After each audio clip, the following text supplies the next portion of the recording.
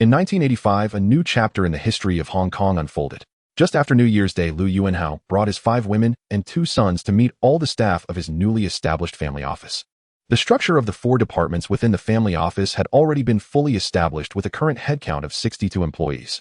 The supervisors of the Investment Management Department and the Administrative Services Department were both Chinese. The supervisor of Investment Management, Li Fulin, had been promoted from Xingyuan Investment and was one of Liu Yuanhao's most trusted confidants. The supervisor of the Administrative Services Department, Zhou Zheluan, was a Chinese-Canadian fluent in multiple languages and could speak both Mandarin and Cantonese with ease.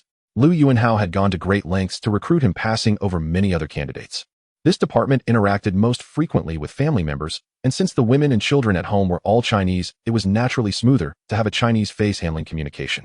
The supervisors of the Estate Planning Department and the Tax Coordination Department were foreigners. After the meeting, Liu Yuanhao solemnly entered the 7 of them into the list of beneficiaries of the Family Foundation under the Estate Planning Department. For every employee in the family office, Liu Yuanhao had conducted detailed background checks. Although it was still impossible to completely rule out the risk of planted agents, he had done his utmost to reduce that possibility to the lowest level. Liu Yuanhao understood exactly what kind of intentions Yuda had in seeking him out, so he drew an especially grand pie in his talk outlining vast prospects. Of course, he said, I also intend to invest in ports, docks, real estate, and telecommunications in Britain. I hope the governor can help introduce some contacts when the time comes. According to their agreement, however, the 2 properties would eventually be sold to Liu Yuanhao's family office. After deducting construction costs, the Trade Development Council and Xingyuan Real Estate would split the profits equally. After securing the Convention and Exhibition Center project, all of Liu Yuanhao's targets in this market crash had been fully achieved. Then does Mr. Liu plan to invest in any other industries? Someone asked. Dyson, he replied, a company specializing in vacuum cleaners and other household appliances. This was also why it had taken more than half a year for the family office to go from selecting a CEO to formally meeting the family members. Hearing this, Yuda was overjoyed. The industries Liu Yuanhao mentioned were all heavy asset sectors, and the investment sums would certainly not be small. Then I must thank the governor in advance, Liu said. Xingyuan Real Estate had been pursuing this project since the end of 1982. By now, there were no competitors left on the Trade Development Council's side. Once the land for the convention center was granted, the 2 parties would sign the contract.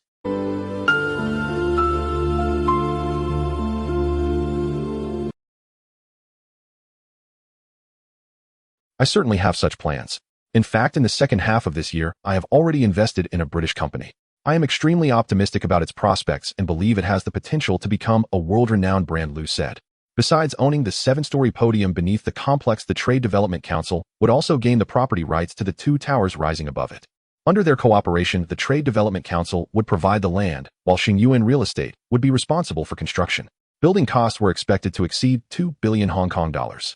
Once the convention center was completed, property rights would be divided between the 2 parties according to their agreement. Fourth uncle Li Zhaoji had already lost the Sha Tin City 1 project and Town Gas Dam, while Zheng Yutong had just had the convention center project taken away. Their strength had been dented, but not to the point of crippling them. Together with Deng Lianru, chairwoman of the Trade Development Council, Liu Yuanhao went to the colonial government to meet Governor Yuda and other senior officials. Their goal was not merely to obtain a plot in Wan Chai for building a convention center. They hoped to have the convention center classified as a large-scale public works project, thereby saving a hefty land premium. Half a year had passed since the honors ceremony, yet there had been no visible moves from Liu Yuanhao in Britain. Instead, he had stirred up waves in Hong Kong, first with land holdings, then with wharf, which made Yuda increasingly anxious. As chairwoman of the Trade Development Council, Deng Lianru naturally became the central figure of the day's meeting. Realizing this was promising, Yuda's spirits lifted, and he hurriedly asked, really? What kind of company have you invested in, Mr. Liu, and what is its name? Then does Mr. Liu have plans to invest in Britain more broadly? I can make introductions for you. Mr. Liu's recent grand moves are truly remarkable and worthy of congratulations, he added. As for Zheng Yutong, he had come far too late this time and had already missed his chance. According to the trajectory of Liu's previous life, Yuda had only a little more than a year left to live. Boasting in front of him now carried no real risk. Seeing that circling around was pointless, Yuda asked his questions directly. At the meeting, Deng Lianru spoke eloquently, explaining one by one the significance and importance of the convention center, while Liu Yuanhao chimed in at the right moments to support her. I was born and raised here. Naturally, I hope Hong Kong will grow ever better. With a wise figure like the governor at the helm, I see no reason to be pessimistic about Hong Kong's economy, Liu said. A few days later, Xingyuan Real Estate and the Hong Kong Trade Development Council reached an agreement and announced to the public that they would jointly build the Hong Kong International Convention and Exhibition Center on a 350 square foot plot in Wan Chai on Hong Kong Island. Then how does Mr. Liu view the British economy? Yuda asked. Mrs. Thatcher has been carrying out bold reforms, implementing monetarist policies, and cutting taxes. The results are plain for all to see. I am optimistic that the British economy will grow rapidly under her policies, Liu replied. You flatter me, Governor, Liu said with a smile. I am merely fumbling my way forward. Do you think, Mr. Liu is optimistic about Hong Kong's future development? He was asked.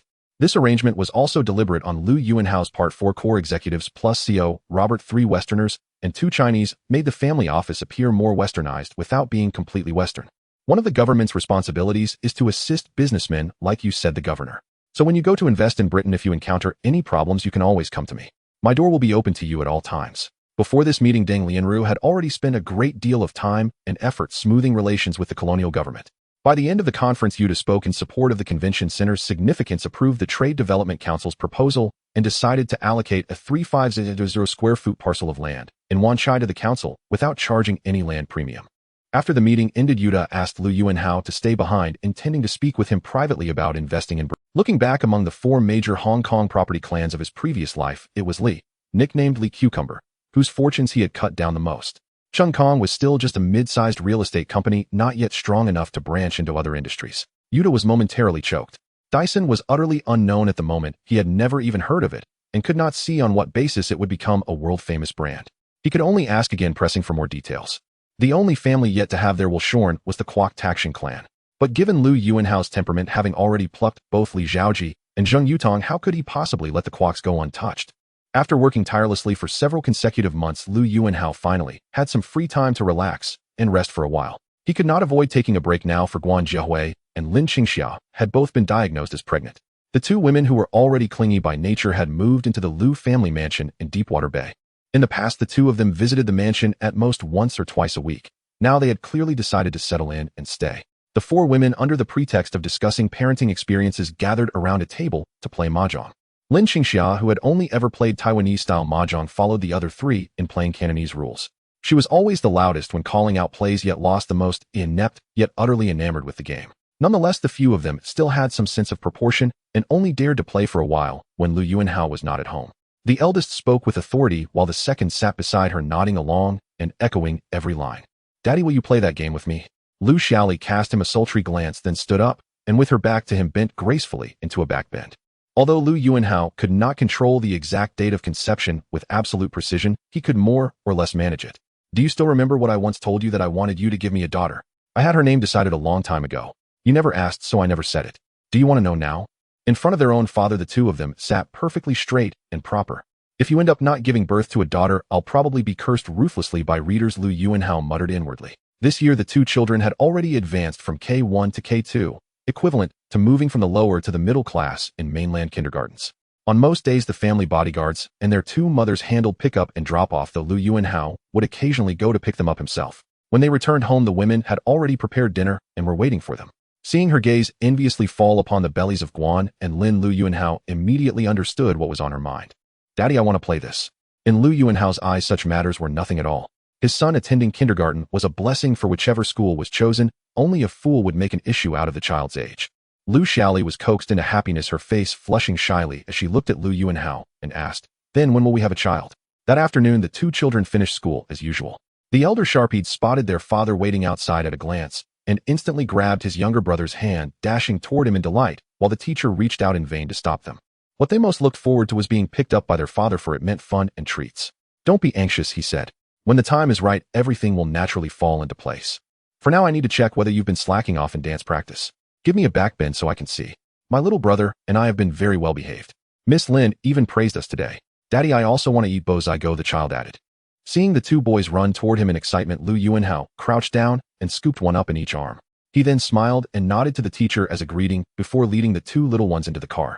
Qiu Deba was originally from Fujian and was a Chinese businessman in Malaysia whose strength was second only to that of Huang Tingfang.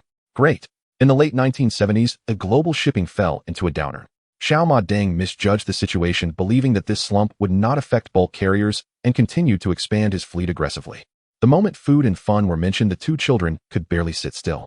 Once they arrived at the amusement park, their childlike nature burst forth completely. I named our daughter Louis Fei. During the most challenging times for the shipping business of Hysan Development, Xiao Ma decided to borrow over 90 million Hong Kong dollars from the property trust controlled by the Zhang Yuliang family, which is 1 billion Hong Kong dollars in cash, but was refused by Zhang Yuliang. Lu Xiaoli looked at Lu Yuanhao, nodding eagerly in anticipation. So when it was time to rest at night, he took her back to the bedroom. The two cuddled in bed chatting, as Lu Yuanhao softly comforted Lu Xiaoli. In the large family, she was the only one left in silence. Great, how about rewarding you with an hour of playtime at the amusement park later? The main business of Hysan Development is shipping, founded by Lau Maiden in 1925 in the Magical City, moving to Hong Kong in 1949, gradually becoming one of the 4 major trading companies in Hong Kong. The two sons are more than half a year apart in age, and according to the Hong Kong government's schooling system, they should start kindergarten 1 year apart. When the time for conception arrives, just remember the 12-character guideline: take the right path, reduce oral intake, and eliminate external application. On February 14th, the same news published by multiple newspapers triggered a surge in the Hong Kong stock market. Xiao Maiden is a businessman who values appearances over substance, solely pursuing the expansion of the group's scale without placing much importance on the company's equity. Daddy Qiu Deba also wanted to imitate, but he was more ambitious, targeting Hysan Development, one of the 4 major trading companies in Hong Kong. In the mid-1970s, Huang Tingfang entered the real estate industry in Hong Kong, managing to make a name for himself, with Sun Hung Kai Properties ranking among the top 10 real estate companies in Hong Kong. In 1959, Lau Maiden's son Xiao Maiden took over as chairman and general manager of the group, and Hysan Development began a massive expansion, reaching a peak with over 200 subsidiaries and affiliated companies. Because I want you to give me a daughter beautiful like her mother, gentle, well-behaved, and understanding. By the end of 1983, Hysan Development's total deadweight tonnage reached 1.39 million tons, with debts soaring to 2.1 billion Hong Kong dollars. This does not include the outstanding balance of 680 million for the ships ordered but not yet paid for. Lu Xiaoli also arrived at the big house ostensibly to visit the 2 pregnant women, but in reality, she hoped to conceive soon herself. Although the new head of the Zhang Zhushan family, Zhang Yuliang, does not hold power in Hysan Development, as a major shareholder, the company's performance directly affects the interests of the Zhang family. As a result, their relationship was completely severed. How did you perform today? Were you well behaved? Louis Fei. That's a nice name. But how do you know I will definitely give birth to a daughter? What if it's a boy? Therefore, during this period, he made several suggestions to Xiao Maiden, all of which were ignored. The representative of the Luo Fuchi company, representing the Qiu Deba family, issued a statement: the Qiu Deba family has purchased 13.5 of Hysan Development shares from Lau Maiden. They plan to further utilize 1.9 billion Hong Kong dollars to launch a full acquisition of Hysan Development at a price of 6 Hong Kong dollars per share and 0.6 Hong Kong dollars per B share. After the Sino-British joint declaration was released, the group faced operational losses. Lacking confidence in Hong Kong's future, Xiao Maiden chose to withdraw from Hong Kong, selling his stocks to the Qiu Deba family, who were eager to develop in Hong Kong. After seeing this report, Lu Yuanhao picked up the inventory list of the assets he had arranged for several women. The stocks of Wheelock and its joint venture companies were prominently listed, and the holdings were quite substantial. He sighed that he could make a little money for his women thanks to the Ship King, while also lamenting the Ship King's poor execution. On the day he completed the acquisition of Kowloon Warehouse in 1978, he had already suggested to the Ship King to consider Wheelock. 6 years have passed, yet the Ship King not only failed to secure it, but was also outpaced by Qiu Deba. There are rumors in the martial world that the Ship King and the Ma Deng family have been thriving in the shipping industry and have maintained a very good relationship. However, young Ma Deng sold stocks without ever considering him, opting instead for a rising dragon. However, the angriest about this matter should not be the Ship King, but rather Zhang Yuliang, the major shareholder of Wheelock. One fundamental principle of a shareholding company is that significant changes in equity must be approved by the major shareholders, let alone requiring the full board of directors to be informed. The Ship King's eyes lit up as he laughed heartily, saying, "Good, good, good. Thank you, my dear nephew, for the reminder. I really hadn't thought of this tactic before, but now I feel more confident." On the 15th, when trading resumed, Wheelock's stock price surged to 6 for Hong Kong dollars at the opening, exceeding the acquisition price offered by the Qiu family. This act was quite unscrupulous and laid the groundwork for Qiu Deba's downfall. In traditional Chinese customs, any joyous occasions must be celebrated with bright decorations, with red lanterns hung high, while blue lanterns are only displayed during funerals. Uncle Bao, there's no need to rush. You have Zhang Yuliang's shares in hand, so you are already assured of victory. After all, Qiu Deba is merely an outsider, and he may not fully grasp the depths of the waters in Shanjiang. With Uncle Bao's insight, he will eventually notice this company, United Enterprises. The fact that he hasn't thought of it yet is simply because he is too close to the matter. The shareholders judged that Qiu Deba's momentum had been thwarted and thus had no intention of continuing, so they began heading to Huazhuli Company to register their shares for sale. When Wheelock stock began to show even a slight increase, it often meant that this round of trading was about to end, leading to a predicted decline in the stock index, which is why Wheelock stock earned the nickname Blue Lantern. The transactions between young Ma Deng and Qiu Deba were only discovered by Zhang Yuliang after seeing the newspaper report.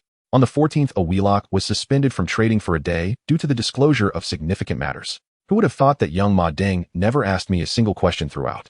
Decades of friendship ultimately cannot compare to interests. He didn't even consider that if I were to offer a price, how could it possibly be lower than Chio Deba's? Truly foolish. My dear nephew reminded me to pay attention to Wheelock back then. I thought that since I had a close relationship with the old Ma Deng, their family would definitely come to consult me first if they wanted to sell their shares, so I only kept in touch with Zhang Yuliang. I can't take credit for the advice. I just wanted to remind Uncle Bao not to forget that some of the joint venture companies also hold shares in Wheelock, such as United Enterprises, which owns 6/8 of Wheelock. Therefore, Uncle Bao can completely explore new avenues through United Enterprises after the new year. For these old foxes, Lu Yuanhao was unsure whether he truly hadn't considered it or was just pretending. He came to pay New Year's greetings and offered a reminder, partly because he preferred to see the Ship King take over Wheelock over Chio Deba. On this day, Wheelock's stock price rose to a peak of 7.5 Hong Kong dollars for shares and 0.75 Hong Kong dollars for shares, with the market price again exceeding the acquisition price. On the 6th day of the new year, as the Xiangjiang stock market opened, the Ship King indeed unveiled a new strategy, announcing an acquisition of United Enterprises at the price of 11 Hong Kong dollars, a 26 premium, with expected funds of 3.22 billion Hong Kong dollars. Chio Deba had actually noticed United Enterprises and was currently negotiating an acquisition with them. The Ship King's move was akin to pulling the rug out from under him, disrupting his plans. The shareholders had been waiting for Chio Deba to raise his offer again, but he remained silent for an extended period. The Zhang Yuliang family sold a considerable amount of counterfeit medicine to the volunteer army during the Korean War, and their family had intended to invest in Australia. This opportunity was perfectly timed. On the 3rd day of the new year, Lu Yuanhao visited the Bao family to pay New Year's greetings. When selling the stock to the Ship King, he made one request: the Ship King must completely control Wheelock and not give the other party any chance for a counter-acquisition. On the 19th, New Year's Eve, Luo Fuqi, representing the Chio Deba family, raised the acquisition price to 7 Hong Kong dollars for shares and 0.7 Hong Kong dollars for shares, with the total funds involved in the acquisition increasing to 24.3 billion Hong Kong dollars.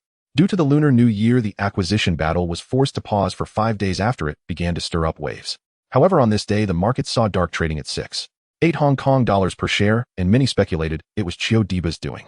Half a month later, Huazhuoli Company, on behalf of the Ship King, announced that it had acquired over 50 of Wheelock's shares, marking the acquisition success. The unusual fluctuations in Wheelock's stock price led analysts to speculate that a third party had begun to buy in, but at this moment, everyone focused their attention on major shareholder Zhang Yuliang, unaware that it was the Ship King's doing. In a company's acquisition battle, 2 major shareholders withdrew early to observe from the sidelines, leaving the battlefield to later entrants. This is also a rare occurrence in the entire history of stock trading. On the 16th, a Saturday, when the stock market was closed, Huazhuoli Company, representing the Ship King's family, announced that the Bao family had acquired 34 of Wheelock shares and planned to utilize an additional 2.23 billion Hong Kong dollars to initiate a conditional full acquisition of Wheelock at the price of 6 Hong Kong dollars per share and 0.66 Hong Kong dollars per share. After the polite exchanges ended, the Ship King invited Lu Yuanhao into the study and began to sigh deeply. Due to several years of disappointing business, Wheelock stock performance had been the worst among the 4 major trading houses, earning it the nickname Blue Lantern among shareholders. The next day, Huazhuoli Company, on behalf of the Ship King, once again raised the acquisition price to 7.4 Hong Kong dollars for shares and 0.74 Hong Kong dollars for shares, with the funds for the acquisition increasing to 2.5 billion Hong Kong dollars. Once the news broke, shareholders erupted in excitement, and the media described this acquisition battle of Wheelock as a clash between a tiger and a dragon crossing the river. My dear nephew, do you have new ideas to teach me? On the 18th, when trading opened, Wheelock was suspended for another day due to the disclosure of significant matter. In the Xiangjiang stock market, Wheelock stocks often started their upward trend the latest. While other blue-chip stocks surged, Wheelock's price often remained unchanged or only increased by single digits. A reporter called Luo Fuqis Company to inquire about the situation, but failed to receive any accurate information. Most importantly, among the stocks he bought for several women, there were also a large number of United Enterprises shares, and he hoped to profit more from this acquisition battle. Chio Deba entered Hong Kong with substantial capital, naturally preparing for a tough battle. Even if his holdings were lower than the Ship King's, he showed no fear. Chio Deba sold the stocks in his hands, making a profit of 100 million Hong Kong dollars before returning to Nanyang for development. Lu Yuanhao watched a grand performance, and after selling the stocks, each of the 5 women at home gained an additional 10 million. If gold was the optimal global investment of the 1970s, then Japan represented the most promising investment frontier of the 1980s. In the post-World War II era, Japan embarked on a national strategy devoted entirely to technological advancement, a level of state-directed economic intervention unmatched by most other nations. Through centralized government-led planning of domestic economic development, Japan achieved robust and sustained. Its machinery and steel manufacturing industries earned worldwide acclaim, while its automotive and electronic sectors surged to unprecedented heights. Against the unique geopolitical backdrop of the Cold War, the United States, seeking stronger allies against the Soviet Union, shifted its policy toward Japan from one of restriction and containment to active support. This strategic realignment proved decisive for Japan's economic ascent. The U.S. waived Japan's massive wartime reparations, prompting numerous other nations to follow suit. By producing films, he simultaneously promoted his own brand, elevated Michelle Yeoh to stardom, and won her heart, while also securing solid box office returns, a masterstroke of triple convergence. Liu Yuanhao shook hands with him and noted Pang Dixing's conspicuously humble demeanor, further deepening his impression that this younger man would make an excellent protege. Though indifferent to cinema itself, Liu found Pang personally compelling. In 1983, Pang Dixing courted Michelle Yeoh, the reigning Miss Malaysia, and shortly thereafter founded Debo Film Company in Hong Kong. Thus the Japanese proclaimed their ambition to buy America. Upon hearing this, Pang Dixing beamed with delight, abandoning film talk altogether to recount vivid memories of his overseas studies, genuinely eager to forge a friendship with this tycoon. Liu Yuanhao knew that before the Plaza Accord in September, the yen would appreciate gradually against the dollar, reaching a stable 2401, with no major volatility along the way. By the 1980s, Japan's explosive economic growth had engendered a culture of unrestrained consumerism. Banks issued loans without requiring collateral, and mania became synonymous with the Japanese psyche. Hello, Mr. Pang. I apologize for keeping you waiting. Moreover, under the protective umbrella of the United States, Japan drastically reduced military expenditures, freeing vast resources to fuel its economic ambitions. Real estate prices soared, the stock market surged with bullish fervor. He saw no need for dramatic moves. Steady incremental progress suited his purpose perfectly. At the Mandarin Oriental Hotel in Hong Kong, Liu Yuanhao accepted an invitation from Pang Dixing, the so-called king of brands, for afternoon tea. Mr. Liu, it is my honor to meet you. I am Pang Dixing. Neither film production nor theater chains constituted Pang's core business, nor did he harbor deep-seated enmity toward Liu Yuanhao, as Sir Run Shaw and Raymond Chow once did. He simply wished to explore potential collaboration over tea. Had that not been the case, surely Yuan would have met him here today instead. Liu chatted with him for another half hour before departing, and left behind a business card bearing his private telephone number. After brief pleasantries, they discovered they shared the same birth year, though Liu was slightly older by month. Tokyo's GDP was triple that of New York City. Japan's national GDP ranked third globally, surpassing the combined output of Britain, France, and Germany, and trailed only the United States by a narrow margin. In the late 1980s, it even briefly surpassed the U.S. to become the world's largest economy. Not at all. Waiting for Mr. Liu is a privilege. Please take a seat. Yet from the vantage point of American capital, this entire spectacle could be summed up in one chilling phrase: the pig has fattened. Now it is time to carve.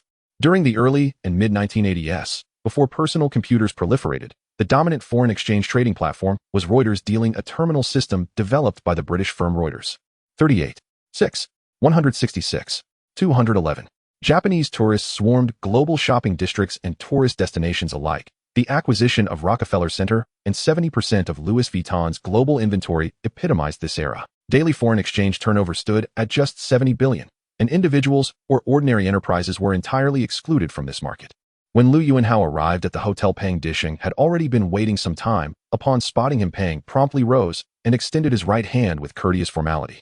Yet this was merely an appetizer. The true feast, the foreign exchange market, was about to begin in earnest this year. Liu in turn began addressing him as Ashang. Furthermore, the United States extended direct economic aid to Japan, issuing billions of dollars annually in procurement contracts during the Korean and Vietnam Wars. Since 1980, he had methodically positioned himself across Japan's equity and real estate markets. Over these years, his returns had been remarkable, achieving an annual compound growth rate of 15%. A shrewd operator, Pang instantly seized the opening, switching to address Liu Yuanhao as Brother Hao. To avoid drawing fire from rival factions, Liu adopted a gradual attritional approach, spending only $30 million US dollars over 3 months, carefully split between two separate markets. Upon returning to Hong Kong, he launched his entrepreneurial venture with a $5 million Hong Kong dollar startup fund borrowed from his family, renting a boutique space in the landmark. He was actively cultivating a cohort of promising local Hong Kong enterprises and recruiting loyal lieutenants. Pang Dixing stood out as an exceptionally strong candidate. Brother Hao, I hope you'll forgive my boldness in inviting you today. I wanted to explore whether there might be opportunities for collaboration in film. Leverage was applied, judiciously. Positions opened near the 262 yen mark employed higher leverage, but smaller notional amounts, averaging roughly tenfold overall. In other words, at that time, only capital itself possessed the privilege to play in the foreign exchange arena. Pang Dixing's father was a leading figure in Hong Kong's watchmaking industry. From secondary school onward, he was sent abroad for education, spending 9 years overseas, which broadened his horizons and honed his capabilities. In early 1985, the yen traded at its historic nadir of 262 to the dollar, the lowest level in decades. Around this pivotal rate, Liu Yuanhao initiated coordinated positions across Tokyo and New York. Sheng, I understand your motives in founding a film company and acquiring theaters. Had this been solely about cinema, I would have dispatched Shirley Yuan instead. We have abundant grounds for cooperation, so broad in your thinking. Pang had barely finished speaking when Liu gently interrupted him. Liu Yuanhao, now a formidable force in his own right, welcomed such dynamics with enthusiasm, even preparing with quiet resolve to serve diligently for over a decade, steadily reaping rewards like a devoted shepherd tending his flock. In March of this year, Sir Run Run Shaw's elder brother Shaw Renmei passed away, depriving Shaw Brothers film of its central pillar. With no further interest in cinema, Sir Run Run Shaw sold his theater chain to Pang Dixing. For capital, prosperity and recession alike conceal opportunity and profit. Share your ideas in writing draft a formal proposal, and we'll discuss it in greater depth. Pang Dixing, clutching the card, remained blissfully unaware he had already been effortlessly ensnared, buoyed instead by the quiet pride of having captured Liu Yuanhao's attention. At the semifinals of the 4th newcomer singing competition, Liu Yuanhao, dressed in casual attire, settled into a seat among the audience. Accustomed to wrestling with stacks of reports every day, he had come out for fresh air and to clear his mind, and incidentally, to catch a glimpse of the youthful grace of Zhangjiang's first-generation Jade Maiden leader. Since its inaugural edition, the newcomer singing competition, co-organized by Huaxing Records and Wuxian Station, had attracted countless young people harboring musical dreams. Once this edition's champion, Mei Yanfang, swiftly rose to prominence, subsequent contests grew even more fervent, supplying no small number of talents to Zhangjiang's music scene. After sitting for a while, Liu Yuanhao noticed Li Kachin, Su Yongkong, and Du Dui, singers who had been well known in his former life. Liu Yuanhao had rather liked Li Keqin's Red Sun. The pieces Li performed on I Am a Singer were commendable as well, though it seemed he had not placed in this edition of the contest. He harbored no intention of altering his life's course. Yet curiosity pricked him, and he no longer felt any urgency to leave. Tell me, once you've chosen a target, and ill by a modest stake, when you decide to lift the share price, I'll help you, and you may invoke my name, so that fundraising through share issuance will encounter less resistance. No sooner had he finished speaking than a taxi pulled up. Zhou Huimin dashed forward anxiously to hail, only to be beaten to the cab once again. Thank you. Liu watched her performance with care and offered an assessment, a pleasing image and acceptable technique, but deficient in aura and somewhat lacking in stagecraft. Zhou stamped her foot in indignation, anxiously waiting for another empty cab. Seeing so many people clustered around Liu and several cars standing nearby, she fell silent and edged further away, visibly intimidated. However, if your Dishun company aspires to expand rapidly, I still recommend you go public as soon as possible. I've heard of this approach in M country, and my only worry is finding a suitable shell. Once you complete a backdoor listing, you can then lift the company's share price and raise capital through the market to realize swift expansion. Zhou, both anxious and irritated, found there were no vacant cabs at that moment. Liu watched with mild amusement and almost on impulse made a remark. Brother Hao, from this moment you are my elder brother. I, Pan Dixing, will from now on look to you alone. You can call me Andy. Pan Dixing nodded repeatedly. You might consider acquiring a shell company and achieving a backdoor listing. Do not worry, good people receive heaven's favor, and your mother will be taken care of. Liu Yuanhao leafed through the document carefully. It contained multifaceted cooperation proposals spanning film exhibition circuits, real estate, advertising, and retail, but it made no mention of share transactions. Hey, you look so hurried. Where are you headed? Want me to give you a lift? Pan Dixing asked excitedly. By coincidence, at the gate of Huaxing Records, he saw Zhou Huimin again. Oh, she was contending with a stout woman over a taxi, and the woman shoved her a few paces aside, climbed in, and drove off. Nevertheless, she would still make the finals. Judge Li Xiaodian had been very impressed with her and would vouch for her advancement. He felt that hiding his identity in Xiangjiang to pursue a romance was both impossible and unnecessary. There was no point in playing such an overused game. If not for the Bailong Yufu outfit today, even this chance encounter would not have occurred. Then get in, we'll give you a lift. You're young yet suspicious. All right, brother, how will have people look for such listed companies when I return? Is there anything else I should be mindful of? Hearing him, Zhou's demeanor softened, and she shook her head. It's rare to meet a temperamental peer in Xiangjiang. If I can help, I will. I haven't obtained my driver's license yet. Just as he drifted into reverie, Zhou Huimin went on stage. Thank you.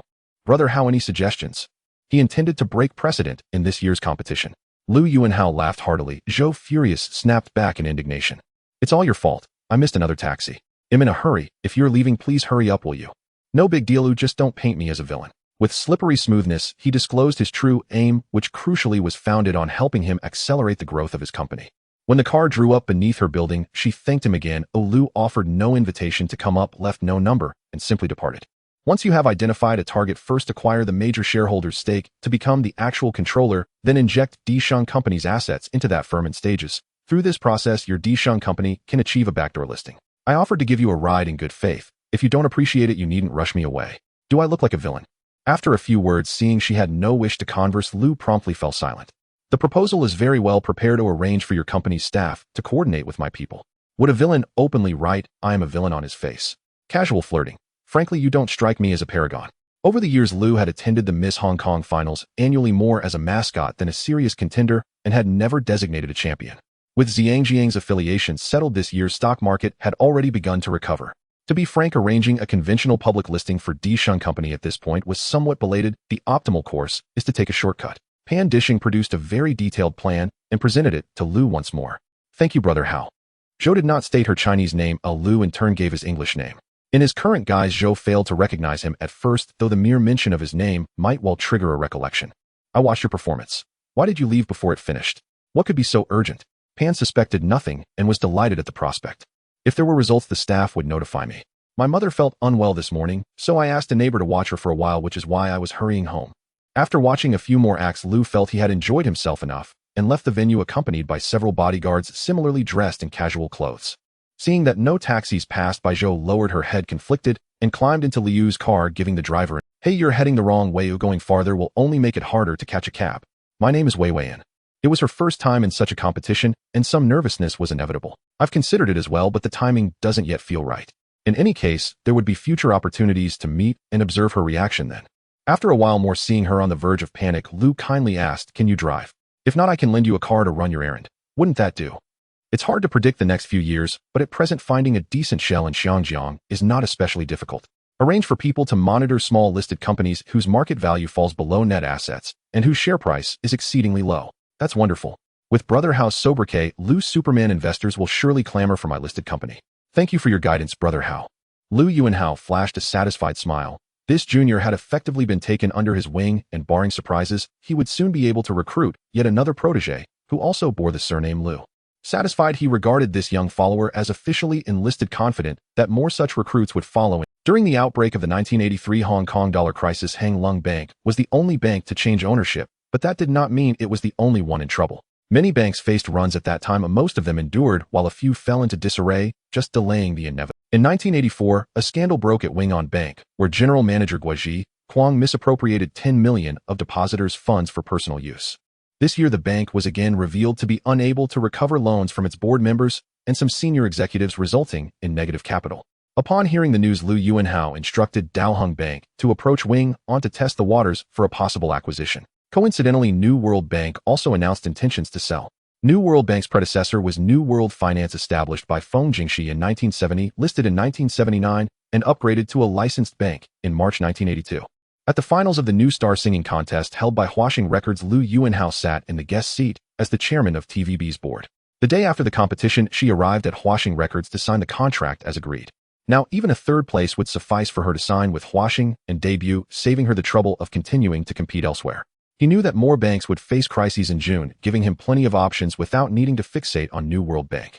Although Wing On and New World Banks were not performing, well, they had not yet reached the point where the Hong Kong government would need to use foreign exchange reserves to take them over. At this point, Zhou Huimin was somewhat moved. This opportunity was not something any newcomer could typically receive. New World's international business was indeed a good complement for us, but paying a high price just for that would not be cost-effective.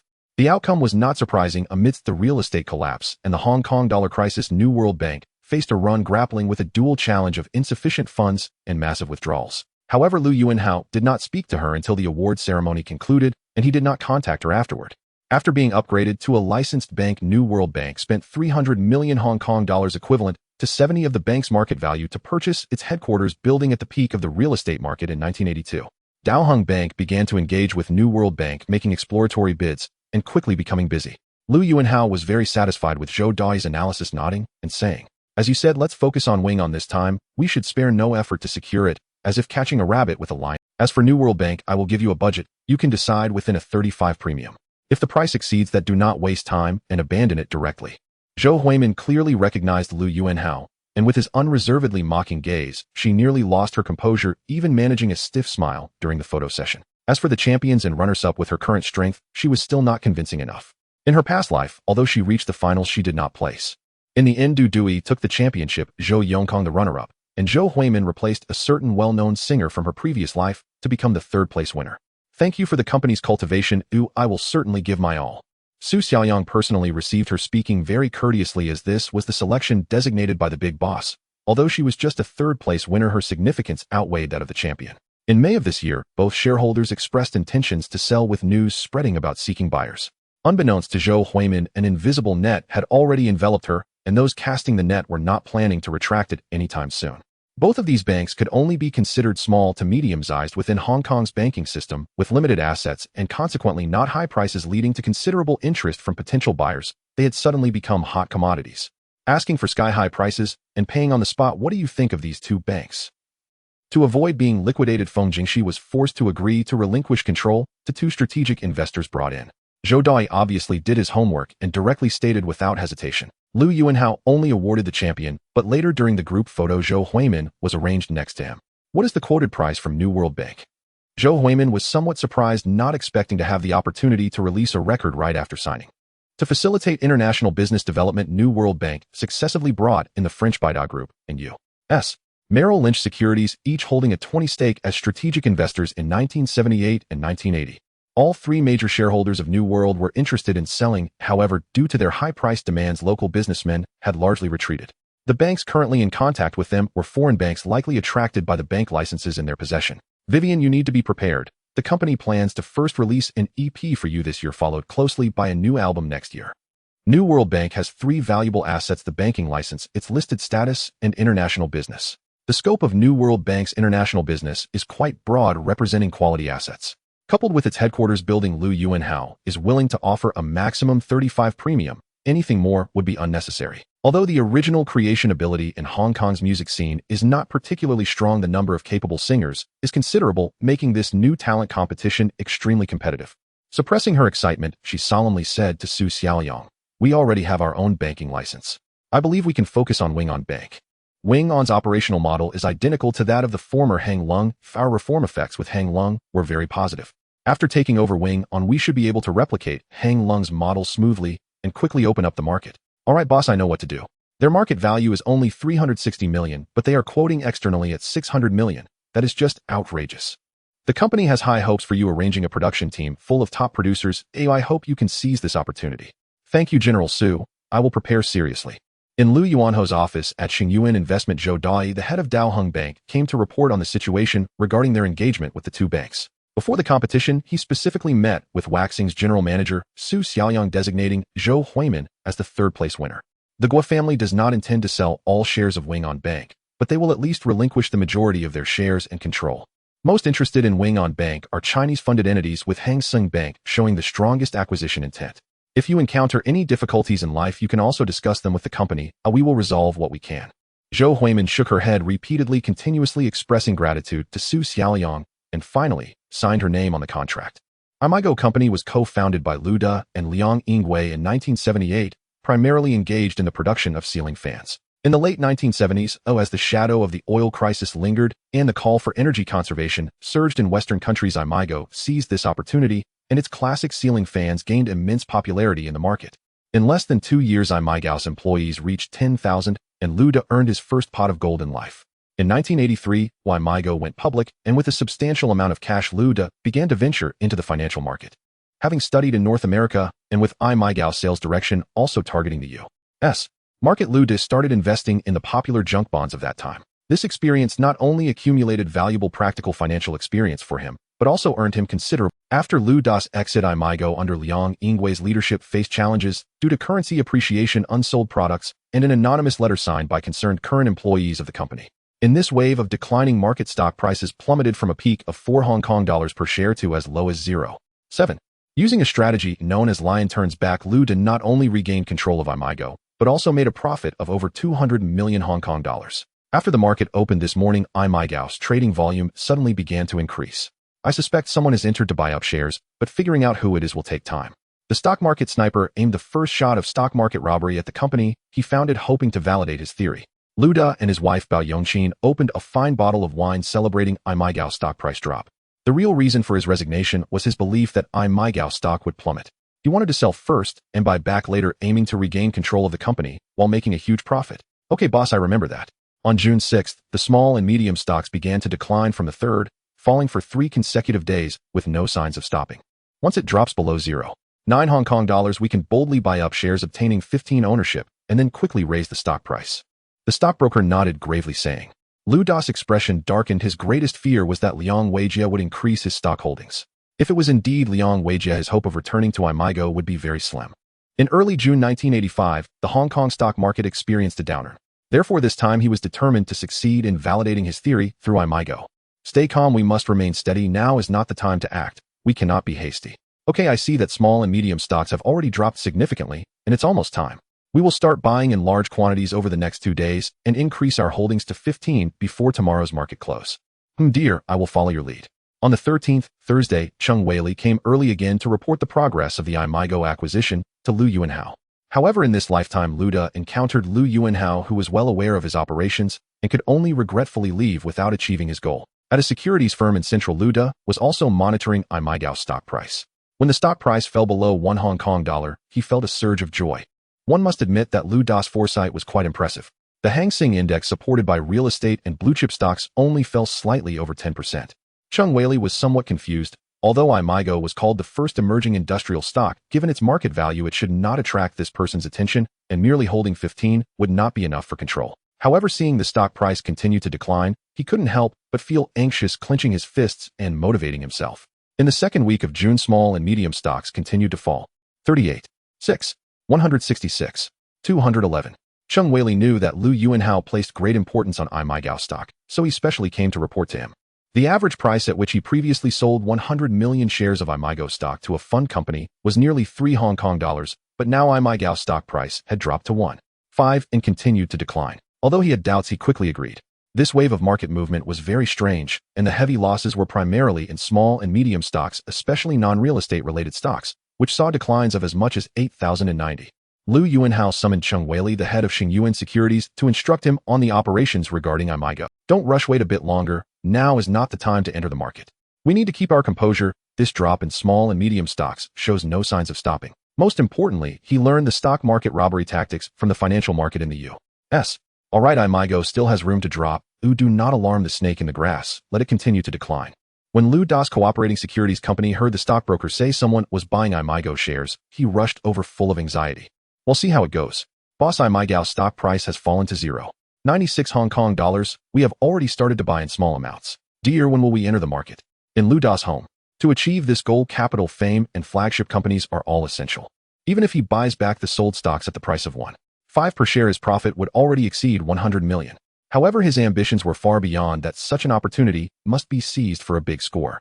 Boss, Imigao's stock price has dropped to 0.84 Hong Kong dollars. We have bought 15 million shares, accounting for 5. In 1985, Lu Da and Liang Yingwei had irreconcilable serious differences regarding Imigao's development direction. He decisively sold his shares in Imigao to a fund company, resigned as chairman, and left the company he founded. Yes, boss. Recently, pay attention to Imigao's stock price. If it drops below 1 Hong Kong dollar, you should start entering the market, but do not make too large of a move. Let it continue to decline.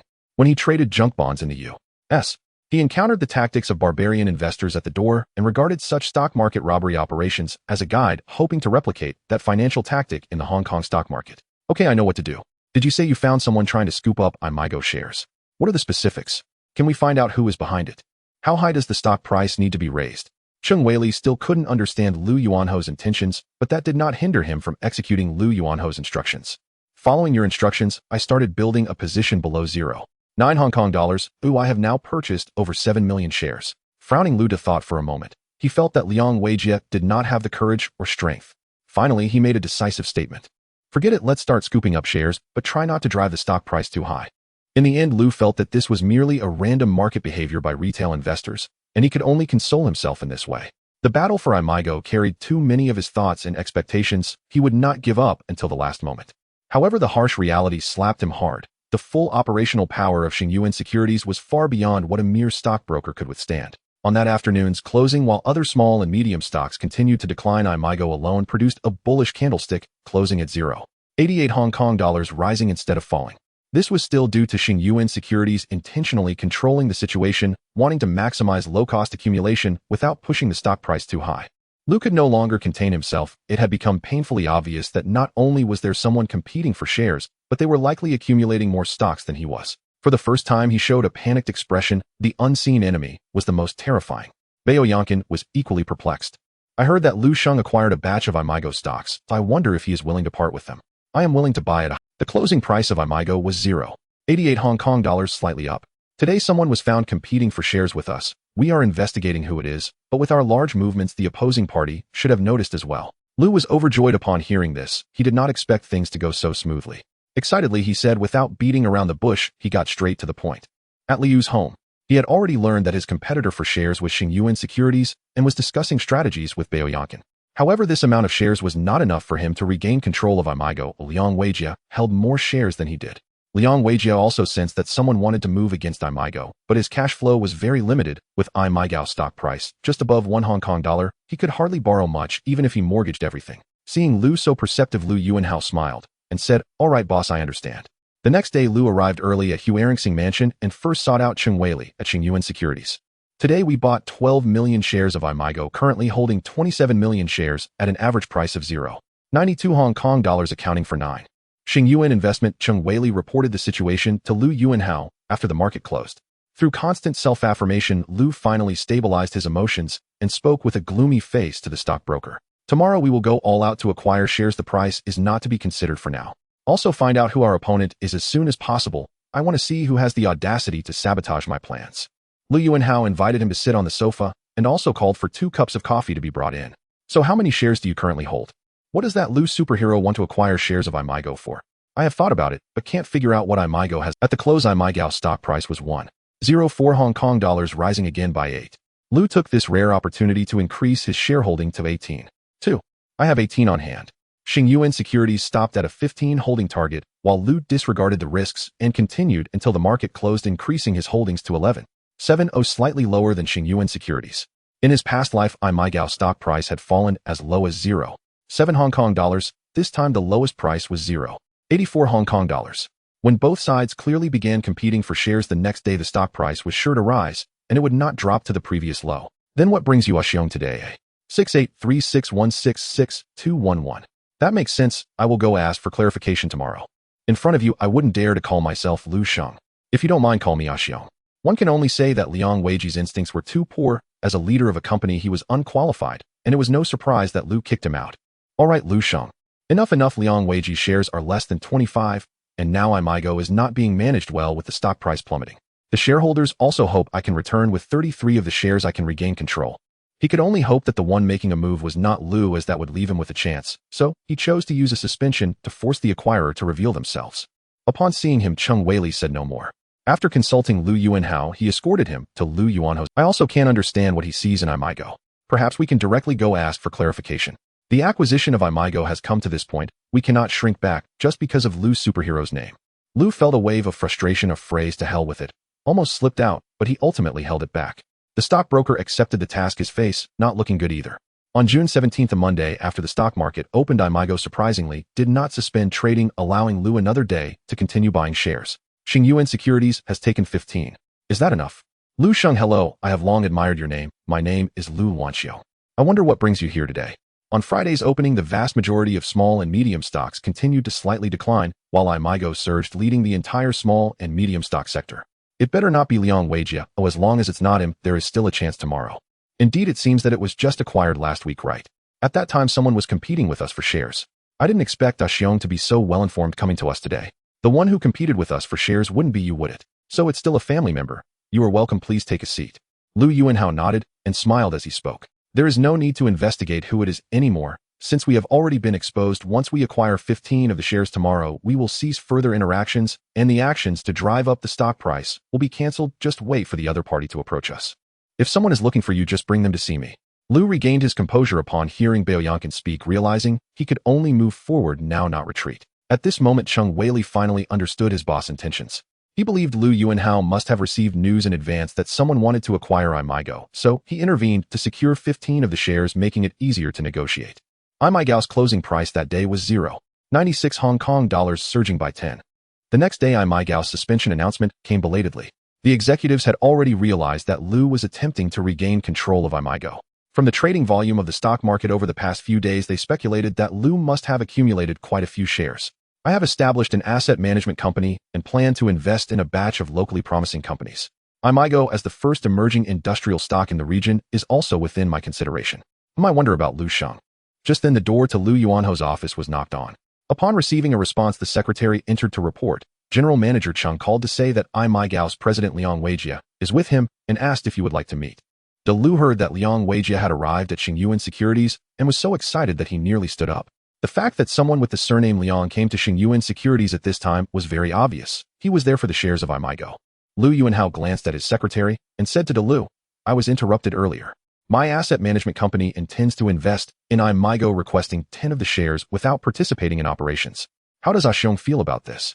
Lu knew that even a second of hesitation could allow iMiGo to slip from his fingers, so he immediately exclaimed, "No problem. If Lu Sheng is willing to invest in iMiGo, I would welcome it, not to mention refuse such a good opportunity." Lu Yuanhao smiled and said to his secretary, "Tell General Cheng that I won't meet Liang Weijia. Also inform him to prepare the equity transfer documents for iMiGo for this Mr. Lu to sign later." "All right, boss."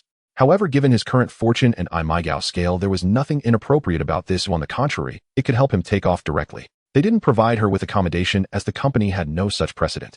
Being too obvious would raise her suspicions and would not be acceptable to others. Zhou Huimin, a newcomer to the workplace, was unaware of this and thought that the working atmosphere at Huaxing was so relaxed and harmonious. In late '84, Jiahua Bank had a net asset of 5.3 billion Hong Kong dollars, but the accumulated bad debts had reached 540 million, effectively bankrupt. Faced with unfavorable rumors, Jiahua Bank was forced to seek additional investment from other banks to escape the predicament.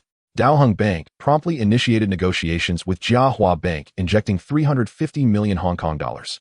This secured Daoheng Bank 91.6% of Jiahua Bank shares and control. "In fact, compared to Liang Weijia, I have more faith in you. It took him 3 days to suspend trading after iMiGo's stock price fluctuated. I believe he is unqualified as a company leader." Thanks, son. "In fact, compared to Liang Weijia, I have more faith in you. It took him 3 days to suspend trading after iMiGo's stock price fluctuated. I believe he is unqualified as a company leader." After the discussion, she returned home, where the new nanny had already prepared dinner and left after greeting her. Lu felt relieved upon hearing the last sentence. The Arab bank, valuing at 520 million Hong Kong dollars, offered 390 million to acquire 75 of new Hongji Bank shares and renamed it Gongji Bank. One could only say that those selling oil are indeed wealthy, even more extravagant than Lu Yuanhao. In the third week of June, as small and medium stocks began to stabilize, another major shock erupted in the financial. The Hong Kong government suddenly announced that overseas trust banks would cease operations for 2 days due to inability to repay debts. 2 days later, the government announced it would take over the bank. This Libyan nanny was also one of the company's benefits, coming during the day to care for her mother and do housework, leaving only after she returned home. Moreover, the troubled banks were all Chinese-funded banks, and the root cause was that the outdated management model of Chinese merchants could no longer adapt to the development of the financial industry. Introducing advanced Western management models would compromise the interests of these people, leading to inevitable issues sooner or later. With the support of his voting rights along with numerous shareholders and company executives, Lu ousted Liang Weijia, regaining control of iMiGo. However, due to the collapse of Haiduan, negotiations between Daoheng Bank and Yangon Bank accelerated and achieved breakthrough progress, with an injection of 180 million Hong Kong dollars, acquiring 53 of Yangon Bank shares and control. The first issues reported at the Overseas Trust Bank were related to being ensnared in a check wheel with a total of $90 million worth of checks that could not be honored, resulting in a loss of nearly 700 million Hong Kong dollars. 3861666211. Hearing Liu's declaration, Lu Yuanhao smiled with. This was an excellent frontman who in the 90s followed the trend of robbing Europe and Southeast Asia, which could push him to the forefront. With his obsession for such financial operations, he would likely relish such matters. "Thank you, Lu Sheng, for your consideration."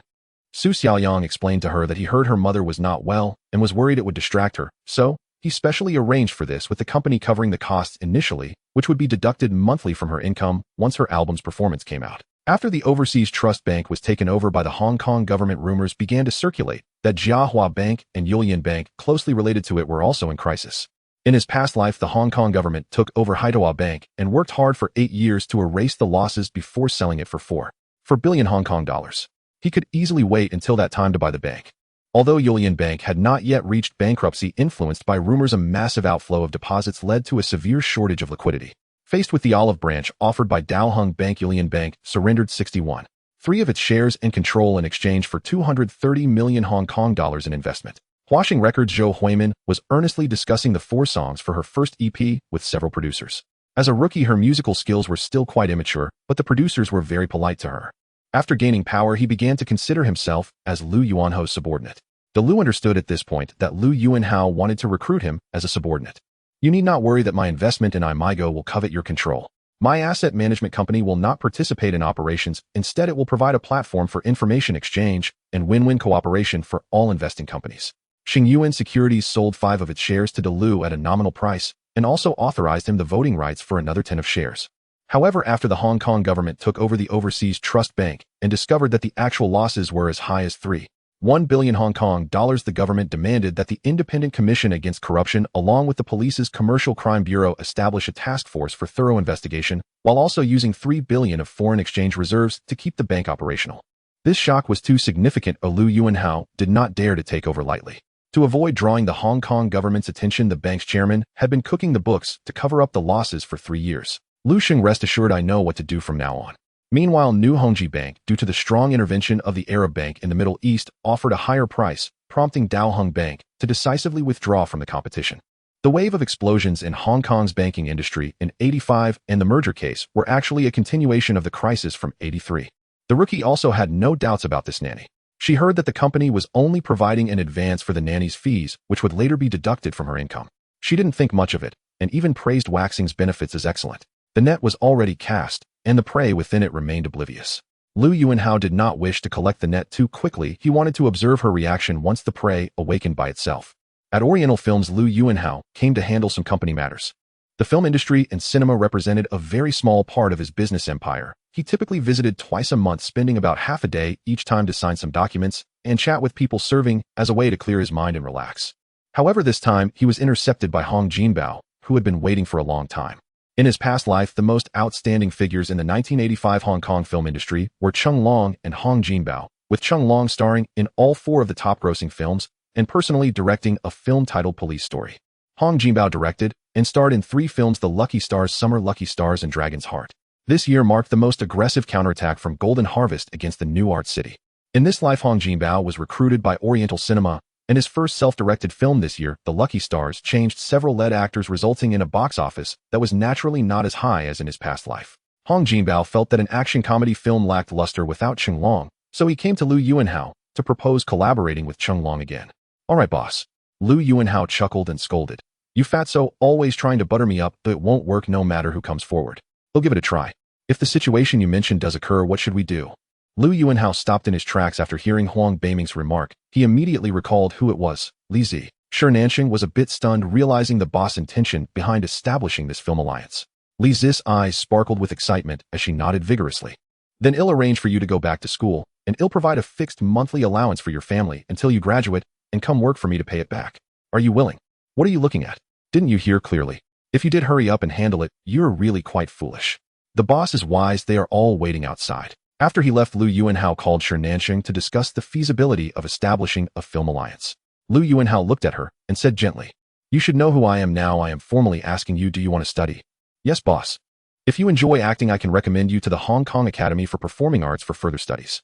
I am a trustee of their school, and all it takes is a recommendation letter. I won't watch the film. I trust your abilities and hope you achieve great success."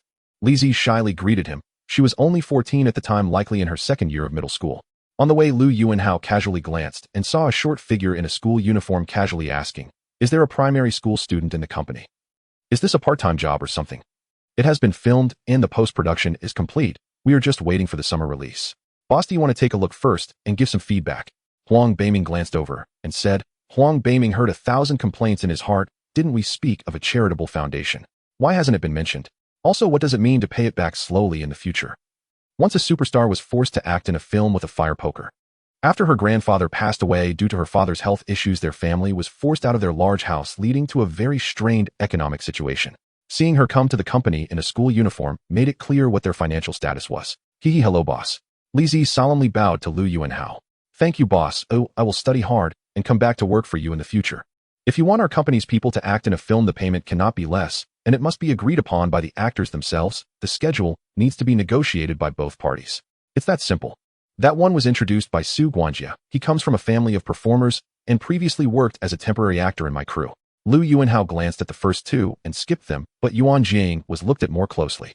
Not long after Shi Nanxing left Huang Beiming, the #1 sycophant came again. Boss, if the gang enters the film industry, such chaos will surely increase. They've heard about the film companies and filmmakers in Taiwan being controlled by gangs. If I'm not mistaken, they should be outside the door, right? You fool, my educational charity foundation has always been supporting such students. If you don't introduce her to the foundation and instead sign her under the company, what will people say about me? Bring her over. Commercial rules. It definitely wasn't like this in the past, but now it's hard to say. We in Pan Dishing don't have the deep-rooted enmity that he had with Uncle Xiao Lu, so there should still be an opportunity. I'm willing. Can Golden Harvest let Qing Long shoot films outside? As far as I know, since you came to Oriental Films, Golden Harvest has kept a very tight watch on him, fearing he will be poached. After 1987, the Hong Kong film industry began to descend into chaos. He cautiously glanced at Lu Yuanhao, but was caught in the act. There's no problem with Pan Dishing, it's just a word from me. Do you think Golden Harvest will join this film alliance? Then I'll go talk to Golden Harvest and see what they think. Thank you, boss. Several of the lead actors in my crew admire you very much. Do you want to provide some guidance in person? Lu Yuanhao rolled his eyes. Since the last time with Li Lijian, Huang Beiming was greatly encouraged and wanted to continue pushing forward. Lu Yuanhao now made a prophecy about this matter. When the day comes for it to be realized, his words would carry more weight. Then let's invite them in so I can meet them. Lu Yuanhao was a bit speechless. At this time, Yuan Jiang still had a baby face, looking like a tomboy, lacking the charm of a short-haired goddess. Besides the Film Alliance, I am also considering promoting the establishment of various associations such as a Directors Association, a Screenwriters Association, and a Performers Association. This year, the gang's influence has rapidly expanded, and with no barriers to filmmaking, it is most suitable for them to make money. I believe they will soon infiltrate the film industry. Her father is not in good health, and she has already dropped out of school to help support her family. I see that she is quite diligent, so I signed her. Yes, Hong Jinbao wants to work with his junior brother Cheng Long for a film. You should also ask about this to see if they can collaborate once. He could use Cheng Long's salary as investment, and after the film is released, the two companies would share the box office according to the investment ratio. After Huang Beiming went out, he brought in Fu Mingxian, Luo Meiwei, and Yuan Jiang. He didn't consider that with Lu Yuanhao's status, merely borrowing Cheng Long to shoot 2 films from Zhou Wenhui would be somewhat beneath him. Seeing Lu Yuanhao agree, Hong Jinbao left joyfully. After Lu Yuanhao casually chatted with a few people, he sent them away, while Huang Beiming, undeterred, continued to cling to him. This is why I want to initiate the establishment of a film alliance and promote the establishment of various associations. A large and powerful gang like ours may not dare to provoke, but those small film companies and independent filmmakers might, and with these organizations they would have a backing. Hong Jinbao flattered Lu Yuanhao, saying, "That's why we need Lu Sheng to step in. With just one word from you, boss, so we'll surely want to save face. Aren't you filming the second part of Ghost of Happiness? Have you finished?"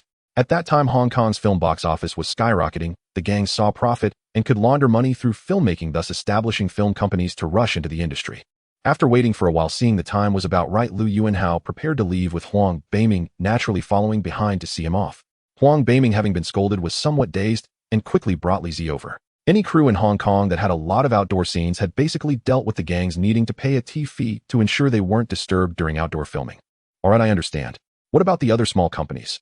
In that moment of turning, Huang Beiming realized why Lu Yuanhao had scolded him as foolish twice in succession. He almost wanted to slap himself. He indeed had been quite foolish. Li family. Upon returning home, Li Zi excitedly shared the news with her parents that Lu Yuanhao was willing to sponsor her continued education and promised to take her to the Performing Arts Academy for further training. Hearing this news, both parents revealed joyful smiles, advising Li Zi to study hard, avoid causing trouble, and not to worry about the family. Once Li Zi walked away, the joyful expressions on their faces quickly turned somber. Mother Li worriedly whispered, "Is there really such a kind-hearted person in this world? Do you think that Lu person has ulterior motives?" Father Li sighed. He was originally born into a wealthy family with a father known as the father of cinema, Li Mingwei, and a mother who was one of the first movie stars in Hong Kong, Lin Juqiu.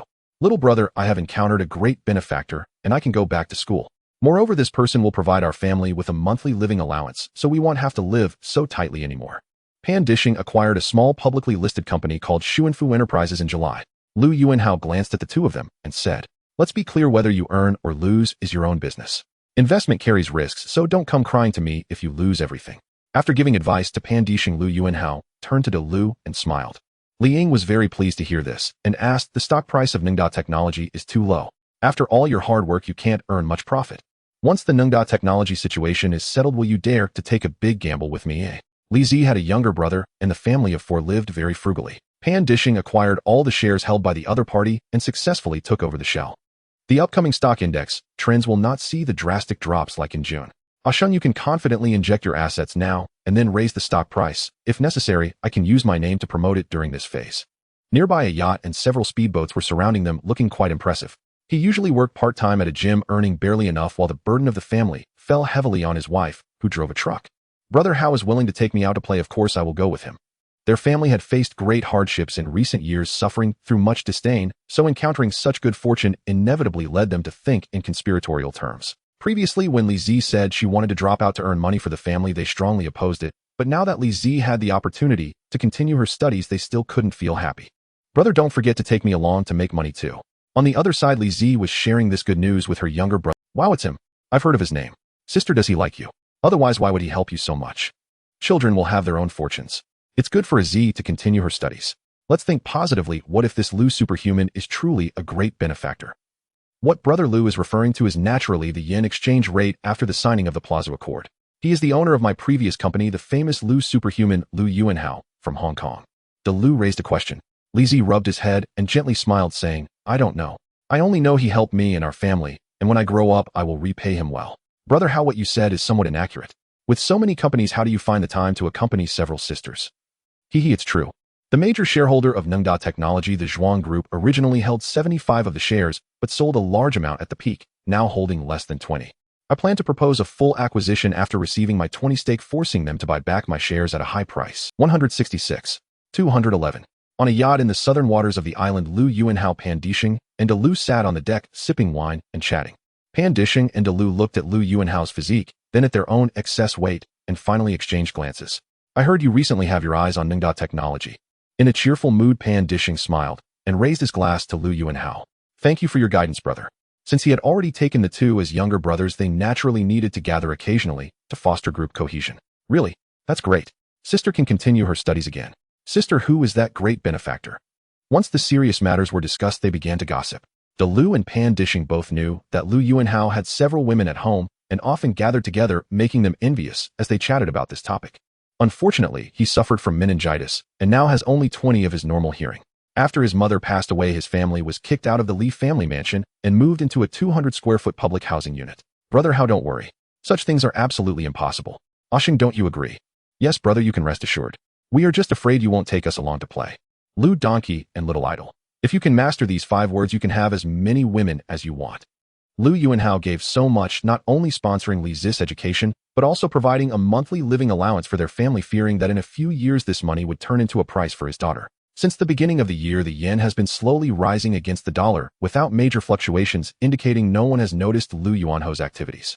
With less than 2 months left until the signing of the Plaza Accord, Lu Yuanhao continued to buy small amounts daily and had already spent nearly $70 million. Brother, how did you manage to have several sisters coexisting harmoniously? Do you have any secrets? Teach me. De Lu and Pan Dishing's eyes lit up. This was a tremendous opportunity. Yes, exactly, because I don't have that much time, so I only have a few. As the listing approached, he invited Lu Yuanhao to go out to sea to celebrate, and Lu Yuanhao brought De Lu along. Pan Dishing pondered for a moment and said with admiration, so it turns out brother has mastered the essence of the donkey little part. No wonder. De Lu sighed, saying, Ah Sheng, we need to practice a bit. Our lives are settled. We just hope our 2 children can have a bright future.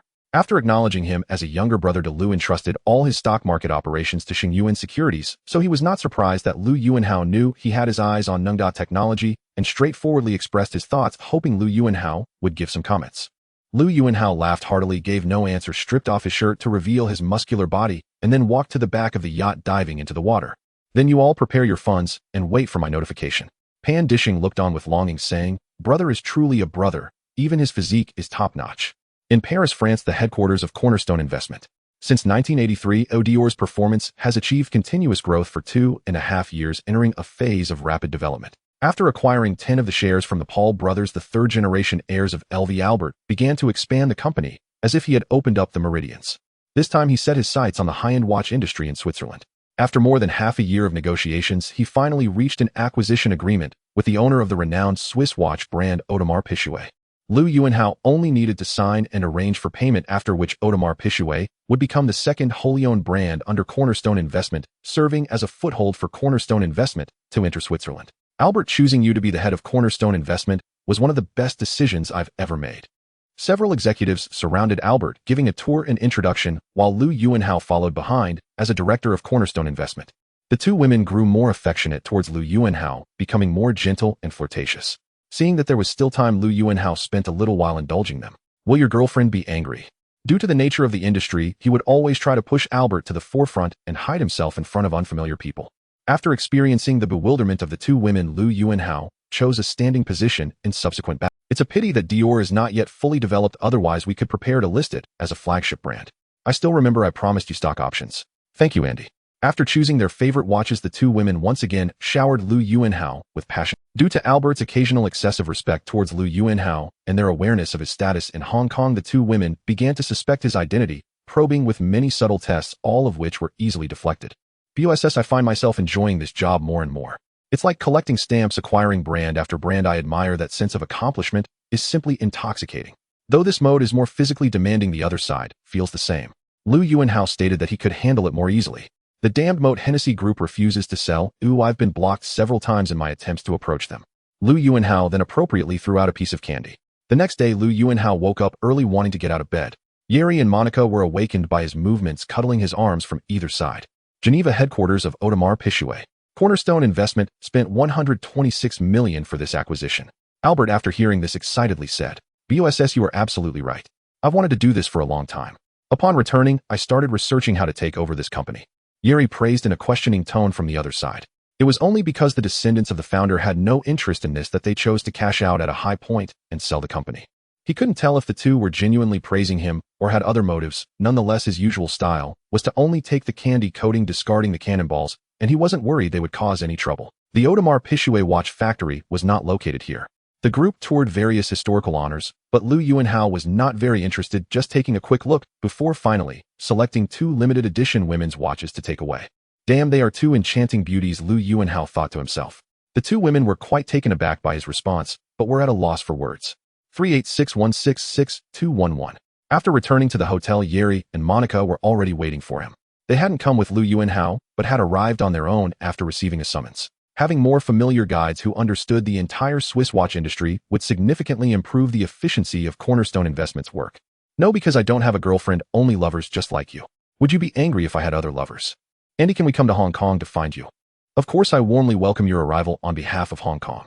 Since I haven't known him for long, the gifts and money Liu Yuanhao gave to these two women weren't substantial, so they were very happy to receive such high-grade watches. The business condition of Audemars Piguet had not only not encountered any problems, but was actually doing very well. After an audit by Cornerstone Investment's financial personnel, its profits for 1984 reached nearly $10 million. Alright, I have important matters to attend to today. You can either go out and explore on your own or wait patiently for my After the review by the assistant team and two seasoned lawyers from the family office, Liu Yuanhao signed his name on the acquisition documents and then smiled at Albert. Andy, you are truly incredible. Last night's wild collision made my soul shudder. Monica held Liu Yuanhao's hand and kissed it. Yes, you have indeed captured both of us. Albert, you might consider it from another angle. Since they are unwilling to sell, why not buy the whole moat Hennessy? Wouldn't that solve the problem? Haha, you make a good point, Monica. Yeri, I feel they are lacking. Asian women don't have hips as curvy as ours. We will obediently wait for your return. I still want that shuddering feeling from yesterday. A real man should stand. The characters created by our ancestors only have the character for now, without any lying down variations. After breakfast, Liu Yuanhao returned to the Audemars Piguet headquarters with Albert again.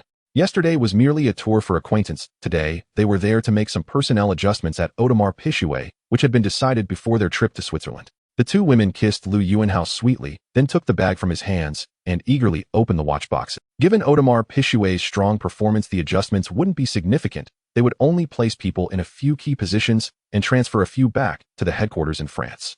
In the following days, Albert continued to oversee the Audemars Piguet headquarters, while Liu Yuanhao took Yeri and Monica to explore the mountains and waters. Don't rush. After we take over Audemars Piguet, we will stabilize the business. Things must be handled one at a time. After having dinner with the two, they found a bar to drink a bit, and the three returned to the hotel room. Swiss watches are renowned worldwide, and there is not just one Audemars Piguet, but but many high-quality acquisition targets. Andy, I have a question. Can your lovers in Hong Kong handle this? Switzerland's natural scenery is quite good. Just the Alps alone could keep them entertained for many days. After enjoying several days of dedicated service from the two beautiful women, Liu Yuanhao, feeling satisfied, returned with his entourage to Hong Kong. In August, Huashing Records released Zhou Huimin's debut self-titled EP Zhou Huimin. With her pure appearance, melodious voice, and the diligent efforts of several top producers behind the scenes, her EP was met with fervent enthusiasm from fans upon release, receiving repeated airplay on radio and soaring sales. The media dubbed her the Jade Maiden singer, granting her a brief taste of fame.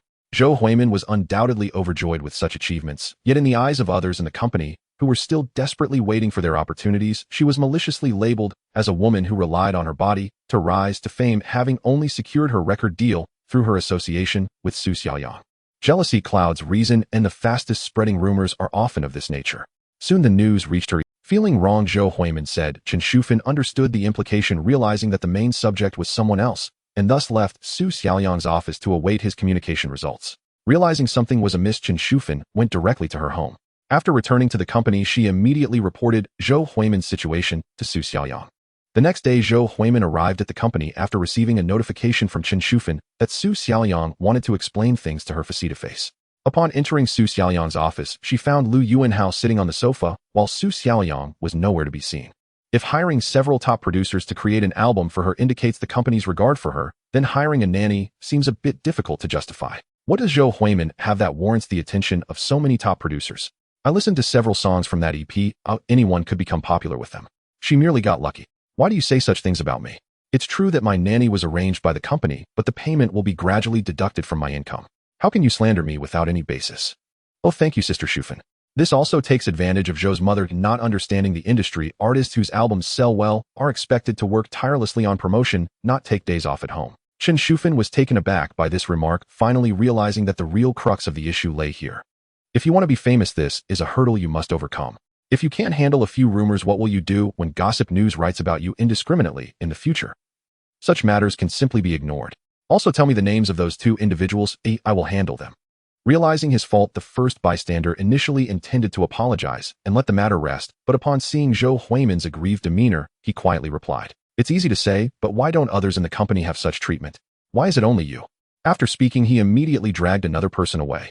After a moment of crying in the restroom, she recalled what those two had said and began to feel paranoid. What's going on with you? You haven't been to the company and haven't contacted me. Is something wrong? That day, while Zhou Huimin was in the company restroom, she suddenly overheard two women discussing her. Although she was furious, her good upbringing prevented her from retaliating on the spot. Zhou's mother noticed that the nanny had not finished her tasks before leaving and sensed that something was off. During dinner, she asked if anything had happened. 38.616.6.211. I heard that President Su treats her particularly well and even arranged a nanny to take care of her mother. Who in the company gets such treatment? It's simply absurd. Zhou Huimin, fearing her mother would worry, fabricated a lie saying that her album was a massive success and the company allowed her a few days off to rest at home, hence no need for a nanny to come over.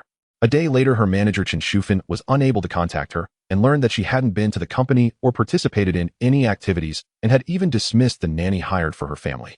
Indeed, the champions of her rookie competition haven't even released albums, yet she, as the third place, managed to put out an EP. When did she get close to President Su?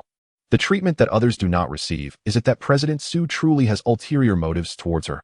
Thinking of this, she dared not ponder further, hurriedly ran home, indiscriminately sent away the nanny who was working, informing her not to come again, and then locked herself in her room, completely at a loss as to what to do next.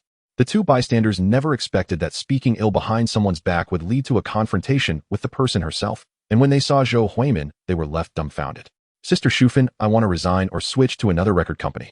Can you help me? For now, you should take a good rest at home. I will handle the people spreading rumors in the company. As for President Su, I will clarify things.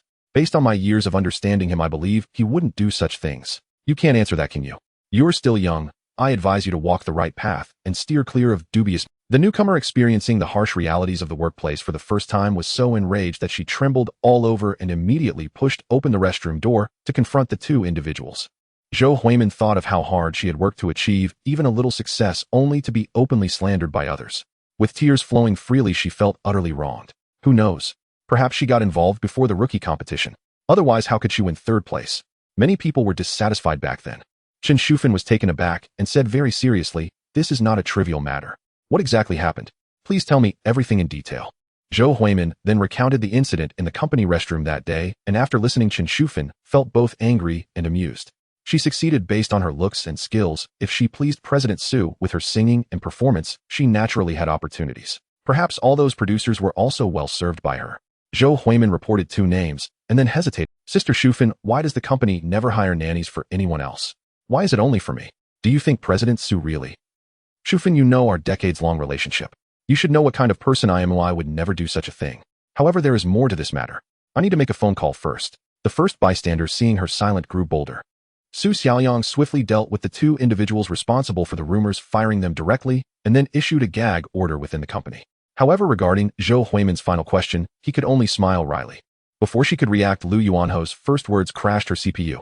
The nanny at your home was arranged by me through Su Xiaoyang. Lu Yuanhao saw Zhou Huimin standing there in a daze and repeated, the maid in your house was arranged by Su Xiaoyang at my request.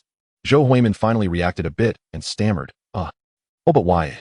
Last time you said your mother was unwell and needed help from the neighbors, so I had Su Xiaoyang arrange a maid for your family.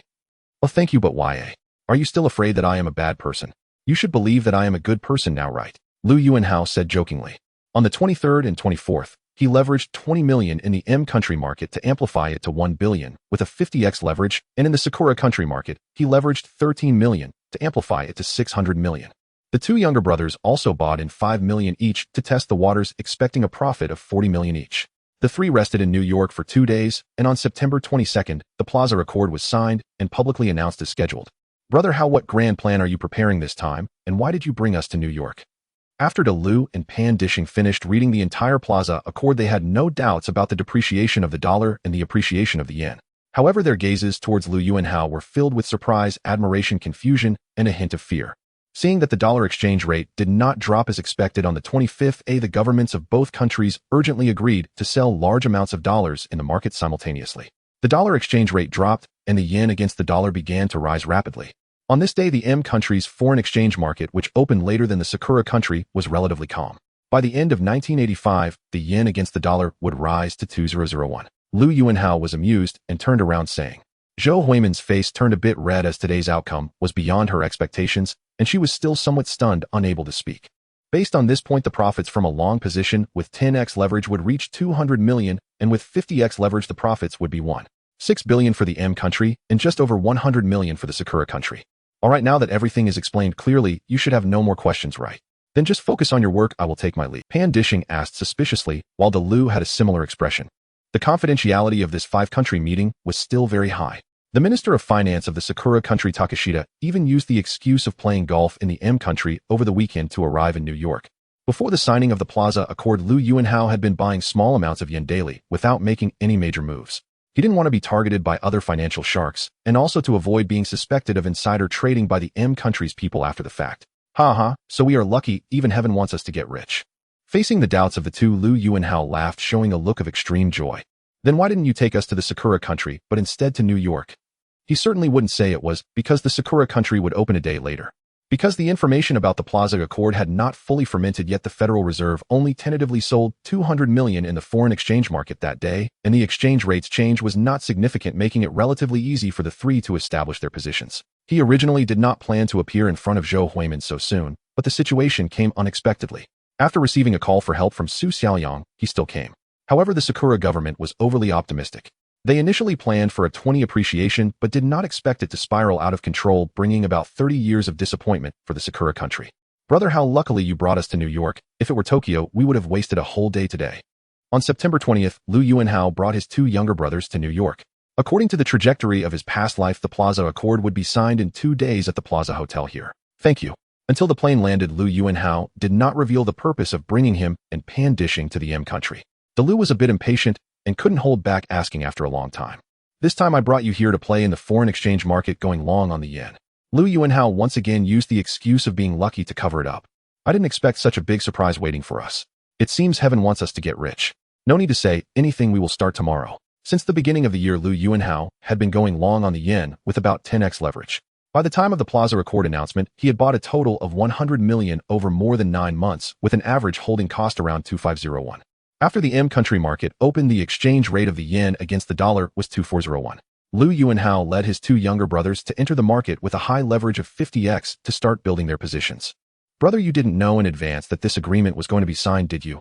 Zhou Huimin recalled the first meeting when she suspected he was a bad person and felt a bit shy remaining silent. The foreign exchange market in New York is larger, so it's the same to come here. The combined profit would reach $460 million. On the 24th, the Sakura country market finally opened. Due to the previous day's autumn equinox holiday and the small changes in the M country's foreign exchange market rates, the Sakura country's foreign exchange market was caught off guard, and the yen against the dollar actually fell instead of rising, closing at an exchange rate of 2411. The apparent economic background of this agreement was to address the huge trade deficit problem M country faced due to the high value of the dollar.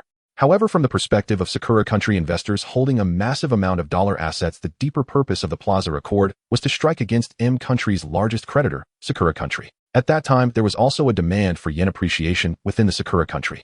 The appreciation of the yen could improve the domestic economic structure, enhance the purchasing power of the yen, and boost foreign investment, so they did not reject the signing of this agreement.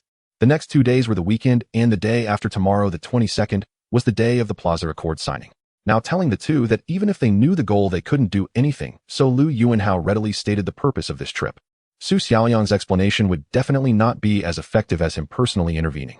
As for what to do next, it was just a matter of changing the approach. This also gave Lu Yuanhao a valuable day to establish positions on both sides. Hey, weren't you quite talkative when we first met? Why have you only been able to say these few sentences this time, and keep repeating them? Lu Yuanhao smiled again, no longer speaking, and turned to leave. On Monday the 23rd, during the autumn equinox, it was the day for the Sakura imperial family's autumn ancestor worship, and the public would also worship their ancestors on this day, making it a public holiday for the Sakura country, thus the market remained closed. Zhou Huimin was preparing to arrange to go abroad, which was equivalent to being a hidden branch of the Lu family, so it was not particularly important. And this was just the first wave. By the end of 1986, the yen against the dollar would rise to 1601, and by the end of 1987, it would reach 1201, appreciating by 50 compared to before the Plaza Accord was signed. This wave of yen appreciation would be enough for him to play with for a long time. On the 26th, the rise of the Japanese yen had been determined, and the first phase of stockpiling had been completed. Lu Yuanhao and Pan Dishing returned to Hong Kong. Lu was deeply obsessed with foreign exchange operations, staying in New York to continue learning while keeping an eye on the yen's trends. Guan Zhehui and Lin Qingxiao were 9 months pregnant and about to give birth. He did not want to miss such an. In early October, Guan Zhehui and Lin Qingxiao were admitted to Yanghe Hospital for delivery, and Lu Yuanhao began spending a lot of time accompanying them in the hospital. In mid-October, both gave birth to baby boys on the same day, adding 2 new members to the Lu family. Lin Qingxia's son was born first, becoming the 3rd child in the family, and Lu Yuanhao named him Lu Zhehui. Guan Zhehui's birth was about half an hour later, and he was named Lu Zhehui. For the mainland, which was just starting to launch commercial satellites, there was an urgent need for international orders to enhance the global influence of China's Long March rockets, marking an important step in opening the international market. After visiting some old connections, he proposed to the Hong Kong and Macau Affairs Office to establish a satellite communications company and to buy a satellite from Country M with the plan to launch it from Xichang. In the following months, he began to live a more reclusive life, spending more time with his family and witnessing the growth of his son. The Hong Kong and Macau Affairs Office did not delay, quickly reporting his idea and soon receiving a response. Both women had natural births, and after a few more days of observation in the hospital, Lu Yuanhao took them back to the large mansion in Shinchuan, rewarding each with 100 million Hong Kong dollars. Many key universities in the Magic City belong to the Ministry of Education, but his proposal for mutual exchanges did not overstep any boundaries, and they readily agreed. The Long March rockets had successfully executed satellite launch missions multiple times before, and the technology was already mature. The government of the Magic City expressed high appreciation for his investment in highway construction and also conveyed a desire for him to increase his investments in the city. Moreover, this news was even more explosive than the previous revelation of Lu Yuanhao having 2 children. Although Lu Yuanhao had signed a very strict confidentiality agreement with Yanghe Hospital, some employees, driven by the allure of money, sold the news to the media. The first to break this news was the Oriental Daily. In terms of international relations, the U.S. and China were in a honeymoon period, and the U.S. China partnership was very much in line with M country's interests at that time. After a friendly exchange, Lu Yuanhao had a meal with the big glasses and then diverted to the capital city the next day. On January 28, 1986, a tragedy occurred in the history of human space exploration when the Challenger space shuttle launched from the Kennedy Space Center in M country exploded shortly after takeoff in front of a global audience watching the live broadcast, resulting in the unfortunate death of 7 astronauts. Currently, the construction progress of the Hujiao Expressway is already over half completed. Due to the cooperation project with the Magic City government, Liu Yuanhao specifically scheduled a visit. Although investing in five-star hotels in the mainland is considered among the lowest in terms of return on investment, it varies by region. Furthermore, such matters cannot be concluded in a short period. A preparation period of 1 to 2 years is quite normal, and by then the new base in Zhangjianao will be just in time for use. Apart from some matters that can be made public, he no longer contacts the mainland through Su Jiaduan. Not only did they not dismiss the idea, but they also suggested that Liu Yuanhao consider introducing an American shareholder into the satellite communications company to help facilitate relations there. 3861666211. The implication is you can proceed boldly. The higher-ups were very interested in his proposal and understood the reasons and purposes behind him raising this idea. With Liu Yuanhao's reputation already established, although many citizens were discussing it, the public's attention was far less than when he was first revealed to have children. It merely added a label of playboy to him. For matters that benefit multiple parties, he planned to personally promote them. Having kept a low profile for several months, he also wanted to go out and move around. After the Lunar New Year, Liu Yuanhao traveled north with his first stop being the Magic City. After taking over the Land and Development Group, he also acquired a hotel brand, the Mandarin Oriental, that could hold its own. The government of the Magic City welcomed his decision. For local governments, five-star hotels not only represent a city's business card, but also help boost the development of surrounding industries. With both women giving birth on the same day, Liu Yuanhao was shuttling between the two delivery rooms, causing quite a stir. As for Liu Yuanhao himself, launching a commercial communications satellite perfectly aligned with the development strategy of his wireless station. Old Wang from Xinhua has already been reassigned. The new Su Jiaduan, whom he had barely interacted with, knowing some of his future matters, Liu Yuanhao had no choice but to take precautions in advance. The Ma brothers were quite effective. The next day, apart from a few sporadic reports, no major newspaper reprinted them. Liu Yuanhao also proposed the idea of promoting more exchanges between universities in Hong Kong and mainland universities, hoping to create some models in the Magic City. With the recovery of the Hong Kong real estate market last year, Land and Development conducted an asset revaluation in the second half of the year, and the debt ratio dropped to below 30% according to the new valuation, putting the company's financial status in a healthy state. Now there was an opportunity to expand into the mainland. Liu Yuanhao immediately expressed his willingness to invest in the construction of a five-star hotel in the Jinggan Temple area. Liu Yuanhao knew that this marked the beginning of a series of failures in commercial satellite launches by country over the next 2 years, while also presenting a rapid development opportunity for the domestic aerospace industry. A five-star hotel in the core area of the Magic City, even if the returns on paper are low, that piece of land can still be worth a good amount.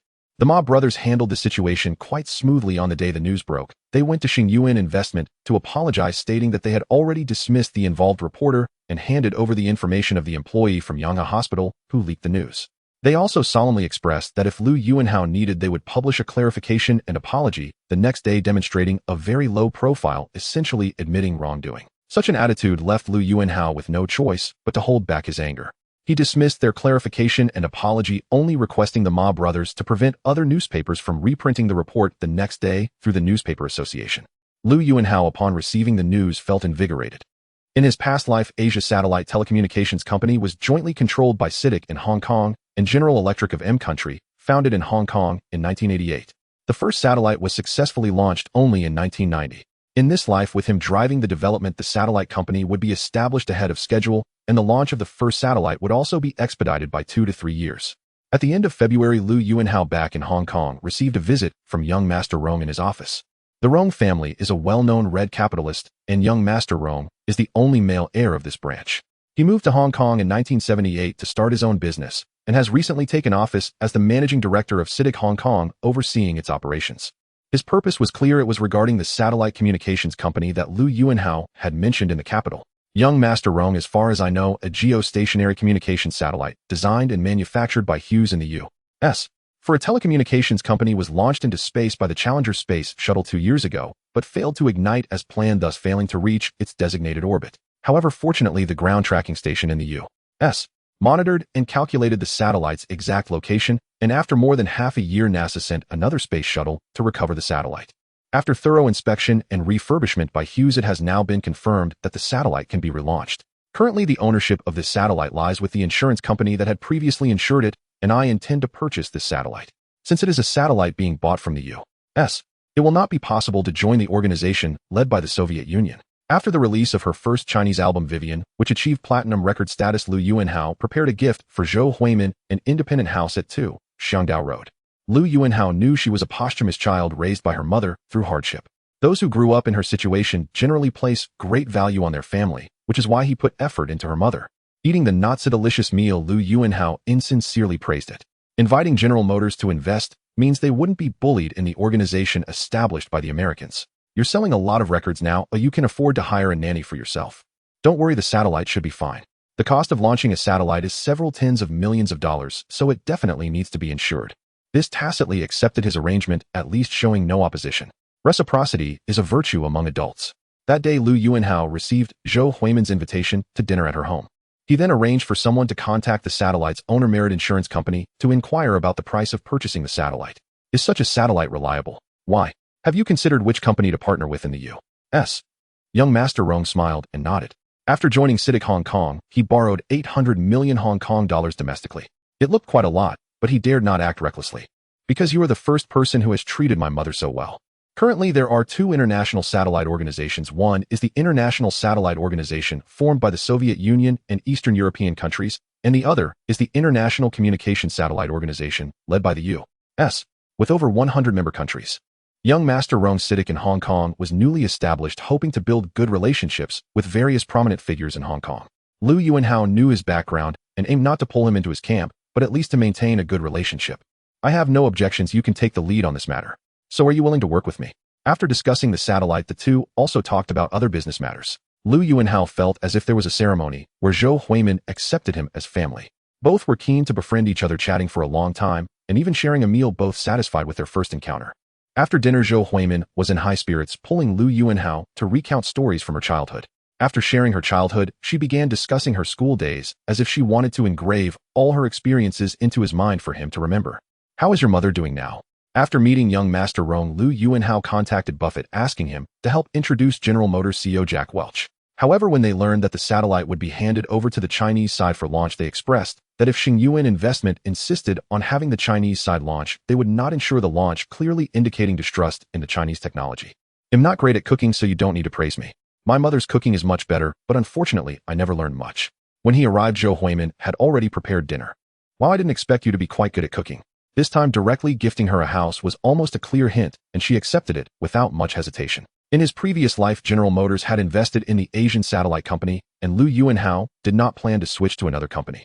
Since you are willing to treat my mother well, you certainly won't treat me poorly.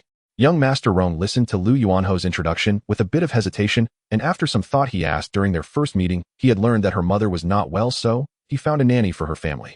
Unexpectedly, this action made Zhou Huimin think he was very considerate and willing to be good to her mother, so she was not averse to dating him.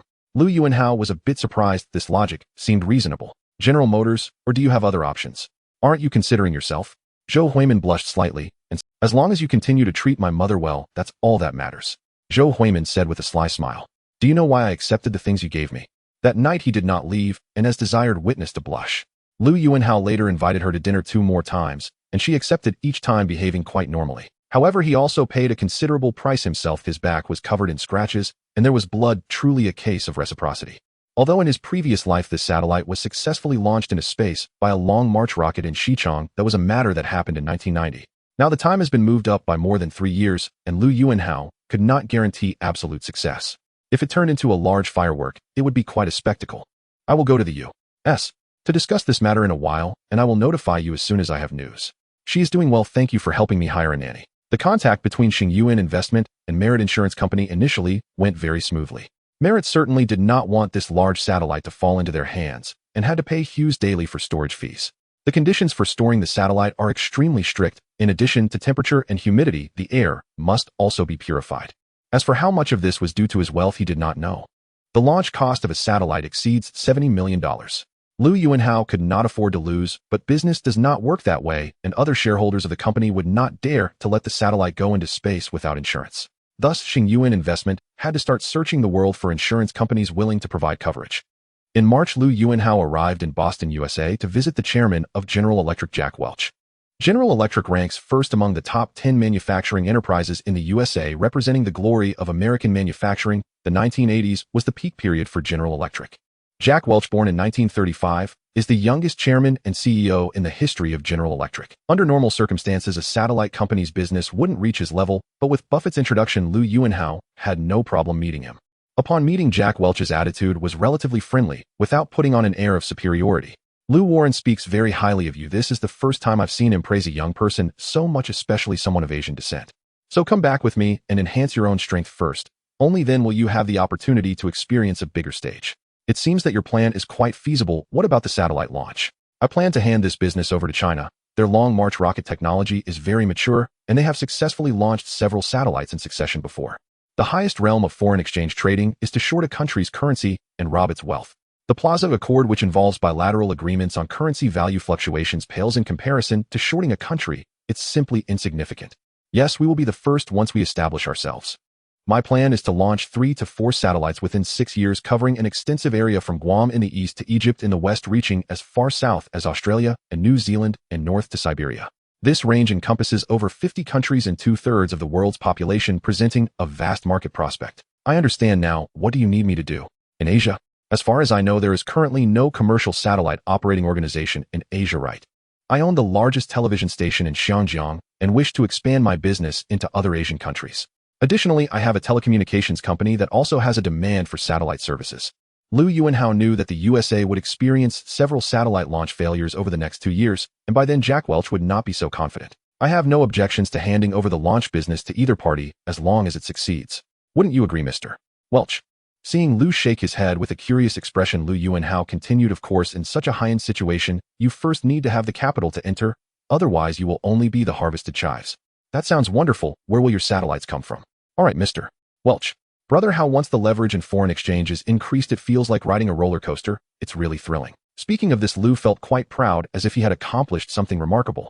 The originally scheduled half-hour meeting extended to an hour and a half. How much profit are we talking about? Handing it over to China. Why not choose to launch in the USA, considering that the USA's aerospace technology is the best in the world?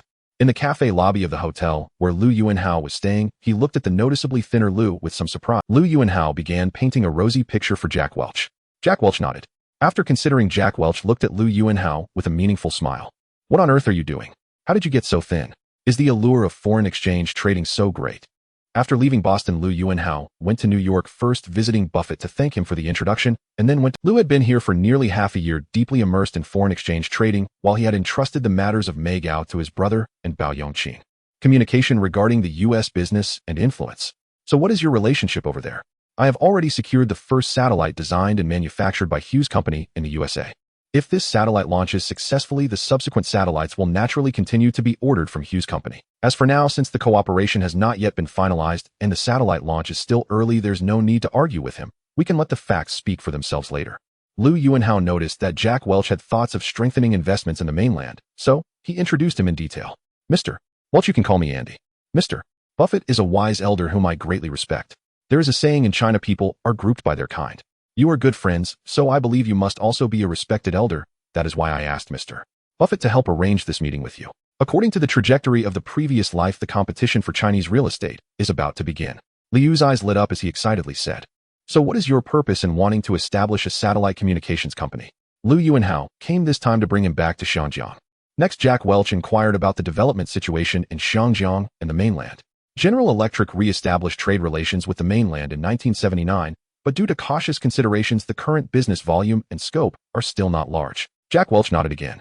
I understand your thoughts. I will arrange for someone to verify what you said. If everything checks out, I will have someone contact you. At this, Jack Welch smiled. You are very honest, Andy. There are over $60 million. All right, Andy, now tell me your purpose for coming today. Don't be so unambitious. This is at most the 1.0 version. In a few years, it'll take you to experience the more thrilling 2.0 version. He then adjusted his tone and said, just speaking the truth, General Electric is the most influential company in the USA.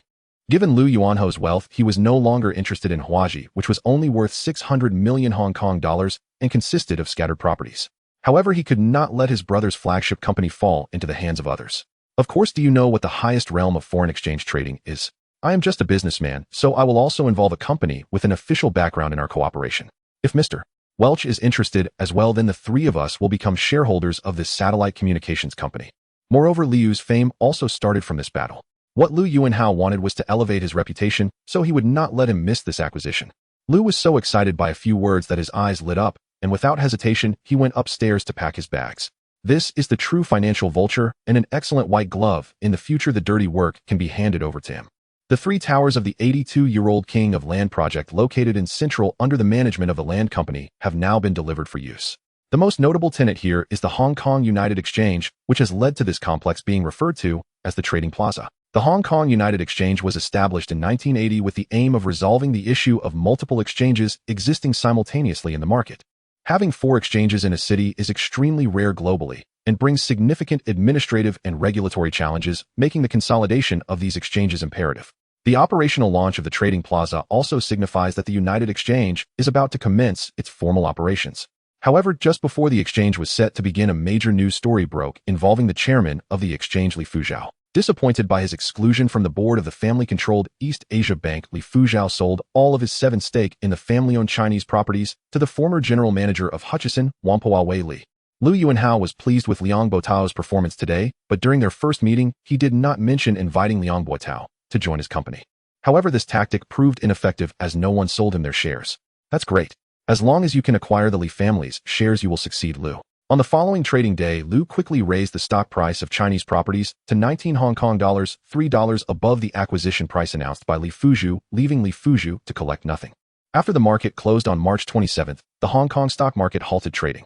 Who do you think has a greater chance? On March 21st, during the annual general meeting of Chinese properties, all members of the Li family, led by Li Fuzhou, were ousted from the board, replaced by members of the Feng family brought in by Feng Bingfen along with Wei Li. However, the price of 16 Hong Kong dollars per share they offered was completely unappealing to the shareholders, with very few coming forward to register their shares for sale. After hearing Lu Yuanho's suggestion, Lu wore a proud smile. Li Fuzhou's acquisition price is only 16 Hong Kong dollars, and Feng Bingfen won't raise it too much. I believe it won't exceed $17. As long as the market price after opening tomorrow is higher than his acquisition price, the Feng family won't be able to acquire any shares. By continuously initiating capital increases and always supplying according to your shareholding, Wei Li doesn't have much money. If he buys Feng Bingfen's shares, he can drain his cash flow. If you initiate a capital increase and he can't keep up, he will have to watch his shares dilute, ultimately being pushed out of the company. However, if you take down Feng Biqing, the other members of the Feng family are unlikely to sell their shares to you. After losing power, they will likely sell all their shares to Wei Li, so prepare yourself for another battle with Wei Li. Liang Boatao, the vice president of the International Investment Bank hired by Lu, was present, and Lu Yuanhao, who had no intention of coming, decided to check it out once he learned Liang Boatao would be there. Lu, I believe the acquisition price of 16 Hong Kong dollars offered by the Li family is of no concern to us. We can slightly raise the price in the open market. As long as the stock price reaches $1,718, no one will sell their shares to the Li family. The combined shares of the Feng and Li families are already quite substantial. Acquiring scattered shares from the market can only serve as a supplement. The acquisition can only be successful by taking down shares from either the Feng or Li family. After chatting a little longer, Liang Boatao took his leave. After acquiring shares, Wei Li formed a company in partnership with another major shareholder of Chinese properties, the Feng Bingfen family, announcing that they jointly owned slightly less than 35% of the shares. At the Mandarin Oriental Hotel, Lu Yuanhao, Liang Boatao, and Lu were discussing their upcoming action plans. What if the Feng family proposes a full acquisition? 3, 8, 6, 1, 6, 2, 1. Meanwhile, having received guidance from Lu Yuanhao, Lu began to act and started acquiring shares of Chinese properties in the stock market. Liang Boatao continued to speak confidently. At that moment, Lu suddenly interjected, Feng Bingfen's brother Feng Biqing has a 7% stake, and I am confident I can acquire it. For many years, the decision-making power of Chinese properties has been jointly held by the Feng and Li families, with the two families alternating as chairpersons of the board, living in harmony. Of course, it's the Li family. Their goal this time is to reclaim the family business, but they are only offering 16 Hong Kong dollars per share, indicating their serious lack of confidence. I believe as long as they think you have the ability to expel the Feng family from Chinese properties, it is not impossible for them to relinquish all their shares to you. At this moment, Lu Yuanhao silently nodded to himself, thinking that if he couldn't have it, neither could you. This mindset is very likely to arise between two people who have turned against each other. At this time, the company they formed owned 28.5% of the shares of Chinese properties, along with support from other small shareholders holding 2.8%, totaling 31.3% of the rights. He had remained silent throughout the discussions about the acquisition, only speaking up after Liang Boatao had left. Brother, how your move is effective. I like it. Just in time, I made quite a bit from Forex trading this time, so I'm not worried about being unable to fund the capital increase. Most investment banks would shake their heads at such a proposal, but Liang Boatao showed no fear and began to offer. 3 days later, Li Fuzhou, in partnership with Sun Hung Kai, formed a company proposing to acquire shares of Chinese properties at 16 Hong Kong dollars per share, involving a capital of 17 billion Hong Kong dollars, with the condition that the holding must exceed 50 to take effect. Lu nodded and said, okay, this is no problem. I will take action after the market opens tomorrow. Now that Feng Bingfen suddenly made a move seizing the Li family's assets, how could the Li family be willing to let it go? They immediately decided to initiate a counter-acquisition. If you can acquire the shares held by Feng Biqing, act swiftly. Once you succeed, I will take you to meet Li Fuzhou. I still have some connections with their family, so making an introduction for you to buy shares from them shouldn't be a problem. Thank you, Brother Hao. Chinese Properties is an established real estate company founded and controlled by the Feng and Li families in 1922. So, Brother Hao, what do you think I should do? However, he was unwilling to raise the acquisition price further, so he began to think of ways to leverage the net assets of Chinese Properties, hiring an asset appraisal company to assess the net assets of Chinese Properties at 15.76 Hong Kong dollars per share, hoping to bring down the stock price and show shareholders his sincere offer. Currently, the combined shares held by Li Fuzhou and Feng Bingfen exceed 66, with very few scattered shares remaining in the market. Even if he bought all the shares, it still wouldn't surpass the holdings of the Feng Bingfen family. He believed this was secretly done by Feng Bingfen, and his resentment towards her grew stronger. On April 2nd, the United Exchange officially began operations, ending the coexistence of the four exchanges in Hong Kong. At the same time, the United Exchange adopted electronic television screens to display real-time stock prices, marking a complete departure from the era of transactions written on chalkboards.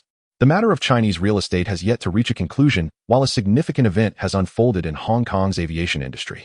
The Civil Aviation Department of Hong Kong questioned the identity of the Chinese shareholders of Dragonair, seeking to force a shareholder restructuring. The Sino-British Joint Declaration of 1984 included a provision allowing airlines registered in Hong Kong and primarily operating there to continue their operations, with the mainland government assisting in establishing round-trip flights between Hong Kong and mainland cities.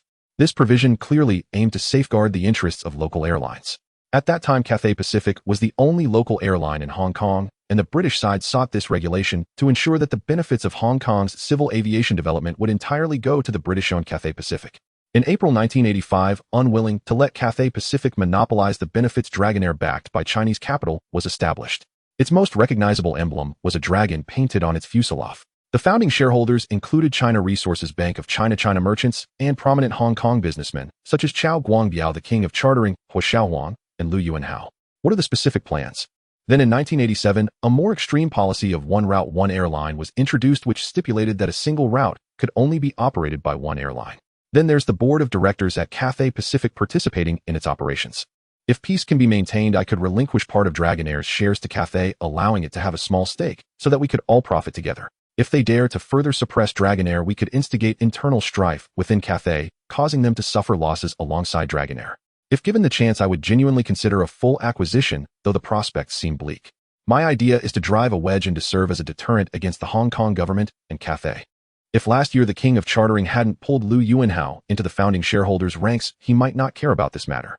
But now that he is already a shareholder of Dragonair, he cannot turn a blind eye to Cathay's suppression of Dragonair. If they intend to engage in further underhanded tactics, then no one will have it easy. Bao Yugong immediately became interested. He was aware that Dragonair's prospects were uncertain and likely to end in losses, yet even if it meant losing money, he would persist. The purpose of establishing Dragonair was to break Cathay Pacific's monopoly in Hong Kong. From the very first day of its establishment, the game between Dragonair and Cathay had already begun. I understand your thoughts, I will discuss them with Chao Guangbiao shortly. Thus, Lu Yuanhao did not seek many shares, only taking 5, which was more of a show of support. The first confrontation between Dragonair and Cathay was about to end in silence, resulting in the loss of 3 strong shareholders. Come on, tell me how to take the initiative. Such matters cannot be without my involvement. Next month, Cathay Pacific is going public. Our intention is not to create a situation where both sides suffer, but to deter the Hong Kong government and Cathay from arbitrary suppression, allowing us all to profit together. But if they do not allow Dragonair to operate freely, we will not let Cathay have it easy either. What then? It's better than Dragonair being continuously passive. Seeking peace through struggle will preserve peace.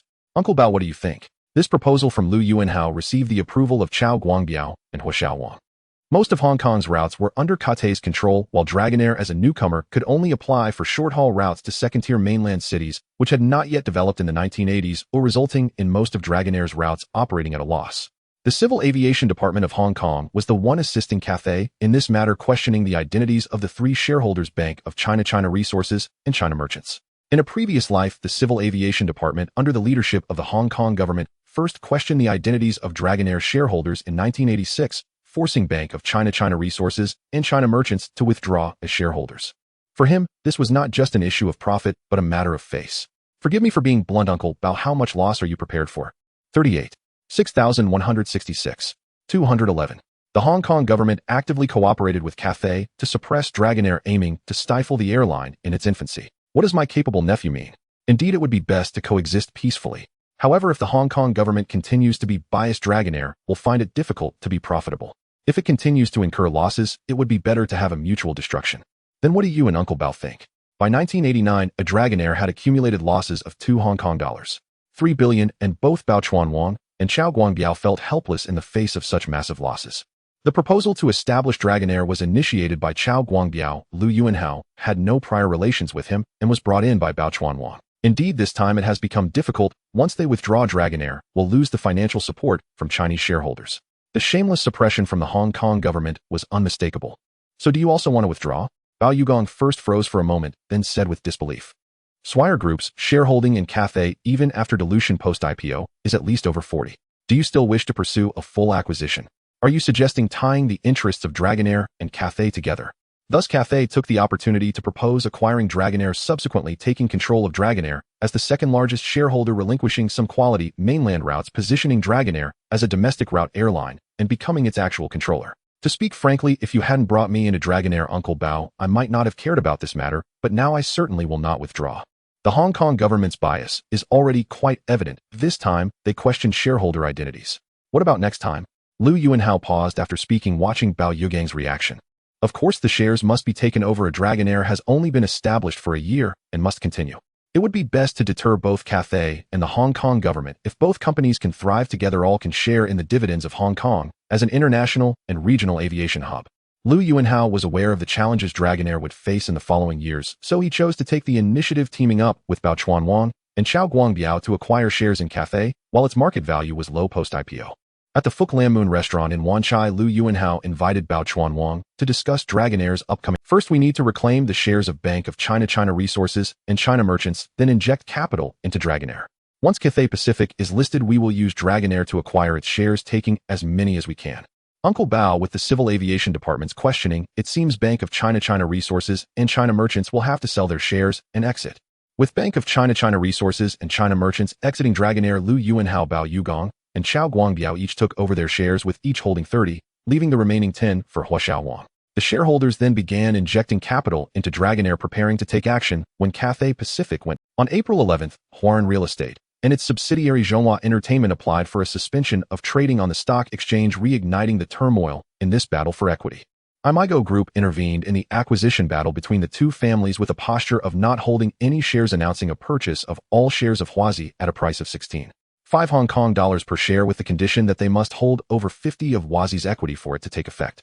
At this point, Lu had already acquired 3 of Huazi's shares in the open market and successfully secured 7 from Feng Bingqing, bringing his actual holdings to 10. However, these shares were not under his name or Imago's, so Imago claimed that not holding any shares was not a. In terms of hype, the impact of completing the acquisition without holding any shares is certainly different from completing it with a 10 stake. Of course, they would choose the optimal option. Imago's sudden emergence left both the Feng and Li families as well as market participants in shock. They announced their position of not holding shares and offered a price of 16.5 Hong Kong dollars for the acquisition. Both acquisition strategies were suggestions from Lu Yuanhao to Lu. Imago successfully took control of Huarun Real Estate without requiring a full acquisition, employing acquisition strategies that were masterfully executed. This acquisition of Huazi marks a turning point for the Imago faction, establishing a framework that is expected to facilitate rapid growth. With Feng Bingfin's exit, the competition between the Feng and Li families for Huarun Real Estate came to an end, with both families withdrawing unscathed, while the main players in the Huazi battle shifted to Lu and Wei Li. Li's family produced Li Fuzhao, while Feng's family contributed Feng Bingqing, which truly represents fairness. The three of them displayed joy on their faces and immediately began negotiations with Lu regarding the acquisition price. 2 days later, Li Fushu suddenly announced the withdrawal from the competition for Huazi and the sale of his 38 stake in Huazi at a price of 18 Hong Kong dollars per share to Imago, making Imago the main player in this acquisition battle. Although Imago's offered acquisition price was slightly higher than Li Fushu's 16 Hong Kong dollars, it was still over $1 lower than Huazi's price before the suspension at 17.6 Hong Kong dollars. Such a bid would evidently not acquire many shares. Lu once again followed Lu Yuanhao's advice and reached an agreement with Wei Li to jointly manage Huarun Real Estate. At that time, the general public did not have a deep understanding of Imago, They only knew it claimed to be the first stock of emerging industries, a company that produced and sold ceiling fans, while DeLu's notoriety was even lower, with many people never having heard of his name. DeLu was cautious and did not disclose that he had already secured Feng Bingcheng's agreement, merely stating that he was confident. The next day, Feng Bingfen moved, announcing her entry into the battle with a bid of 17.2 Hong Kong dollars per share for the acquisition of Huaji, entrusting Standard Chartered Bank as the financial advisor. This bid was 1.2 Hong Kong dollars higher than Li Fushu's 16 Hong Kong dollars. The board of Huaji was reorganized, with Wei Li appointed as chairman and DeLu serving as managing director in the capacity of a major shareholder, while all members of the Feng Bingfen family exited. This series of operations caught Feng Bingfen off guard. Upon learning that his younger brother had sold his 7th stake to DeLu, he could only sigh and reluctantly sell the remaining shares of the Feng family in Huaran Real Estate at a price of 18.5 Hong Kong dollars, exiting the competition for Huaran Real Estate. Once Li Fushu saw that Feng Bingfen's bid was significantly higher than his, he should have known that his acquisition was hopeless. At this point, the success rate of DeLu buying his shares would be much higher. Let's not discuss the price for now. How can you ensure that you can drive Feng Bingfen out of Huaran Real Estate? Even if I sell my shares to you, you would only hold slightly more than the Feng family, and it would probably still fall short of ousting them from Huaran Real Estate. After waiting another day without any response from Li Fushu's side, Lu Yuanhao knew the time was ripe and brought DeLu directly to meet him. 38.6. 166. 211. A bid of 16.5 Hong Kong dollars for the acquisition was intended to see if it could lure Feng Bingfen into action. Previously, Feng Bingfen had remained steadfast against Li Fushu's acquisition, making no moves whatsoever. Moreover, Imigo claimed it was not holding any shares, leading anyone to think that they were in the weakest position among. The reason Lu Yuanhao did not advise DeLu to continue a full acquisition was that the scattered shares of Huaji were already few. The later it went, the higher the price that would need to be offered. Continuing at the current price would likely not yield over 50 of the equity, so it was better to change the battlefield and slowly exhaust Wei Li internally through a rights issue. The members of the Li family present, Li Fushu, Li Fuqing, and Li Guobao, exchanged glances, all thinking the same thought. The cycle of karma is indeed profound. Heaven spares no one. Now that DeLu had offered a price of 17.6 per share, it was somewhat sincere.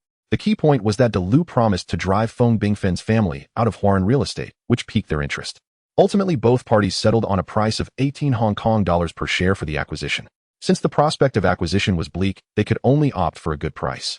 The 16.5 Hong Kong dollar bid was merely a first exploration. If Feng Bingfen did not take action, DeLu would gradually raise the price until he made a move.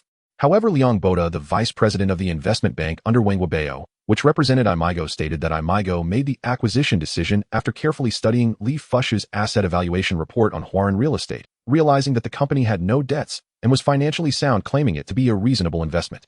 Hence, market participants widely believe that Imigo intended to take advantage of the situation, aiming to profit from this acquisition battle before leaving. With an additional buyer entering the scene and the acquisition price slightly increasing, if he could not resist and made a bid, no matter what price he offered, it would surely be higher than 16.5 Hong Kong dollars. DeLu immediately interjected, "Li Sheng, I am willing to acquire all the shares held by the Li family at a price of 17.6 Hong Kong dollars per share in full cash, and I can assure you that this time we will deal a severe blow to Feng Bingfen and drive their family out of Huaran Real Estate." At this point, Li Fushu had already realized that his acquisition was hopeless and liquidating for profit had become his last choice. In the office of the president of East Asia Bank, after a simple greeting, Lu Yuanhao got straight to the point. "Shu, this is Lu Luanxiong from Imigo, who wishes to discuss the shares of Huaran Real Estate with you. I am merely an introducer. You two can negotiate as you see fit without considering me."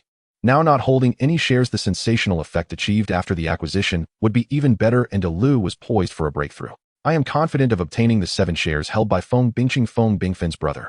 Subsequently, Imigo also announced the acquisition of another 10 stake in Huaji at the same price, raising its holdings to 45.80, and proposed a full acquisition to the remaining shareholders at a price of 18 Hong Kong dollars per share. Imigo entered the acquisition battle with a posture of not holding any shares, ultimately becoming the major shareholder of Huaji, a result that left the citizens of Xianjiang astonished. At the Shatin racecourse, after successfully taking control of Chinese estates, Lu Yuanhao invited Lu Yuansheng and Pan Dingsheng to relax here.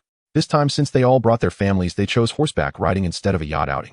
Pan Dingsheng brought Yang Ziqiong, Lu Yuansheng brought Bao Yongqin, and Lu Yuanhao whimsically brought Guan. This woman had been recovering for half a year after giving birth, and not only had her figure completely returned to form, but her charm had also increased by threefold. Having not gone out much in the past 6 months, when Lu Yuanhao said he would take her to meet a few friends, she was delighted for half a day and put on her best makeup. Upon arriving at the racecourse, the 6 quickly split into 2 small groups, with the 3 women chattering in front, while Lu Yuanhao and the others leisurely followed behind. Lu Yuanhao assisted Lu Yuancheng in strategizing the situation with Chinese estates, while the outside world remained completely oblivious. However, Pan Dingxing, being part of this small circle, knew everything clearly. His own company had also successfully gone public under Lu Yuanhao's guidance, and at this moment, he felt nothing but respect and admiration for Lu Yuanhao. Big brother, your acquisition of Chinese estates with Lu Yuancheng was simply magnificent. It could easily be written into a textbook. You anticipated every response from the Feng and Li families perfectly. All I can do is admire you. Hee, that's all thanks to brother Hao's strategies behind the scenes, calculating everything precisely.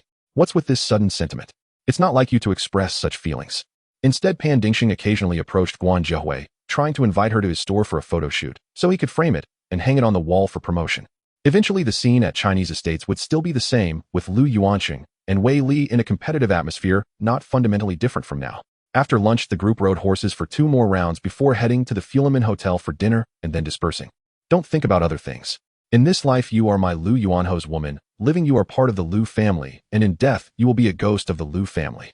That Yang Ziqiang I met today was a bit too eager to please me. Even Yongqin was somewhat displeased. The main reason for the success of this acquisition was Lu Yuancheng discreetly acquiring Feng Bingcheng's shares, otherwise the final result would have been unpredictable. Since having a child, she had taken the initiative to call him husband. Lu Yuanhao did not oppose this and allowed it to. At that time, the Feng family was not only deeply mired in financial crises, but also owed a significant loan to the bank. This situation had yet to be exposed, but once it was, the bank would come demanding repayment, leaving the Feng family no choice but to sell shares to Wei Li to repay the debt. You will be worse off than her, Lu Yuanhao silently pondered. Thinking of Michelle, the most beautiful Miss Hong Kong, should now be 16 years old, already of legal marriage age in Hong Kong, he could find an opportunity to reclaim her. Hearing such possessive words, Guan Zhehui shot him a flirtatious glance. Before leaving the house during the day, she had already said that tonight they would have their own world, and Lu Yuanhao had no objections.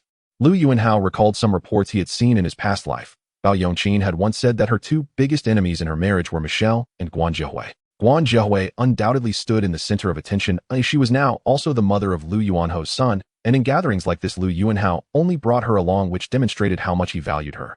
The two had slightly different attitudes towards Guan Zhehui. Just as he was lost in thought, Guan Zhehui turned back to look at him and gave him a sweet smile, to which Lu Yuanhao smiled back in response. In the morning, the 6 of them watched several races in Lu Yuanhao's private room. Lu Yuanhao was not very interested in horse racing, but he humorously followed Pan Dingxing and Lu Yuancheng in placing a few bets.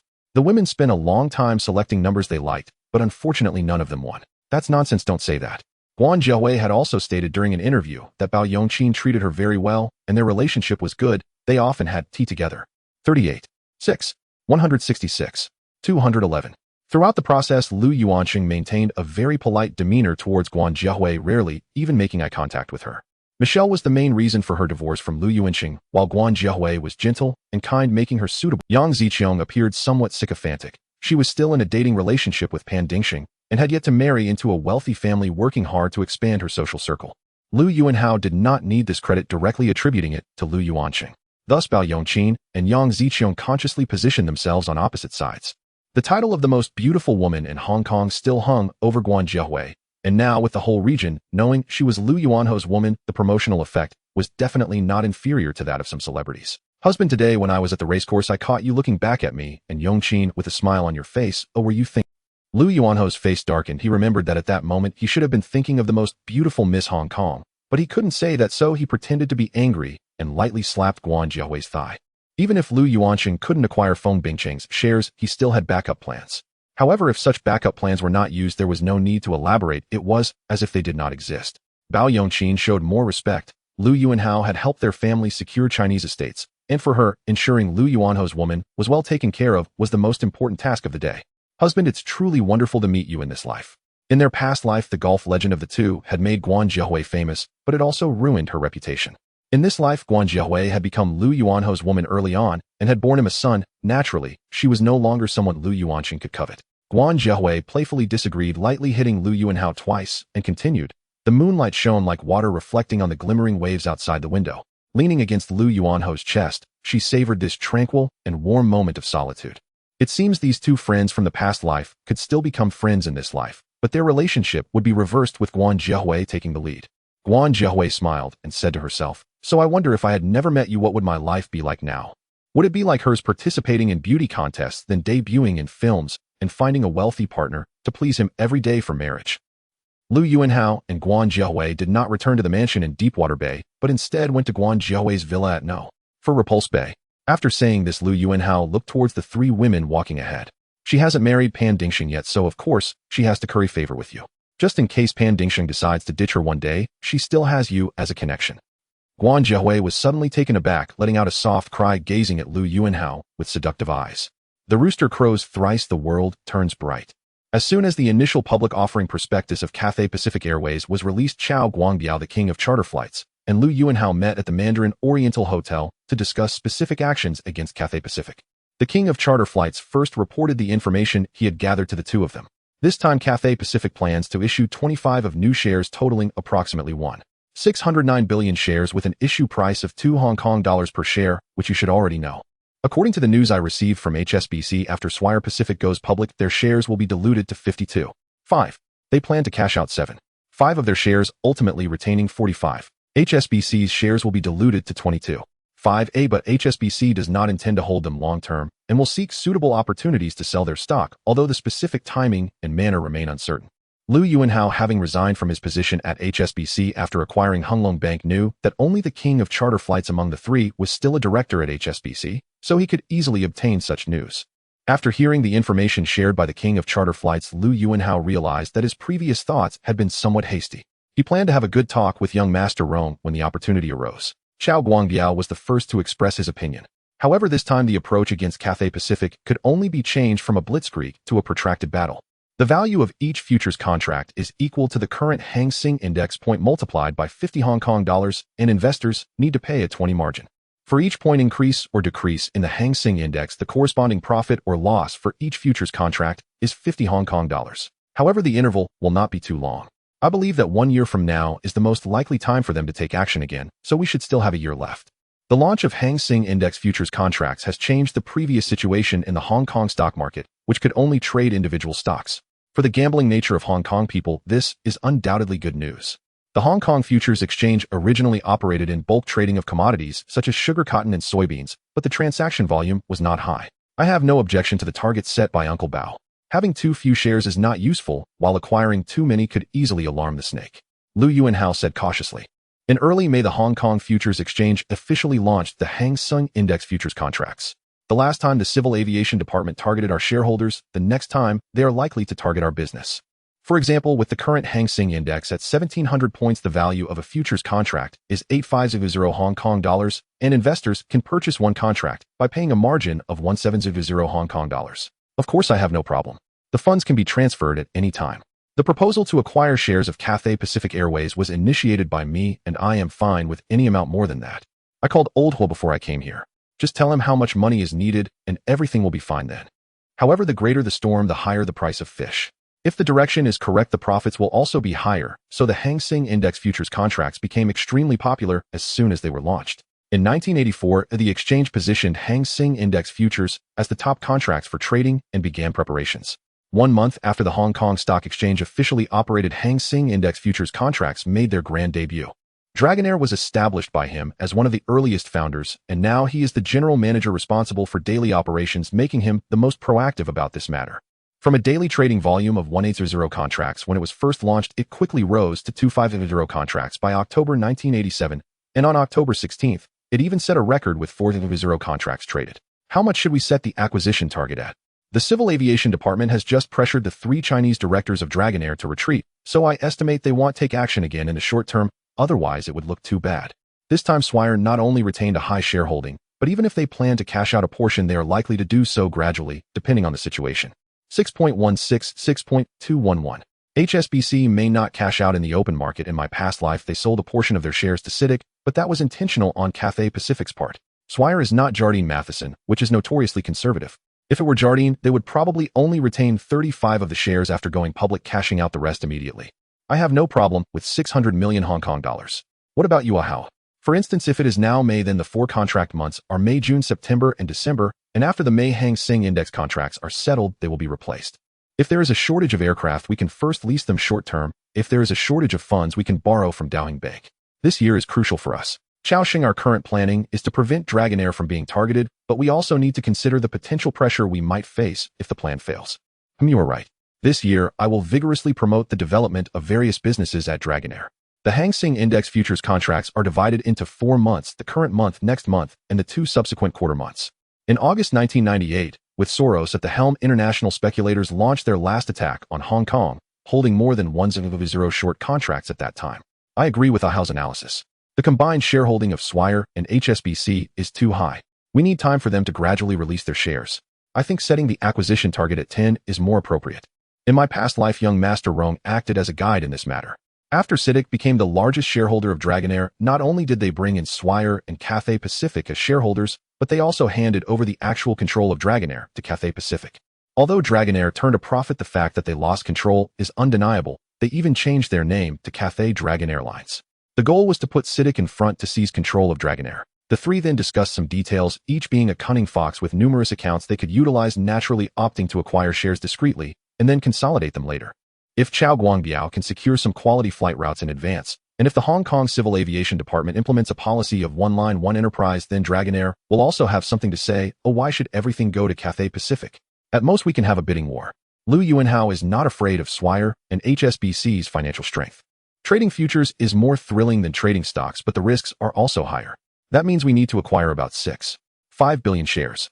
Even if Cathay Pacific's stock price rises 50 within a year after going public, the acquisition cost will not exceed 2 billion Hong Kong dollars.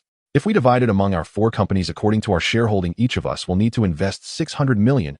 I have no problem with that. Chow Guangbiao looked at Lu Yuanhao and spoke first. Lu Yuanhao smiled. The application for flight routes, especially for important routes, whether domestic or international, should be pursued as much as possible. Lu Yuanhao knew that the Hang Seng Index would rise to around 2,500 points by the end of the year and began arranging for his family office to buy futures contracts. However, the daily trading volume is still small, so he could only buy bit by bit. Currently, buying the December futures contracts yields a profit of about 4.0 Hong Kong dollars per contract. Buying 3.0 contracts can easily yield over 100 million. Not to mention the family's operational costs for a year are covered. At Xingyuan Investment, Lu Yuanhao received a group of guests from Canada in the conference room. Among them were current government officials responsible for commerce, representatives from local provinces, as well as elites from various industries, such as banking, real estate, and hospitality. Since the issuance of the Sino-British Joint Declaration, small delegations from Commonwealth countries, such as the United Kingdom, Canada, Australia, and New Zealand, have begun to appear frequently in Hong Kong. Their main purpose is to encourage Hong Kong merchants to invest locally, and of course, it would be ideal if they could also facilitate immigration along with their investments. As one of the top Chinese businessmen in Hong Kong, Lu Yuanhao has received several such delegations over the past year. During this time, some business deals have been successfully concluded, and there are several larger investment projects that have maintained ongoing communication, such as the Canadian Imperial Bank of Commerce that accompanied this delegation. Lu Yuanhao was somewhat surprised the investment in the Canadian Imperial Bank of Commerce had been proceeding methodically, and Vincent could not possibly be unaware of this. At Land and Properties Group, Lu Yuanhao convened board members to discuss investing in Husky. Excluding the value of stocks, Li Huanghua received dividends exceeding $5 billion from this company. However, Vincent, the president of the Canadian Imperial Bank of Commerce, found an excuse to stay behind and wanted to have another discussion with Lu Yuanhao. Andy, with your status, obtaining a Canadian passport is quite easy. Oh, I can take care of this matter for you, as Canada recognizes dual citizenship. Some board members expressed concerns, suggesting that if Land and Properties only held shares in an overseas oil company without obtaining controlling interest, there would be no need to take on such risks. Wang Xingxiang had previously communicated with Lu Yuanhao and quickly interjected, "Oil is the lifeblood of modern industrial development. The whole world cannot do without it." Although oil prices have plummeted recently, the selling behavior of countries like Saudi Arabia cannot last forever, so a recovery in oil prices is foreseeable. This bank experienced a peak in mergers and acquisitions in the 1970s, but suffered from indigestion and has struggled since entering the 1980s, incurring significant losses in large loans and needing capital to get through tough times. Hutchison Whampoa focuses primarily on ports and docks, telecommunications, infrastructure, retail, and real estate. After a lively but not very practical discussion, Lu Yuanhao sent this delegation on their way. Other board members spoke up with a significant majority in favor, but there were still some who raised doubts. "You have a point, and I need to consider this further. I will get back to you as soon as possible." Indeed, without obtaining controlling interest, it is unnecessary. Thus, the premise of this investment is to secure control over the other party. If the majority of the shares had been disposed of in 2 transactions in 2007 and 2016, it would have been a huge profit without the subsequent risks. If I remember correctly, international oil prices have dropped from over $30 per barrel to $10 in the past 6 months. I believe this company owes your bank a significant amount of money. Yes, there is no need to conceal this from you. If we can find the funds to take over Husky, not only can we revitalize this company, but our bank's loans can also be recovered on time. This is a rare opportunity, Andy, and I can help you gain control of this company. Control? Vince and I currently do not have Canadian citizenship, which does not comply with your country's laws. Since everyone agrees, Mr. Wong, please form a team, prepare the acquisition plan and post-acquisition strategies, and start engaging with them. From November 1985 to April 1986, crude oil prices plummeted from $32 per barrel to $10, a staggering 69 decrease. 38. 6. 166. 211. All right, Vince and I will discuss this with the board and get back to you promptly. In December 1985, Saudi Arabia suddenly ceased to restrict its production and began to frantically dump crude oil onto the international market, causing prices to plummet like a waterfall. That is why you were the first person I thought of, Andy. You do not yet have an energy enterprise under your banner. This is your opportunity to enter the energy sector, a win-win solution. Over the past year, Lu Yuanhao has been optimizing the branches of his bank's restructuring and reorganizing assets, aiming to consolidate several non-Wally-owned banks like Yangon through stock exchanges and acquisitions. Lu Yuanhao's eyes shifted, and he immediately thought of a possibility. Therefore, he would definitely invest in Husky first to gauge Vincent's interest to prevent them from making exorbitant demands. Moreover, everyone should be familiar with this company. Husky Energy, a partner of Hong Kong Electric, is the target of our current acquisition. With this statement, Lu Yuanhao faced no more opposition. The work has now reached its final stages, and the investment in foreign banks can be put on the agenda, with the Canadian Imperial Bank of Commerce being the first target of contact. Vincent, do you have anything else to discuss? Lu Yuanhao knew that Vincent had come to him as a last resort after failing to find a buyer. He did not believe even a half-truth of his story. In his plans, land and properties business will focus on real estate, energy, minerals, hospitality, and retail. Husky Energy, the debut investment of Li Huanghua overseas. When Husky was listed on the Toronto Stock Exchange in Canada, the Hong Kong media praised it lavishly, calling it one of Li Huanghua's most successful investments alongside Hu Jianning's 160 billion sale of oranges in Europe. There is now a great opportunity to enter the energy sector. I intend for land and properties to venture into the oil industry and would like to hear everyone's opinions. Indeed, because of Lu Yuanhao's intervention, Hong Kong Electric was not sold to Hutchison Whampoa and still belongs to land and properties. That's right, it was precisely due to the sudden crash in oil prices that Husky fell into significant losses. However, if oil prices had not dropped, you would not have had the opportunity to enter the energy sector. Would you agree? The two of them harmonized perfectly, setting the tone for the meeting. Moreover, he would not hold on to shares as long as Li Huanghua. After 2008, Husky's stock price fell over 80 in 10 years, leading to Li Huanghua's paper loss exceeding $20 billion. Husky Energy, headquartered in Calgary, Canada, engages in upstream oil extraction, midstream refining, and downstream transportation and retail of gasoline and diesel, with operations spanning Canada and the west coast of the United States.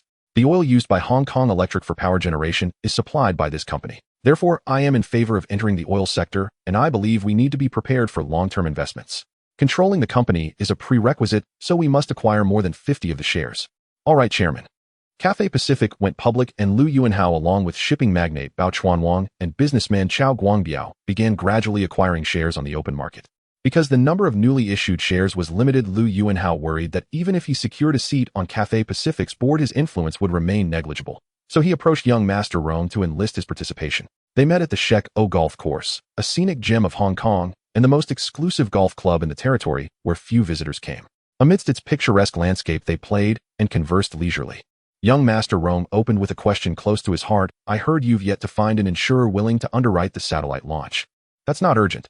I guarantee all preparations will be completed before the 1988 Seoul Olympics.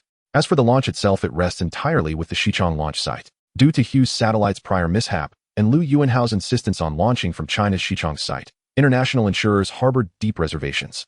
Most refused outright. Those willing to negotiate demanded exorbitant premiums. Every time you make a film, do they ever stop you? Or have you signed a new actress? Wanted me to take a look. Lu Yuanhao exhaled deeply, then swung powerfully, sending the ball straight onto the green.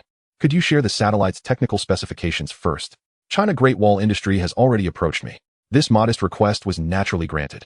Lu Yuanhao accompanied her to Oriental Film Studios. Young Master Roan lined up his shot and struck with equal force. I'm only here to see friends and chat. No role accepted. Now that I have a son, I'll retire from acting for good.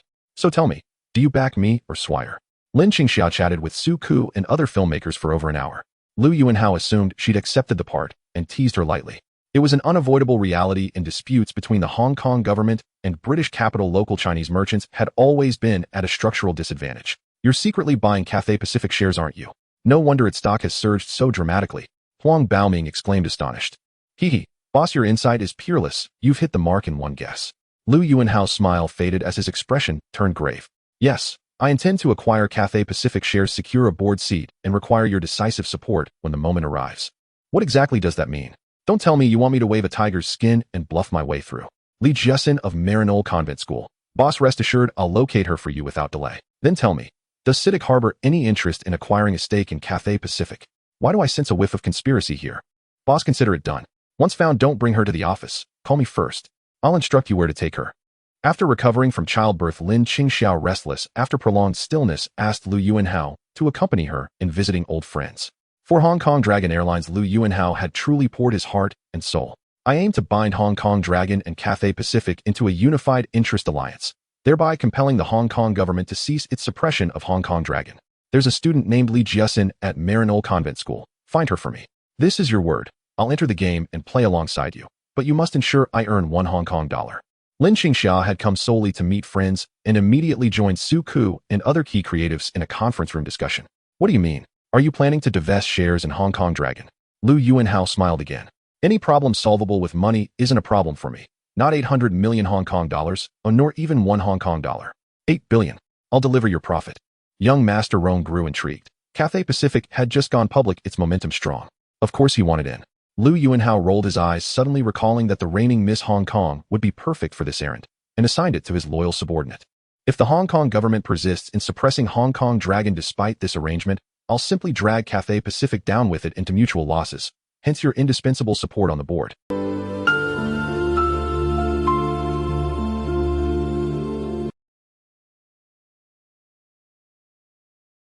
You're not even on Cathay Pacific's board. How can you support me? Do you have a plan? Precisely. To wield authority first, then offer inducement, strike hard, then sweeten the deal. She smiled faintly and replied softly, no issue. I'll compile and send it to you upon returning. Huang Baoming, having heard Lu Yuanhao had arrived at the company, had initially planned to introduce his newly signed actress Zhang Manyu.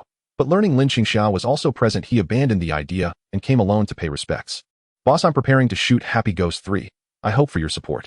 Did you hear about last month's withdrawal of Bank of China Resources and China Merchants Group from Hong Kong Dragon's shareholder roster? I haven't spoken with those shareholders yet, but under CITIC's banner, securing a major stake should pose no difficulty. Naturally, you must first acquire a meaningful holding in Cathay Pacific.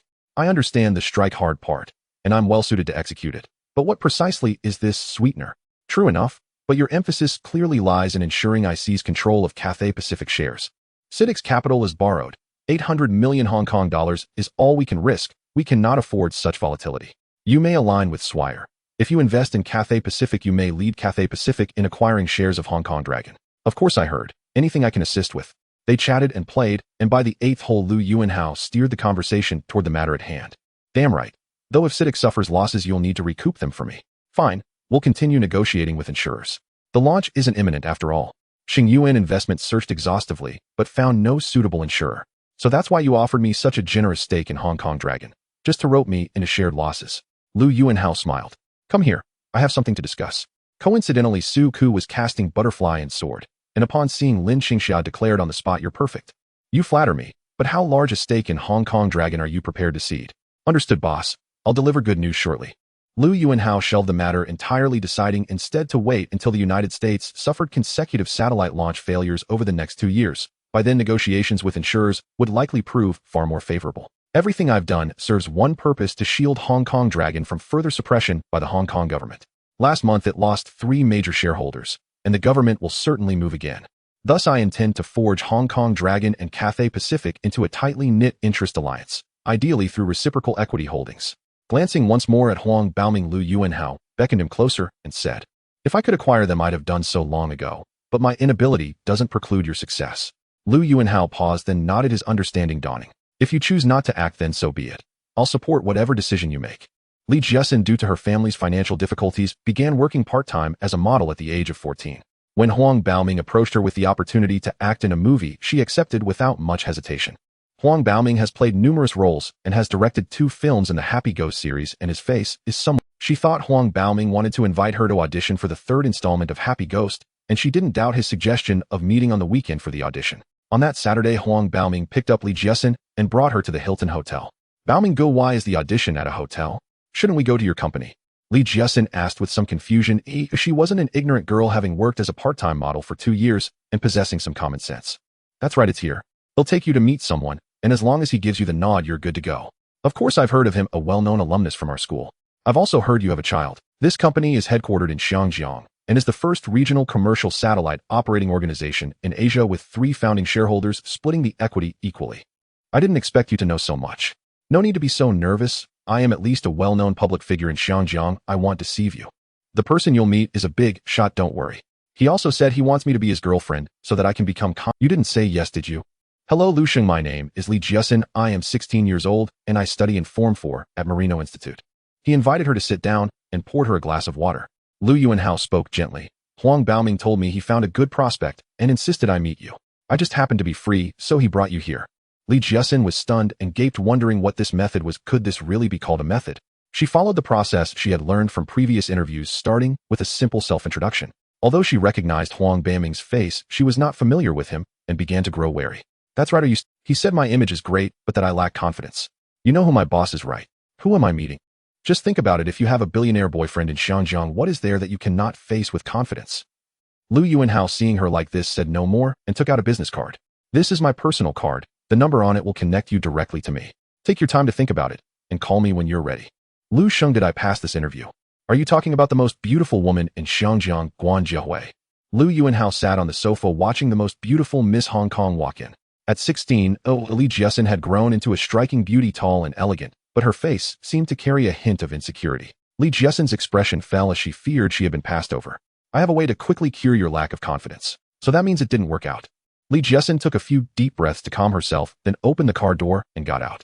Ultimately, being young and impatient, she cautiously asked. Huang Baoming teased her a bit. Lu Yuanhao smiled, neither confirming nor denying, and casually chatted with her for a while. After taking the business card, Li Jiasin dazedly exited the room, leaving with Huang Baoming, who was waiting outside. Li Jiasin looked up with an expectant expression, in just a couple of sentences her emotions had already been swayed by Lu. Looking at the open door, Li Jiasin took a few deep breaths and walked in with determination, the door closing behind. That's more like it, Huang Baoming thought to himself. Hearing this, Lu Yuanhao began to scrutinize her closely, causing Li Jiasin to lower her head in shyness. He then casually said, your image is good, but there is one flaw: you don't seem confident enough. Merino Institute. That's a good school. I have a friend who graduated from there. Be my girlfriend. Huh, you've heard of it. When Li Jiasin shook her head, he was taken aback and was about to scold her, but she explained. He gave me a business card and told me to call him when I thought it over. After the company was established, the 3 shareholders invested in purchasing a communication satellite designed and manufactured by Country's Hughes Company from the British insurance company Mallet. What method? Li Jiasin said, deeply conflicted. Li Jiasin felt somewhat at a loss. She was just an ordinary part-time model and had not yet participated in a beauty pageant to win the title of Miss Hong Kong, so she didn't have that high of aspirations. Huang Baoming was quite surprised. The development of the script seemed off. He felt a bit frustrated rambling on, but Li Jiasin remained quiet, leaving him with no way to proceed. Huang Baoming did not expect the girl to be so wary, as she would meet the real deal once they went upstairs, so telling her now was no issue. At the end of the month, with Xingyuan Investment, Xiangjiang CITIC, and General Electric jointly establishing Asia Satellite, when Huang Baoming knocked on the door, Lu Yuanhao's bodyguard came out, signaling for Li Jiasin to go in alone. Huang Baoming also gave her an encouraging look. She couldn't tell if Lu Yuanhao was joking or serious, and in her anxiety, she lost the ability to organize her thoughts. On the way back, Huang Baoming noticed her distracted expression and couldn't help but ask, you need to think about this good opportunity. Do you know how great this chance is? Many people would beg for it and fail to get it. However, thinking that Li Jiasin had not been left behind, but left with him, he cautiously asked. Li Jiasin became energized talking about Guan Jiehui's gossip, and she wasn't so tense anymore. After thinking for a moment, she exclaimed, are you talking about Lu Yuanhao?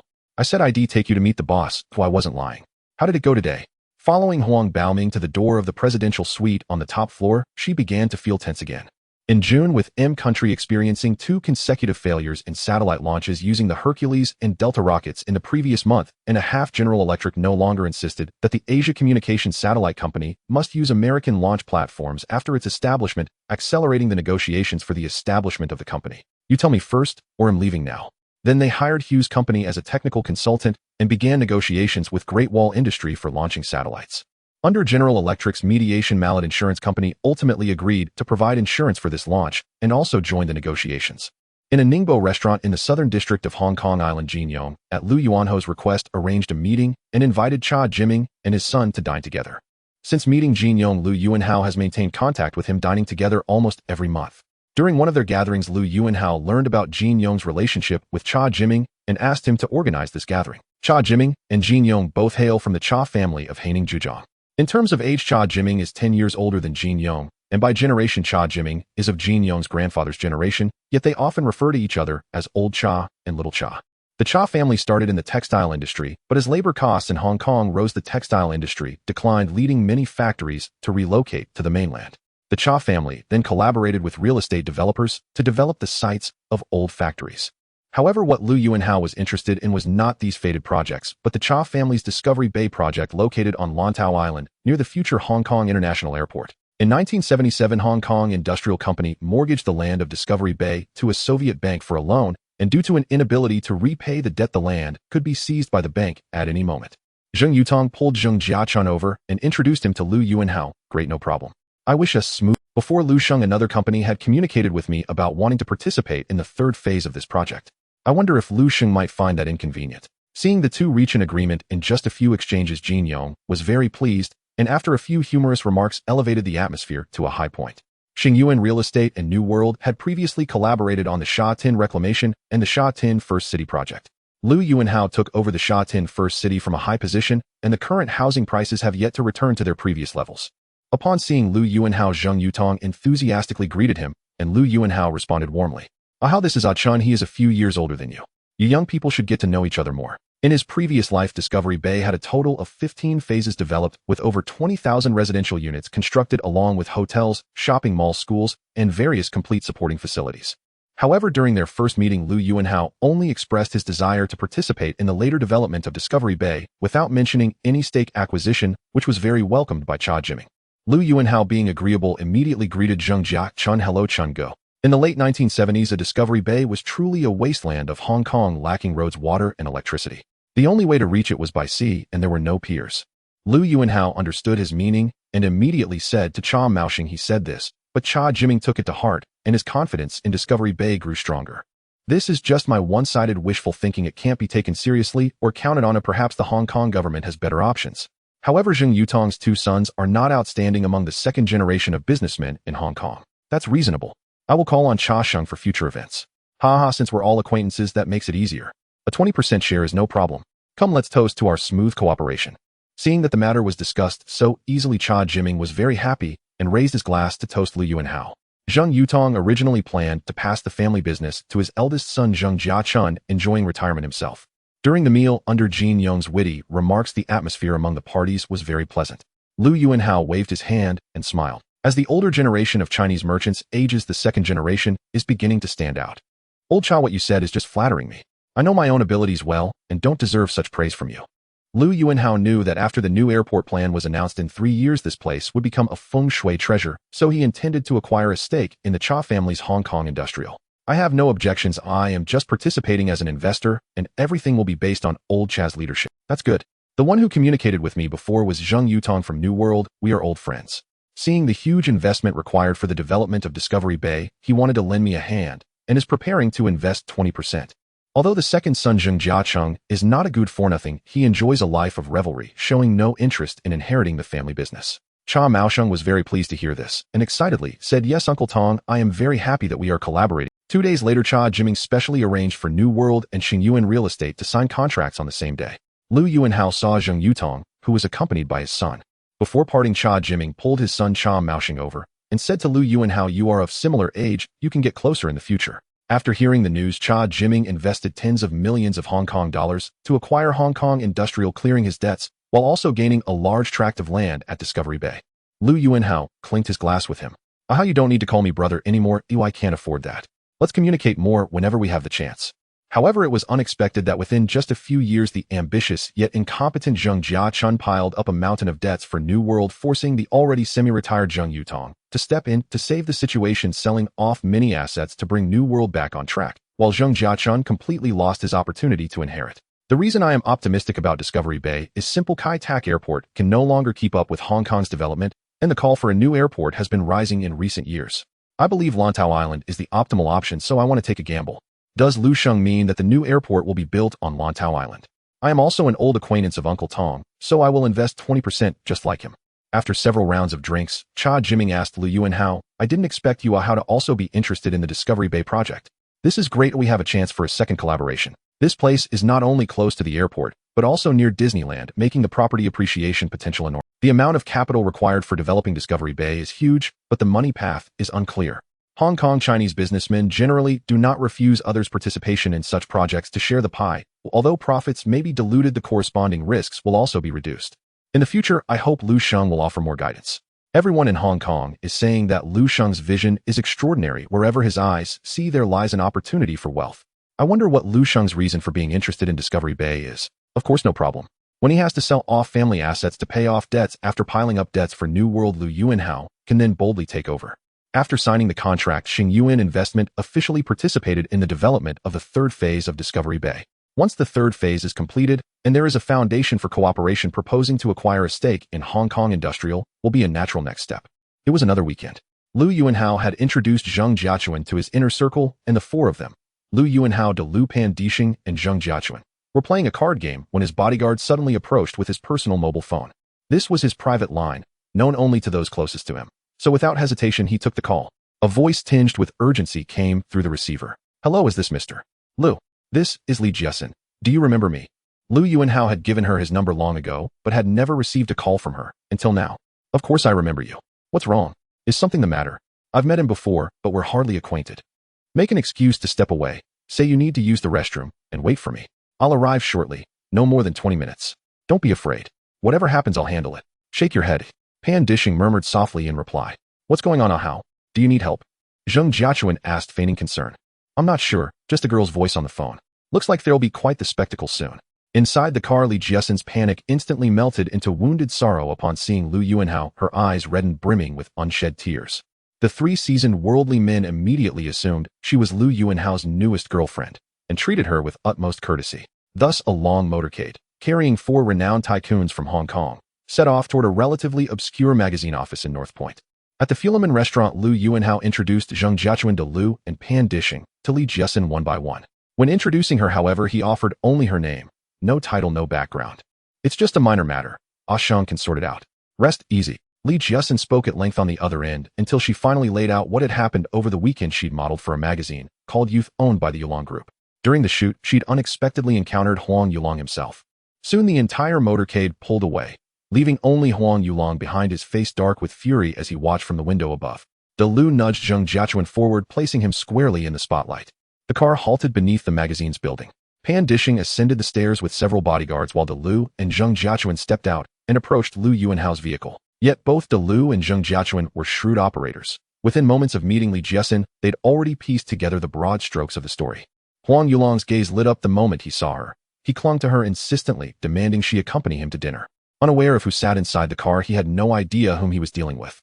Watching three business magnates, each worth well over 1 billion Hong Kong dollars, defer to her with quiet deference, Li Jiesin couldn't help but let a faint trace of pride flicker across her expression. De Lu climbed into Zheng Jiachuan's car, and the two continued their gossip en route. Li Jiesin nodded obediently, striving to steady her trembling emotions. Though thoroughly bewildered, Pan Dixing simply nodded, acknowledging he understood. His stare terrified me. It felt as though he wanted to devour me whole. And that editor kept hovering nearby, threatening me to leave with him. Can you come help me? Does anyone here know what on earth is going on with this girl? De Lu and Zheng Jiachuan quietly intercepted Pan Dixing outside the car. Lu Yuanhao gently took Li Jiesin's small hand and patted it reassuringly. It's over now, don't be afraid. I told you I'd be here. There's nothing to worry about. Moments later, Pan Dixing descended the stairs, Li Jiesin beside him, her face still flushed with lingering fright. Li Jiesin spoke, her voice thick with grievance. Lu Yuanhao was genuinely surprised to see them. He hadn't even noticed their arrival earlier. After hanging up, Lu Yuanhao turned to the three men watching him intently and asked, well. Then without waiting for an answer, he strode out, Pan Dixing following closely behind. Ignoring the two men standing beside the car, Pan Dixing opened the door and helped Li Jiesin into the vehicle. I've already delivered my message to him. He won't dare lay a finger on you again. Rest assured. Pan Dixing raised. She's stunning, slim, elegant, radiant. No wonder he abandoned the cards so hastily. This is clearly a classic rescue of the damsel in distress. Pan Dixing, seated nearby, dared not speak out of turn. He simply waited silently, anticipating his leader's next move. Lu Yuanhao quickly offered comfort. To have one's chosen woman snatched away under one's very nose. Any man would find such humiliation unbearable. Let's go. No point standing around. Today's card game didn't pan out, so I'll treat you all to dinner at Fulemin. Brother Chun, where exactly is Brother How rushing off to? I've already passed along my warning to Huang Yulong. No need to mention that part to you too. Lu Yuanhao rolled his eyes. He hadn't shielded the call from them. He knew full well they'd followed along purely for the spectacle. Huang Yulong muttered inwardly, his chest swelling with fierce resolve. De Lu and Zheng Jiachuan exchanged a glance. Understanding flashed between them instantly. As they neared their destination, Lu Yuanhao finally recalled the plan and instructed Pan Dixing, go upstairs and bring down a young woman named Li Jiasin. She's likely hiding in the restroom. Then deliver a message to Huang Yulong, not everyone is fair game. Tell him to keep his eyes open next time. Upon hearing this, the three men promptly boarded their vehicles. Since you know him, then come with me. Let's call today's card game off. I've urgent business to attend to. Asheng, cornered and desperate, she'd lied, claiming she needed to call home to say she wouldn't be returning for dinner, and seized that fleeting chance to dial Lu Yuanhao for help. Seeing she was safe, Lu Yuanhao rolled down his window and addressed the three men standing beside the car. Next month, when my Yulong group goes public, I'll expand rapidly. Someday I'll stand atop all of you. Zheng Jiachuan and De Lu exchanged a knowing look, sensing the unmistakable scent of scandal, and without another word fell and stepped behind him. Once he grasped the full story and her whereabouts, he turned to Li Jiasin and said, in the adjacent car, Lu Yuanhao drifted into reflection. In this lifetime, Li Zi had been sent back to school, beyond Huang Yulong's reach. Yet somehow Huang Yulong had now fixated on Li Jiasin. The situation had grown unexpectedly tangled. The editor who'd invited her to model, eager to curry favor with Huang Yulong, had relentlessly pressured and coerced her from the sidelines, acting as his eager accomplice. How did you two end up following us? I'm not entirely certain of the details. Brother just told me to go up and bring... Recalling her harrowing experience at the magazine office, she remembered Lu Yuanhao's words. If you had Hong Kong's wealthiest man as your boyfriend, what challenge could possibly shake your confidence? In that instant, those words resonated with absolute truth. Over the course of the meal, flattered deliberately by De Lu and the other two, Li Jiasin gradually assumed the air of a proud, petulant little princess. I left you my number, but you never called. If today's incident hadn't occurred, would you still have avoided calling me? Oh, brother, how I'm a girl. How could I possibly say something like that so boldly? Li Jiasin coiled her arm around Lu Yuanyu's and playfully clung to him. Then let me ask you now, do you consent? Only then did Li Jiasin notice her elder sister and mother watching their tender moment from nearby. Her face flushed crimson. Too timid to vent her embarrassment on Lu Yuanyu, she bit her lip and ducked behind him. That day happened to be Li Jiasin's 18th birthday, and upon learning this, Lu Yuanyu had deliberately moved his arrangements forward by one day. Oh fine, I'll be your girlfriend. A mere kiss in the living room was hardly enough. He had no intention of leaving that night. Blushing deeply, Li Jiasin pouted softly.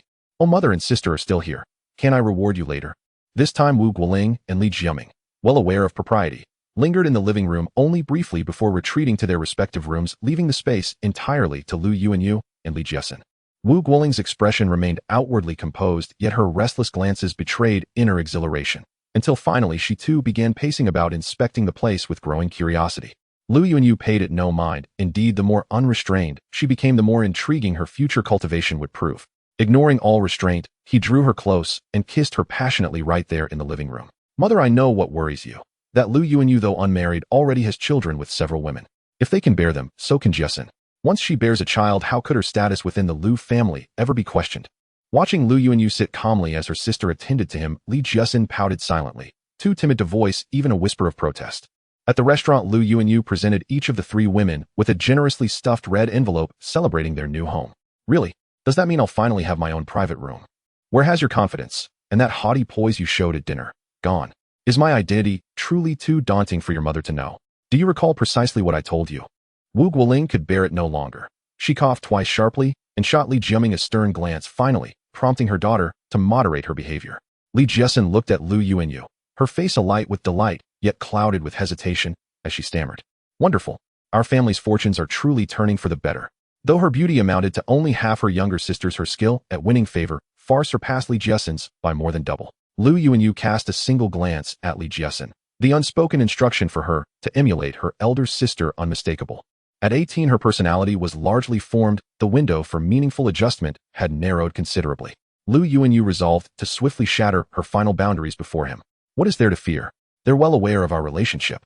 Wu Guoling and Li Jiaming stood frozen, stunned to learn Li Jiasin had experienced such things in recent days. Lu Yuanyu harbored no doubt. With but a crook of his finger, Li Jiaming would obediently assume any of 18 poses at his command. Li Jiaming cried out gleefully. Well then, won't you show some appreciation? Brother How, where shall we dine tonight?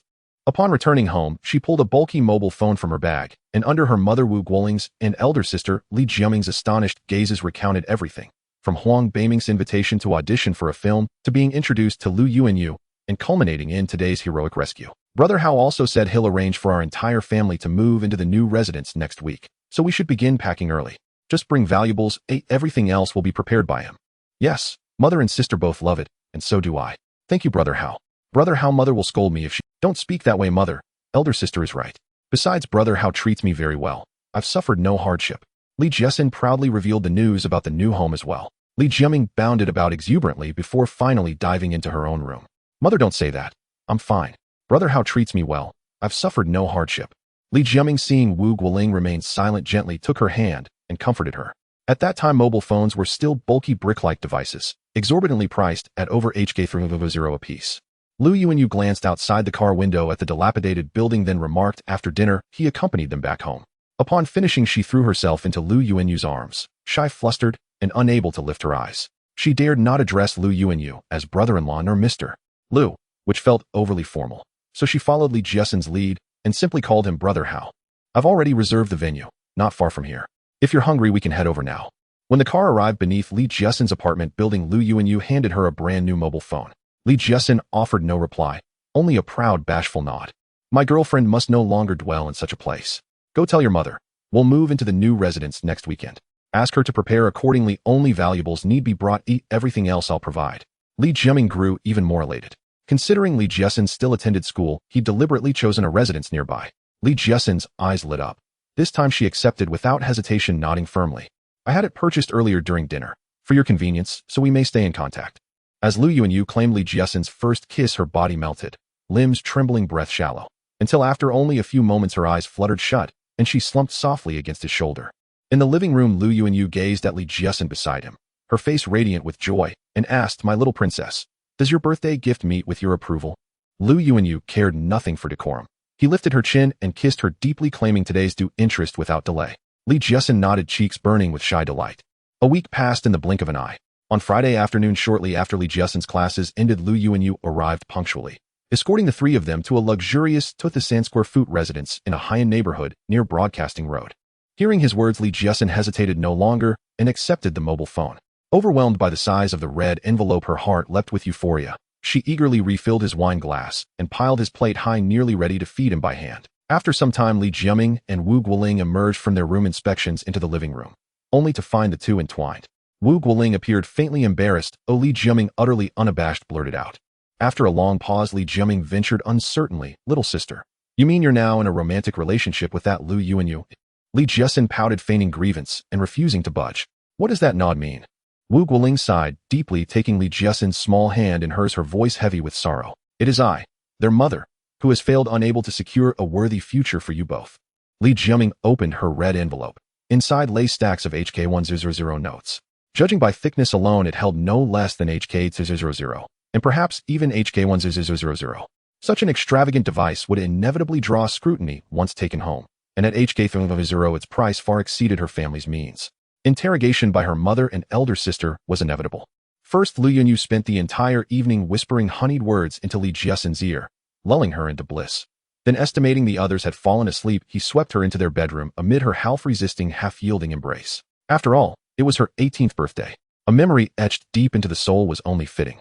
Lu Yuanhao was quite gentle and patient, and Li Jiesin did not experience much heart-wrenching pain. Instead, she felt a sense of joy. Thus, the next morning, when Lu Yuanhao, still unsatisfied, pulled her to do morning exercises, she did not resist, but merely stifled her voice. Outside, unaware that Lu Yuanhao was staying here, Wu Guohai prepared breakfast, and noticing that Li Jiesin had not gotten up for a long time, sent Li Jiaming to wake her. So when Li Jiaming, equally unaware, pushed open his sister's door, he was greeted with the sight of Lu Yuanhao behind Li Jiesin. Fortunately, she covered her mouth in time, preventing the scream that had reached her throat from bursting out. This sudden turn of events startled him greatly, and he cursed softly, what the hell, quickly calming Li Jiesin and urging her to relax, while glaring at Li Jiaming and growling. Don't you close the door yet. So when Lu Yuanhao found her and offered a new opportunity and challenge, she agreed with. For the gambling nature of Hong Kong people, the moment of the Mark 6 lottery draw is undoubtedly the peak of viewership, overshadowing any other program. But unexpectedly, Jai was a natural loser and couldn't compete with TVB and ATV. Lu Yuanhao chuckled and shook his head. So what program does the boss want to prepare? The emerging leaders in the station are now these few. Fortunately, Li Jiesin kept her eyes closed and did not notice this situation. After a while, her emotions calmed down and her body returned to normal. To once again feel that extreme urgency, he even planned to carry Li Jiesin to sneak attack her sister. Zhou Liang Shuyi said confidently. The process of Lu Yuanhao inviting her back was also very simple. After meeting her, he asked TVB is about to prepare for satellite broadcasting and expand its business into Southeast Asia. We're in need of a general manager. Are you interested? Do you know what the highest rated program in the station is? Zhou Liang Shuyi nodded. The first two matters were within her expectations, but she was more concerned about the third. So he did not move Li Jiaming, but simply used her as an emotional regulator for Li Jiesin. Although it said that there are no parties within the party, only imperial thoughts, there are no factions within the party, only strange occurrences. Such mountaintop culture cannot be avoided in any large company. Lu Yuanhao remained very vigilant about these changes at TVB. Zheng Lizhen was referred to as the Empress Dowager by the actors in the station, while the media dubbed her Eastern Evil. Liang Jialan was called Southern Emperor, and another Lu Yiling was named Western Poison. After Jiayi's closure, it was said that her downfall was caused by her excessive spending, and since the remaining two TV stations did not have suitable positions for her, she had to temporarily leave the television industry, but she still hoped to return to prove her abilities. Jiaming, confused, closed the door, but trapped himself inside the room. Just as he reached the door, Li Jiesin once again enforced tight defense against him, making it difficult for him to move. Originally, Li Mini was the person he placed in the station to balance the relationships among the few, but after having a child, her energy was more focused on the child, prompting Lu Yuanhao to find someone else. 3 Eat Sinon 6620 on. By the time Lu Yuanhao stepped out feeling refreshed, the two had already mentally prepared themselves, showing no signs of unusualness, and even prepared breakfast for him. However, he did not spend much time deciding on this new candidate. Zhou Liang Shuyi had previously served as the assistant general manager at TVB, then switched to Jiayi as general manager. After Jiayi's closure, she did not return to the television industry, but chose to enter politics as a member of the Legislative Council. Zhou Liang Shuyi left initially because TVB's ratings had reached their peak, and continuing would pose no challenge, which led her to choose Jiayi. Li Jiaming's face turned red as he stood frozen in place until he was glanced at again, prompting him to stealthily exit the room and inform Wu Guohai that Lu Yuanhao was also here, urging her to prepare more food. Lu Yuanhao did not mind the competition between them. Appropriate competition was beneficial for the development. In his past life, during the time when Xiao Lushu and Fang Yihua were in charge of TVB, due to personal preferences and aging, they loosened the noose around the necks of several key figures, allowing them to become wild horses, leading to fierce competition that spiraled out of control. During the following weekend, Lu Yuanhao did not go anywhere and stayed here, enjoying the small attentions from their. Today was Zhou Liang Shuyi's first day in office. Besides expressing his full support for her, Lu Yuanhao had some other matters to instruct her to handle. If we exclude dramas, it should be Happy Tonight, the station's treasure. The few individuals he had brought into the planning committee have gradually shown signs of becoming their own factions over the years. As for Li Jiesin's portion, naturally, he would personally bring it to her room and feed her after he finished eating. In his past life, he had encountered many stories about TVB's faction culture. The trio of Zheng Lizhen, Liang Jialan, and Xiao Xiaoming in the planning committee was based on their future fame and achievements. Wu Guohai was momentarily stunned, clearly realizing what had happened last night. She had not opposed it before, and now that the deed was done, she had no reason to oppose it further. After introducing Zhou Liang Shuyi at the meeting with all the mid to high-level staff and expressing his support for her, Lu Yuanhao brought her to his office. The main reasons for inviting you back to TVB are to balance the relationships within the station, continue advancing the construction of the new base, especially the preparations for satellite broadcasting, and I intend to prepare a new program for you to execute. Without knowing what type of program the boss intends to prepare, Lu Yuanhao, arrow on the string, paid no mind to anything else and continued with his work. Initially surprised by this answer, Zhou Liang Shuyi thought again and realized it was indeed correct. Since taking charge of TVB, he established a planning committee to divide Xiao Liaishi's power. After Xiao Liaishi's departure, the planning committee became the most powerful organization in the station. No, it's the Mark 6 lottery draw. This program caters to the gambling nature of Hong Kong people and is also a trump card I prepared for satellite broadcasting. Moreover, I am confident in selling the copyright of this program worldwide. This is the program proposal. You can take a look at it first. With that, Lu Yuanhao took out a program proposal and handed it to Zhou Liang Shuyi. Past 3 levels. Zhou Liang Shuyi glanced at the program name before continuing to read further. Past 3 levels is a common phrase in casinos. This quiz show happens to have 3 levels as well, so I used this name, although it can be discussed further. I plan for this program to air weekly, featuring 10 contestants each time. Each contestant will face 15 multiple-choice questions with 4 options, each divided into 3 rounds with 5 questions in each round. The corresponding prize amounts for the 3 rounds are HKD 100, 100, and 100. Contestants will answer questions in order. There will be no rewards for failing in the first round, and during each round contestants can choose to continue or take the money and leave. If they choose to take the money, they will receive the prize for that round. If they choose to continue, they can only receive 50 of the prize from the previous round if they fail. Let's observe his subsequent actions. If there are no follow-up reports, we will keep a note of this incident. If he continues reporting, we will play along with him. Indeed, so the preliminary preparations for this program are very important. Considering confidentiality, I entrusted you with the preparations. You can hire a new team to develop the question bank, ensuring that each person's preparation direction is different. Zhou Liang-Shui carefully reviewed the entire proposal, thought for a moment, and said to Lu Yuanhao, I understand now, there's no problem. How will contestants be selected for each episode? Can he find out about you through Li Jiasen? Lu Yuanhao guessed correctly. The report from Qingxin Weekly was indeed written out of a desire for revenge. Lu Yuanhao, after viewing the photos, directly handed over 200,000 in cash to the paparazzo. Zhou Liang-Shui regarded Lu Yuanhao's idea with admiration. Any newspaper could ignite business with just that registration form, achieving daily sales of over 10,000 without issue. Answering all 15 questions correctly will earn a prize of 1 million HKD. Moreover, each round's questions must be balanced in difficulty, ensuring that contestants do not easily win the grand prize, while also preventing too many from leaving empty-handed. Such a possibility cannot be ruled out, but the desire for revenge is more likely. That day you took Li Jiasen away in front of his subordinates, which may have made him feel insulted. Brother, what do you think Huang Yulong means by this? Is he declaring war on us? So is this matter going to be let go? As for why it took more than half a month after the incident to be reported, it was also to slightly boost the stock price of the Yulong Group during its listing. Although Lu Yuanhao had changed his entire bodyguard team, when visiting Li Jiasen, no one else besides him could command such a presence and the abilities of people like Pan Dishing and Huarnhang Mansion. Lu Yuanhao, after spending another weekend with Li Jiasen and taking her to school on Monday, was noticed by the paparazzo assigned by Huang Yulong, who followed his convoy to Huarnhang Mansion. Due to the rush hour, the traffic was heavy, and Lu Yuanhao's bodyguards did not notice anything unusual. He feared that exposing this matter would lead to being hunted down by the boss Hua, so he did not return to Qingxin Weekly, but instead contacted boss Hua through previous connections at the newspaper. This program has a great gimmick, a prize of 1 million HKD. It would be hard not to attract attention. It will surely become popular. There were very few reprints, and Qingxin Weekly did not follow up with further reports, resulting in the gossip news. So what do you think is the key to this program? In a moment, the sales of Qingxin Weekly experienced a slight increase, with eager citizens waiting for follow-up reports. The report in Qingxin Weekly was ambiguous, lacking any clear evidence. Moreover, since Yulong Group is set to go public in early July, other newspaper competitors believe Huang Yulong's actions may aim to stimulate the stock price during the company's listing, and they are unwilling to provide Huang Yulong with a favorable narrative at this time. Fortunately, Lu Yuanhao did not show his face in the car that day, otherwise he might have been involved as well. You did well to take this money and enjoy some tea. If Huang Yulong makes any further moves, I hope to be informed immediately. Is that clear? How long have I been preparing this program? This past 3 levels is actually quite similar to the show Who Wants to Be a Millionaire from my past life. This is the only program that Lu Yuanhao could think of that would be suitable for promotion during this period at the wireless station. Other variety shows might be viable after going to satellite, but right now it's definitely not feasible as Hong Kong is simply too small. Half a year. I plan to launch this program around New Year's Day next year, then let it ferment in Hong Kong for a year. By early 1988, when we go to satellite, this will be our trump card for promoting abroad.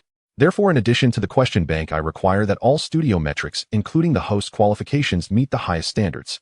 Pan Dishing was worried that this matter would implicate Lu Yuanhao, so he specifically went to Xingyuan Investment to inquire about the situation. The infiltration between the wireless station and ATV is quite severe. If we use the existing personnel from the station for preparations, it might not be long before the details of this program appear on Uncle Xiao's desk at ATV. The paparazzo, nicknamed Paparazzo G, previously worked for a small newspaper controlled by Boss Hua and could vaguely guess the relationship between Boss Hua and Lu Yuanhao. Okay, now I understand. I have no issues on my end.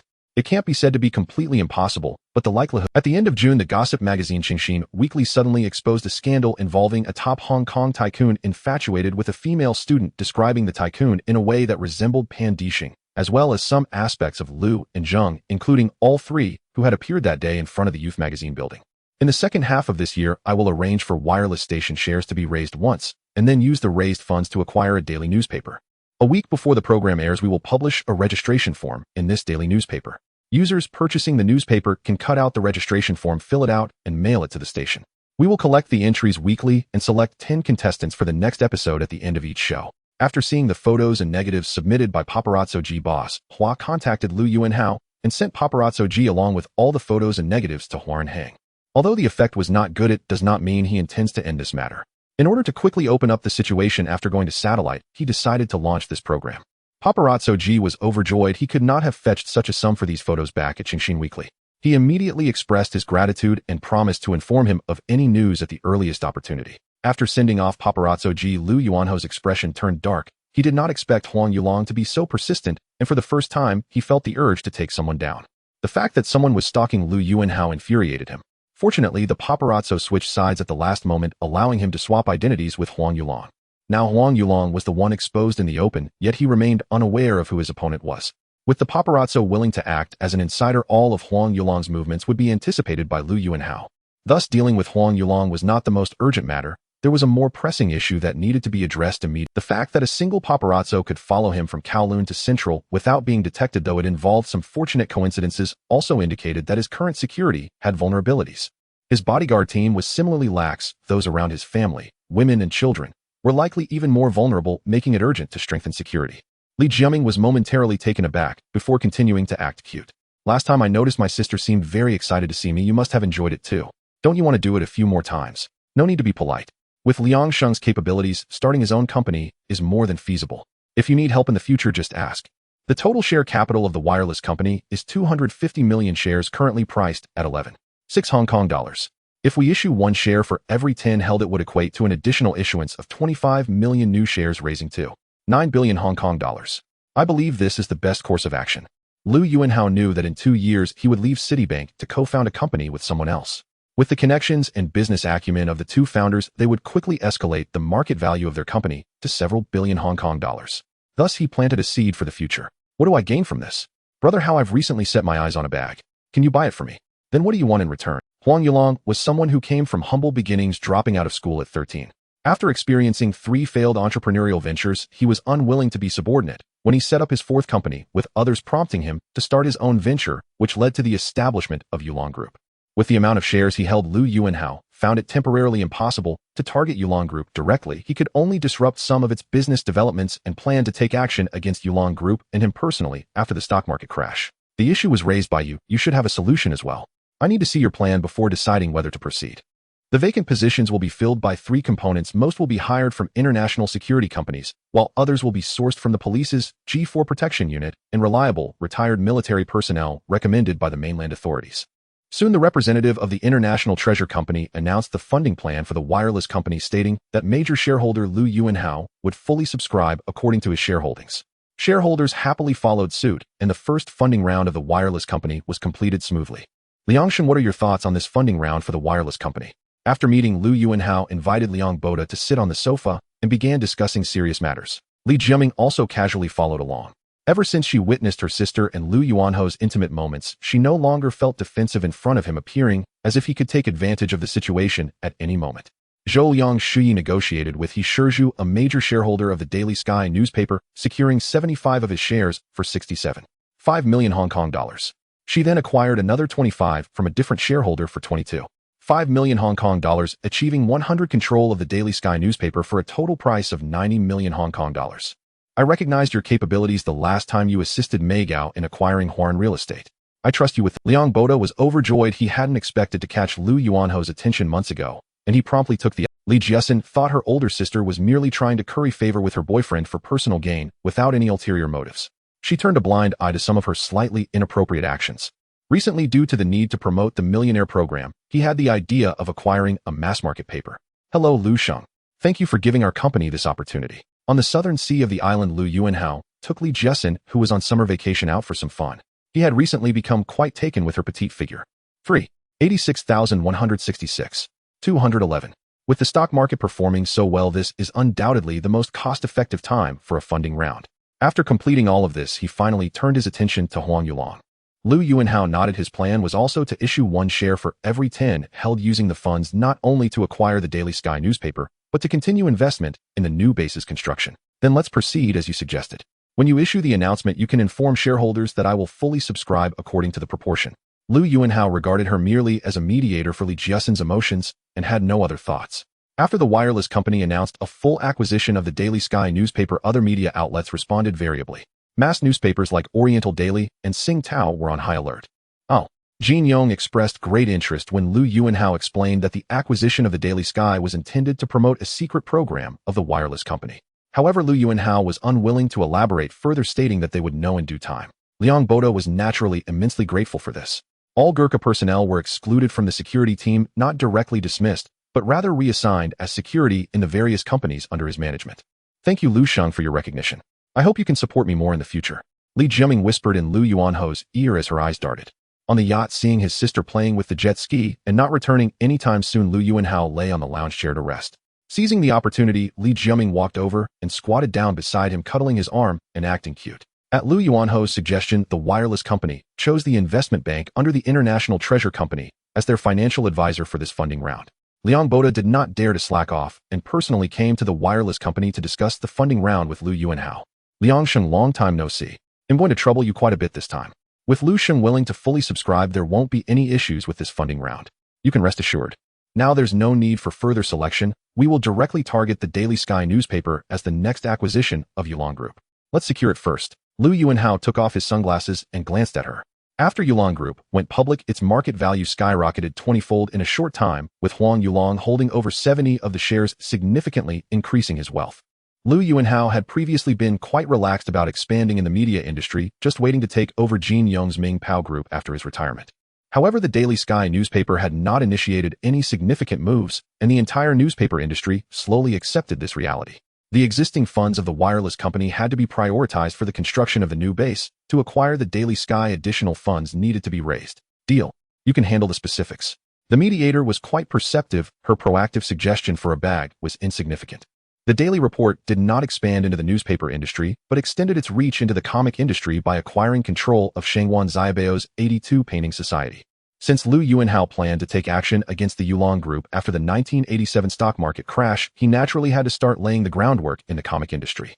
Shangwan Xiaobao is one of the two iconic figures in Hong Kong comics, renowned alongside Huang Yulong, though he is more conservative and has not achieved as much commercial success as Huang Yulong. However, this was not a concern for Lu Yuanhao. The investment in the comic industry was less than what he spent on pocket money for his woman in a year. Later, Shangwan Xiaobao stepped in and brought Ma Rongqing over from the Yulong Group with exceptionally generous terms. Ma Rongqing was the author of Chinese Hero and Wind and Cloud in his past life. Wind and Cloud was still just a concept for Ma Rongqing at that time, and he had not yet begun to create it. He initially planned to wait until the contract with Yulong Group expired before starting to write. With someone willing to invest in him, he naturally couldn't ask for more. Lu Yuanhao also acquired all comic adaptation rights from Jin Yong and handed them over to Shangwan Xiaobao, causing quite a stir in the Hong Kong comic scene. A month later, the Singapore International Financial Exchange was set to launch the Nikkei 225 Stock Futures Index, and this group was here for preliminary preparations. Although Zhou Huimin spoke little and often wore a submissive expression, her eyes couldn't hide the joy of Lu Yuanhao accompanying her on a trip. This time Zhou Huimin understood, and after blushing, she playfully chased Lu Yuanhao, giggling for a moment before they embraced. Lu Yuanhao, feeling a bit tired, suggested he wanted to listen to some music. Zhou Huimin was not shy and softly sang a song from her album. It was only after the ceremony that she expressed her dissatisfaction with Lu Yuanhao. I like being wherever you are. Earlier this year, the exchange rate of the yen against the US dollar fluctuated slightly around 2001. A reporter interviewed Takeshita Noboru, the Minister of Finance of Sakura Country, about the yen's exchange rate trend, to which Takeshita responded an appreciation of the yen to 1901 is acceptable. In early August, Lu Yuanhao transferred 3 key members from the Xingyuan investment branch in Sakura Country, along with a team drawn from the Hong Kong headquarters, to Singapore. Singapore shares many similarities with Hong Kong, primarily being populated by Chinese. The 3 pillars of the financial industry: banking, securities, and insurance. So beautiful to listen to, but I don't understand why you can only hum a couple of notes at critical moments and not sing. This comment caused Lu Yuanhao to swallow all his subsequent words as he embraced her for a long kiss. He had initially wanted to bring up the topic of immigration to this side, but such a romantic moment surely shouldn't be spoiled. My people have already surveyed Philistia Port and the real estate sector in London. Ooh, good news will come soon. You mentioned investing in the UK last time, and another year is almost gone. I still haven't heard of any progress from you. At the end of August, Lu Yuanhao personally went to Singapore accompanied by Zhou Huimin. As a result of this one sentence, the yen began to appreciate wildly again, uncontrollably rising to a high of 1551. Fueled by a massive influx of capital, the stock and real estate markets in Sakura Country both soared. There were rumors in the industry that Shangwan Xiaobao was envious of Huang Yulong and wanted to replicate Yulong Group's path to listing. The development of the insurance industry in Hong Kong has been very good, with no company experiencing a takeover crisis to date. The rise in exchange rates has severely impacted Sakura countries' exports, forcing them to adopt a policy of switching from export to domestic sales. After a pleasant holiday in Singapore, the two returned to Hong Kong. Thus, Zhou Huimin would be arranged to stay here as a branch of the Liu family. 3861666211. Come on, singer, sing a song for me to listen to. Singapore seized this opportunity and prepared to launch the Nikkei 225 Futures Index, aiming to attract international investors with a demand for the Nikkei index besides the Sakura market. Since the paparazzi did not inform Huang Yulong about Liu Yuanho's activities, there was an information imbalance between the two, and he was unaware of the intricacies involved. He genuinely thought that Shengwan Xiaobao was chasing after his footsteps. With the deposits from Xingyuan Investment as a foundation, Xingyuan Bank did not need to pursue seemingly higher-than-high-risk projects. It could simply proceed steadily. After the song ended, Liu Yuanhao applauded enthusiastically. Currently, only the insurance business has yet to be involved by Liu Yuanhao. On September 1st, after more than a year of integration and adjustment, Liu Yuanho's banking system finally completed its merger and was officially renamed Hong Kong Xingyuan Bank. After making a move in the Hong Kong comic scene, Liu Yuanhao did not take any further actions, waiting for Huang Yulong to show a flaw during the stock market crash. The competitive advantage of banks lies in low capital costs and low bad debt ratios, while low capital costs are a prerequisite for low bad debt ratios. Hong Kong residents usually prefer to immigrate to Vancouver, Canada, but in Liu Yuanho's view, Singapore is clearly the... Liu Yuanhao came here primarily to check on the preparations of the branch office with no other arrangements. Essentially, it was like taking Zhou Huimin on a vacation, as he didn't spend much time with her in Hong Kong. At the renaming ceremony of Xingyuan Bank, the governor of Hong Kong Yid not only attended the event, but also delivered a speech praising Liu Yuanhao for his contributions to the stable development of Hong Kong's banking industry. On Tanjong Beach, Sentosa Island, Liu Yuanhao walked hand in hand with Zhou Huimin along the shore. Every time you scratch my back, isn't that the critical moment? Acquiring this old route is unfeasible. We can only proceed step by step on our own. To stimulate domestic demand, the Sakura government adopted policies of lowering interest rates and taxes to invigorate the market. However, the released funds did not flow into the commodity market, but instead went into the stock and real estate markets. Such significant investments require extensive and intricate preliminary work, so please be patient. Liu Yuanhao made a substantial profit in the Sakura stock market, real estate, and yen exchange rate. He didn't want to miss out on this excitement, so he arranged for people to come early for preliminary preparations. In terms of attracting public deposits, Super Liu is a golden signboard that rivals HSBC. Coupled with Xingyuan Bank setting deposit rates at a relatively high level, not to mention how many citizens come to deposit, at least the majority of employees from his companies would open accounts at Xingyuan Bank. Zhou Huimin was taken aback and asked, "What critical moment? Do you like it here?" "I hope it is as you said." "Of course." In New York, Liu Yuanhao met Buffett for coffee. Whenever he visited M country, he always made a point of seeing. Of course, if their meetings had been nothing but meals and idle talk, without any intertwining of interest, their rapport could not have become so close. The main reason was that in 1984, Liu Yuanhao had strongly urged Buffett to buy a stake in Nike, for he knew Nike's ascent began when it signed maker Qiaodan in 1984. In the first year after Nike signed Qiaodan, the shoes bearing his name sold over $100 million, and from that moment Nike's share price took flight, as if it had been given wings. Buffett had initially bought only a little to be polite, but upon seeing the potential of the AJ line, he began to increase his holdings. He now greatly admired Liu Yuanho's eye for opportunity. Their relationship changed qualitatively, and Liu's introduction of Jekka Wierke to Tongyong Dianchi earlier in the year owed something to that. Liu Yuanhao had not mentioned Microsoft stock to him. Even if he had, Buffett might not have bought it. Liu also asked whether either of them had any intention of acting in films, and both answered no. With such achievements, Dongfang Ingye once again held a lavish victory banquet at the Sierra Dun Hotel. In Paris, Airbite excitedly told Liu that Erjuo of Gucci Singh, he could not escape legal consequences, had just agreed to sell 40% of his shares to Jisher Investment. Naturally, once officially on the job, the relaxed working environment and generous pay repaid the hard work. Although he was a major shareholder of Ganglong Airlines, Ganglong was currently in a phase of recruitment. He would not poach from his own company, so he had to look to Guitai Airlines for personnel. There had been no scandal of the Wuxian Five rising together to jump ship. Bored during the journey, Liu Yuanhao called over 2 flight attendants to keep him company and chat. A vice president from Wanlu Yuhang Company and an employee from his family office met him at the airport, and the party went straight to Wanlia's factory. When Airbite returned after signing the confirmation documents, he set off back for Xiangjiang. This stop in New York was only a layover for Liu Yuanhao. His destination was Georgia, for the large treasure he had ordered from Wanlu 3 years earlier had finally arrived and was ready for delivery. The 2 pilots were white. The 2 flight attendants came from Xiangjiang, all recruited by the family office from Guitai Airlines. Liu was particularly interested in Li Huaxian since she had been an acquaintance in his previous life. To be frank, Li Huixin's modern wardrobe did not compare to her period costumes. Xilong Nu remained the pinnacle of her on-screen image. Lu promised that in future when they traveled to Xianjiang, he could arrange private jet transfers for them. No doubt their trips would become more frequent. He had no designs on her and felt no feverish attraction. Moreover, the situation did not permit it. Several bodyguards sat up front, so a single look would reveal everything on his side. He sent Airbite to Italy and remained in Paris to converse at length with 2 major foreign actors for 2 days. Whoever wanted to act, as long as it was a Dongfang Ingye production, could secure a role from the director, and Wuxian TV would grant clearance. Lu Yuanhao did not stay long. He merely chatted a little with Zhang Guoro. Pilots, flight attendants, and family office staff were already in position waiting at the boarding stairs for his arrival. Dongfang Ingye's August release Ingxiong Bents once again shattered Xianjiang's box office records, falling just short of the 40 million mark. Although the delivery ceremony did not require his personal attendance, this was the first private jet he had owned across 2 lifetimes, and curiosity compelled him to see it with his own eyes. The 4-seat business section at the rear featured a long sofa that could be extended into a single bed. Behind the 2-seat area, there was a cabinet resembling a TV console equal in length to the sofa. 38. 6166. 211. Soon Lu Yuanhao saw his Wanlu 3 private jet. The streamlined forward fuselage was predominantly white, fading into blue toward the tail, and each side of the vertical stabilizer bore a round emblem containing an artistic rendering of the character Lu. Further aft was a dining room that could seat 6 arranged in a 10-4 split. Monica and Yeli now occasionally made trips to Xianjiang, so their meetings were no longer so rare.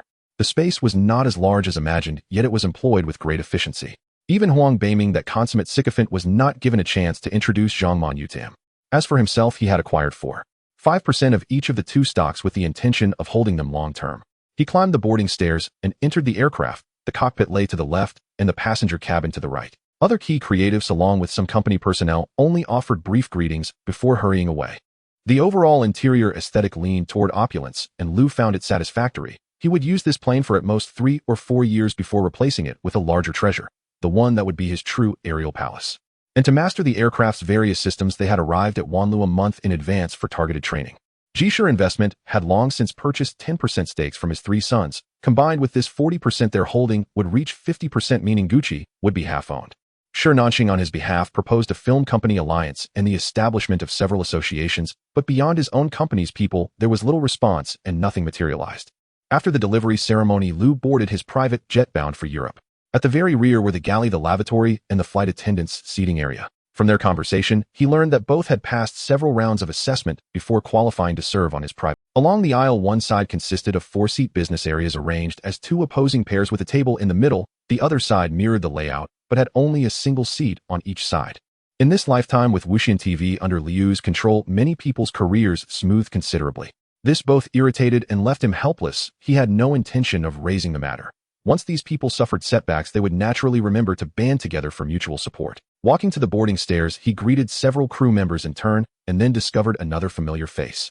That was for the best. Li Huixin serving as his private flight attendant was preferable to going into acting and coming away battered, and she would not encounter scoundrels who toyed with her for a decade. Li Huixin had astonishingly become a flight attendant on his private jet. Thus, so long as Lu Dehua, Liang Chaowei, and the others refrained from filming dramas for other stations or privately accepting films from rival companies, Dongfang Ingye and Wuxian TV would have the opportunity to reserve projects for them. As for employing measures like blacklisting, he saw no need. Whether film or television, they all brought him profit. They were equally necessary, so there was no reason to act otherwise. The beautiful Chun was invited by Dongfang Film to audition in Xianjiang. The reason provided was that they found her image suitable after watching her starring role in the film There is Spring Water. She had just completed military training at the Shanghai Theater Academy and had not attended many classes, so she came over without much thought upon receiving the audition notice. This audition was arranged by Lu Yuanhao. Earlier in the year, he went to the Magic City and proposed strengthening exchanges between universities in both regions with the real intention of bringing her to Xianjiang. However, Chen would not be able to enroll until the second half of 1986. Lu Yuanhao thought that if she waited another year or 2 before making the exchange, it would be a bit late, so he had Dongfang Film send out an audition notice. Given her grandfather's status, as long as she wanted to come to Xianjiang upon receiving the notice, the school would definitely allow it. Lu Yuanhao paused for a moment, looked at Chun, and smiled as he said, "Come, let me put this on you. Magic City. I'm very familiar with it. I go there often. Haven't you donated money to our..." After saying this, he walked behind Chun, brushed aside her hair, and fastened the necklace on her.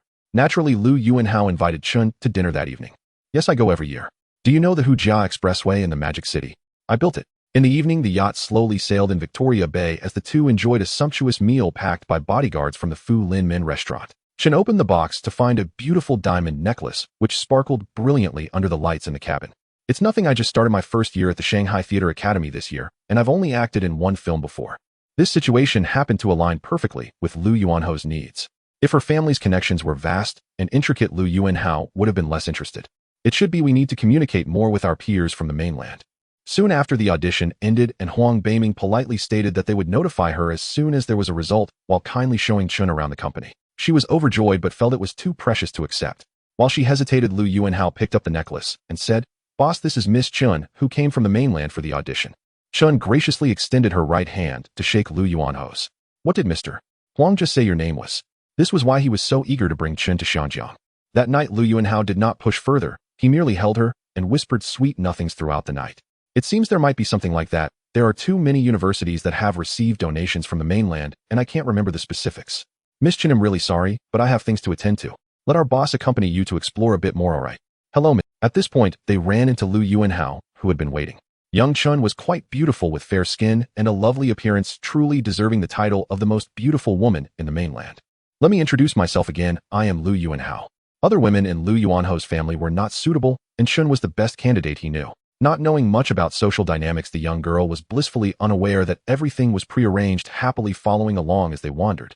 After Huang Beiming left, Lu Yuanhao continued to lead Chen forward while speaking. Just then someone came over to call Huang Beiming for a matter. Huang Beiming looked at the two with an awkward expression and deliberately said. Lu Yuanhao leaned close to her ear and whispered, "Miss Chen, this is our boss Lu Yuanhao." The next day, he picked her up from the hotel and spent the day exploring Shanjiang together. So beautiful, of course, she is even more lovely. Lu Yuanhao primarily instructed his subordinates to treat her well. 38. 6. 166. 211. However, her grandfather passed away early. Based on her past life trajectory, she first followed Director Teng for 6 years without any recognition and later got involved with Director Chen. Chen's face was full of shyness, her small hand repeatedly caressing the necklace, clearly delighted. It can be confirmed that after her grandfather's death, her family fell into decline, giving off a bit of an aristocratic fallen vibe. Huang Beiming naturally introduced the two. Although she was referred to as the most beautiful woman in the mainland in her past life, Lu Yuanhao was more interested in her status. Haha, I have many businesses, a Dongfang film is just a part of it. They continued to stroll, and the conversation became broader. On the third day, he took her out on a yacht again. Lu Yuanhao showed no restraint in expressing his affection for her, and Chen, having no prior romantic experience, was overwhelmed by such an approach, secretly developing feelings. Chen covered her mouth in surprise. There were indeed reports about Lu Yuanhao in the mainland, and they were quite positive there were no rumors at all, and she finally recalled. She surely would not be able to pass the audition. After all, she was not a well-known star yet, and the fact that she could not speak Cantonese led to her being directly passed over. Boss, look. Lu Yuanhao very politely greeted Chen. You go ahead and handle your business. It'll take Miss Chen to look around some more. Hong Hong, be my girlfriend.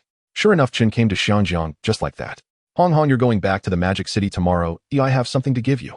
After saying this, Lu Yuanhao took out a beautifully packaged box and pushed it in front of her. It's okay, you can go ahead and take care of your matters first. Huang Beiming then said to Chen, regarding the matters between actresses and male directors, saying she is caught up in talent is clearly unlikely, though aiming for resources to rise in status is the true goal. Chen visibly trembled, and just as she was about to speak, Lu Yuanhao, not waiting for her words to come out, directly kissed her domineeringly. Hello, Mr. Lu. Precisely this kind of fallen aristocrat woman, after giving birth to his child, would completely have to follow Lu Yuanho's will. So it turns out Mr. Lu is also the boss of Dongfang Film. Upon hearing this, Chen recalled something and asked uncertainly. In a few years, if he operates in Min Province, if he can facilitate a marriage alliance, his Lu family would be able to continue its fortune for several more decades.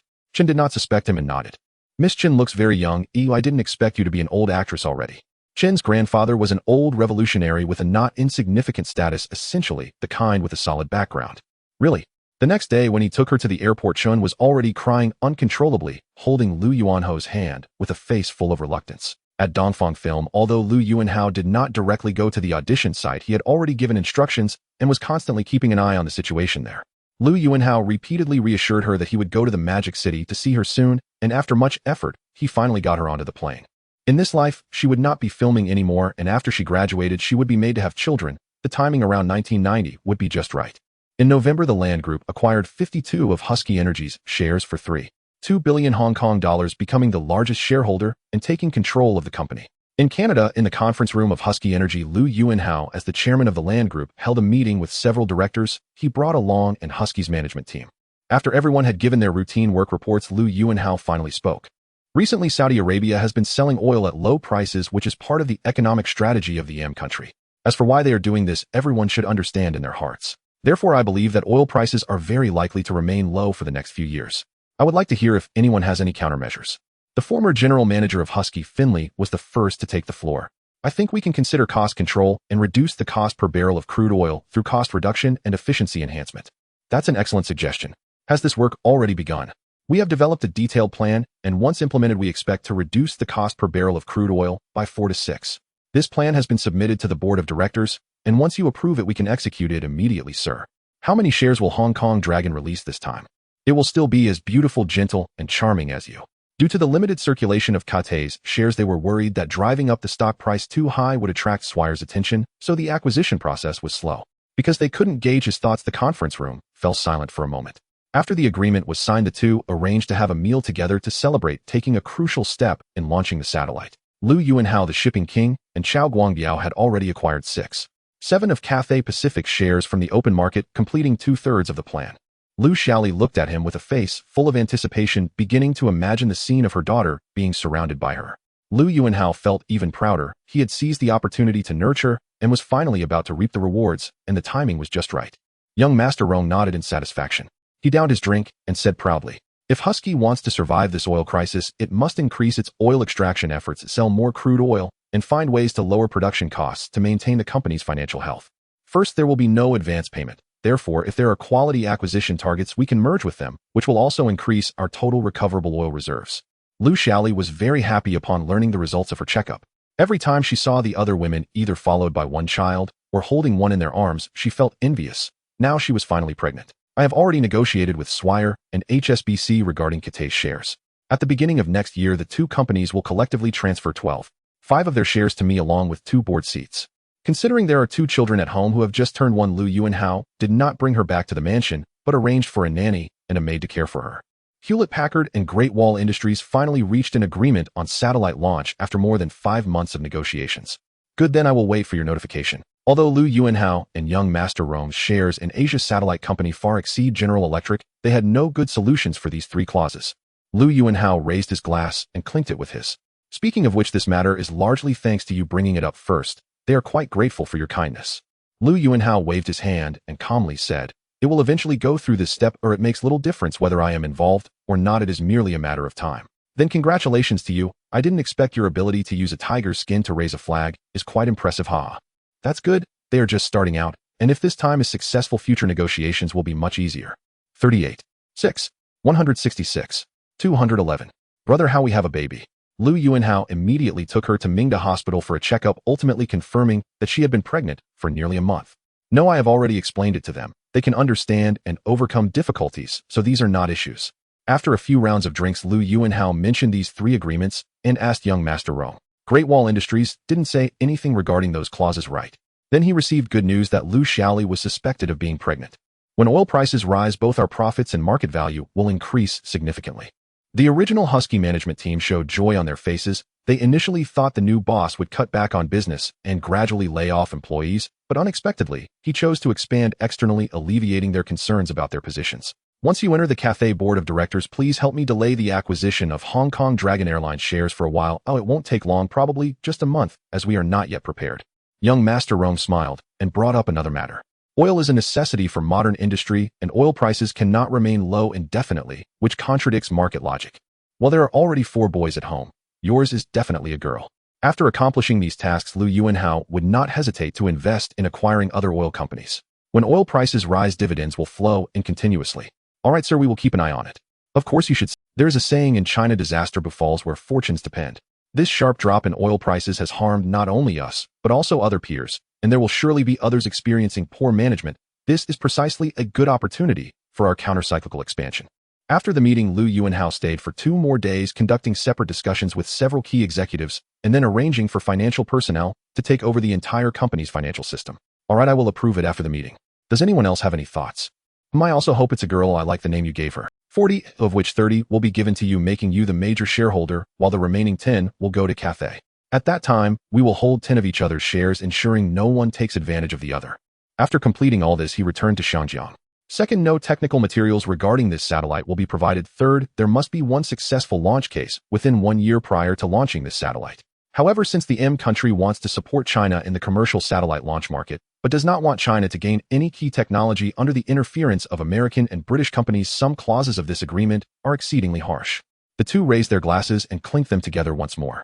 On Friday afternoon at Hangzhou Airport in Shanghai, Chen Marin stood on her tiptoes at the arrival gate, eagerly scanning the crowd, hoping to catch sight of someone at any moment. Suddenly, her face lit up with joy as she spotted Lu Yuanhao striding toward her through the crowd, clearly having seen. Chen Marin immediately raised her arm and waved at him, her face alight with smiles as her beloved approached her. My Hong Hong is like the brightest star in the night sky, easily spotted even in a crowd. As soon as they met, Lu Yuanhao complimented her, causing Chen Marin's heart to bloom with delight. Whom do you think belongs to you? Don't say such nonsense. Lu Yuanhao was unbothered by her playful pride, gently ruffling her hair with a smile as he asked. I originally wanted to buy you some jewelry, but I worried it might be too ostentatious for your current status, so I got you this nobleman's watch. The design is simple, yet it costs over 5,000. Besides, none of your classmates should recognize this watch, so you can wear it with peace of mind. No problem, this show has too much hype, but it's hard not to spread the word. The premiere is set for January 2nd, with new episodes airing every Saturday. Lu Yuanhao teased her deliberately. What time does your dormitory lock up? In his past life, the development of Pudong also had its feng shui considerations. Rumor had it that the developers from Sakura Country designed the building known as the Opener to resemble two sharp knives, with a hollow circular section aiming to create a formation that pierced deeply into the heart of Shanghai, thereby disrupting its feng shui. In this life, Lu Yuanhao would not leave them any opportunity to scheme. He would secure this landmark building right at the beginning of the Pudong development. Lu Yuanhao thought that Zhou Xingxing's serious yet comedic style would suit this show quite well, and paired with Zheng Yuling's dialogues, the effect should be even better. On Sunday, Chen Marin regained her energy and took Lu Yuanhao on a tour of the old Shanghai from the 1980s. How is the studio preparation coming along? Lu Sheng, the final name we've settled on for the show, is who will become a millionaire. With the slogan "Pass 3 hurdles, win $1 million," the next millionaire could be you. What do you think? Upon arriving at the Huading Hotel and entering the room they had booked in advance, Chen Marin could no longer suppress her longing, and she leaped into Lu Yuanhao's arms. Lu Yuanhao came to Shanghai this time, as he had promised Chen Marin to spend the weekend with her, and had no official business, thus he did not notify anyone. After joining the staff, who came to pick him up, the group exited the airport. Have you been waiting long? Chen Marin said softly, her face flushed. I've already asked the counselor for leave, saying I was going to a relative's house for the weekend. Back in the room, Lu Yuanhao held Chen Marin while watching TV for a while, thinking it was about time to take her back to school. He asked, then let's continue tonight. On Huaihai Road. Although the buildings appeared aged, the streets were bustling with people, and the alleys nearby were filled with the aroma of life. Nanjing Road was not yet a pedestrian street at this time, but the crowds were still overwhelming, and it vaguely resembled what Lu Yuanhao remembered. The necklace you gave me last time, I've put it away and haven't dared to wear it, but this watch is quite suitable. Thank you. We are preparing to use Zheng Yuling as the host. Once your freshman courses are over, you should be able to take on roles, and I'll have Dongfang Film Industry send you more scripts so you can visit Xinjiang more often. On the car, Chen Marin nestled against Lu Yuanhao's shoulder, their fingers intertwined softly, sharing various anecdotes and fun stories from school, while Lu Yuanhao listened attentively, occasionally laughing lightly and commenting. Lu Yuanhao took a noblewoman's watch out of the suitcase. After spending a vibrant weekend in Shanghai, he returned to Xinjiang after dropping Chen Marin off at school on Monday morning. All right, let's proceed with this for the promotion. Chen Marin did not speak, casting him a charming glance, and after taking him to the Red House Western restaurant for a meal, they returned to the hotel.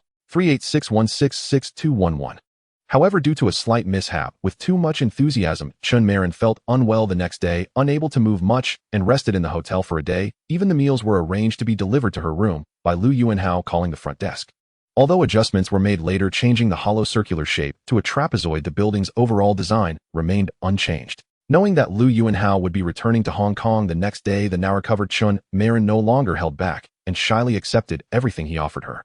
Lu Yuanhao raised an eyebrow in surprise. What was there to watch on TV when it was not as interesting as this? After having dinner in the hotel, the two did not go out, as there were not many entertaining places in Shanghai at night during this era, and the December weather was not suitable for strolling. When Zhou Liangshui saw Lu Yuanhao arrive, she came over to report.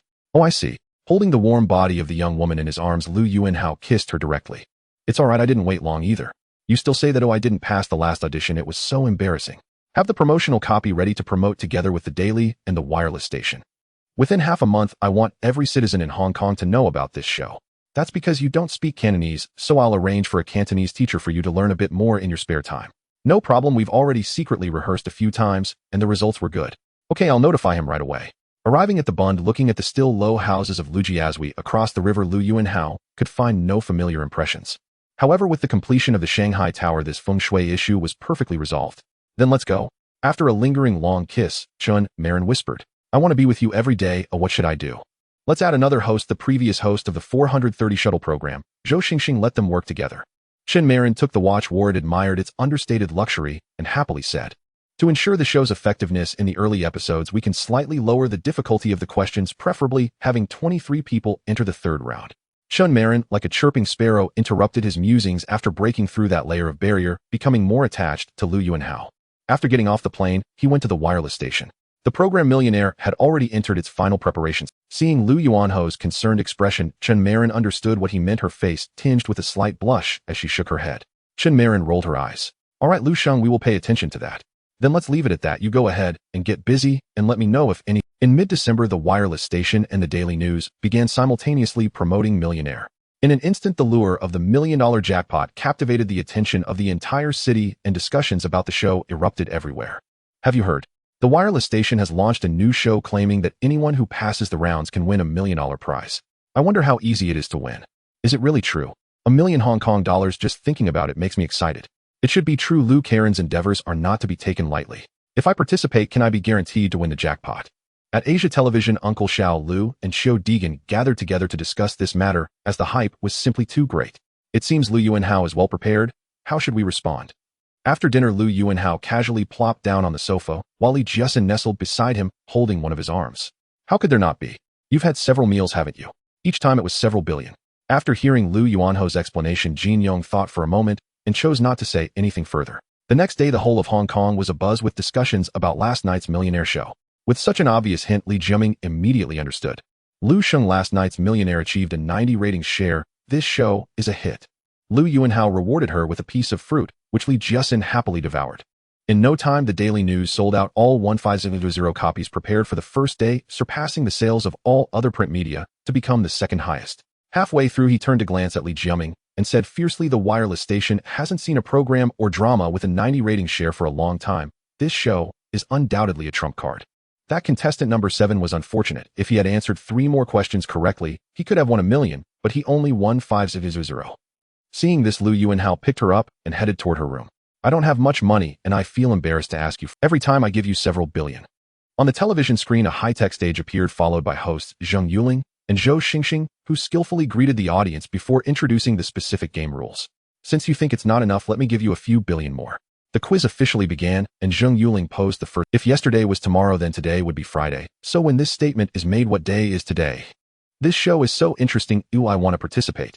I know all those questions, and I want to win that $1 million prize. Since reaching an agreement with Lu Yuanhao, Li Jiaming occasionally accidentally stumbled upon their interactions, and each change in Li Jiasin made Lu Yuanhao exclaim in delight. What nonsense, there's no such thing as several billion, it's a scam. After answering correctly, he entered the next question. However, his luck was not good. After passing the first round, he chose to continue the game, but crashed on the 7th question, only winning 500 Hong Kong dollars. He first excitedly introduced himself, interacted with the 2 hosts for a few moments, and then was escorted to the answering position on the side of the stage. Li Jiasin was satisfied, nodding, her face full of a flattering expression. Although he had spent quite a bit of money on Li Jiasin and her mother and daughter over the past 6 months, most of it was in the form of gifts, and cash was relatively less, so their family didn't have much savings, making them even more interested in the $1 million hype. Li Jiaming was puzzled, while Li Jiasin quickly provided the answer: Wednesday. You better not disturb me, or the bag you like will be gone. Seeing Lu Yuanhao with a mischievous smile, she suddenly understood spat, and just as she wanted to speak, Lu Yuanhao held her chin and said seriously. Wu Guohai had already returned to his room, while Li Jiasin showed no signs of surprise, clearly accustomed to such situations. Jin Yong even called Lu Yuanhao to inquire about the situation, feeling that this approach did not align with his philosophy of running a newspaper. That number 3 contestant was ridiculous. Such a simple question was answered incorrectly, and he didn't even pass the first round. What a waste of an opportunity. What's the situation with this new show on wireless? Is there any news coming back from there? Dream on. After the rating statistics came out, Zhou Liang Shi excitedly reported the good news to Lu Yuanhao. This operation left others in the newspaper industry wide-eyed, realizing that newspaper advertisements could be used this way. Even if the daily news had little news, just relying on the millionaire sign-up sheet, its sales could still far surpass others. After Lu Yuanhao finished the fruit in his mouth, Li Jiaming casually asked, "Brother, how does this show really have a 1 million prize? Please select your answer." After the first round of quick and accurate responses, the first contestant of Millionaire was invited to the center of the stage. Li Jiaming was still confused and asked, "Why is it Wednesday? This kind of question is so convoluted. Yesterday of Friday and tomorrow of Wednesday are both Thursday, so according to the question statement, today must be Wednesday. Brother, what do you think about me participating in the show? I know all these questions." Chow Lao. The Daily News is originally a mass-market newspaper. The advertising fees are several tiers below Ming Pao, and it has always relied on thin profits from high sales to survive. I am merely changing the format of the advertisements. The content of the newspaper will remain unchanged. Li Jiasin became a bit anxious. Of course you wouldn't think I still need to rely on false advertising, would you? At this moment, the first contestant on the television also reacted and chose Wednesday as the answer. After promoting the program for a week, the Millionaire program started its registration process. Anyone who purchased the Daily News that week cut out the registration form, filled it out, and mailed it back to the wireless station would have the chance to participate and win a $1 million prize. Let's first see what new show he has come up with such explosive promotion. The program might not be good. Lu Yuanhao amusedly pinched her cheek and asked. As time passed, she began to get used to the fact that nothing had really happened between the two. Uncle Xiao Lu frowned and solemnly said, "There is no news at all. This program is reportedly personally pushed by Zhou Liang Shui using all newcomers. I haven't received any useful information." The four options are A. Monday, Li Jiaming wanted to say something else, but the show had already started, so she stopped talking and earnestly watched the program. Short on money. I didn't expect you to be a money lover. My woman Lu Yuanhao has never had to worry about money. Right now I'm just being cautious because you're still young, so I haven't given you much. You'll have everything you should have in the future, understand? On January 2nd, a Millionaire premiered. Lu Yuanhao arrived at Li Jiasin's place, accompanying her over the weekend while watching the show. Li Jiasin once asked Lu Yuanhao very aggressively if he had feelings for her sister. Lu Yuanhao clearly told her that he had no such thoughts, and said that Li Jiaming's actions were merely to gain some benefits, so she didn't need to worry. Calm down, keep it up. Okay, Lu Shang. In early January, Lu Yuanhao received, he pinged the head of another Chinese-funded enterprise, Polytechnology. Polytechnology is the predecessor of the Poly Group, established in 1983 with joint funding from CITIC and the General Staff Headquarters, created to address the needs of military equipment import and export as a window company mainly engaged in the import and export of general goods and special equipment and technology.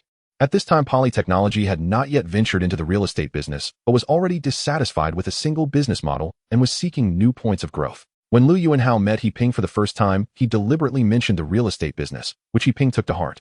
The real estate industry in Xinjiang was thriving, and of course Lu Yuanhao wanted to get involved, leading to this visit. Lu Yuanhao had his own intentions in provoking He Ping. He had too many large real estate projects on his hands, and in his past life Li Wanghua's 4 major housing estates from the 1990s now all fell into his hands. In order to avoid people referring to Xinjiang as Liu City in the future, he intended to collaborate with someone, giving up a portion of the profits from the Huijing Garden above the Lantian metro station, while also shedding the developer's name. Lu Yuanhao laughed heartily, patting Zheng Jiachuan on the shoulder and saying Lu Yuanhao feigned comfort. The major shareholder of the Grand Hotel Liang Zhonghao is considering stepping back from Xinjiang and wants to sell his 31 stake, but my father believes that the Ka Dao Li family of the Grand Hotel has been in Xinjiang for decades without doing anything to offend the public and is unwilling to seize someone else's industry, watching the great opportunity slip away before his eyes. One speaks without intention, but the listener is attentive. The industries under its umbrella include the full ownership of the Peninsula Hotel in Xinjiang, half ownership of Peninsula Hotels in Manila, New York, and Los Angeles, and the under-construction Peninsula Hotel in Beijing. Additionally, they own the Kowloon Hotel, the Ingwan Garden in Repulse Bay, and the St. John's Tower in Central, all of which are quality assets. The Harbor Grand in AP Lake Chau was originally a large power plant for the AP Lake Chau port, and now the land is in the hands of the Land Group, with this project expected to provide 1,000 residential units. It's easy to say, but when an opportunity is right before me and I don't seize it, I feel uneasy. The Leisure City in Chagualing was a large oil depot of the Shell Oil Company, and Hutchison Whampoa has already exchanged this land with the shipyard land on Tsing-E Island. This project is expected to construct 55 residential buildings, providing about 800 residential units. On the weekend, Lu Yuanhao, Zheng Jiachuan, De Lu, and Pan Dishing arranged to play golf. In his past life, this project was led by Polly.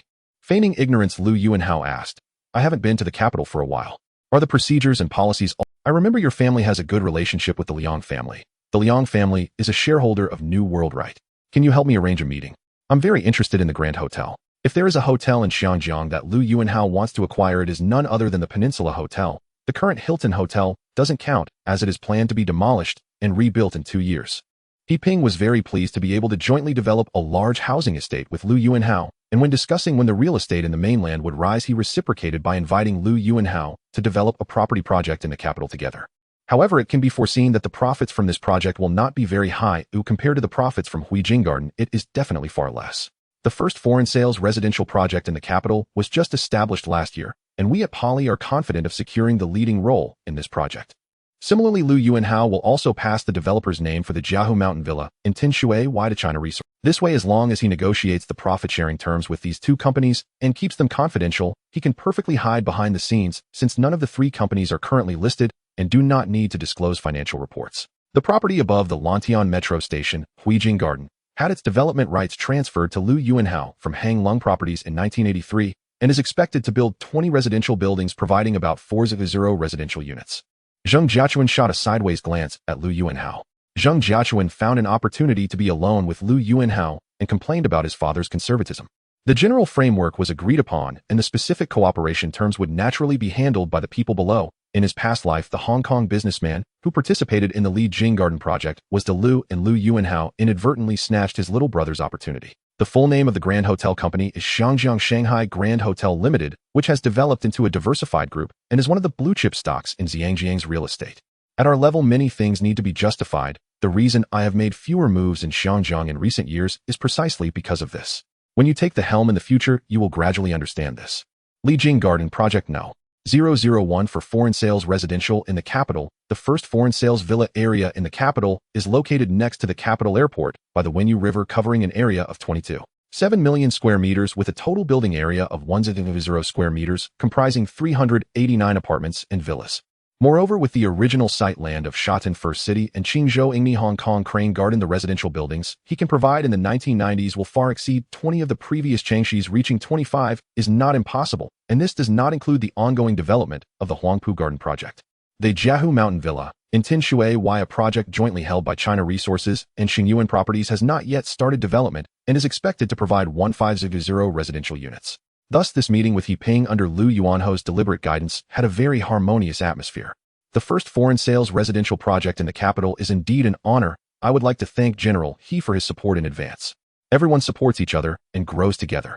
Lu Yuanhao nodded and said, as Poly seeks to enter the real estate market, it is likely very willing to take on the developer's name for Huijing Garden, even if it means only earning a small profit. For a newly established company, reputation is more important than profit. Lu Yuanhao is also indifferent to this small profit. Through the collaboration on these two projects, he can build a good relationship with Poly and also shed the developer's label for Huijing Garden, which he is quite satisfied with. The Peninsula Hotel in Xiangjiang is the most famous among them, built in 1928. It is the oldest hotel in Xiangjiang, known as the Far East Grand Lady, and was once rated as the best hotel in the world, holding a prestigious reputation and status in Xiangjiang as the only 6-star hotel at that time. Rest assured, I will not forget my brother when benefits arise. Alright, wait for my news. I will notify you once it's arranged. To develop another company under its wing, China Power, the Jia family had been reducing its stake in the Grand Hotel. By the late 1970s, the largest shareholder of the hotel had become the Liang family. The total share capital of the Grand Hotel was 99.9 million shares, with the Liang family holding 31 million shares, accounting for 31, while the Jia family only possessed 10.23 million shares, just over 10. Due to a gentleman's agreement between the two families, the hotel business was managed by the Jia family, while the real estate business was overseen by the Liang family, with the chairmanship alternated between them. Thus, in the eyes of the Hong Kong people at that time, the Grand Hotel was always considered an asset of the Jia family. Liang Chengho, the third-generation head of the Liang family. His father, Liang Chikwei, was one of the founders of Hang Seng Bank. The rise of Cheng Yutong was greatly aided by Hang Seng Bank, and the Liang family had always been directors of New World, with Liang Chengho having a good relationship with Chen Kachin. This time, Chen Kachin played host, facilitating Lu Yuanhao's acquisition of the shares held by the Liang family, and Liang Chengho agreed to come. Although in his past life Liang Chengho did indeed sell the shares to Lu and Lin Jinyue, his current statement clearly suggests he believes Lu Yuanhao has not provided sufficient funds. Upon hearing that Liang Chengho had transferred all his shares to Lu Yuanhao, old Jia angrily berated the Liang family for their betrayal, demanding his son Michael swear to defend the family business at all costs, and refused Lu Yuanhao's request to enter the board of directors, insisting that the Grand Hotel, which had been run for over half a century, must not fall into the hands of outsiders. Mr. Liang, are you suggesting I lack sincerity? How about this? I will offer a flat price of 53 Hong Kong dollars per share, which is a 10 premium. What do you think? Michael, my acquisition of Liang Chengho's shares is completely legal and compliant. Since you can accept the Liang family as board members, why can't you accept me? Lu Yuanhao was left speechless. Continuing the discussion would only waste time, so he decided to lay his cards on the table. Pleasure doing business with you. This left Lu Yuanhao quite surprised and puzzled, prompting him to ask. Lu Yuanhao got straight to the point, outlining two demands: a number of board seats corresponding to his shareholding and decision-making power over the Grand Hotel's operational strategy. As for the title of board chairman and the daily operations of the hotel, those could be left to the Jia family. 2 days later, Xingyuan Investment paid $1 643 billion, acquiring 31 million shares of the Grand Hotel. Mr. Lu, you are straightforward in your dealings, and I cannot disregard Cheng's face, so I won't look for other buyers. The 31 stake is all yours. The meeting was held not at the Peninsula Hotel or at the hotel in Lu Yuanho's hands, but at the Regal Hotel, and as they expected, the big Lu did not dare to prolong the situation and sold the stocks to the lending bank at a price of 65 Hong Kong dollars. Because you are not like Liang Chengho, who can comfortably be a major shareholder. Your second request was for control over the Grand Hotel, which our family will never allow. In the past, facing the attacks from the Big Lu and Lin Jinyue, the Jia family sought to win over board members, while petitioning the Securities and Futures Commission requesting a ruling that Big Lu and Lin Jinyue were acting in concert, demanding they initiate a full acquisition. Although this move was ultimately ruled against, it successfully bought them some time. Upon returning, Michael, looking worried, reported the negotiation results to old Jia. Michael, representing the Jia family, firmly refused his two demands. Michael, you must understand that Lu Yuanhao is not like Liang Chengho. He will never be satisfied just being a major shareholder and will definitely demand more rights. He might even demand we relinquish control, which makes him 10,000 times more dangerous to us than Liang Chengho. Old Jia's face darkened as he said, immediately arrange funds to buy back shares. Our shareholding is too small, and we must increase our holding as much as possible. Upon hearing Lu Yuanho's flat offer with a 10 premium, Liang Chengho realized that raising the price further was unlikely. He raised his glass and addressed Lu Yuanhao. Lu Yuanhao also raised his glass, inviting Cheng Kachin to clink glasses with him, smiling as he said, Mr. Liang Cheng mentioned you are willing to sell your shares in the Grand Hotel, and I sincerely wish to take them over. What do you think?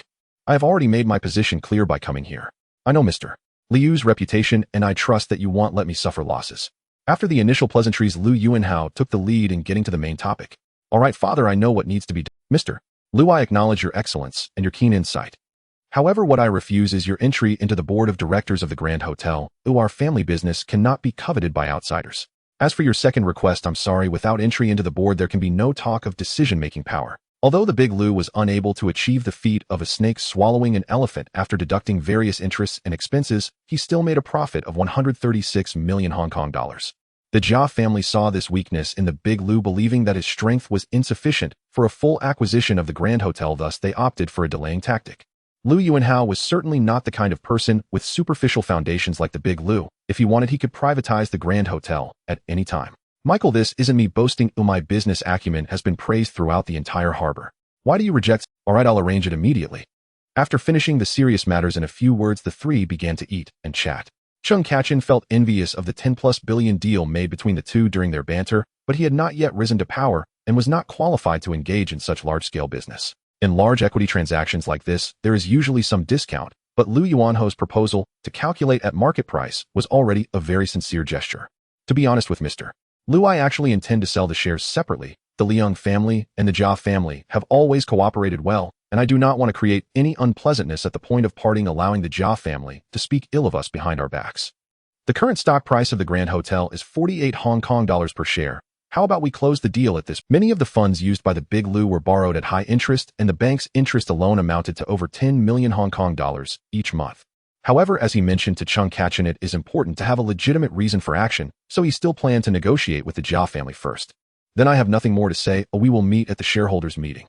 While Lu Yuanhao contacted the Jia family to propose his entry into the board of directors, he also arranged for Xingyuan Securities to continue buying shares of the Grand Hotel on the open market, aiming to rapidly increase his holding to 34.9. The price of 53 Hong Kong dollars per share was the same acquisition price that the Big Lu offered in his previous life, and it was also Lu Yuanho's bottom line. Upon learning that the Jia family refused his entry into the board, Lu Yuanhao found it somewhat amusing. In the end, the Jia family spent nearly 1 billion Hong Kong dollars to buy back shares from minority shareholders at a high price of 80 Hong Kong dollars per share, an event that became famously recorded in Hong Kong securities history as cutting meat to protect the kingdom. On the other side, Lu Yuanhao returned to the office and summoned the head of Xingyuan Securities, Cheng Weili, released the news that we already own 31 of the Grand Hotel shares, and quickly raised the Grand Hotel stock price, creating the appearance that we intend to make a full acquisition. I want to push the Grand Hotel stock price above 60 Hong Kong dollars and see how the Jia family reacts. Understood, boss, I will arrange it right away. A piece of news published in the Daily Report once again ignited the market in Hong Kong as Xingyuan Investment offered a 10 premium acquiring shares at 53 Hong Kong dollars, each totaling 1.6 billion. They acquired 31 of the shares held by the Liang family, the largest shareholder of the Grand Hotel, becoming the new majority shareholder. The status of the Peninsula Hotel in Hong Kong is unmatched by any other hotel, and with the Grand Hotel Group's substantial assets, various stock analysts and financial experts hold a positive outlook on this transaction. Lu Yuanhao has not made any major moves in Hong Kong over the past 2 years, but now he targets the Grand Hotel, prompting the media to heat up the topic of a clash between the new king of Hong Kong business and the old Jewish family.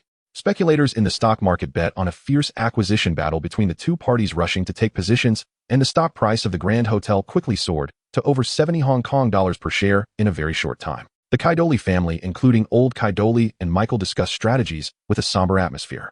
The Liang family's actions this time were quite unscrupulous. They sold their shares without even notifying us. It's like stabbing us in the back. He first shared his views on Hong Kong's economy, stating that as a bridge connecting East and West Hong Kong has benefited from the dividends of the mainland's reform and opening up, becoming one of the most developed regions globally, attracting a significant influx of capital and talent and establishing itself as a regional center for finance, trade, and shipping. However, given old Kaidoli's remarks, he could only do his best to communicate with the shareholders individually, doing what he could and leaving the rest to fate.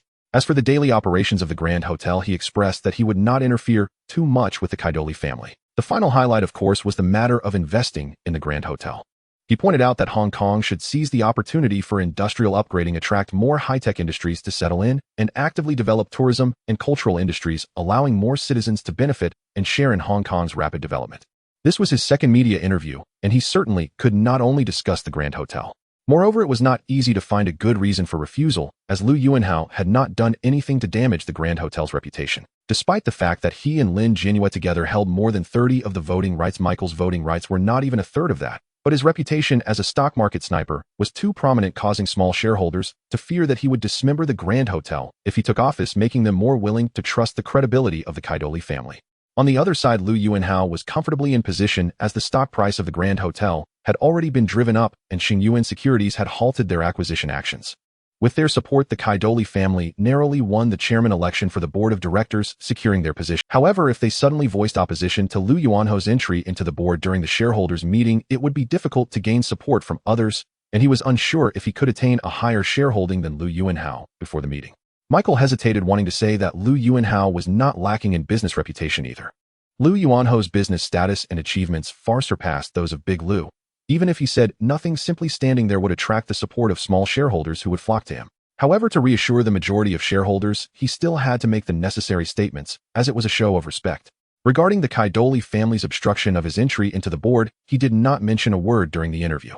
Old Kaidoli, with a forlorn expression, said raising the stock price is probably also his doing, aimed at preventing us from increasing our shareholding. The situation does not bode well. The family business, built over half a century, may be at risk. He hoped that after investing in the Grand Hotel, he could spark some unique ideas with the Kaidoli family, leading the Grand Hotel to better development. 338. 616-6211. After the article was published, it was seen as a signal from Lu Yuanhao to the Kaidoli family and the shareholders of the Grand Hotel, indicating his goodwill. The goal of preventing the Kaidoli family from increasing their holdings had been achieved, and he did not believe he would encounter the same situation as Big Lu did in his past life during the shareholders' meeting. Strategically, he could look down on his enemy, but tactically he had to take them seriously. Thus, he arranged for his daily report to conduct an interview with him. Jews have seen it all in business, so old Kaidoli was somewhat more open-minded, yet his expression was also quite grim as he sighed, and continued, over the years, in order to develop China Power, we have indeed neglected the Grand Hotel. Lu Yuanhao acquired Hutchison, Whampoa Chung Kong, and Wharf Holdings, and we did not learn from our mistakes, but instead left such a large gap for him. That shouldn't have happened. Suddenly, Big Lu launched an attack, claiming he would run for the chairman of the board. The only strategy now is to rally the remaining shareholders of the Grand Hotel to support us at the shareholders' meeting. The achievements from years of hard work should be evident to those shareholders, and hopefully this time, we can rely on our accumulated reputation to get through this crisis. In the face of profit, integrity is so insignificant This kind of thing has happened countless times in history and will not disappear in the future. Michael said angrily. Responding warmly to Lu Yuanhao's investment means there won't be an acquisition battle and the stock price of the Grand Hotel should drop, giving them an opportunity to increase their shareholding. He first highly praised the excellent achievements of the Kaidoli family in managing the Grand Hotel over the past half-century, while also subtly pointing out that their conservative management in recent years did not align with Hong Kong's rapid development and failed to provide shareholders with greater returns. Thus, pressure was once again placed on the Kaidoli family as Lu Yuanhao did not mention a word about the Kaidoli family's refusal to allow him into the board, and Michael, while visiting small shareholders seeking support, did not dare to mention his hope that they would help block Lu Yuanhao from entering the board. This also reflects that Big Liu's foundation was still weak, his reputation not good, and he had not properly communicated with the small shareholders beforehand, resulting in his more than 30 voting rights having no more than a tenth of additional support. Old Kaidoli looked at the interview in the newspaper, falling into a dilemma for a moment. Responding that they do not welcome Lu Yuanhao's investment would mean laying everything bare. The outside world would think that an acquisition battle would become an inevitable choice, and the stock price would probably continue to rise, making their hopes of increasing their shareholding even more remote. In the past life of the Grand Hotel shareholders meeting, Michael's term as chairman of the board had expired, and according to regulations a re-election was necessary. Regardless of how they respond, it seems unfeasible. He simply instructed Michael to respond to the media with a single sentence: "We are seriously evaluating the matter of Xingyuan Investments acquisition, and it is not convenient to provide further responses at this time." The battle for dominance has just begun, and the Kaidoli family has already lost ground and momentum. Lu Yuanhao saw through the meaningless statement from the Jia family, recognizing that they were employing a tactic of delay, and chose not to respond. He was not like Lu. The money for the acquisition was not a bank loan, and delaying had no effect on him. Jia could refuse him entry to the board now, but they could not postpone the shareholders' meeting in early May, which was just over 3 months away. He could wait.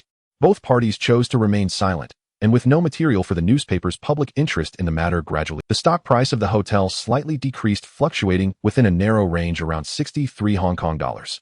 Lu Yuanhao arranged to meet Wang the Charter King and Chao Guangbiao to discuss the transfer of shares. Uncle Bao, Mr. Chao, a few days ago Swire and HSBC sold a portion of their shares in Cathay Pacific to CITIC. One of the crucial conditions they agreed upon was that CITIC would assist in acquiring shares of Dragon Airlines. Lu Yuanhao informed young Master Rome that Dragon Airlines was ready and could discuss shareholding with Cathay's representatives at any time. A wise person should not make foolish choices. After all, we have CITIC as our ally, right, young Master Rome? After taking their seats on either side in the conference room, Chao Guangbiao, the general manager of Dragon Airlines, spoke first. Previously, the Civil Aviation Department questioned the identities of the 3 shareholders of Dragon Airlines, CITIC China Resources, and China Merchants. To avoid any suspicion, they withdrew from Dragon Airlines. So you want CITIC to become the major shareholder of Dragon Airlines? In business, we cannot just focus on the immediate 1 or 2 years. We need to have a long-term vision, looking at least 10 or even 20 years ahead. Don't you agree to ban? Secondly, he was unclear about Lu Yuanhao's bottom line. If Dragon Airlines truly intended to hold out until after 1997, it would likely be difficult for Swire in Hong Kong. Alright, let's do it this way. After receiving 10, we want to announce it immediately. Will release the news when they come to discuss shareholding next week. On my side, it's 3. 1, which totals 8. 9. We're still 1 short of the target, so there's no need to worry about raising the stock price anymore. Let's prepare and finalize this by the weekend. The directors of Cathay were astonished, exchanging glances with one another before looking towards young Master Rome. Chao Guangbiao excitedly said, "Indeed, I was the one who asked young Master Rome to discuss the shareholding with Cathay, and I also proposed the terms. I believe we need a strong Chinese shareholder to stand in front. I have no problem with this condition." John Schweier was taken aback. He had been secretly discussing how to deal with Dragon Airlines with the Civil Aviation Department, and this was precisely the tactic he had in mind.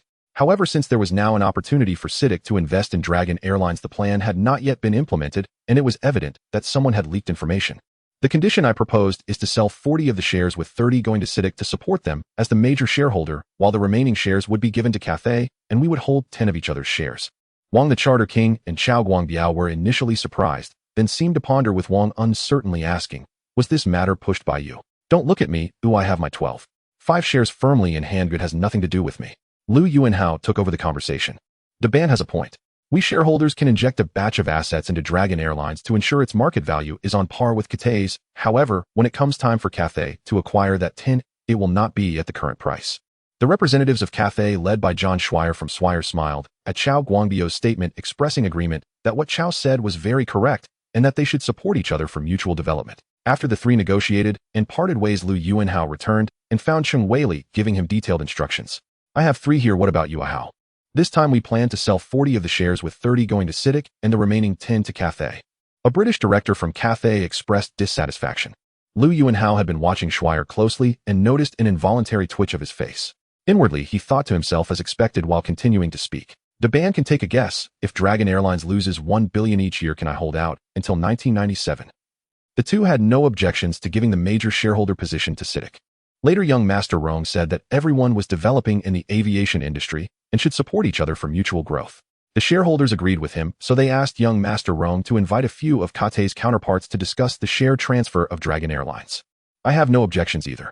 Recently, I noticed that CITIC became a shareholder of Cathay, so it appears CITIC's identity is unproblematic. Hence, we also intend to invite CITIC to invest in Dragon Airlines. The three of them, along with King Bao, spent nearly 2 billion Hong Kong dollars to secure 10 of Cathay's shares. However, they would definitely not agree to Cathay putting in 2 billion Hong Kong dollars to invest in Dragon Airlines. 38. 6. 166. 211. Chao Guangbiao coldly smiled and said slowly, I will be the first to reveal my progress. Lu Yuanhao then added one last comment. John Schweier asked anxiously, I don't know how the shareholders of Dragon Airlines plan to transfer their shares. All right, then let's proceed this way. Just now, everyone agreed to support each other for mutual development. I believe this point is already a consensus. We at Dragon Airlines hold 10 of Cathay's shares, and now we are offering you 10 of Dragon Airlines shares, which perfectly aligns with this consensus, right? After Cathay Pacific's stock rose over 6 for 2 consecutive days, it returned to normal on Friday. Such an increase did not draw Schweier's attention, and the three of them had already achieved their target. Regarding the investment in Dragon Airlines, we need to discuss it further. I think we should wrap things up for today. Young Master Rome watched a grand performance feeling quite pleased, jokingly stating, Only 10. That's not enough. I think CITIC can take 30 to be the major shareholder, and we at Cathay should have at least 25. If Dragon Airlines lacks personnel, we can also provide professionals to help Dragon Airlines develop. Currently, most of the profitable routes in Hong Kong are operated by Cathay. You could have the Civil Aviation Department implement a policy similar to One Route One Airline, stipulating that each route can only be operated by one airline. This way, Dragon Airlines would struggle to obtain quality routes, leading to losses, and at that point, the band can step in. John Schweier reacted quickly, his eyes turned, pointing out the problem. While he did not voice the rest, the implication was clear. If Dragon Airlines made it to 1997, it would soon be Cathay's turn to face difficulties. Coming with high hopes, leaving in disappointment, that describes him perfectly. After listening, the two nodded in agreement, exchanging glances, and Chao Guangbiao asked, I have no objections to CITIC as the major shareholder. But how should the shares be distributed? Lu, what do you think their next? I have already received 2. 8. That's not how this works. Cathay's 10 shares are worth significantly more than Dragon Airlines' 10. Based on the principle of equivalence, we should rightfully receive more shares of Dragon Airlines. Just as John Schweier was preparing to retort, Lu Yuanhao interjected, or the band could choose to wait and not invest for now and come in to take over when Dragon Airlines can no longer continue operations.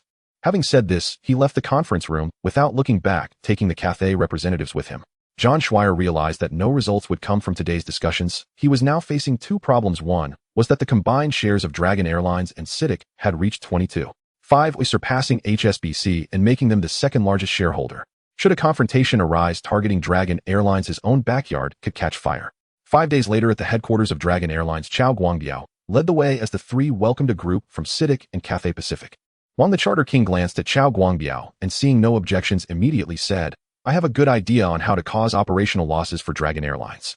Then we need to accelerate the progress of acquiring Cathay's shares. Indeed, the condition is that CITIC must support us in Cathay's board of directors. Do you think I could endure until 1997 while losing $1 billion a year? Wow, how domineering and sharp. Upon hearing this, everyone burst into hearty laughter. On the weekend, Lu Yuanhao gathered his entire family for a barbecue in the garden. The adults sat together chatting while the younger kids took turns being held by a few people. The cooking duties were mostly entrusted to the family chef. They would only step in to showcase their skills if they felt like it. The eldest and second siblings directed the chef to grill a variety of ingredients by the grill. Once the grill was filled, the two of them eagerly waited on the side. After the food was ready, they didn't sneak a taste. Instead, they carefully plated it and brought it over to their parents and aunts for them to sample first. After receiving a wave of praise and rewards for their barbecue, they began to repeat their previous actions. Due to her pregnancy, Lu Xiaoli couldn't eat greasy food, so alternative dishes were prepared for her. During her last checkup, it was confirmed that she was having a girl, thus becoming the eldest princess of the Lu family. This made the other women consider having another child, wanting to have both a son and daughter for a harmonious family. If the Civil Aviation Department implemented another such policy, it would surely put control directly in his hands. Moreover, he was starting to believe that Lu Yuanhao might withstand a decade of losses and pull Dragonair through to post-1997. By then circumstances would shift and Cathay Pacific would become vulnerable along with a difficult future for Swire. John Shirley was greatly disappointed. Shunbai was the most familiar British person in Hong Kong, with Liu Yuanhao, and his judgments were highly credible. Liu Yuanhao is most adept at patience and strategy. Being young allows him to easily plan a matter over. Watching the two happily eating the grilled food, he became interested and started grilling for the women. Shunbai spoke. Do you think we still have a chance to seize control of Dragonair? John Shirley subtly indicated that Dragonair would no longer face any injustices from the Hong Kong Civil Aviation Department. If the negotiations for the stake in Dragonair fell through, and if the Civil Aviation Bureau sought other ways to suppress Dragonair, it could lead to a tumultuous situation within Cathay Pacific, as evidenced by young Master Rong's attitude that day. Well, that would require the elders' favor, otherwise how could we conceive? Of course we can. Just give it some time. Once this busy period is over, I'll accompany you. Lin Qingxia happily remarked. Swire's foundation is entirely in Hong Kong. He can't just run off to develop elsewhere. Taking advantage of the others' inattention, he lightly kicked Li Mini under the table and shot her a glare. You know about his acquisition of real estate. He must have started planning this since 74 and didn't net it until 84, taking a full decade. At that moment, Lin Qingxiao approached and mentioned something to him. Sister Qingxia should be in the same boat. This time Liu Yuanhao remained silent, leaving everything to Chao Guangbiao to handle. Liu Yuanhao immediately got to work starting to grill food for his two brothers while the chef assisted nearby. She glanced at Lin Qingxiao, then at Guan Jiahui, and said to them, I feel like you'll look even better after giving birth. You'll be more voluptuous. She looked at Lin Qingxiao again.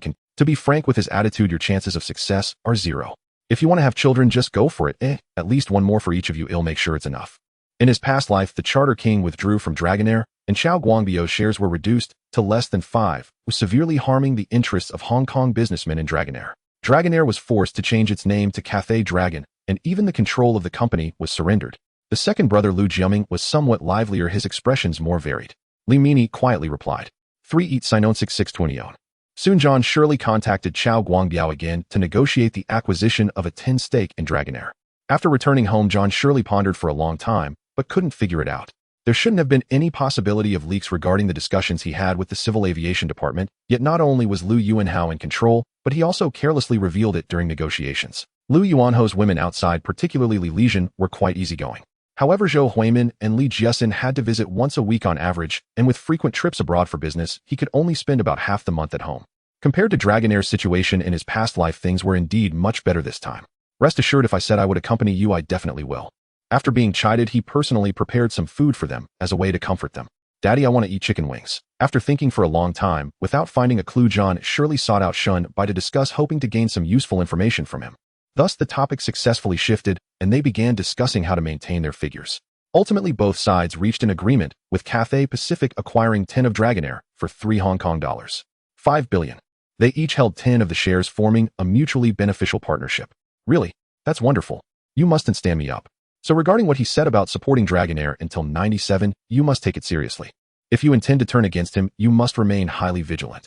Li Mini realized she had caused trouble, stuck out her tongue, and began to change the subject. He belatedly realized that things had already deviated from his control since CITIC invested in Cathay.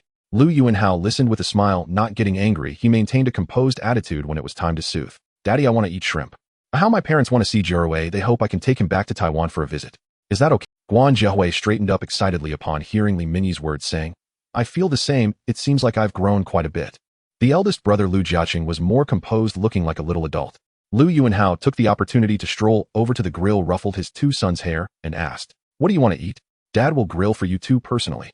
If you can't win, join in. This is the British way of. Thus, when Li Mini mentioned this, it immediately resonated with the others. Although they knew they couldn't control him, they began to complain about his faults.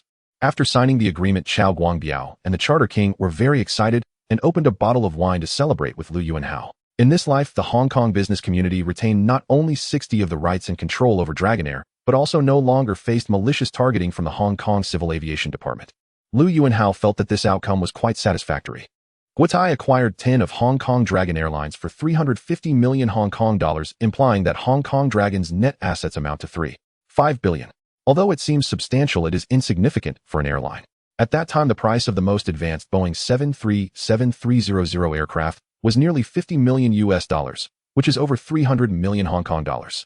Therefore, Hong Kong Dragon Airlines only owns 10 aircraft and has a few leased passenger planes. Now that external threats have been eliminated, it is time to begin rapid expansion. In the office of Hong Kong Dragon Airlines, Chao Guangbiao Lu Yuanhao conveyed the strategies from HNA's early development in his previous life. Chao Sheng, we can mortgage the future earnings of the aircraft to the bank using the loans obtained to continue purchasing new aircraft, thus achieving rapid expansion. If we fly one aircraft to Beijing, assuming the ticket price is 1,000 Hong Kong dollars with a flight capacity of 150 passengers a round trip, would yield 0 Hong Kong dollars. Another flight to Shanghai would net 450 after costs totaling 1.6 billion annually. If we seek a relatively high commercial loan rate from the bank using future earnings as collateral, how do you think regardless of whether this investment succeeds or not, just for that statement, I will toast to you first. What is your purpose in investing in my semiconductor company? Of course it's in US dollars. Do you think I am one of those Taiwanese businesses that don't understand semiconductors, investing a little money cautiously? However, Japan has considerable experience in this regard, minimizing the disadvantages of geographical limitations. My company Shangjiang Telephone will begin investing in the telecommunications industry in Europe and Australia over the next 2 years. You are using a Motorola mobile phone, right? I intend to develop handheld telephones to complement this. Additionally, I want to enter the storage chip sector, developing hardware that complements computers. This is why I want to invest in a semiconductor company. Lu Yuanhao smiled, and then said there will definitely be banks interested. This method of yours is excellent. This way we can rapidly expand our fleet. However, even with the two of them lobbying for funding, or even forcibly raising funds, major Taiwanese enterprises like Formosa Plastics merely agreed to invest 5 more for face saving than genuine intent. The reason I say geographical advantages have shortcomings is that Taiwan is just a small island with scarce resources requiring a large amount of imported raw materials, and energy is also very tight. Moreover, Taiwan is located in the Pacific Ring of Fire, experiencing over 1.0 earthquakes annually on average. Though these are mostly low-magnitude tremors, they significantly impact the highly precise chip industry. Hong Kong dollars. It can't possibly be new Taiwan dollars, right? Thus, TSMC's timing advantage. The semiconductor industry originated in the US. After it reached Japan, Japanese companies shone, due to refined management and cost advantages, producing high-quality, low-cost chips and pushing American companies back. Lu Yuanhao's companies have numerous trade interactions here, but it was his first visit. After agreeing to accompany Lin Qingxia to Taiwan, Lu Yuanhao began to utilize his connections to express his intent to invest in the semiconductor industry. I wonder how much Mr. Lu knows about the semiconductor industry. This industry is not simply about throwing money at it to produce quality goods. It's possible that funds could be wasted without any return. This statement resonated with Zhang Zhongmo, who raised his glass to Lu Yuanhao in a toast. Chao Guangbiao's eyes lit up as he excitedly rubbed his hands. After spending a few days accompanying Lin Qingxia visiting relatives and friends, he went alone to the Grand Hotel. This is also the reason why Taiwanese companies have little interest in investing in TSMC. They do not trust Zhang Zhongmo and believe that this money could easily go to waste. 38. 6166. 211. Therefore, he wanted to first listen to what Lu Yuanhao had to say before making any plans. I understand your experience at Texas Instruments in the U.S. If it weren't for the occupational ceiling for Chinese individuals, the position of chairman of TI would be yours. Therefore, I believe in your capabilities. As for my financial strength and determination, words are inadequate. I promise to invest 100 million upfront. Zhang Zhongmo did not expect Lu Yuanhao to be so well informed about his background and began to take an interest, playfully asking. I also know that the semiconductor industry is sometimes referred to as half semiconductor, describing a situation where a company invests in semiconductors only to end up losing too much and going bankrupt. Is that not the case? Indeed, so to become big and strong in this industry, one must not only invest a lot of money, but also possess great determination. At the outset of TSMC's preparation in Taiwan, there was generally low enthusiasm among Taiwanese enterprises. If it weren't for Xiaochang and Yu Guohua tirelessly promoting it, TSMC would not have been born even after the development fund invested $100 million. Lu Yuanhao readily raised his glass and drank it in one go. As mentioned earlier, with Xiaochang and Yu Guohua's relentless support, apart from initial difficulties in attracting investment, everything else went smoothly. In the 1970s and 1980s, Taiwan's economy was also in a period of rapid development, recognized alongside Hong Kong, Singapore, and South Korea as one of the 4 Asian tigers. Rest assured, I know what to do. It's impressive that you young people have such ideas, even coming up with methods like this. I am quite impressed by you. Although Lu Yuanhao has numerous industries, only Shangjiang Telephone is related to semiconductors.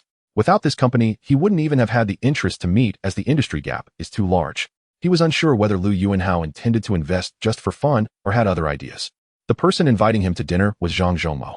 Subsequently, Zhang Zhongmo poured out his grievances, lamenting how difficult it was to raise funds here. It must be said that Zhang Zhongmo's establishment of TSMC was supported by the 3 conditions of timing, geographical advantages, and human connections. Except for geographical advantages having shortcomings, he possessed the other 2 fully. Seeing that Xiao Guangbiao understood his meaning, Lu Yuanhao added, considering the current situation, there will be no major changes at least before 1997. This decade is our golden decade, and after that it depends on you, Mr. Xiao. At that time, Americans were contemplating how to eliminate Japan's semiconductor industry and relocate industries, with targets being South Korea, Taiwan, and Singapore. In the end, Zhang Zhongmo asked, after the Lunar New Year, Lu Yuanhao took Lin Qingxiao and his son Lu Jiruei to Taiwan. Lu Yuanhao accompanied him as a supportive partner, and they became increasingly in tune with each other. Zhang Zhongmo nodded, which aligned closely with his previous predictions. Finally, he asked Lu Yuanhao another question: do you have any other requirements for this investment?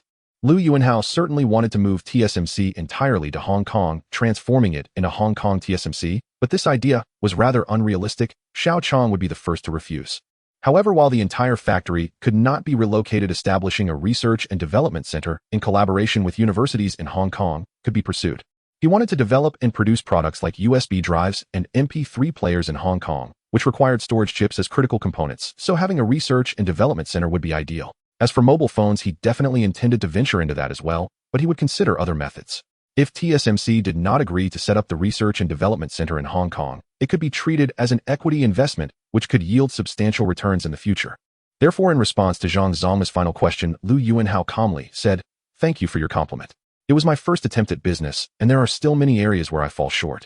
I hope Lu Sheng can offer guidance." In Lu Yuanhao's view, Zhou Kaixian lacked opportunities rather than abilities. In her past life, she did not even understand floor area ratio, yet after being sent to the capital, she ultimately managed to launch the large project Oriental Plaza. "Hello, Miss Zhou. Of course, it wasn't just me who founded it. I collaborated with the former governor Yu De to initiate it, while the Hong Kong government handled the operations. I only contributed a portion of the funding.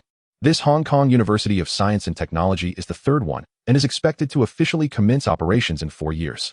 Am I already very old? That shouldn't be the case." Lu Yuanhao painted a rosy picture for her. "All right, I now understand your requests.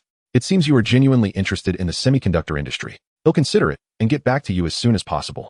Xingyuan Real Estate and Polytechnology from the mainland are preparing the first overseas residential project in the capital. I value this matter highly and hope you can follow it through entirely. This project is primarily led by Poly, so you won't need to be on the construction site every day. The purpose of sending you there is for you to learn the process, facilitate connections, and prepare for my next steps in independently developing the real estate business in the capital while seeking opportunities."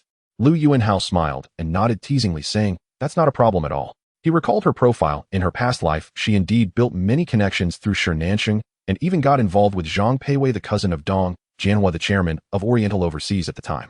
The two later partnered to establish a company focused on doing business in the mainland, making substantial profits by selling bulk cement ships at high prices in Guangdong West. Zhou Kaixian did not expect that the opportunity to meet again would come so soon and would be initiated by Lu Yuanhao himself. Of course, the two companies shared the benefits. After walking a distance, Zhou Kaixian said to Shernansheng, "Thank you for valuing me. I will prove my capability. I heard you just completed a business deal with the mainland. Could you share the details with me? Boss, let's head back to our seats first. In principle, we can accept your investment, but the matter of co-founding the Research and Development Center needs to wait until the school you mentioned officially begins operations, and we have conducted an assessment. Are there any other conditions?" "That's because you were there. He gave me one because of your face. In any case, I just don't know if there will be another chance to see him again." Shernansheng pulled Zhou Kaixian over to introduce her to. Although she did not understand why Lu Yuanhao had chosen her, the opportunity was in front of her, and she had to seize it. If she could accomplish what he assigned her well, earning his favor, the future would be a smooth path, making things much easier. Lu Yuanhao smiled and said, "I sought you out because I have a significant investment in the mainland, and I happened to hear that you had successfully completed a project there, which made me think of you." "No problem." Zhou Kaixian had originally come with Shernansheng to just get acquainted, but she was surprised that Lu Yuanhao took the initiative to greet her. She extended her hands to shake his, feeling a bit excited as she said, "It's an honor." Shernansheng was delighted. Lu Yuanhao's gesture of briefly showing Zhou Kaixian his business card, and what he later said, made her feel very proud. She knew that Lu Yuanhao rarely gave out his business cards. Seeing him accept Zhou Kaixian's card, she pulled her along to bid farewell to Lu Yuanhao. "When you go to the capital, speak less, observe more, and learn a lot. I look forward to you becoming my right-hand person. My business in the mainland will not be limited to real estate, so feel free to share any good suggestions or opinions with me." Zhou Kaixian was overjoyed. She solemnly accepted Lu Yuanhao's business card as if it were a treasure, and then took out her own card from her bag and respectfully handed it over. Lu Yuanhao received it, glanced at it, and put it away. Zhang Zhongmo was somewhat surprised. This was an answer he did not anticipate. Zhou Kaixian hurriedly wanted to explain, but Lu Yuanhao waved his hand gently, saying, "Just a joke. I understand your meaning. There's no need to take it to heart." Zhou Kaixian could not contain her excitement as she said. Lu Yuanhao deliberately touched his face and said to Shi Nanxing, this is nothing, his business cards are never easily given out. You've struck it lucky this time. This project is in the mainland, so you will need to be stationed in the capital. Is that a problem? Lu Yuanhao began to contemplate bringing her under his wing, extending his right hand subtly. Lu Yuanhao was first taken aback, then looked at Zhou Kaixian. To his surprise, Li Wanghua's confidant from his past life had been introduced to him by Shi Nanxing. 38. 6. 166. 211. Hong Kong University of Science and Technology was the third university established during Governor Yu De's tenure, but unfortunately, he passed away from a heart attack last December during a visit to the capital and missed the birth of this school. Hong Kong is this small, we will definitely run into each other in the future. Alright Lu Sheng, I will accumulate. Zhang Zong's role at TSMC was similar to that of a highly skilled professional manager. He could not make such decisions alone and had to report to other shareholders before making a decision. Shi Nanxing greeted him respectfully. However, when he resolved matters with other shareholders and contacted Lu Yuanhao again, Lu Yuanhao had already returned to Hong Kong, and the two could only stay in touch by phone. Hearing her response, Lu Yuanhao spoke to her about the collaboration with Poly. Zhang Zhoumo nodded and asked, how will we account for the research results? There's a newly established university in Hong Kong that will focus on high technology development. I am one of the initiators of this school, so I hope that after it is completed we can conduct research cooperation with your company to establish a research and development center in Hong Kong. I don't have the wealth like you do. A token of goodwill is sufficient. You should actually donate more. She is a capable woman, but she has yet to receive an opportunity to showcase her talents. Hello, boss. Zhou Kaixian said without hesitation. I didn't expect your boss to be so kind, not only laughing and chatting with you, but also taking the initiative to shake my hand. Feel free to give instructions, boss. I will do my utmost to achieve the best results. Zhou Kaixian obediently tasted the coffee, relaxing just a little. By the time Hong Kong University of Science and Technology was completed, he would have already met with Lao Chong, and then he could go to Zhang Zhoumo to renegotiate. Lu Yuanhao estimated that this was likely Xiao Chang's final stance, agreeing directly without bargaining. Alright, no problem. He'll arrange for someone to connect with you in Taiwan. Come on, remember to donate more later.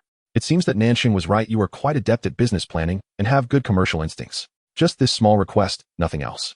Sure, Nanxing chuckled. Boss, you are not old, but you have been in business for a long time. Who among those in Hong Kong of similar age can achieve what you have?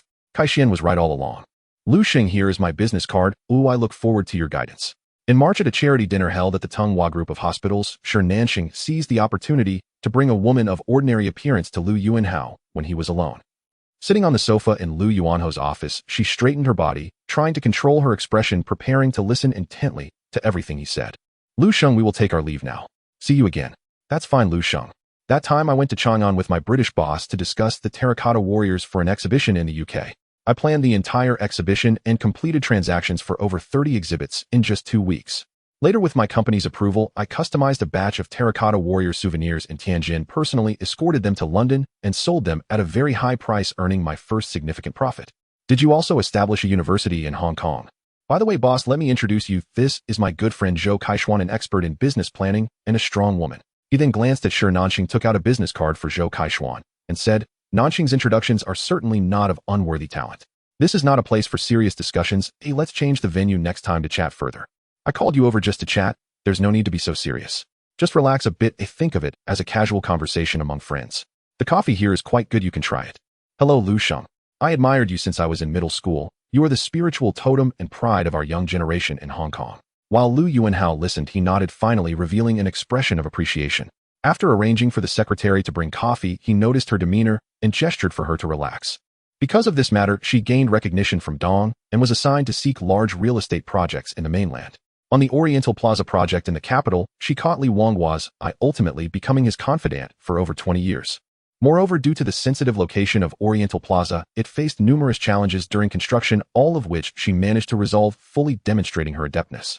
In this life, placing her in the capital ahead of time to familiarize herself with the environment might allow her to execute a project even more outstanding than Oriental Plaza. As the time for the shareholders' meeting of the Grand Hotel approached, the Jia de Li family, which had been slowly increasing its holdings through the stock market, realized that surpassing Lu Yuanhao before the meeting was no longer possible. Unwilling to see their family business slip away, the elder Jia de Li made a desperate struggle. He reported to the Securities Regulatory Commission that Xing Yuan Investment had exceeded the 35 limit on shares held in the Grand Hotel, without launching a full acquisition for all shareholders, requesting a ruling that Xing Yuan Investment must immediately launch a comprehensive buyout. At the same time, he began to spread rumors among the small shareholders that Lu Yuanhao would dismantle the Grand Hotel after taking over, selling the company's assets cheaply to his other companies, which would lead to significant losses for the shareholders of the Grand Hotel. The Jiadali family's stance on preventing Lu Yuanhao from entering the board of directors was evident. However, within their family, Mi Gao had some reservations about the elder Jiadali's measures. Father Xingyuan Investment is not a small company, and they have no precedent for dismantling a company after an acquisition. What we are doing may not be effective and will only completely anger Lu Yuanhao. How can there be no precedent? After they took over GD, they sold off a batch of assets to Xingyuan Investment. As long as there is this precedent, we can use it to our advantage. Besides, if just one person believes us, our power will increase. We need to unite any force we can. Anyone who knows a little about the GD situation understands that it was a case of using assets to offset debts to prevent Lu Yuanhao from holding too many shares. Unexpectedly, the elder Jia Dali took this as a precedent for Lu Yuanhao dismantling the company. However, if one insists on saying, so it seems plausible. People can spin any narrative, even the dead can be made to sound alive. Now it depends on how many people believe his claims. Mi Gao looked at the elder Jia Dali in disbelief, wanting to say something more, but the elder Jia Dali waved his hand and said despondently. Lu Yuanhao was somewhat speechless. The father and son had mastered the art of playing good cop and bad cop. If it were just a temporary drop in stock prices, it wouldn't matter much. The key issue was that the exposure of documents detailing the financial imbalance of the Grand Hotel prompted significant actions from both the Independent Commission Against Corruption and the Hong Kong police, who jointly entered the Grand Hotel to conduct a detailed investigation of its financial status over the past few years. The meeting place was set at the Hilton Hotel. Compared to their first meeting at the Regal Hotel, this time Lu Yuanhao adopted a much lower posture. Upon meeting, Mi Gao stated that everything that had happened previously was arranged by his father, the elder Jia Dali, and that he had not been informed in advance. He also voiced his opposition afterward, hoping to reach the previous agreement with Lu Yuanhao with the daily operations of the Grand Hotel still entrusted to him. He would persuade his father to relinquish all positions and powers while supporting Lu Yuanhao's election as chairman of the board at the shareholders' meeting as an apology for the events of the past 2 days. At that time, I will resign from all positions and hand everything over to you. You focus on managing the Grand Hotel and find an opportunity to reclaim our properties. Lu Yuanhao was also curious about what tricks the father and son were up to holding a financial document obtained from, but this method of counterattack was completely ineffective for him. He had not acquired many shares of the Grand Hotel and had no fear of the Securities Regulatory Commission's investigation. On the third day after the public announcement, Mi Gao contacted Lu Yuanhao, expressing a desire to discuss things further. Then why report to the Securities Regulatory Commission? If Lu Yuanhao really holds over 35 of the shares, what if he launches a full acquisition? Mi Gao broke into a cold sweat after reading the document Lu Yuanhao provided him. In his past life, the Jia Dali family spent a fortune to firmly keep Lu out of the Grand Hotel, not only to protect their family business, but also because after Lu acquired Liang Zhongha's shares, the information he obtained was exposed in the media, causing the Grand Hotel stock price to plummet by 10, which allowed him to increase his holdings on the open market. This is merely a feint. I don't know how many shares he actually has. I just want to disrupt his rhythm. As for the rumors, they simply arranged for the Daily Report to publish the same announcement for 3 consecutive days, declaring that the Grand Hotel is a quality-listed company and that Xingyuan Investment promises never to dismantle the Grand Hotel's assets for sale. Mi Gao fully understood the elder Jia Dali's intentions and said nothing more, nodding heavily. The Jia Dali family's long-standing good reputation was thus challenged, and it took considerable effort for the father and son to settle the matter. Lu Yuanhao was not surprised by the elder Jia Dali's countermeasures. In his past life, he had used these 2 tactics against Lu, intending both to cause Lu to confuse his own ranks and to instill fear in the small shareholders due to Liu's reputation as a sniper, making them reluctant to vote for him. I know what you want to say. Oh, I cannot hand over the family business without any resistance. This is something I must do. He said nothing further, merely handing the financial documents he brought to Mi Gao, indicating for him to read first. They certainly knew who was behind the leak of such internal documents, which solidified their determination to win the battle for control and keep Lu out. But you're different, Mi Gao.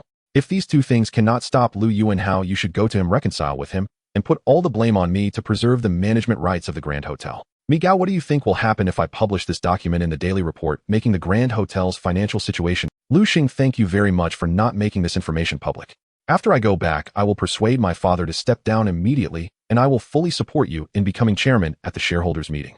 Then who decides the future development of the company? Of course it will be you. Mi Gao said without hesitation. Well, then it's settled. As I said before, I will be the chairman of the board, controlling the company's development direction, and you will be in charge of the daily operations. No objections. No objections. I will absolutely follow your arrangements. Lu Yuanhao nodded. In his past life, when Lu acquired this financial information and made it public, one could not say he was wrong. His purpose was to profit to seize the maximum possible profit rather than necessarily take control of the Grand Hotel, so he chose to drive down the Grand Hotel stock price to acquire as many shares as possible. However, after Liu obtained this information, he chose to remain silent. Maintaining such a powerful weapon in a dormant state was the most effective deterrent and would continue to exert pressure on the Jia de Li family.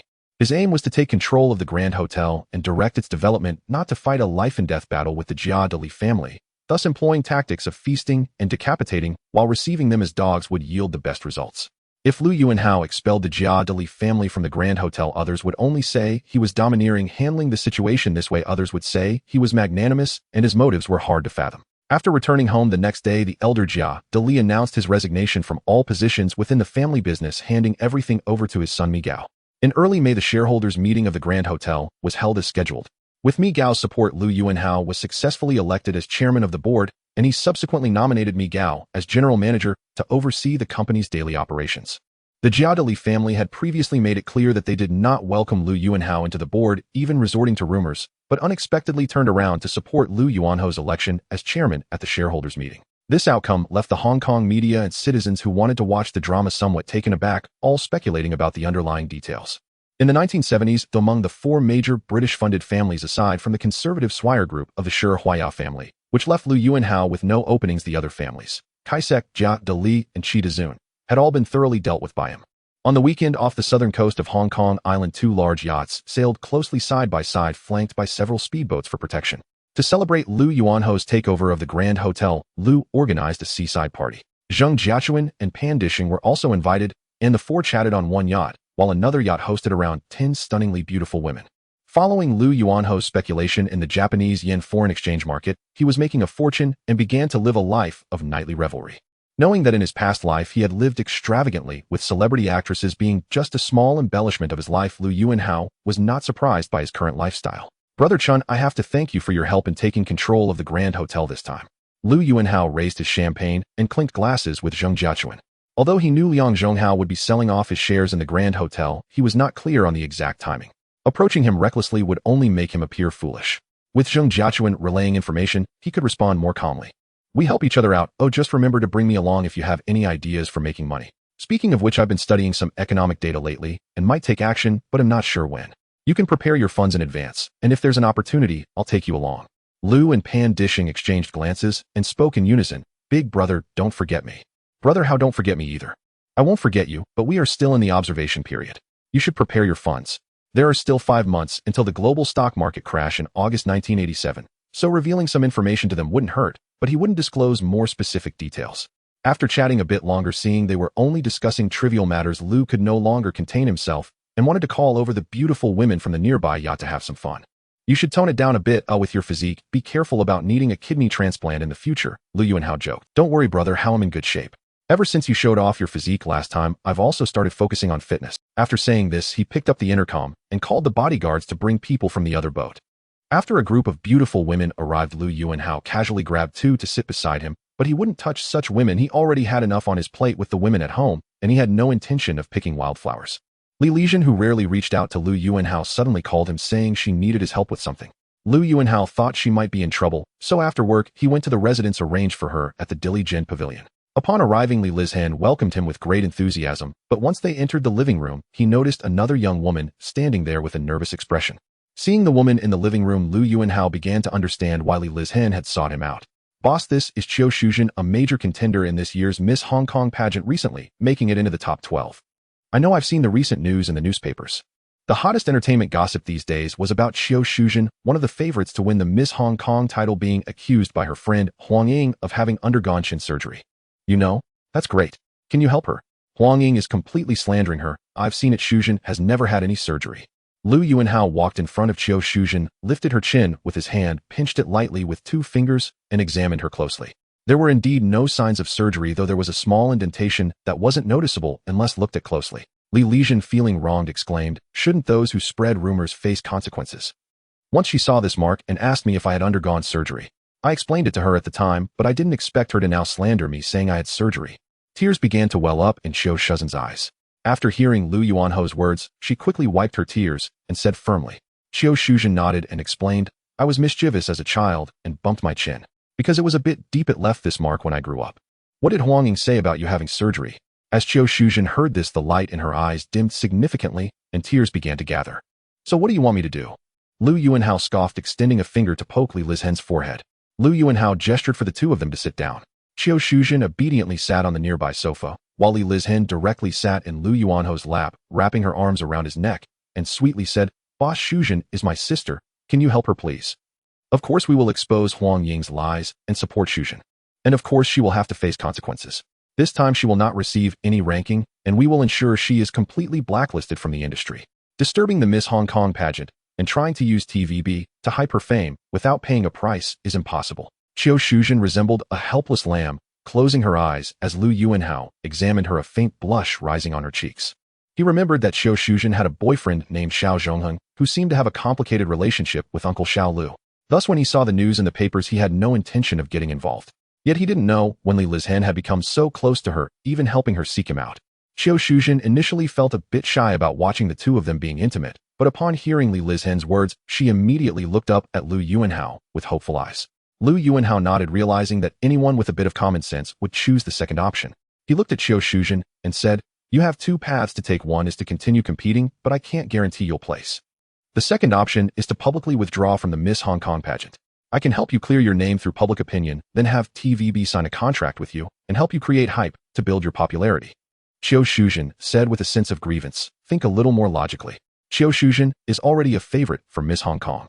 Now that someone is slandering her for having surgery, if TVB supports her, wouldn't that at least guarantee her a ranking? If she did win a ranking, what would happen next year if someone else tries to create a similar scandal? Qiu Shuzhen concluded, I choose the second option. Lu Yuanhao shrugged nonchalantly. After reading through it, he sat down on the sofa and looked at her. Is that a mark left from an injury? What about Shuzhen? Will she just be wronged like this? After dinner, once Qiu Shuzhen left, Lu Yuanhao finally asked Li Lizhen, How did you get to know her? We just met. After I saw her news, I took the initiative to find her and told her I had a way to help her solve her problems, and she came back with me. This answer surprised Lu Yuanhao. Since Li Lizhen had been with him, she had acted in many films produced by Oriental Pictures and gained considerable media resources, becoming one of the top stars in Hong Kong. Using her status to bring back a girl embroiled in scandals while competing in Miss Hong Kong was indeed a significant power play, but he couldn't quite understand the underlying reasons. You've been coming to see me less frequently this year. I don't know if you feel like there's no novelty anymore and want to find a new face to see if you'll come more often. Seeing Lu Yuanhao's shocked expression, Li Lizhen explained with a hint of grievance. This reason left Lu Yuanhao speechless. This year, the women in his family were all eager for another pregnancy, transforming into juice-making queens, tempting and seducing him in various ways, so Li Lizhen naturally came less frequently. Doesn't she seem to have a boyfriend? According to her boyfriend doesn't approve of her participating in the Miss Hong Kong pageant, and they have already fallen out. Lu Yuanhao nodded, refraining from commenting on Li Lizhen's actions, tacitly accepting her approach. Qiu Shuzhen's family background wasn't great, with many siblings. Li Lizhen should find it easy to handle, such as for Li Lizhen, they had been together for over 3 years, but their actual time together was minimal, so it wasn't that she would quickly lose interest. Moreover, he still had some expectations for the upcoming Double Jin Union. The next day, Qiu Shuzhen held a press conference announcing her withdrawal from this year's Miss Hong Kong pageant due to being unable to bear the rumors. At Lu Yuanhao's suggestion, TVB subsequently issued a statement expressing respect for Qiu Shuzhen's choice to withdraw and emphasizing that the Miss Hong Kong election has always been fair, just, and open, with all contestants undergoing strict medical examinations. Those with a history of surgery would be eliminated in the preliminary stage. Finally, TVB revealed that they had signed her as one of their actors. Such statements and actions undoubtedly confirmed that she had not undergone surgery and was merely a victim of slander. The negative public opinion against Qiu Shuzhen quickly began to reverse, with the media turning their attention to her friend Huang Ying, accusing her of resorting to unscrupulous means to gain an advantage. During subsequent broadcasts, TVB did not give Huang Ying any camera time, effectively rendering her withdrawal meaningless. The series of events surrounding her participation in the Miss Hong Kong pageant led Qiu Shuzhen to gain a new understanding of friendship, love, power, and interests. Her former boyfriend, whom she thought was a rich second generation, turned out to be just a good for nothing, and her once close friend, for the sake of a good ranking, didn't hesitate to slander her. Faced with the overwhelming doubts from the media, she felt so small and helpless. Lu Yuanhao's ability to change her fate with a single word left a deep impression on her. So later, when faced with Li Lizhen's hint, she agreed without much thought. With such a backing, she believed she would no longer be bullied and might even achieve some fame. After all, wasn't Li Lizhen her role model?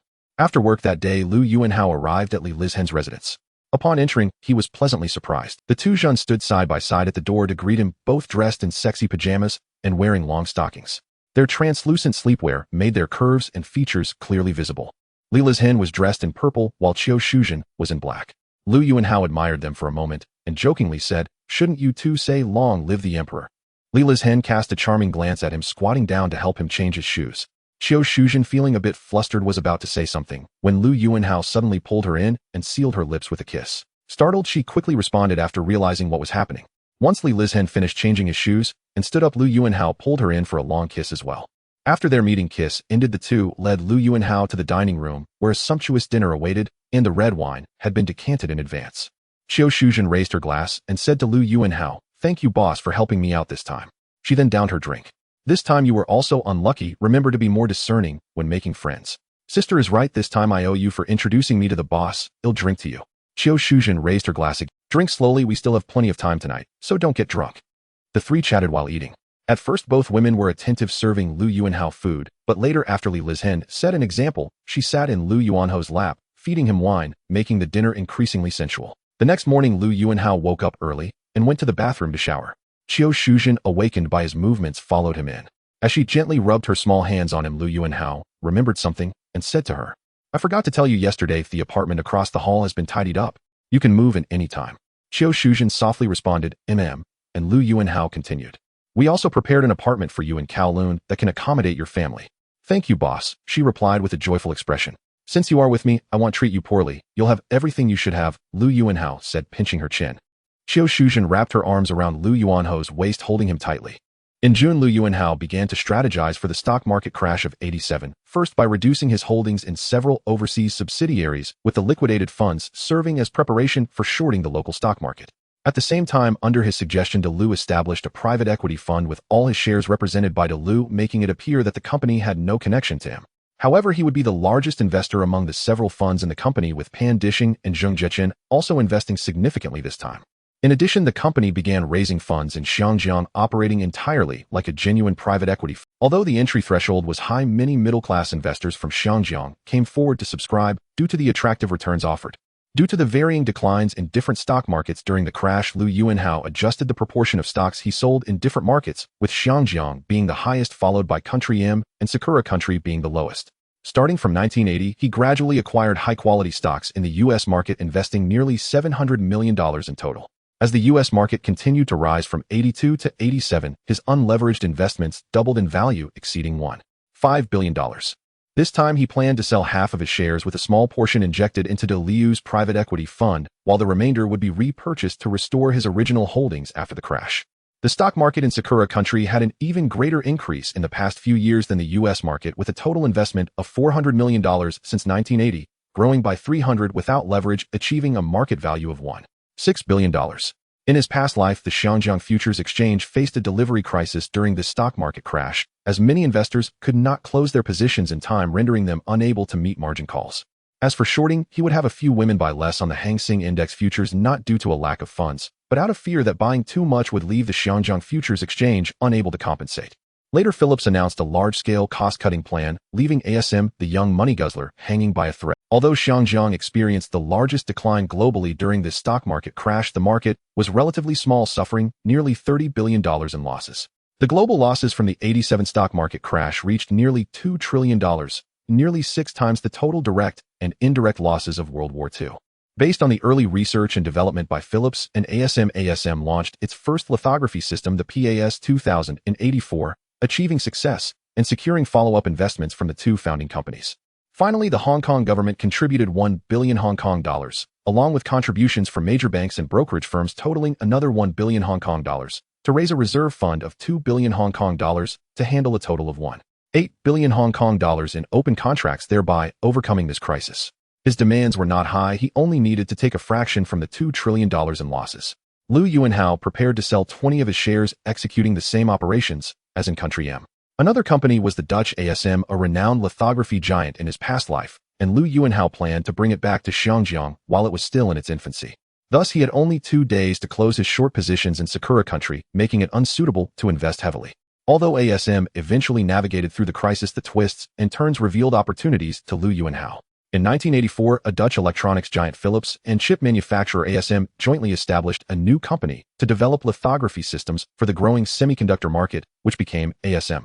The people of Sakura country are now incredibly wealthy. Their stock market began to rise just 2 days after the 87 crash, and even country-Miss stock market could stabilize quickly thanks to the influx of funds from Sakura country. The success of the new product should theoretically propel ASM to new heights, but unfortunately fate had other plans. That year, the global lithography market underwent drastic changes, resulting in a Great Depression due to weak demand in the semiconductor market, with many companies facing losses. Samsung's semiconductor industry suffered direct losses of $300 million, and the lithography industry's giant country, Ms. GCA, also faced a financial crisis, causing delays in new product development. The reason why ASM succeeded later and captured the absolute share of the lithography market was largely due to the support from downstream international giants like TSMC and Intel. Liu Yuanhao, now a shareholder of TSMC, could facilitate deep cooperation between the two. This time, in addition to profiting from the stock market crash, Liu Yuanhao also had his sights set on 2 European companies. ASM continued its efforts, launching the PAS 2500 system with new alignment technology in 1986, which laid the foundation for many innovative technologies in the future. This side mainly involves investments from family offices and several women. Liu Yuanhao planned to liquidate all shares without retaining any and to re-enter the market at the end of October. France's LVMH has officially merged. Albert from Cornerstone Investment had already secretly acquired shares of Moët Hennessy, and Liu Yuanhao would use a blitzkrieg strategy to seize LVMH during the stock market crash.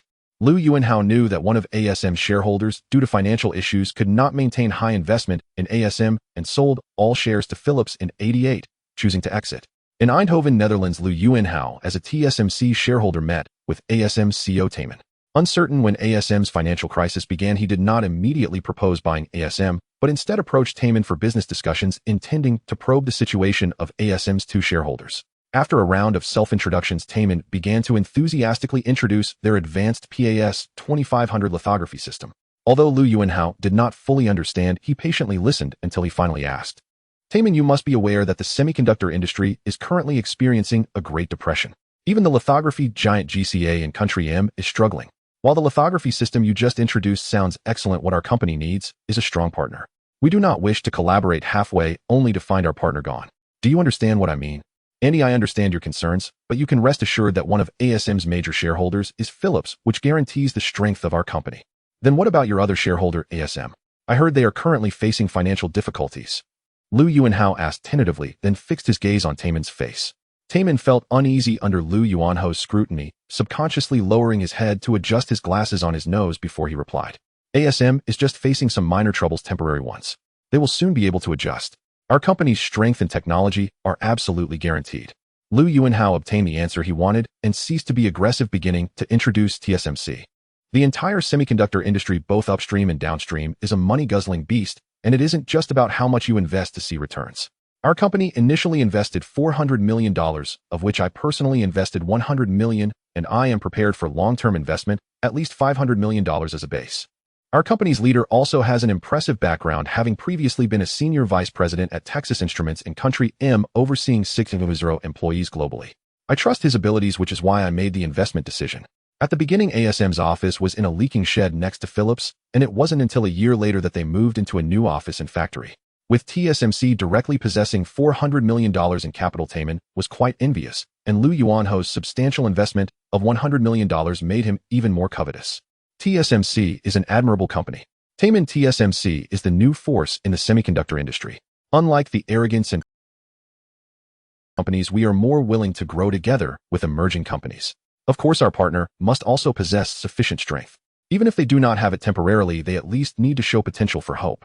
Personally, I am even very willing to contribute in some way." Taman pondered for a moment and uncertainly asked, "Do you want to invest in ASM?" Seeing that Taman had picked up on his underlying meaning, Liu Yuanhao admitted directly, "That is not out of the question, depending on how your 2 shareholders consider it. Since I can invest $100 million in TSMC, I can also invest $100 million in ASM. You are quite optimistic about the semiconductor industry." "Yes, I believe in Moore's law and am confident that the semiconductor industry has great prospects." This meeting did not discuss any substantive matters, merely giving Taman an additional option. When ASM decides to sell shares, it won't just be Philips at the table. Leaving the Netherlands, Liu Yuanhao went to France. Albert from Cornerstone Investment reported to him on the progress of various company projects. "Currently, we own 50 of Gucci's equity, and the company's operations remain in Maurizio's hands. I have already acquired 4.9 of LVMH shares and can break the 5 threshold at any time." "Very good, Albert. No need to rush. The goal this time is LVMH. We will wait for my signal to act. What about Gucci? Gucci is already meat on the cutting board, we can eat it anytime. However, when we acquire a company, we must digest it well, just like Dior and Piaget. When you finish digesting LVMH, then you can move on Gucci. Understood, boss. After acquiring LVMH, we can merge with Dior and Piaget, at which point the equity incentives I promised you can be fulfilled. Previously, Lu Yuanhao had always painted a beautiful picture for him, but this time, he finally provided a clear deadline. Albert had waited 6 years for this day and excitedly said, "This time it will definitely succeed, boss, just watch me. I am not worried about acquiring equity, but you must ensure that all potential legal risks involved in the process are mitigated. The current major shareholder might sue us after we seize control, so you need to prepare in advance." Understood, boss. Since he was in France, he certainly had to meet with the two thoroughbreds, but this time Lu Yuanhao hurried back to Xiangjiang without staying long. Because Lu Xiaoli was about to give birth, his princess was soon to be born. Lu Xiaoli has been pregnant for 9 months. Guan Zhehui and Li Mini, her closest friends, occasionally come over to keep her company and share their experiences. The women in the family have all recovered well after giving birth. With these examples at hand, Lu Xiaoli has maintained. This also made Lu Yuanhao's efforts much easier, as he used his lunch break or time after work to accompany her for meals, take walks in the yard, listen to the baby's movements, and leave after coaxing her to sleep. Lu Xiaoli did not feel anything was wrong. In fact, she was very satisfied that this busy Lu Yuanhao could come to spend time with her every day. Every time she saw him, her face lit up with happiness. One day before taking a nap, Lu Xiaoli leaned against the headboard to rest, while Lu Yuanhao was pressing against her belly, feeling the baby's movements, when she suddenly spoke up. "Yuanhao, I want to give the baby a nickname. It's a custom from my hometown, what do you think?" Lu Yuanhao felt a pang in his heart, but replied, "Of course, I've already given her a formal name. The nickname should be left to you, as the mother. Have you thought it through? Let me hear it. Let's call her Cici. According to the custom, the simpler the nickname, the better it is for raising her." "You say that, but our Lu family's first princess, I can't allow her to be bullied." "All right, Cici, it is simple and easy to Lu Cici, did you hear that? You have a nickname now." As Lu Yuanhao spoke, he gently caressed Lu Xiaoli's belly, thinking to himself how fortunate it was that the name wasn't something odd like Lu Shimei, otherwise he would have certainly disagreed today. Seeing him agree to the nickname she chose for their child, Lu Xiaoli held his hand resting on her belly, smiling. The moment Li Jiesin saw the beautiful Chun, her face fell. At the Kaitak airport, Chen spotted Lu Yuanhao waiting outside from a distance and excitedly ran over to leap into his arms. Among the 3 women from the Li family, if anyone supported Lu Yuanhao without principles, it would definitely be Li Jiaming. Upon arriving at the Peninsula Hotel, they arranged for the staff to bring dinner to the suite. Chen, wanting to maintain her figure, only ate a little before stopping, and in the end, all she could reward herself with was a bit of freshly brewed milk. The next day was the weekend. Lu Yuanhao rarely got to sleep in and was awakened in his favorite way. Seeing Chen sneaking a bite, he put in some effort to make her breakfast. After Chen finished her summer vacation, she didn't want to go home and insisted on coming to Xiangjiang to play. Without much thought, Lu Yuanhao arranged for Dongfang Film to send her a job invitation, booking a flight for her to arrive that evening, which meant he had to pick her up. Li Jiesin grew increasingly angry, thinking that she was no less than that strange woman. Oh, why was it that he could accompany her, but not herself? "Sister, who is that person? Do you know her? It seems she hasn't been reported in the newspapers." She had seen all the women who had given birth to Lu Yuanhao's children in the newspapers, but this unfamiliar woman, seemingly about her age, was clearly not one of them. However, the preparation for this breakfast took a little longer than expected, and the portions were not plentiful. It was clear that Chun hadn't eaten enough, and after washing up, Lu Yuanhao took her downstairs to have afternoon tea. Lu Yuanhao wrapped one arm around her waist, feeling her longing, while gently stroking her head, he asked, "Are you hungry? Let me take you to eat something first. You should be more aware of your surroundings. If you cause any trouble here, and it gets reported in the gossip newspapers making Yuanhao lose face, what do you think he would do to you?" Over this past year, the benefits she had received from Lu Yuanhao surpassed those she had received in the previous 20 years combined. Chen nodded affectionately, linking her arm through Lu Yuanhao's as they left. Before long, she fell into a deep sleep. Lu Yuanhao quietly got up to leave, first returning to the company to handle some business before heading to the next event. Li Jiaming hurriedly pressed her down, anxiously saying, "No, I need to find out the truth. The day before yesterday, I called him to ask if he wanted to spend the weekend together, and he said he was busy, but it turns out he was busy accompanying this wild woman. Little sister, this kind of thing is too normal. Just pretend you didn't see it. Out of sight, out of mind." The afternoon tea at the Peninsula Hotel is famous throughout Hong Kong. Chen had long heard about it. The night before, upon learning they were staying at the Peninsula Hotel, she requested to experience that atmosphere. Lu Yuanhao certainly wouldn't refuse such a small request. Thus, upon seeing her little sister's displeased expression, her first thought was to advise Li Jiesin not to make it. So when Chen affectionately linked her arm with his while entering the tea house, it was clear to Li Jiesin and her sister, sitting not far away. "I'm just going over to greet him, not to cause trouble. He admitted himself that I am his girlfriend. Do you think I should avoid him?" After Li Jiesin finished speaking, regardless of her sister's advice, she walked toward Lu Yuanhao and Li Jiaming, worried about potential trouble, hurriedly followed. Yuanhao, what a coincidence to see you here. Noticing that Li Jiasin had stood next to Lu Yuanhao, but still appeared displeased, and wouldn't even greet him, Li Jiaming hurriedly spoke up to ease the awkwardness, while tugging at Li Jiasin's shirt from behind. Yuanhao. Only then did Li Jiasin reluctantly call out. Lu Yuanhao did not expect to run into the two of them while having afternoon tea. After a moment of surprise, he quickly returned to normal. You both are here, just arrived? Would you like to sit down with us? Lu Yuanhao was seated at a four-person table with Chun, but he did not sit opposite her. Instead, he sat beside her. Now that he invited the Li sisters to sit down, Li Jiasin took the opportunity to sit at his other side perfectly. Li Jiaming had no choice but to take the last available seat. Looking at Lu Yuanhao across from him, he forced a smile and said, we arrived a bit earlier, saw Yuanhao come in, so we came over to say hello. Lu Yuanhao immediately understood that Chun had been seen by these two when she linked arms with him earlier, hence Li Jiasin's expression. Seeing her glaring at Chun with undisguised hostility, Lu Yuanhao spoke coldly to her. Why the sour face? Did someone upset you? Hearing his obviously warning tone, Li Jiasin shivered involuntarily, instantly waking up. Her expression changed several times before finally managing to squeeze out a smile. Nothing, it's all my sister's fault. She wasn't paying attention while walking and almost tripped me. Yes, it's all my... Li Jiaming breathed a sigh of relief, quickly taking over the conversation. The two of them casually chatted with Lu Yuanhao for a bit before standing up to take their leave. Such bravado and drama do not exist in his presence. They are merely obedient little kittens. Returning to their seats, Li Jiaming said with lingering fear, little sister, thankfully you didn't make a scene. I was sweating profusely, I was so nervous. Li Jiasin was also drenched in sweat. Recalling Lu Yuanhao's tone from earlier, feeling aggrieved, she decided to ignore him for a week and not contact him. On the other side, after 6 months of learning Cantonese, Chun understood the conversation among the three clearly. Coupled with Li Jiasin's unfriendly gaze when she first looked at her, she tentatively asked, Yuanhao, who was that person just now? She looked at me with such fierce eyes. With me around, who dares to be fierce to you? They'll take care of them directly. Before she could respond, Lu Yuanhao continued, I have a business dinner for dinner, so I want to accompany you. They'll come back. This time I arranged an assistant for you while I shoot the film.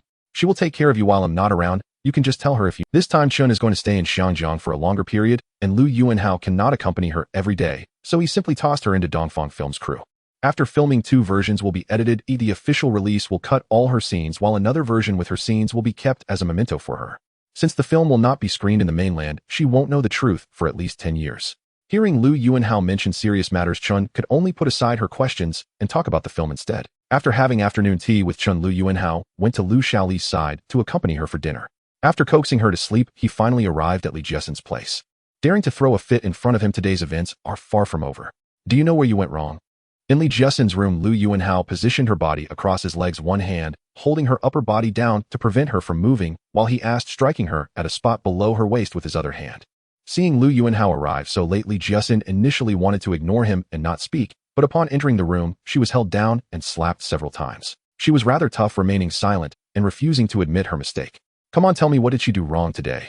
Seeing her attitude, it was clear she didn't think she had done anything wrong, so Lu Yuanhao let Li Jiaming explain. Little sister should not throw tantrums in public or act spoiled in front of others. Finally, there was someone clear. Did you hear that? Where did you go wrong? Repeat it back to me. Lu Yuanhao slapped Li Jiasin again. This time Li Jiasin finally reacted and softly repeated it. I don't require you to be a certain way in private, but if you dare to act like this outside, it won't just be a few slaps. I understand. Only then did Lu Yuanhao pull her up, looking at her flushed face and the tears that were about to overflow from her eyes. He painted a grand picture for her. Once you graduate next year, I'll take you home, but it would be best for you to curb that little temper of yours. Only then did Li Jiasin smile through her tears, affectionately clinging to Lu Yuanhao's arm. Taking her home would equate to officially acknowledging her identity, so the few slaps she received would be nothing. In late August, Lu Xiaoli was arranged to be sent to Mingda Hospital to give birth. That afternoon, Lu Yuanhao came to the hospital to accompany her. They hadn't exchanged many words when her expression suddenly turned painful, prompting Lu Yuanhao to immediately call for a nurse. Soon Lu Xiaoli was taken into the delivery room. As time passed, just before the sun set in the afternoon, the delivery room door that had been tightly closed suddenly opened. A young nurse came out to report the good news to Lu Yuanhao. Congratulations, Mr. Lu, both mother and daughter are safe. They will be out shortly, please wait a little longer. Lu Yuanhao let out a sigh of relief, personally giving the nurse a red envelope. After waiting a while longer, Lu Xiaoli and her daughter were brought out and returned to the hospital room. Lu Yuanhao first held Lu Xiaoli's hand to comfort her for a while before he had the time to examine the baby wrapped in swaddling beside her. However, newborns are all wrinkled and nothing can be seen. It will take a few days for them to return to normal. The two looked at the baby with loving expressions, but Lu Yuanhao wondered what Lu Xiaoli was thinking. He thought the little treasure must not grow crooked. After observing for a few more days in the hospital, Lu Yuanhao took Lu Xiaoli and her child back to the mansion, rewarding them with 100 million Hong Kong dollars as usual. The changes in the newborn were remarkably swift. After a week, the wrinkled appearance from birth had vanished, and by the time she was nearly a month old, Lu Cici had grown to be extremely adorable. When awake, her eyes were clear as spring water, blinking cutely. Her skin was delicate like cream, so pink that it seemed almost ready to drip with moisture, making one unable to resist the urge to carefully cherish her. Usually she was quite quiet, occasionally smiling broadly after being fed and satisfied, only letting out cries when she felt uncomfortable after pooping or peeing. Even the nanny who had been helping take care of the child at home said that this little girl was easy to handle. Every day, when Lu Yuanhao returned home, the first thing he did was to hold her in his arms and tease her. None of his previous sons had received such treatment, which made Lu Xiaoli very happy. After Lu Cici's first month, Lu Yuanhao began to shift his focus to the impending stock market crash.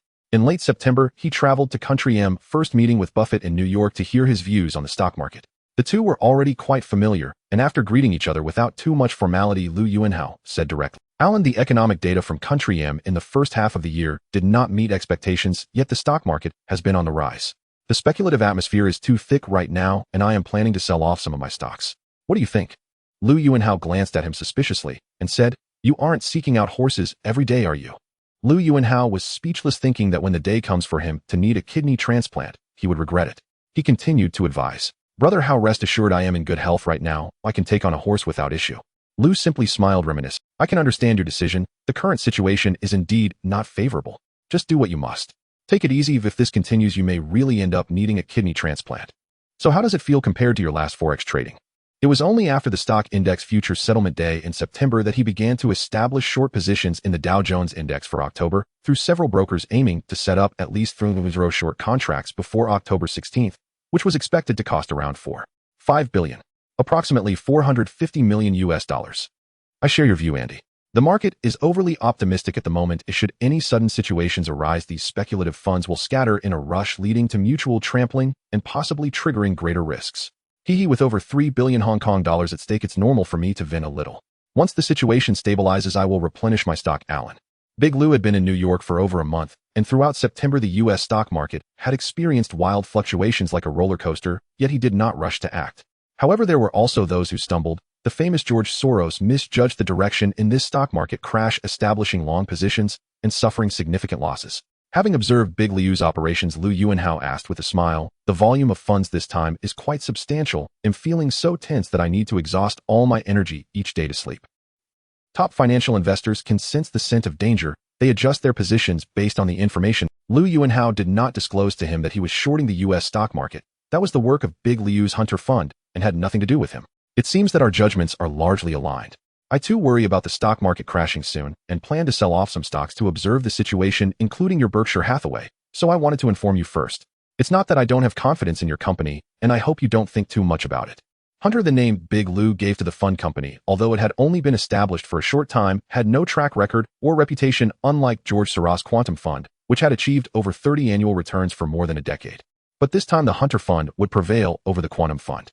Given the current thick speculative atmosphere, I'm not worried about building short positions. The key issue is the timing of closing them. I don't know when the decline will begin or how severe it will be, so you must keep in touch and not delay important matters. You can rest assured I can still distinguish what is most important.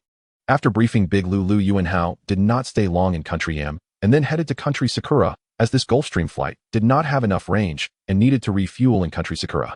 So he planned to inspect the subsidiary in Country Sakura while he was there. On the private jet, Li Huixian was giving Lu Yuanhao a head massage, the kind that looked very serious, but he was reclining on the sofa with his head resting on her thigh, which was slightly ambiguous. "I remember you mentioned last time that someone at home was trading stocks." Lu Yuanhao, enjoying her massage, asked with his eyes closed. "Yes, it's my dad and my second brother. They quite enjoy trading stocks and talk about it all day, saying things I don't understand, yet I haven't seen them make any money." Lu Yuanhao laughed after hearing this. Those stock traders who keep spouting technical indicators are often referred to as leaks. What does that mean? Leeks in the field can regrow after being cut. It's a metaphor for these stock traders. It's quite fitting, isn't it? Indeed, my dad and the others are always overly excited, yet they end up losing more than they earn.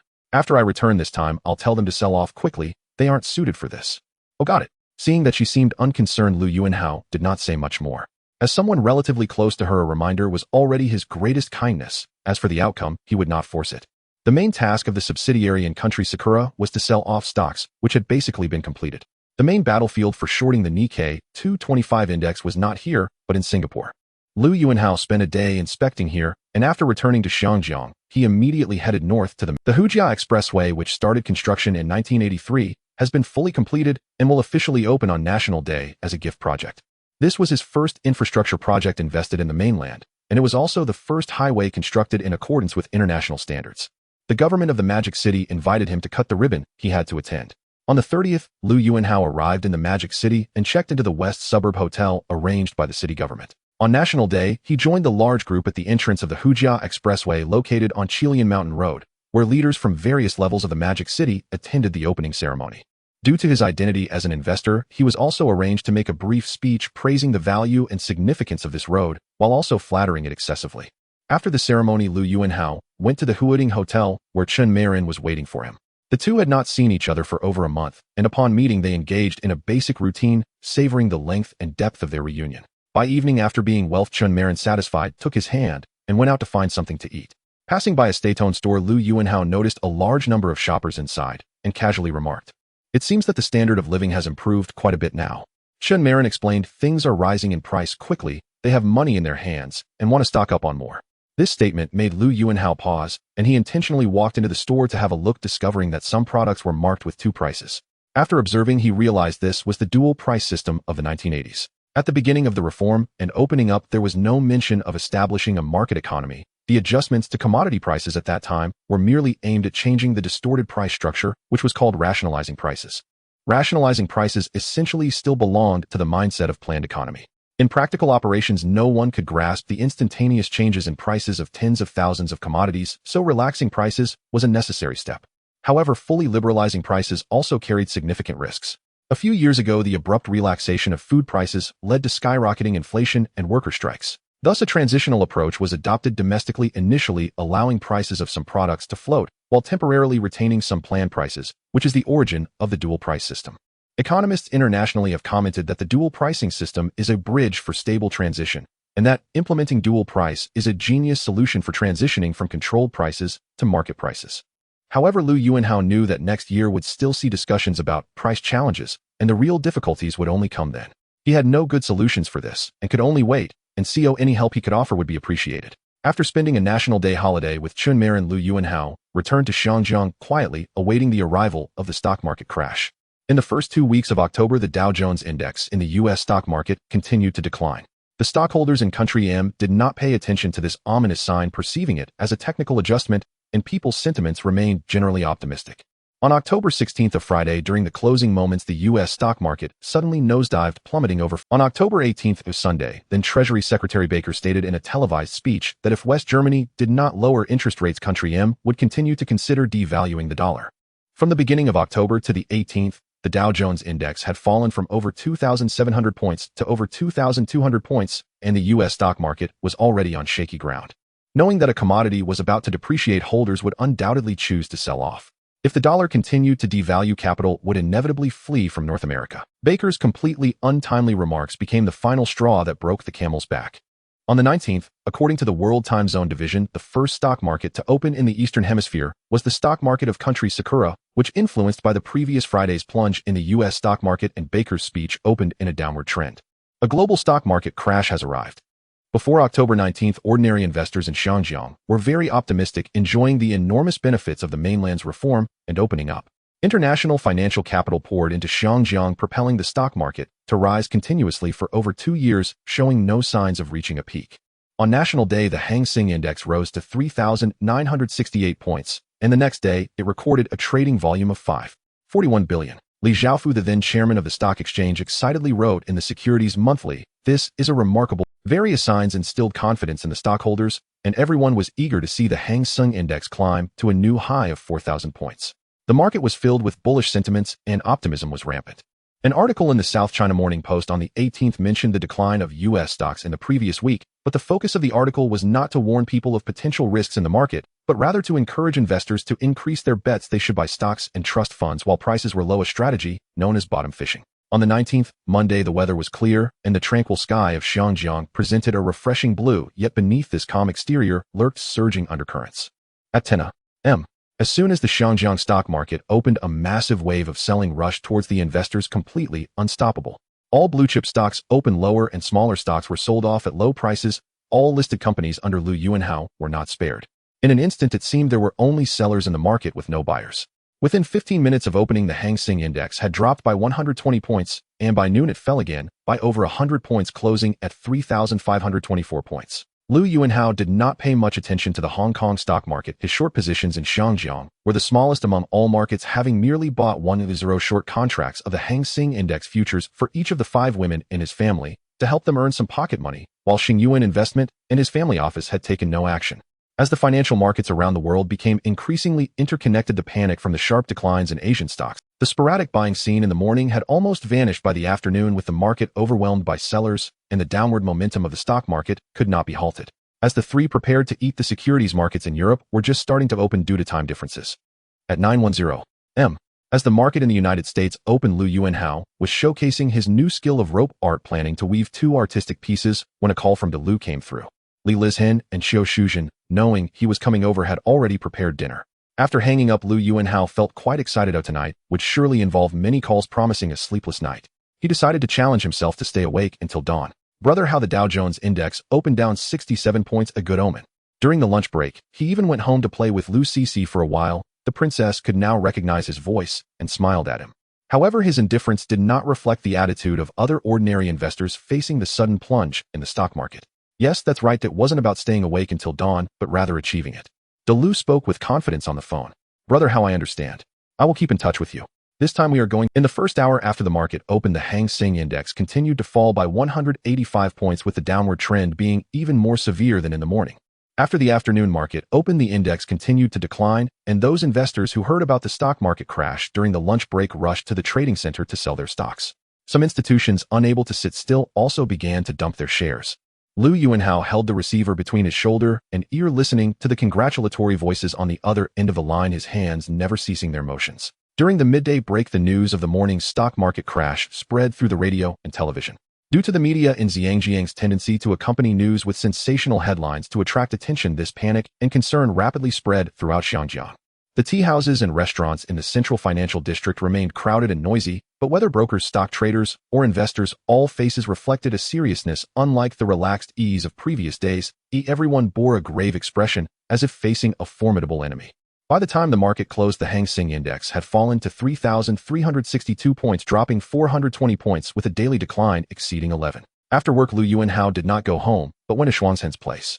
He wanted to continue waiting for news from Lu in the US, and he felt there was some truth to Lu's need to vent. On that day, the London Financial Times Index fell by 183.7 points, a drop of 10.1, while Switzerland fell by 11.3, West Germany by 3.7, France by 6.1, the Netherlands by 7.8, and Belgium by 10.5. All developed countries in Europe were not spared, with stock markets universally declining. At 8 p.m., Lu Yuanhao called Lu to report on the situation of the stock markets in Asia and major European countries, urging him to closely monitor the performance of US stocks next. Okay, I will keep a close eye, and don't need to keep calling me. After hanging up, he hummed a cheerful tune, and after a while finally completed his work. 2 beautiful Miss Azans, so who shall we start with? Li Lizhen and Xiao Shuzhen noticed that he was in an exceptionally good mood today, gazing at him with their sparkling eyes filled with charm, yet no one spoke. Then let's start with Xiao Zhan. The night is so beautiful, you both need to be prepared for a prolonged battle. Just as Lu Yuanhao began to sprint, a cloud of gloom engulfed the U.S. stock market on the other side of the earth. On the morning of the 19th, a New York Times, the stock market was plummeting uncontrollably. Due to the inability of the New York Stock Exchange's computer processing system to handle such a massive wave of sell-offs in a short time, by noon, there were still 120 million trading operations pending. At that time, a stock trader from the exchange mentioned in an interview after the stock market crash, "My computer screen showed a decline of 378 points in the Dow Jones Industrial Index, but in reality the number was 508 points. Normally the daily trading information is about 100 million, but that day it reached 600 million.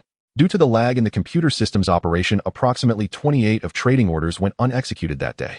Many investors, especially small to medium-sized investors, did not realize until 2 or 3 days later that their stocks had not been sold. At 2 a.m., Lu Yuanhao completed 2 successful short sales, having long since removed the restraints from Xuanzhen. Just as they were cuddling, Liu's call came in again, and he shouted on the other end. "Brother Hao, I've heard that the Dow Jones Index has already fallen by at least over 200 points, and the computer system here has crashed.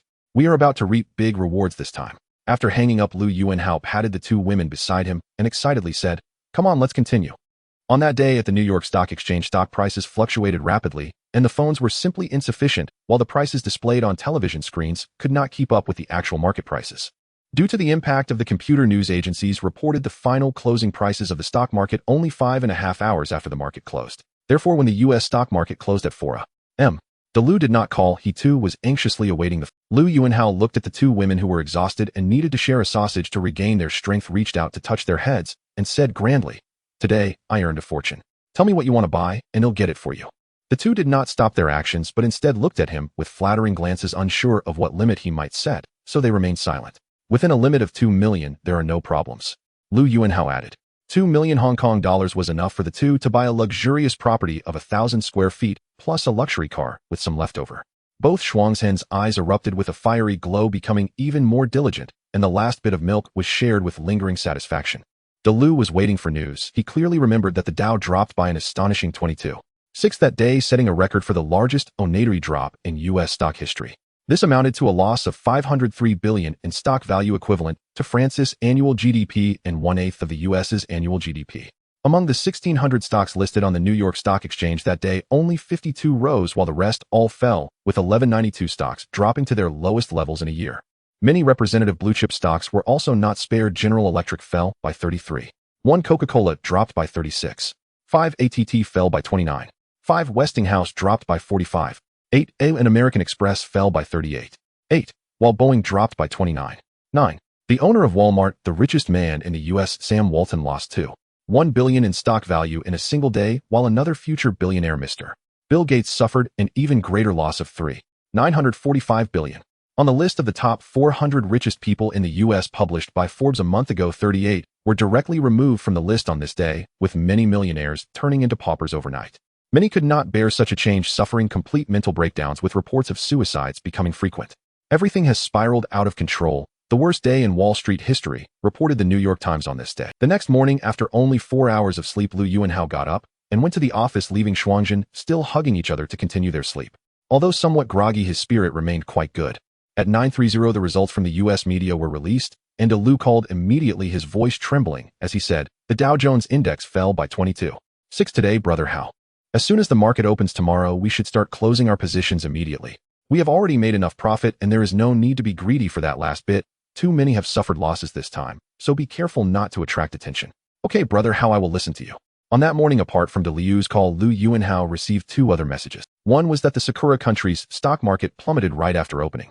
The other was that at 8:30 a.m., the stock exchange held an emergency meeting where Li Xiaofu stated that due to the previous day's U.S. stock market crash, the Shanghai stock market would inevitably be affected, and he hoped to find a way to avoid the global stock market downer.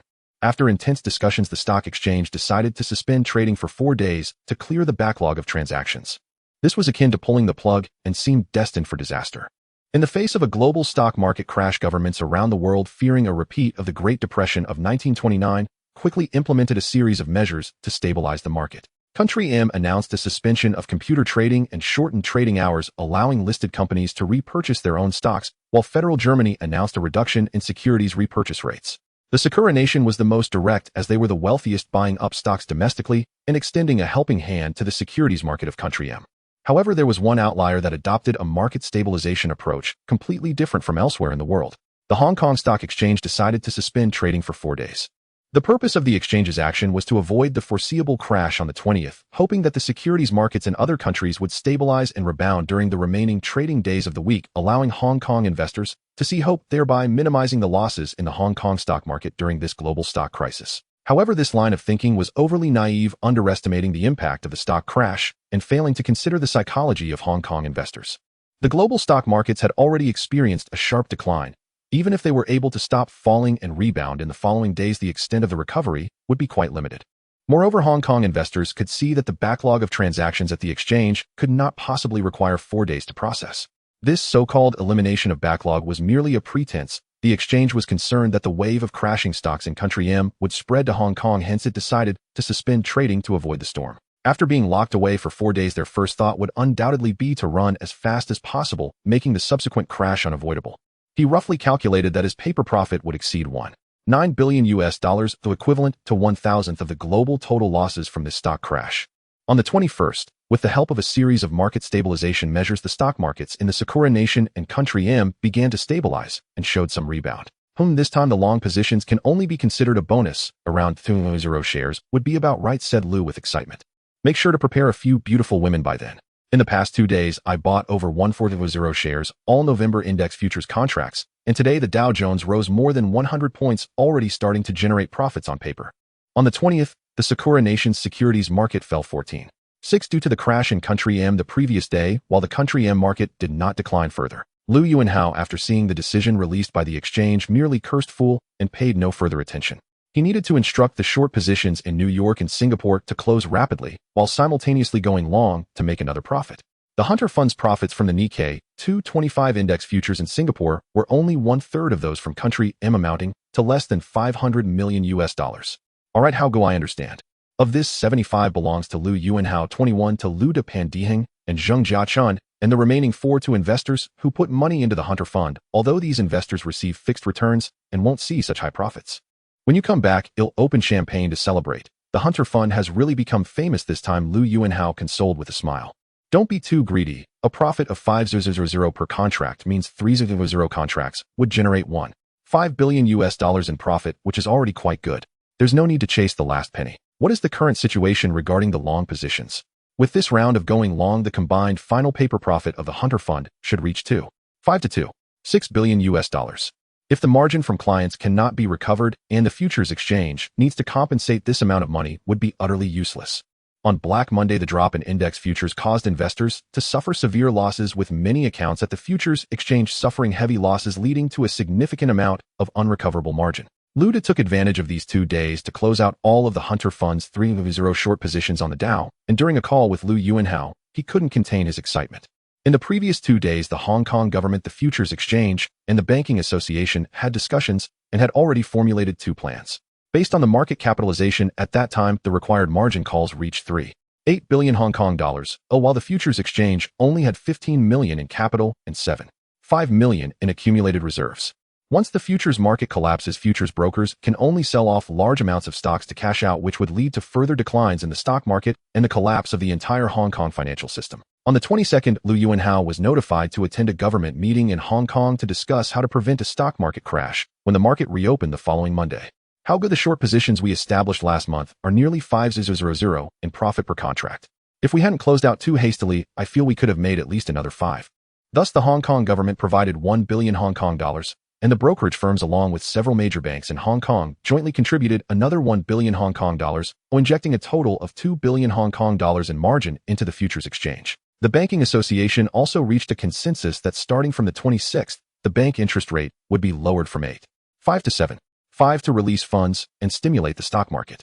The purpose of the Hong Kong government gathering Lu Yuanhao and several Hong Kong businessmen for a meeting was to hope they could find ways to stabilize the market. Governor Wei Yisin, Financial Secretary Zhai Kexing, and Li Shu-Fuk of the exchange were all present.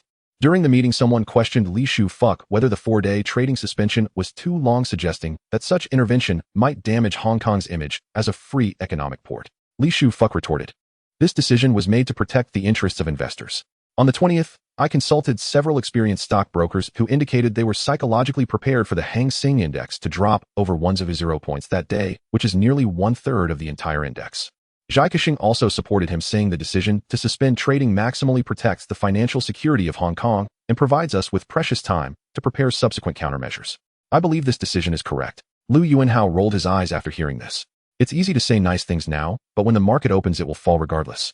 Governor Wei Yisin tapped the table to stop the debate on whether the suspension was correct and said solemnly, "What we are discussing now is how to prevent a drastic drop in the stock index when trading opens on Monday. As for what happened before, it is not within the scope of this meeting."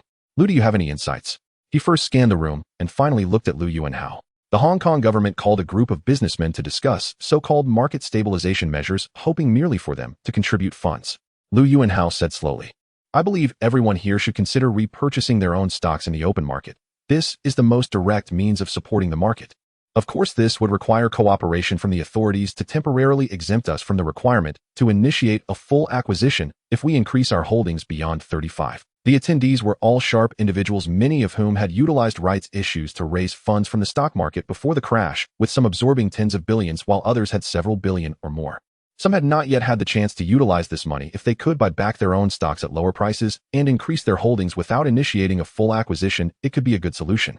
Thus, Liu Yuanho's proposal received the overwhelming approval of the majority of the Hong Kong businessmen present. Wei Yisin thought of how Country M had allowed listed companies to repurchase their own stocks after the stock crash, leading to a rapid stabilization of the Dow Jones, and believed Liu Yuanho's proposal was feasible, saying Liu's proposal is excellent. I think we can temporarily exempt everyone from repurchasing their own company's stocks. How much does Liu intend to repurchase? At least 1 billion Hong Kong dollars, Liu Yuanhao casually stated a figure. What about the others? The attendees called out various targets ranging from 100 million to 300 million to 500 million, totaling several billion HKD. Wei Yisin nodded in satisfaction and asked, does Liu have any other ideas? I believe everyone can jointly buy long contracts on the index futures. This would not only demonstrate confidence to the public, but as the index rises, everyone can also profit. This proposal received further recognition from others, and ultimately the attendees agreed to jointly purchase 500 long index futures contracts. Wei Yisin then turned his attention to others, inquiring about their strategies.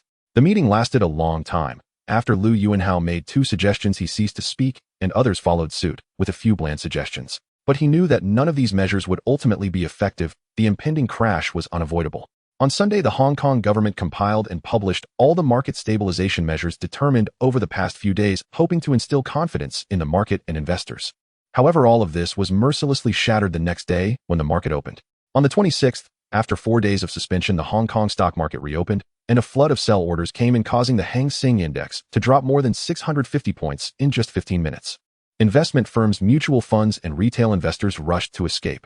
By the time of the noon closing, the Hang Seng Index had already dropped over 800 points. After the afternoon market opened, the selling pressure did not improve, and by the close, the Hang Seng Index was reported at 2,242 points, down more than 1,100 points, with a single-day decline of 33, the worst in the world. All market stabilization measures proved ineffective, and the stock market was in free fall. In the following days, banks lowered interest rates to 6.5, hoping to stimulate the stock market, while the Hong Kong government also intensified its market stabilization efforts, but still could not stop the downward momentum of the stock market. By the end of October, the mainland decided to support the Hong Kong government's market stabilization efforts. The Bank of China joined the Hong Kong Banking Association's market stabilization plan, adding 1 billion Hong Kong dollars in funding to the futures exchange. The Chinese capital's emergency intervention in market stabilization was not only to protect Hong Kong, but also clearly indicated a self-rescue intention. In recent years, many mainland investment firms had entered Hong Kong and invested significantly in the stock market, particularly in small and medium-sized stocks, suffering considerable losses during this stock crash. Yet, even with the Bank of China's announcement to join the market stabilization efforts, the Hong Kong stock market did not stabilize by the end of October, but continued to decline. Throughout October, the global stock markets suffered, with Hong Kong experiencing the worst scenario. Dai Lu hasn't returned to the harbor yet, but Zheng Jiachuan and Pan Disheng are already eager to celebrate with Liu. Although Liu Yuanhao didn't explicitly tell them to sell the Hong Kong stocks, they held the operations of the Hunter Fund were not hidden from them.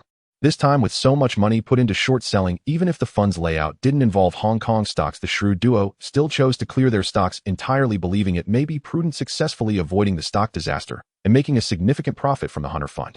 Based on a 7 investment, the profit from short selling alone would yield each person a paper income of $140 million and nearly 1 billion Hong Kong dollars, and not including the subsequent profits from going long. On the weekend, in a private club in Causeway Bay, Liu Yuanhao brought Li Jiasin to meet with the 2 men for a gathering. The 4 opened a bottle of wine, chatting while drinking, with Li Jiasin nestled beside Liu Yuanhao holding his arm. With her present, the topic of the Hunter Fund's profits was avoided, and Pan Disheng instead mentioned something related to her. I heard that the shareholders of Yulong Group are currently filing complaints with the Securities and Futures Commission, stating that Huang Yulong misused the funds raised from shareholders to invest in the stock market, resulting in significant losses, and they hope the commission will take action against him. The commission has already ordered Yulong Group to suspend trading for investigation. Zheng Jiachuan interjected. Liu Yuanhao did not hold back and opened a box to take a look. Inside was a pink diamond the size of a pigeon egg, sparkling and translucent, likely around 10 carats. He turned and handed it to Li Jiasin, saying to her, "Aren't you going to thank Brother Chun?" Liu Yuanhao patted her hand comfortingly.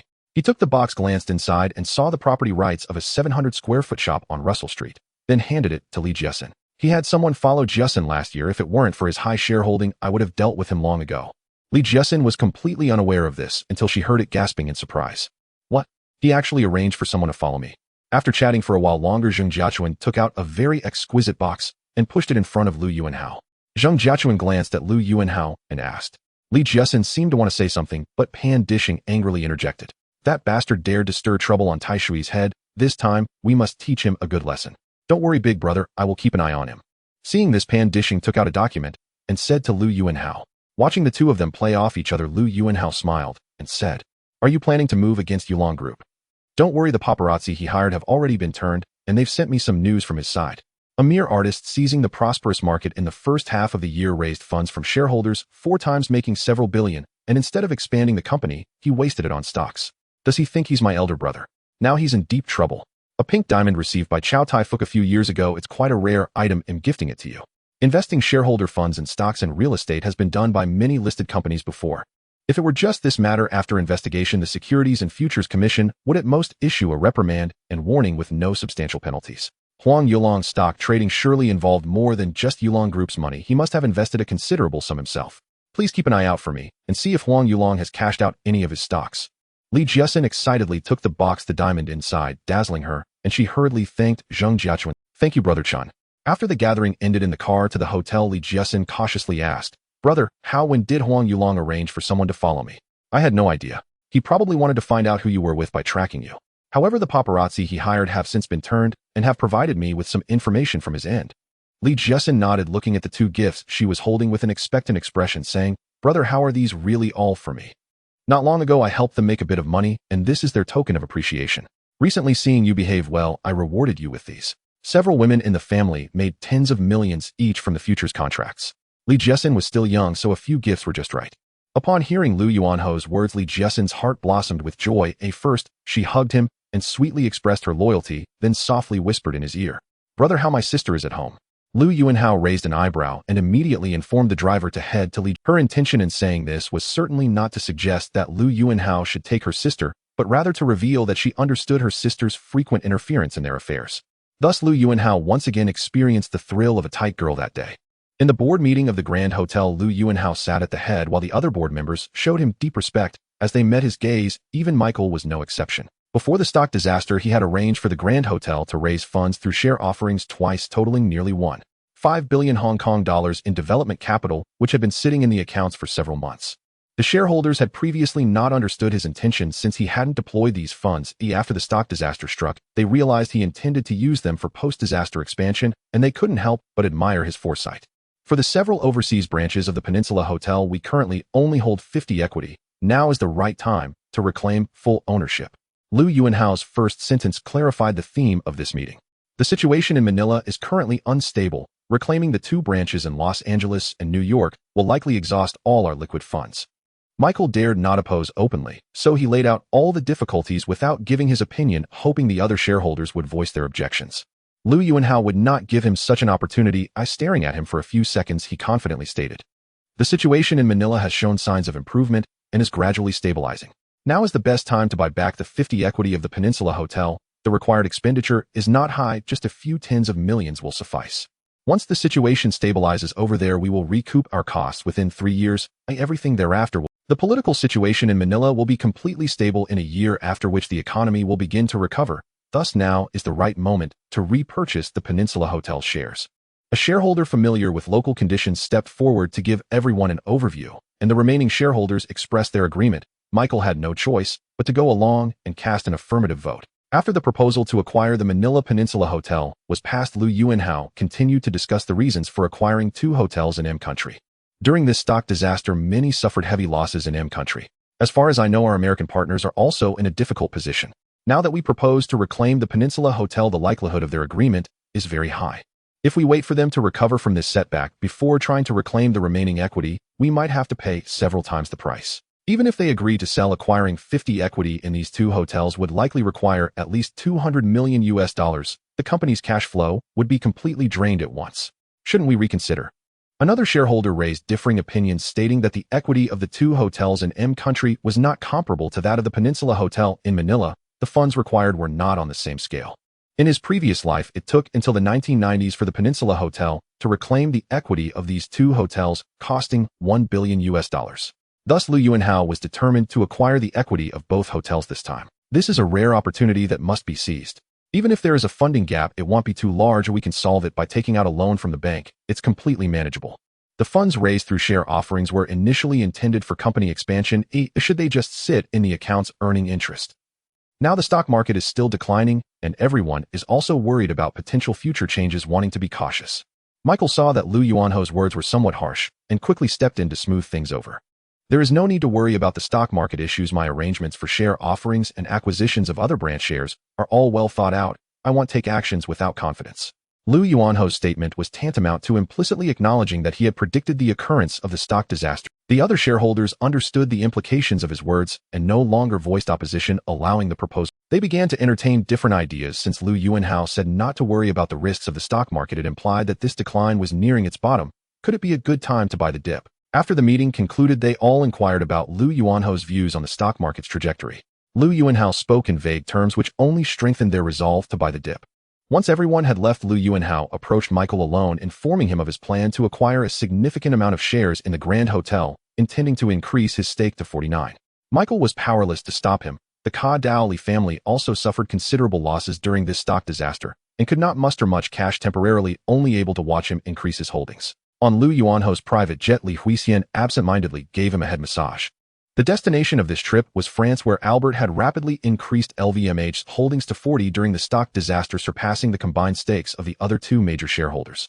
Now the three parties were in a heated dispute, seemingly on the brink of legal action. Lu Yuanho's purpose in going over this time was to see if there was a solution. Noticing that Li Huixian was not in the right state, he had her stop and, frowning, said with dissatisfaction, "What's wrong? Do you have something on your mind?" Li Huixian looked troubled, hesitatingly said, "Boss, could you lend me some money?" After more than a decade of crossing over, this was the first time someone had come to him in person to borrow money. Lu Yuanhao was momentarily taken aback. "What happened? How much do you need?" Li Huixian said with a troubled expression. "There's been a family issue, and we need a large sum of money. Tell me about it, maybe I can help you solve it." Li Huixian bit her lip and softly said, "My dad and my brother lost a lot of money in this stock market crash, and my dad owes a large debt. The creditors said if we can't pay it back, they'll take our house." Lu Yuanhao thought her family had encountered some unexpected event, but he didn't expect it to be for this reason, and blurted out, "Didn't I tell you last time to persuade them to sell off all their stocks?" "I did, but they not only didn't listen, they put in more money in October and ended up losing everything." Li Huixian felt very wronged, and Lu Yuanhao was even more astonished. The Li family seemed to think of themselves as stock market experts, and his advice was useless. The Li family must have owed over 3 million in margin, which required at least 30 long contracts, with each contract's purchase price nearly at 4.0, requiring an investment of at least over 1.2 million. The salaries given to the crew by Lu Yuanho's family were quite high. For example, Li Huixian's monthly base salary was already 3.0 Hong Kong dollars, and she received an additional subsidy of 2.0 Hong Kong dollars per day when flying. Given Lu Yuanho's travel frequency, she could earn over 4.0 Hong Kong dollars a month, with an annual salary exceeding 5.0, and the work was quite easy. This woman was so foolish that she didn't even know how to use a feather as a command, and yet now she was talking big after the fact. Lu Yuanhao had no idea how to respond to her. "I'll give you the money when I return to Hong Kong. Your family really isn't suited for stock trading. Tell them to never touch futures and leverage again." "What do you mean, eh?" Li Huixian shook her head and nodded again. Lu Yuanhao couldn't understand what she was trying to express and asked, "When I first advised them, I didn't say it was your suggestion. Later, when they lost everything, they were frowning all day, and I was very angry, so I scolded them and told them everything you said that day. They need over 3 million, saying it's for futures margin." Li Huixian felt relieved when she heard that Lu Yuanhao was willing to lend her money. "I use half of my salary for household expenses each month, and the savings have already been given to my dad to pay off debts." "Your dad is quite wealthy, owing over 3 million in margin. That's a substantial investment." "Wait, it's not your dad who asked you to borrow money from me, is it? You didn't tell them it was my suggestion, did you?" No, part of the money for futures trading was also borrowed. Your salary isn't low. Have you not saved any money?" For someone like Li Huixian's dad, it was already impossible to make up the margin after the Hong Kong stock crash on the 26th. In the following days, the debt would only increase. The futures exchange would only compensate temporarily to close their positions, but it didn't mean that the matter was over. The futures exchange would continue to pursue debts, which was protected by law. Li Huixian quickly explained. The Hang Seng futures contract for October, if bought during the highest days at the beginning of the month, would result in a net loss of nearly 9.0 Hong Kong dollars per long contract by the end of the month. "So how much do you need?" No more. They swore they wouldn't trade futures again before I agreed to come to borrow." Lu Yuanhao was completely speechless. In his past life, he had read reports that said Li Huixian's family conditions were not good before she debuted, but at least there were no scandals about her family being in debt. In this life, it seemed that Li Huixian had become his personal flight attendant with her income skyrocketing. Once her family's conditions improved, they began to act up with a bit of spare cash. Lu Yuanhao sensed something was off and asked with suspicion. Li Huixian's face showed a moment of panic and she stumbled over her words. No, it's not that. It's my own idea. Lu Yuanhao's expression darkened and he said coldly, tell me, what did your dad say? If you don't tell the truth, this money is gone. Li Huixian fell silent for a moment, took a deep breath, and her voice grew softer. He said that only you can help our family now and that I must plead with you to help no matter what. Though she didn't finish her sentence, Lu Yuanhao had already understood her dad's intention.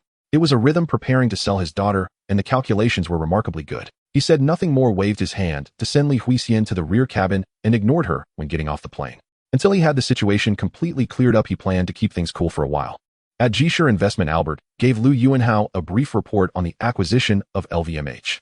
After the merger of Moët Hennessy and Louis Vuitton, a power struggle arose between the two major shareholders. The stock price of LVMH is not high. We previously held 4.5 of Moët Hennessy shares, and after the merger, I increased it to 4.9. After Black Monday, I began to buy the company's stock in large quantities, taking advantage of the internal strife between the two major shareholders, pushing our holdings to 40, and now we have become the largest shareholder of the company. Now they are discussing stopping their internal conflict and turning their focus on us, but they are simply not our opponents. I have also prepared a powerful legal team and am not afraid of any moves they make. You've done well, Albert. The current situation is that the three of us are competing for control of the company. Is that correct? That's right, BOSS. We have the most shares and the strongest power. Lu Yuanhao smiled, finding the three-way struggle quite interesting. Albert, you might not understand Chinese history. Let me tell you a story. Over 2,000 years ago, China was divided into 3 countries for a period, and all 3 wanted to eliminate their opponents and unify the land. Initially, the 2 weaker countries formed an alliance to jointly confront the strongest one, resulting in a stalemate among the 3 parties. Later, their alliance fractured due to internal disputes over interests, and they were subsequently eliminated one by the strongest country. Albert pondered for a moment and cautiously said, so you mean I can continue to instigate their conflict and gradually drive them out of the company? I know with your abilities you can handle even their alliance. But the company cannot fall into prolonged internal strife we need to develop. Therefore, we cannot waste time on internal conflict. After we divide and conquer them swiftly, controlling the entire company is our goal. So BOSS, what do you think we should do?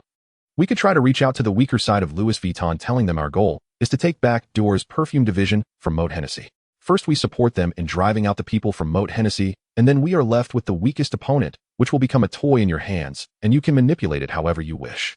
Albert's eyes lit up, revealing a sly smile. We've wanted to reclaim Dior's perfume division for quite a while. I even personally talked to Moët Hennessy about it. The people from Louis Vuitton can easily find out about it, and the credibility should be very high. Exactly. So the next step depends on your performance, Albert. Gain the trust of the Louis Vuitton side, and let them continue to fight. Sure, BOSS, no problem. Just watch me.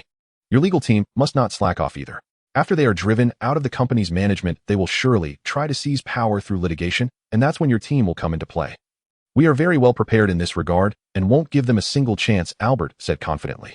Lu Yuanhao stayed in Paris for 5 days, focusing daily on Albert's actions at LVMH and discussing specific action plans with him. The rest of the time, he wandered around Paris with Monica and Yeli, riding horses during the day and at night, showing no intention of leaving. This made Li Huixian, who was anxiously awaiting results, very distressed. Originally, Lu Yuanhao had agreed to lend her money when he returned to Hong Kong, but then things took a turn because she spoke out. She was worried that Lu Yuanhao would not lend the money anymore, feeling as anxious as an ant on a hot pan. She wanted to find Lu Yuanhao, but did not dare to approach him and could only anxiously wait for news at the hotel every day. 3 more days passed, and Albert reached an agreement with the Louis Vuitton side. Albert supported them in competing for control of the company, and after driving out the Moët Hennessy people from management, LVMH must sell Dior's perfume division to Jisher Investment. Internal strife within LVMH resurfaced, but this time with the support of Jisher Investment, the Moët Hennessy side was in a one-sided losing situation. Seeing that the situation was set, Lu Yuanhao finally prepared to return to Hong Kong. When boarding the plane, Li Huixian looked at Lu Yuanhao with anticipation, but he acted as if he didn't see her. Once the plane was flying steadily, she took the opportunity to crouch beside Lu Yuanhao while delivering drinks, softly calling out "boss," her tone filled with grievance. Lu Yuanhao understood what she meant. He too had been busy these days arranging for people in Hong Kong to thoroughly investigate her family. He discovered that while her dad had losses in the stock market crash, he did not owe over 3 million in external debts. It was her brother who owed a lot. I've already found someone to check. Your dad is not in debt, it's your brother who is. Li Huixian's mouth dropped open in shock, her expression one of disbelief. If it was her dad who owed money, then it was only natural for her to borrow to pay off the debts. But if it was her brother, then whether to help or how much to help became a matter of negotiation. You should go back and clarify things first. What you said does not match your family's actual situation. Lu Yuanhao looked at her with pity. If he guessed correctly, the Li family intended to sell their daughter to pay off their son's debts. To persuade her, her father had passed off her brother's debts as his own. Li Huixian apparently also guessed this possibility, her face showing a lost expression. After you clarify things, if you still want to help them borrow money for debt repayment, come find me again. Lu Yuanhao couldn't bear to see her like that, and added a word of comfort. After clearing the bullish contracts for the Dow Jones in the M country for November, Lu returned to Hong Kong, where Lu Yuanhao organized a celebration banquet for him at the Mandarin Oriental Hotel after returning from France. Since the banquet also served the purpose of promoting the Hunter Fund, the atmosphere was quite grand. In this stock market crash, the Hong Kong stock market plummeted from a high of 3,968 points in early October to a low of 1,876 points on December 7th, before finally beginning to stabilize, a drop of 2,100 points exceeding 50. Now, a Hong Kong fund company claimed that not only had they predicted the stock market crash, but they had also made money from it in the M country stock market. Even if the profit publicized was only 1/10 of the actual profit, it was enough to attract everyone's attention. With Lu Yuanhao backing him and a large number of business tycoons and political figures present, the celebration banquet was indeed of high gold content. Lu, along with his brother Bao Yongqin and the staff of the Hunter Fund, welcomed guests on site. With the arrival of various business leaders and legislative counselors, Lu and his group wore strange smiles. Many people initially came just to support Lu Yuanhao, but upon hearing about the Hunter Fund's achievements, some expressed interest in the fund, showing signs of wanting to invest. At the climax of the banquet, Lu took the stage to speak, briefly explaining how the impending stock market crash was predicted and the profits of the Hunter Fund, announcing that they were open to investments. The audience erupted into enthusiastic applause, and Lu welcomed his moment of glory. Wherever Brother Hao points, I will strike. Others think that the brain of the Hunter Fund is me. I should at least know a thing or two. Liu's breathing became rapid, and he asked eagerly, Brother, how do you mean shorting the Soviet Union? Liu's attitude pleased Lu Yuanhao, who continued to speak. This time the Hunter Fund is likely to attract a substantial amount of capital. I suggest that our direction for investment in the next couple of years should be temporarily focused on Hong Kong and Sakura country. The economic development momentum in Asia is very strong, and these two places have the fastest economic growth in Asia. We can place heavy bets. After the banquet ended, once Lu had seen off all the guests, Lu Yuanhao called him to his private suite for a Do you remember I told you about the highest realm of shorting? Shorting a country, do you want to give it a try? Lu rubbed his hands together and said, All right, Brother Hao, whatever you say, I will do it. Lu Yuanhao spoke in a tone filled with temptation, as if a devil. He wanted to follow the M country people to harvest Europe once the Soviet Union became a big bear. After he finished speaking, more people approached the Hunter Fund staff present to inquire about buying into the fund. As for the medium to long-term direction, it will be in Europe. The war between the Soviet Union and Afghanistan has been dragging on for so many years it can't go on much longer. Moreover, I believe the Soviet Union has reached the brink of collapse, and it won't hold out much longer. There are immense business opportunities within. At that time, we can have Lu take the lead in shorting, and he can invest with the profits he earns buying companies and technologies to bring back to Hong Kong. After sketching a grand vision for Lu and sending him off, Lu Yuanhao called in Li Huixian, who had been waiting all night. To prevent her from overthinking, Lu Yuanhao deliberately explained, Sorry to keep you waiting, I was busy with a banquet until now. Legal robbery, it can't get any better. In Lu Yuanhao's plans, the most he would do in the Soviet Union was to bring back some technical documents. Making money off the old Russians was secondary. However, this did not prevent him from hinting at some information in front of Lu, sketching a grand vision to lure him to follow his lead. Lu Yuanhao raised a glass of red wine, casually chatting with Lu. This time the Hunter Fund has made quite a splash. What are your plans next? All of this is just based on my judgment. It's too early to discuss it now. We need to take it step by step and observe. If there's an opportunity, I will take you along. Lu Yuanhao shook his head, took a sip of wine, and then slowly said. Lu felt as if he was listening to an ancient text, momentarily stunned. He listened earnestly, nodding to indicate he understood, and Lu Yuanhao continued. Remember to keep tonight's conversation confidential. Li Huixian nodded and softly said, I know I saw it earlier. What's so urgent that you need to see me? It's still about borrowing money, please help me. Have you understood your family's situation clearly? Li Huixian forced a smile and said, I've understood. Oh, just as you said, the one in debt is my brother. Lu Yuanhao was quite perplexed. This was an entirely different concept for her. So you still want to help him bear the debt? He's just your brother, not your father. If I don't help him, his life will be ruined. My father is almost begging me on his knees. Oh, what do you think I can choose? Have you thought about how you would return the money? Li Huixian fell silent, stood up, closed her eyes, and began to unbutton her clothes, tears rolling down her cheeks. After removing her clothes, she gently said, This is my first time. Lu Yuanhao crossed his legs and did not stop her actions. He was slightly surprised when he heard her last sentence. He stood up, walked in front of Li Huixian, wiped away her tears, and felt her body trembling slightly. Wanting to say something more, Lu Yuanhao simply kept his mouth shut. This woman was indeed quite unfortunate, and he could only reluctantly play the role of a dragon knight. After Li Huixian was carried onto the bed by Lu Yuanhao, she felt dazed, her body relaxing involuntarily amid waves of shivers. She then felt like a small boat on a turbulent sea, tossed high and low countless times. By the time the waters calmed, she had no strength left to open her eyes and fell into a deep sleep.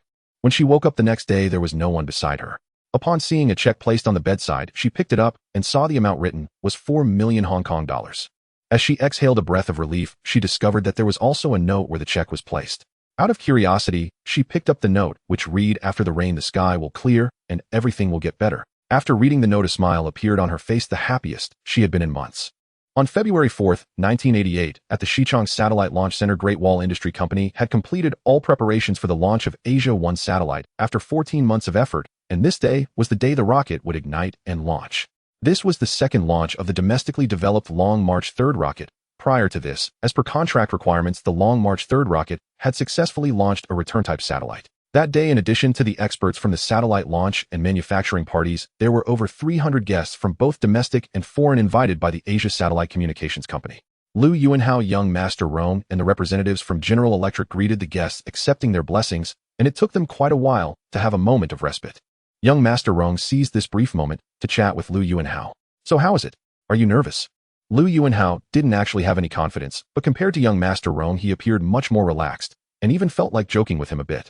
"I only know that you look more nervous than I do." Young Master Rong rolled his eyes and said, "No kidding, I couldn't sleep a wink last night. Do you think I'm nervous? But look at you, you seem completely unfazed." "Damn, I am nervous too, but we are already here. We can only trust the strength of Great Wall Industry now." Lu Yuanhao unexpectedly let out a curse. "Indeed, let's hope this launch goes smoothly. You think that satellite won't have any issues again, right? Can you stop jinxing it already? Just wish for the best."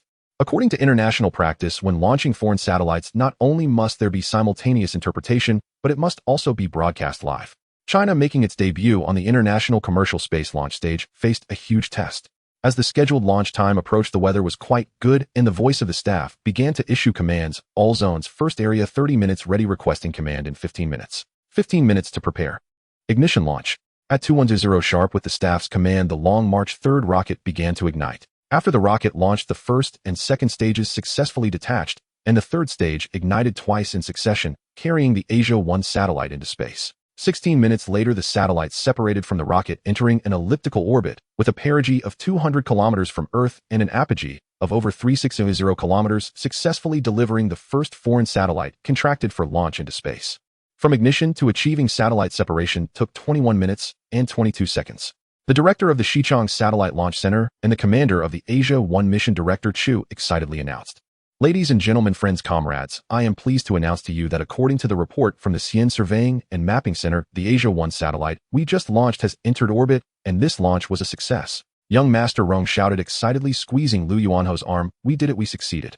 Lu Yuanhao was also thrilled, pulling him to find the representatives of General Electric. Although the rocket launch was successful, the satellite's normal operation still needed further confirmation. Subsequently, Hughes Company from the M country provided the precise position data for the Asia 1 satellite entering orbit with an orbital insertion error of only 9 kilometers. This data set a new record for the insertion accuracy of the 32 similar satellites produced and sold by Hughes Company. At the same time, the satellite was functioning normally, completing the launch successfully. Lu Yuanhao excitedly high-fived Young Master Rong, receiving congratulations from the attending guests. After 2 years of planning, they finally sent this satellite into the sky. In early 1988, TVB moved into its new base in Seongkwano. Under the direction of Zhou Liangshui, it had completed preparations for satellite broadcasting and was in the process of launching 3 new channels, a music channel, a drama channel, and a movie channel.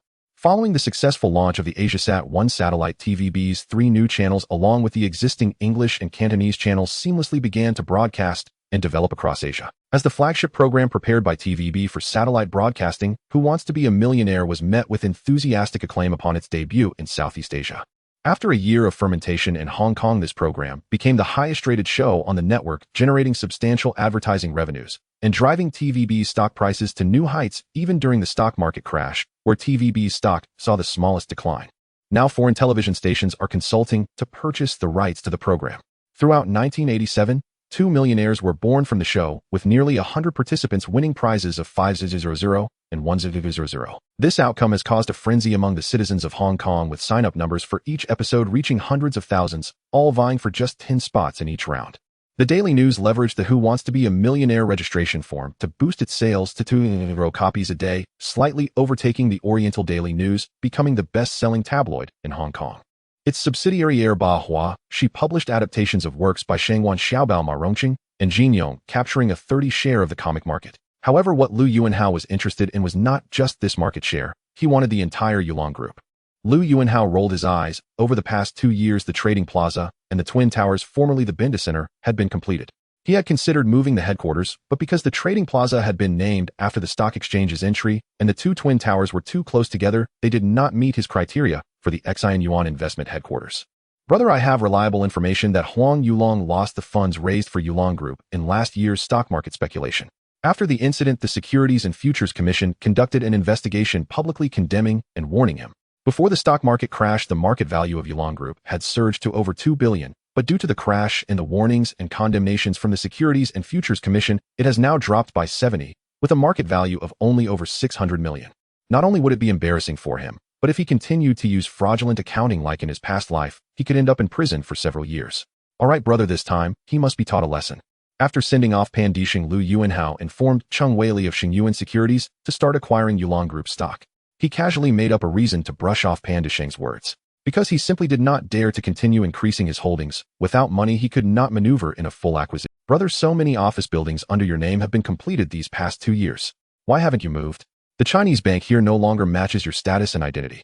In his past life, Hu Xian's Xingdao Group had targeted these 2 points to initiate a takeover of Yulong Group, forcing Huang Yulong to sell off company assets. The funds obtained were misappropriated through fraudulent accounting to cope with Xingdao Group's acquisition, resulting in him ending up in prison. The feng shui here is good. I moved in here in 1977, and for the past 10 years, everything has gone smoothly. I am not in a hurry to move. When Lu Yuanhao mentioned feng shui, Pan Dishing became interested, stopping his persuasion for a headquarters move, and instead discussing the feng shui of the Chinese bank. Hong Kong people are indeed superstitious. In Lu Yuanhao's office on the top floor of the Chinese bank, his loyal subordinate Pan Dishing came to report the intelligence he had gathered about Yulong Group. After some idle chatter, he finally brought up the serious matter with Lu Yuanhao. Just as you said, brother, he not only used company money for stock speculation, but also mortgaged many Yulong Group stocks for personal investments.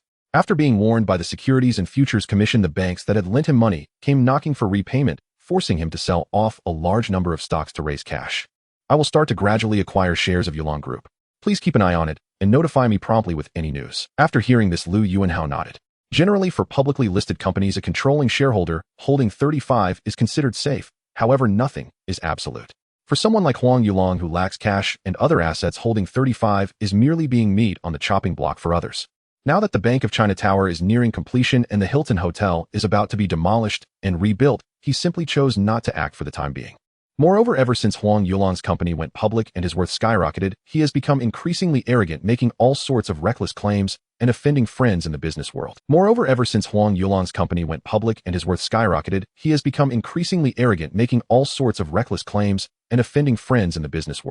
Once the acquisition war begins, he will have no one to help him. On the weekend, he took Li Jiasen out for dinner and shopping, specifically notifying the paparazzi to come and sneak a few photos to deliver to Huang Yulong. Over a year ago, due to the paparazzi's betrayal, Huang Yulong's surveillance on Li Jiasen had become ineffective, resulting in nothing being captured. Huang Yulong persisted for half a year and ultimately withdrew his surveillance when he saw that there were truly no results. After the paparazzi took the photos, they excitedly called Huang Yulong to report the good news. Boss, the girl you had us follow a year ago, I accidentally captured some explosive material today. Do you want me to send it to you? Which girl? The one you had us follow for 6 months without capturing anything. Huang Yulong took some time to recall who it was and asked the paparazzi, what did you capture? I got a photo of her having dinner with a big shot. Their relationship looks very intimate. Which big shot?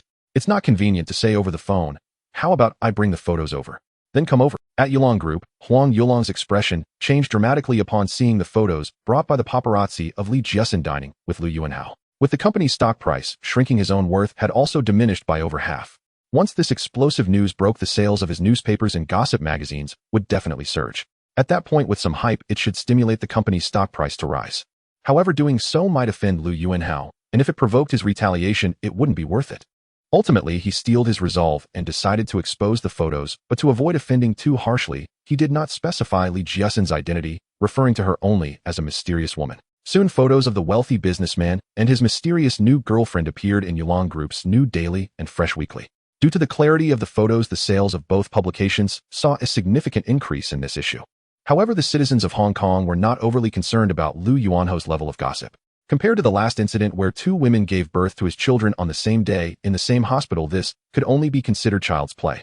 Moreover, other newspapers were tactfully refraining from reprinting, causing this news to fade into obscurity within just a few days. Since Lu Yuanhao is now also part of Hong Kong's newspaper industry, everyone has newspapers and reporters.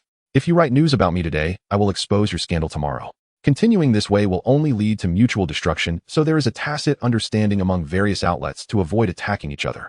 Only someone like Huang Yulong, who thinks he is invincible after offending everyone, would act this way. Everyone believes that Lu Yuanhao will definitely retaliate. It just depends on from which angle. At Yulong Group, Huang Yulong was in high spirits. After this news was fabricated, the sales of new daily and fresh weekly surged, and even Yulong Group's stock price began to recover. Moreover, several days had passed without Lu Yuanhao showing any signs of retaliation. He felt that this gamble had paid off and was executed beautifully. However, he did not realize that all of this was part of Lu Yuanho's calculations. Given his status, if he were to forcibly acquire small and medium-sized companies in Hong Kong, without any valid reason, it would lower the media's and the public's impression and evaluation of him, making him appear as a bully taking advantage of his power. For the sake of his commercial reputation, he must act with justification. However, Huang Yulong's act of tracking Li Jiaxin was not something he could use as a reason, so he fabricated this gossip scandal, arranging for the paparazzi to capture intimate photos of him dining and shopping with Li Jiaxin. He believed that upon seeing these photos, Huang Yulong would certainly choose to expose them. This would mean Huang Yulong had already broken the rules first, and when he retaliated, no one would be able to criticize him. Moreover, such a level of scandal would no longer affect him. Li Jiaxin was more than eager to make their relationship public, hoping to enter the Lu family's residence sooner. As for Yulong Group's stock price, Cheng Weili had already purchased nearly 10, so it would be strange if it didn't rise. At Xingyuan Investment, Lu Yuanhao welcomed an old friend, Liang Buotao, the head of the investment bank, under the Mr. Liang, I invited you here to discuss having you as the financial advisor for Xingyuan Investment's acquisition of Yulong Group. Lu Yuanhao stated directly. No problem, it is my honor to serve Mr. Lu. Liang Buotao had seen that news and thought Huang Yulong was audacious, believing Lu Yuanhao would retaliate, but he never anticipated how fierce Lu Yuanho's counteraction would be. We have already acquired 10 of Yulong Group's stock. Please prepare the announcement for the acquisition.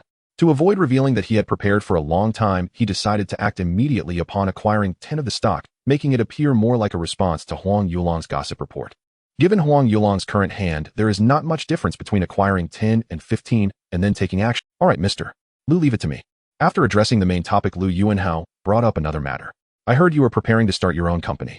Yes, I am setting up a financial consulting firm with a friend called Beifukan.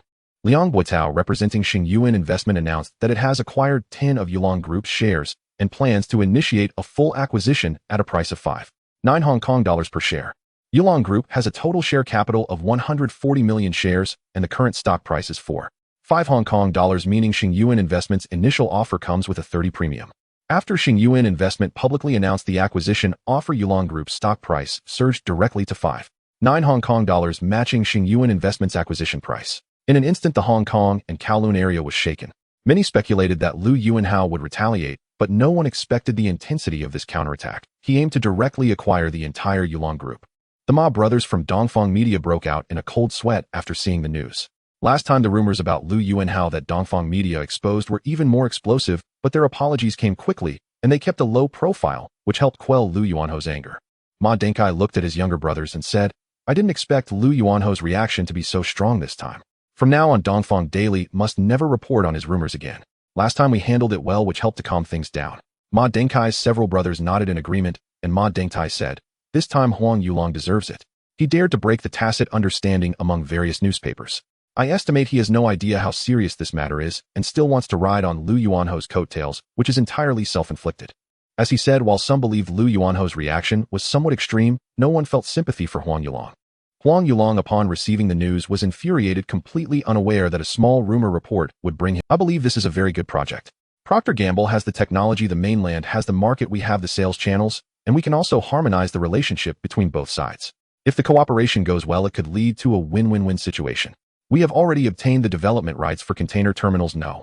4, 6, and 7 in Kwaicheng, and these 3 terminals are conveniently connected. The construction of Terminal No. 7 needs to be accelerated and management must keep pace. Kwaichung Port's container throughput is growing rapidly with the potential to become the world's largest port. This deal is absolutely worthwhile. Unlike 3 years ago when we had to collaborate with Kowloon Warehouse to acquire Terminal No. 6, now Chungkong Holdings is no longer short on funds. The total cost for Terminal No. 7, including bidding, land reclamation, and equipment procurement, is expected to reach 7 billion Hong Kong dollars. The development of the Whampoa Garden has already reached its final stages, and this single project can bring over 5 billion Hong Kong dollars in profit to the company. The construction of Terminal No. 7 is a continuous investment process. After paying the target fees, Chungkong Holdings still maintains sufficient cash flow to support the company's ongoing expansion. Previously, he had spoken indiscriminately and offended peers in the Hong Kong news publishing industry. Now everyone was waiting to see his next performance. In Chungkong Holdings' conference room, Lu Yuanhao sat in the leading position, flanked by Ma Ximin and Hu Jianing, while the remaining foreign management still occupied more than half of the seats. The person in charge of international containers immediately voiced agreement. After clearing his personal accounts and repaying the bank loans, his cash flow was nearly depleted, making it impossible for him to raise funds for a takeover battle. What made matters worse was that the bank pressured him to repay the loan early due to issues with his credit. Even if he used Yulong Group's shares as collateral, the amount he could borrow would be heavily discounted. Yulong Group was founded by me, who I cannot let it slip away to others. With the entire group as my backing, I am certain I can find a way to raise funds, he thought to himself. Lu Yuanhao assigned the acquisition of Yulong Group to Cheng Weili and Liang Buotao. This was inherently an acquisition battle where the power dynamics were completely uneven, requiring little of his energy. In April, the Hong Kong government announced the bidding for Kwaichung Terminal No. 7. Under Lu Yuanhao's leadership, the International Container Division of Chungkong Holdings won the development rights for this terminal with a sky-high price of 4 billion Hong Kong dollars. Ma Ximin was among the first to learn about this project and was the first to speak up. Huang Yulong's misappropriation of the funds raised for the stock issuance to speculate in stocks resulted in significant losses, which already disgruntled many small shareholders of Yulong Group. Moreover, his delayed response to the acquisition matter led small shareholders to speculate that he might have suffered heavy losses in the stock market crash and no longer had the funds to initiate a counter-acquisition. As a result, the number of people heading to Wan Guobaotong to sell their stocks continued to increase. After he finished speaking, Lu Yuanhao brought up another matter. After conducting thorough research, Procter & Gamble decided to enter the mainland market. Concerned about unfamiliar policies and markets, they sought a Hong Kong company for collaboration and found us. I would like to hear everyone's opinions on this collaboration. Since returning to Hong Kong in '79, Hu Jianing has been recruited by Lu Yuanhao to Chungkong Holdings, starting with financial work. Under Lu Yuanhao's deliberate cultivation, he gradually showcased his capabilities and has now become the third most important figure in the company after Lu Yuanhao and Ma Ximin, regarded as Lu Yuanhao's trusted aide and the prime candidate for Ma Ximin's successor. After the meeting began, Lu Yuanhao first summarized the previous terminal bidding, including the acquisition of Terminal No. 6 in '85 when Chungkong Holdings collaborated with Kowloon Warehouse. Chungkong Holdings and Kowloon Warehouse now own 6 of the 7 container terminals at Kwaichung Port. After he finished speaking, everyone except Hu Jianing expressed their opinions, with no one opposing and all in agreement. Lu Yuanhao looked at Hu Jianing and asked with a smile, "Are you silent because you have a different opinion?" Hu Jianing cleared his throat and looked at Lu Yuanhao, saying, "What Ma just mentioned is very correct. This is a collaboration project that can achieve a win-win-win situation. However, I have studied Procter & Gamble's development history and found that their joint ventures tend to discard their partners once they become successful. Therefore, we need to be cautious about this. We must not give Procter & Gamble an easy opportunity to discard us in the contract." This remark caught Lu Yuanhao's attention. "Are you saying that Procter & Gamble might ditch us for exclusive ownership in the future? Procter & Gamble has the technology, and once they master our sales network, they may very well consider cutting us out." Lu Yuanhao nodded. In his past life, Procter & Gamble collaborated with Li Huanghua, and the terms included a share buyback clause, ultimately leading to Procter & Gamble operating independently in the mainland. "Then you will be responsible for this negotiation with Procter & Gamble," Lu Yuanhao said to Hu Jianing. Alright, throughout the 1980s, foreign direct investment in China was not plentiful, and multinational companies and mainland-related departments were in a phase of mutual exploration. At that time, many industries generally did not allow foreign companies to operate independently. Even in joint ventures, the relevant departments often helped them find suitable local partners. For foreign capital, they were almost completely unfamiliar with the mainland market, unaware of its depths. Finding local partners to leverage their established sales networks, good political and business relations, and existing infrastructure and labor resources could effectively reduce investment risks. As for Procter & Gamble, even if the mainland allowed it, they might not dare to charge in a loan, making it a natural choice to find a partner familiar with the mainland situation. as a bridge for multinational companies investing in the mainland. Hong Kong naturally became their first choice. Cheung Kong Holdings had trade dealings with various provinces and cities in the mainland, which also made them appealing to Procter & Gamble. Of course, such cooperation would not only involve Cheung Kong Holdings and Procter & Gamble, but also require the introduction of mainland capital. The mainstream approach at that time was for similar enterprises in the mainland to invest in shares by contributing existing factories, providing factory premises, and labor resources. However, under this cooperation model, the brands originally produced by the Chinese enterprises would inevitably be overlooked, gradually marginalized, or even directly shelved. During the joint venture wave in the 1980s and 1990s, many national brands disappeared or were directly transformed into foreign-controlled companies for this reason. Brands like Tianfu Cola and Zhangsuohai, which were once extremely popular, have vanished, while well-known brands like Zhonghua toothpaste, Shuanghui, and Debao have all been acquired by foreign capital. In his past life, after Procter & Gamble entered the mainland, they also used joint ventures to shelf many domestic brands during their development. Liu Yuanhao wanted to see if he could create a case during this process to remind the mainland to negotiate for better terms in future joint ventures and save some national brands' fates. Hui Jianing was very assertive in negotiations, with Procter & Gamble ultimately securing 45% of the joint venture company's equity without any share buyback clauses. Liu Yuanhao was very pleased with this outcome, far better than the cooperation agreement signed by Li Huanghua in his past life. After the joint venture company was established, it began negotiations with Guangzhou Soap Factory and the Guangzhou Municipal Government, which were the mainland joint venture targets selected by Procter & Gamble after 3 years of comprehensive research costing millions. At that time, Guangzhou Soap Factory, with over 60 years of history, had many advantages. Located in the Pearl River Delta, it had convenient transportation and smooth external communication. Guangzhou's economy was also among the top tier in the mainland, with a huge potential consumer market. Moreover, this factory's Jiahua series of skincare products developed since the 80s had a certain influence in both domestic and international markets, with good sales and established sales channels, allowing the joint venture company to utilize this channel to smoothly enter the market. With Cheung Kong Holdings acting as a facilitator, Procter & Gamble collaborated with Guangzhou Soap Factory and the Guangzhou Economic and Technological Development Zone to jointly establish Guangzhou Procter & Gamble Limited, a Sino-American Hong Kong joint venture. According to the initial agreement reached, the first phase of investment for Guangzhou Procter & Gamble was 10 million. Guangzhou Soap Factory, holding 20% equity, provided the factory premises and labor, while the Guangzhou Economic Development Zone, holding 5% equity, was responsible for building new factory premises. Procter & Gamble provided management and technical support for Guangzhou Procter & Gamble, and Cheung Kong Holdings assisted with product sales in the mainland market and export revenue generation. This agreement appeared to have no issues at first glance, but after the new products of Guangzhou Procter & Gamble were launched, the Jiahua brand was shelved and never seen again. Liu Yuanhao wondered if he could turn this brand into a case study, allowing the mainland to negotiate better benefits in future joint ventures. 3 weeks after Xing Yuan Investment announced the acquisition of Yulong Group, Huang Yulong's counterattack finally, he hired Standard Chartered Bank as a financial advisor to announce that Mr. Huang Yulong was launching a comprehensive acquisition of Yulong Group at a price of 6.2 Hong Kong dollars per share, with the condition that the shareholding must exceed 50 for the price to take effect. Journalists who received the news were surprised. After 3 weeks of silence, Huang Yulong finally took action, likely finding a financier willing to provide him with funds, making the acquisition battle interesting. The stock price of Yulong Group rose again to 6.2 Hong Kong dollars per share, and shareholders were no longer selling their stocks, waiting for Xing Yuan Investment and Huang Yulong to continue raising the acquisition price to sell their stocks at a good price. At this time, Huang Yulong held 35% of the shares, while Xing Yuan Investment held about 30%. With only 35% of the scattered shares left in the market, it was truly uncertain who would prevail. At Yulong Group, Huang Yulong sat in his office full of confidence. During these 3 weeks, he sold 70% of the shares of his new newspaper and part of the rights to the Yulong Group headquarters for over 300 million Hong Kong dollars, and then embezzled nearly half of the funds for his counteracquisition. In his view, holding 160 million in cash, he only needed to acquire an additional 15% of the shares to defeat his opponent. He was willing to follow any high bid from Xing Yuan Investment. Once he secured the company, his fame would inevitably rise, and he could later use stocks as collateral to repay the money without anyone being the wiser. Yulong Group is mine. If you want to take my industry, even if you are Lu Superman, it won't work. I am bound to win. Releasing a pent-up breath, Huang Yulong excitedly waved his fist as if he could see victory beckoning him. No need, just maintain the status quo.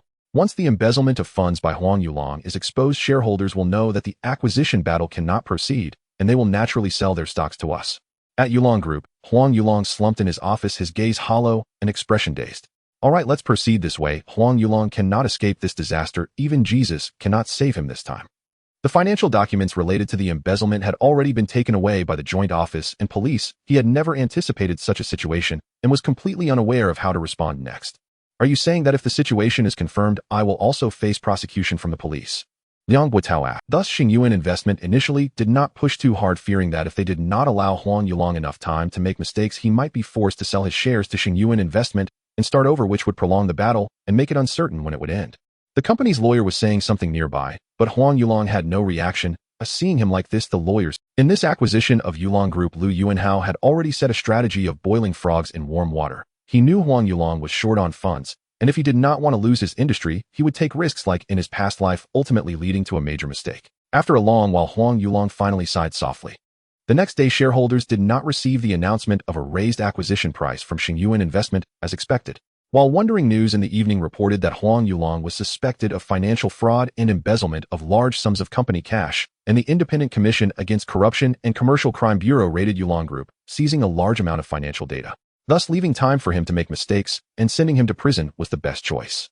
Seeing that the acquisition battle was hopeless, they all decided to go to Wanghua Baotong the next day to register for selling their stocks to avoid complications. After briefly recounting the announcement released by Huang Yulong, Liang Guotao respectfully reported to Lu Yuan. Everyone finally realized that the funds Huang Yulong used for the counter-acquisition were not provided by any financier, but rather he had embezzled company cash.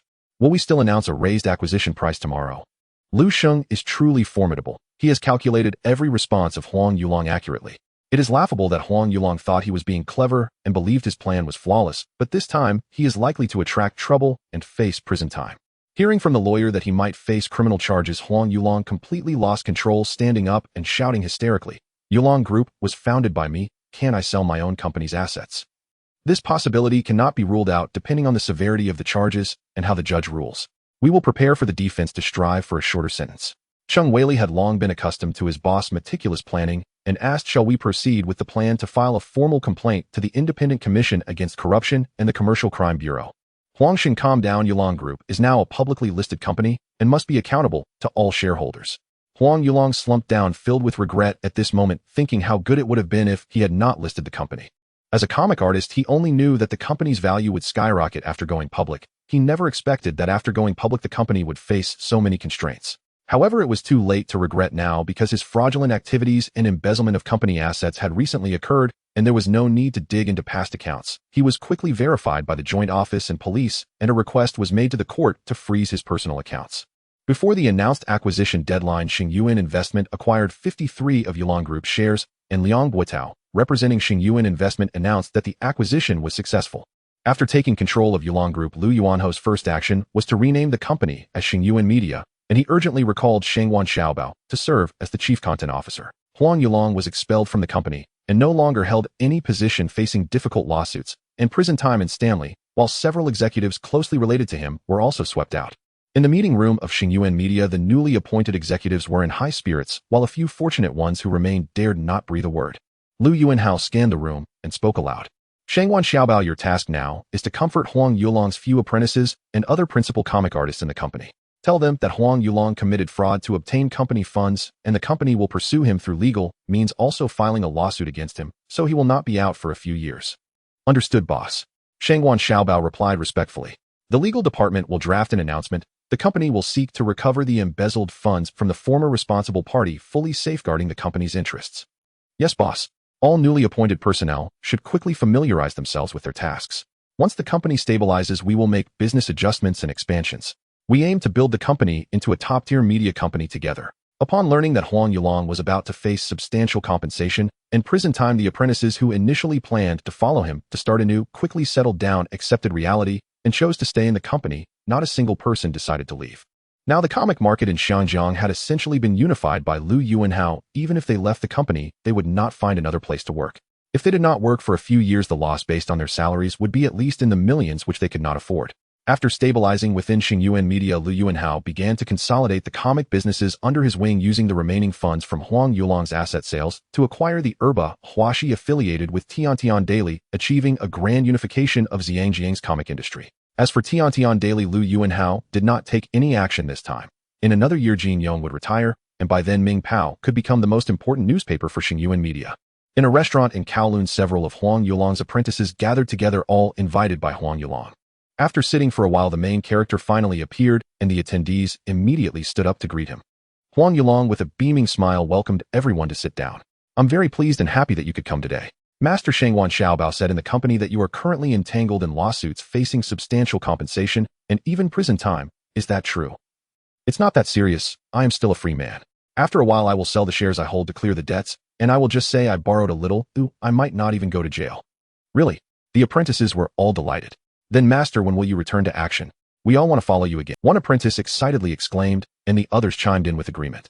Huang Yulong was overjoyed. His greatest dream now was to make a comeback.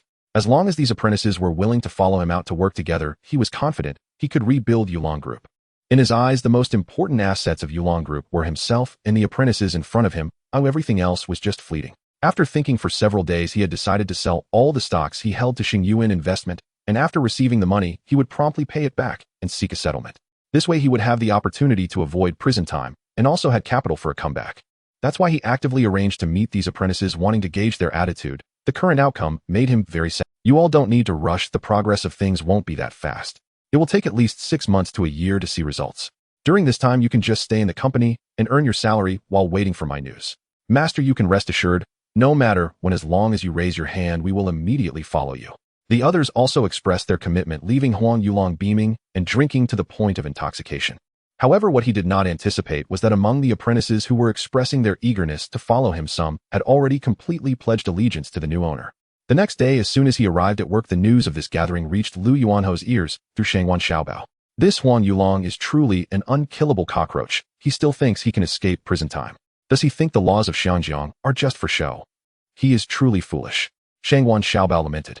He is no longer a concern and doesn't need to be considered further. Just focus on doing our own work and pretend we don't know about this matter. In Paris at Cornerstone Investment, Albert has successfully ousted the other 2 shareholders of LVMH, seizing control of the company. He formulated a merger plan for Dior and LVMH according to Lu Yuanho's suggestions, incorporating equity incentives for the management of Cornerstone Investment. According to this plan, after Dior merges with LVMH, the management of Cornerstone Investment will hold 5 of the shares in the new public company, with Albert enjoying half of that. After carefully reviewing the plan, Lu Yuanhao signed his name and then stood up to congratulate Albert. Congratulations, Albert, you did it. I told you when you joined Cornerstone Investment that you would not regret this decision. Yes, BOSS, I am very glad to have joined this team. I can now see the embryonic form of a luxury empire. Albert was very excited. With Lu Yuanho's signature, he not only gained an equity incentive valued at nearly 40 million, but also transformed from an employee into a company shareholder, becoming a winner in life. So what are your plans for the company's operations next? Now that we have taken control of LVMH, it is time for our expansion. I plan to open numerous stores in North America, Europe, Sakura country, Hong Kong, and Singapore to further increase our market share. Lu Yuanhao frowned and shook his head, saying seriously, you have the wrong direction. As a company specializing in luxury goods, our goal is not to open as many stores as possible. That is a flawed way of thinking. Luxury goods need to be perceived as unattainable by ordinary people in order to attract more customers. Although he enjoyed the moment, he sensed that the 2 had ulterior motives. After work, Lu Yuanhao took Yeri and Monica out for dinner. The 2 women fawned over him all the way, almost wanting to— Can you give an example? He exclaimed. What is it? Yeri and Monica, having finished their facial cleansing, surrounded him again, ready for an all-night showdown. What? Are you sure? Albert asked in confusion. What about other customers trying to enter the store? Luxury brand stores must be large enough, exquisitely decorated, and have enough staff, but the number of customers allowed in at a time should be limited. That night, Lu Yuanhao, who had been standing, chose to lie down this time, letting the 2 women take turns transforming into a living doll, only getting up when their energy began to wane. After the merger, do not rush to open stores. First, review all stores. Those that are smaller can be closed immediately. Then train all sales staff to implement this unknown service model. Once the staff is trained, we can begin to limit the flow of customers in each store. You can call this approach hunger marketing. Limit the flow once the number of customers in the store equals the number of sales staff. No new customers will be admitted, ensuring that each customer receives personalized service, so they do not appear particularly outstanding, while we must excel in this industry, of course, by being different. Yes, let them wait in line outside, watching customers inside enjoy unknown service. Anyone who experiences this once will fall in love with the feeling of being treated like a god. They will willingly wait in line to experience it. This is what luxury brands should do. Albert suppressed his joy, regaining his serious expression at work, and asked, aren't other brands doing the same? I can understand the first 3 points. Oh, what does the last sentence mean? Albert furrowed his brow and pondered for a while before slowly saying, I think I understand your meaning. I believe we can give it a try. Hunger marketing. All right, BOSS, I will remember that and prepare a detailed plan. Albert looked puzzled after hearing this. After squeezing a bit of facial cleanser onto the two exquisite faces close together, Lu Yuanhao comfortably lay back down to rest. Let them wait in line outside the store. Lu Yuanhao briefly entered a sage-like state, losing interest in the mundane physical world. I heard that Cornerstone Investment acquired LVMH and plans to merge Dior as well. Is that true? Monica nestled into his arm, rubbing against him as she spoke. Yes, it will happen soon. Lu Yuanhao continued to squint his eyes, but had already guessed the reason for the two's proactive behavior today. I heard President Albert also received equity incentives. Hey, that's right, your news is very well informed. Dear, can we have equity incentives too? Yuri asked, leaning against him from the other side. Lu Yuanhao opened his eyes, looking at the two women propped up and gazing at him with sparkling eyes, and slowly said, Your levels are not sufficient. Don't think about equity incentives, but he deliberately elongated his tone, immediately provoking a playful pout from both. But what? Hurry up and say it. I can give each of you cash equivalent to 0.5 of the equity. You can buy in slowly yourself. Shares cannot be given away, but cash is not a problem. Having followed him for several years, it was time to satisfy the two's appetite with a substantial sum. What they did with it afterward was not his concern. He believed cash would be more to their liking than shares. Oh, Andy, I knew you were the best. Oh, I love you to death. A shower of fragrant kisses fell on his face and then trailed downwards. In Eindhoven, Netherlands, at the headquarters of ASML, CEO Terman presented two equity transfer documents to Lu Yuanhao. Since they met a year ago under Lu Yuanhao's continuous temptations, Terman's scale has gradually tipped towards him. A semiconductor company, without substantial financial support, has no room for development. After the 1987 stock market crash, ASML shareholders ASM were completely mired in a quagmire, unable to support ASML's development any longer. Another shareholder, Philips, recently announced a large-scale cost-cutting plan.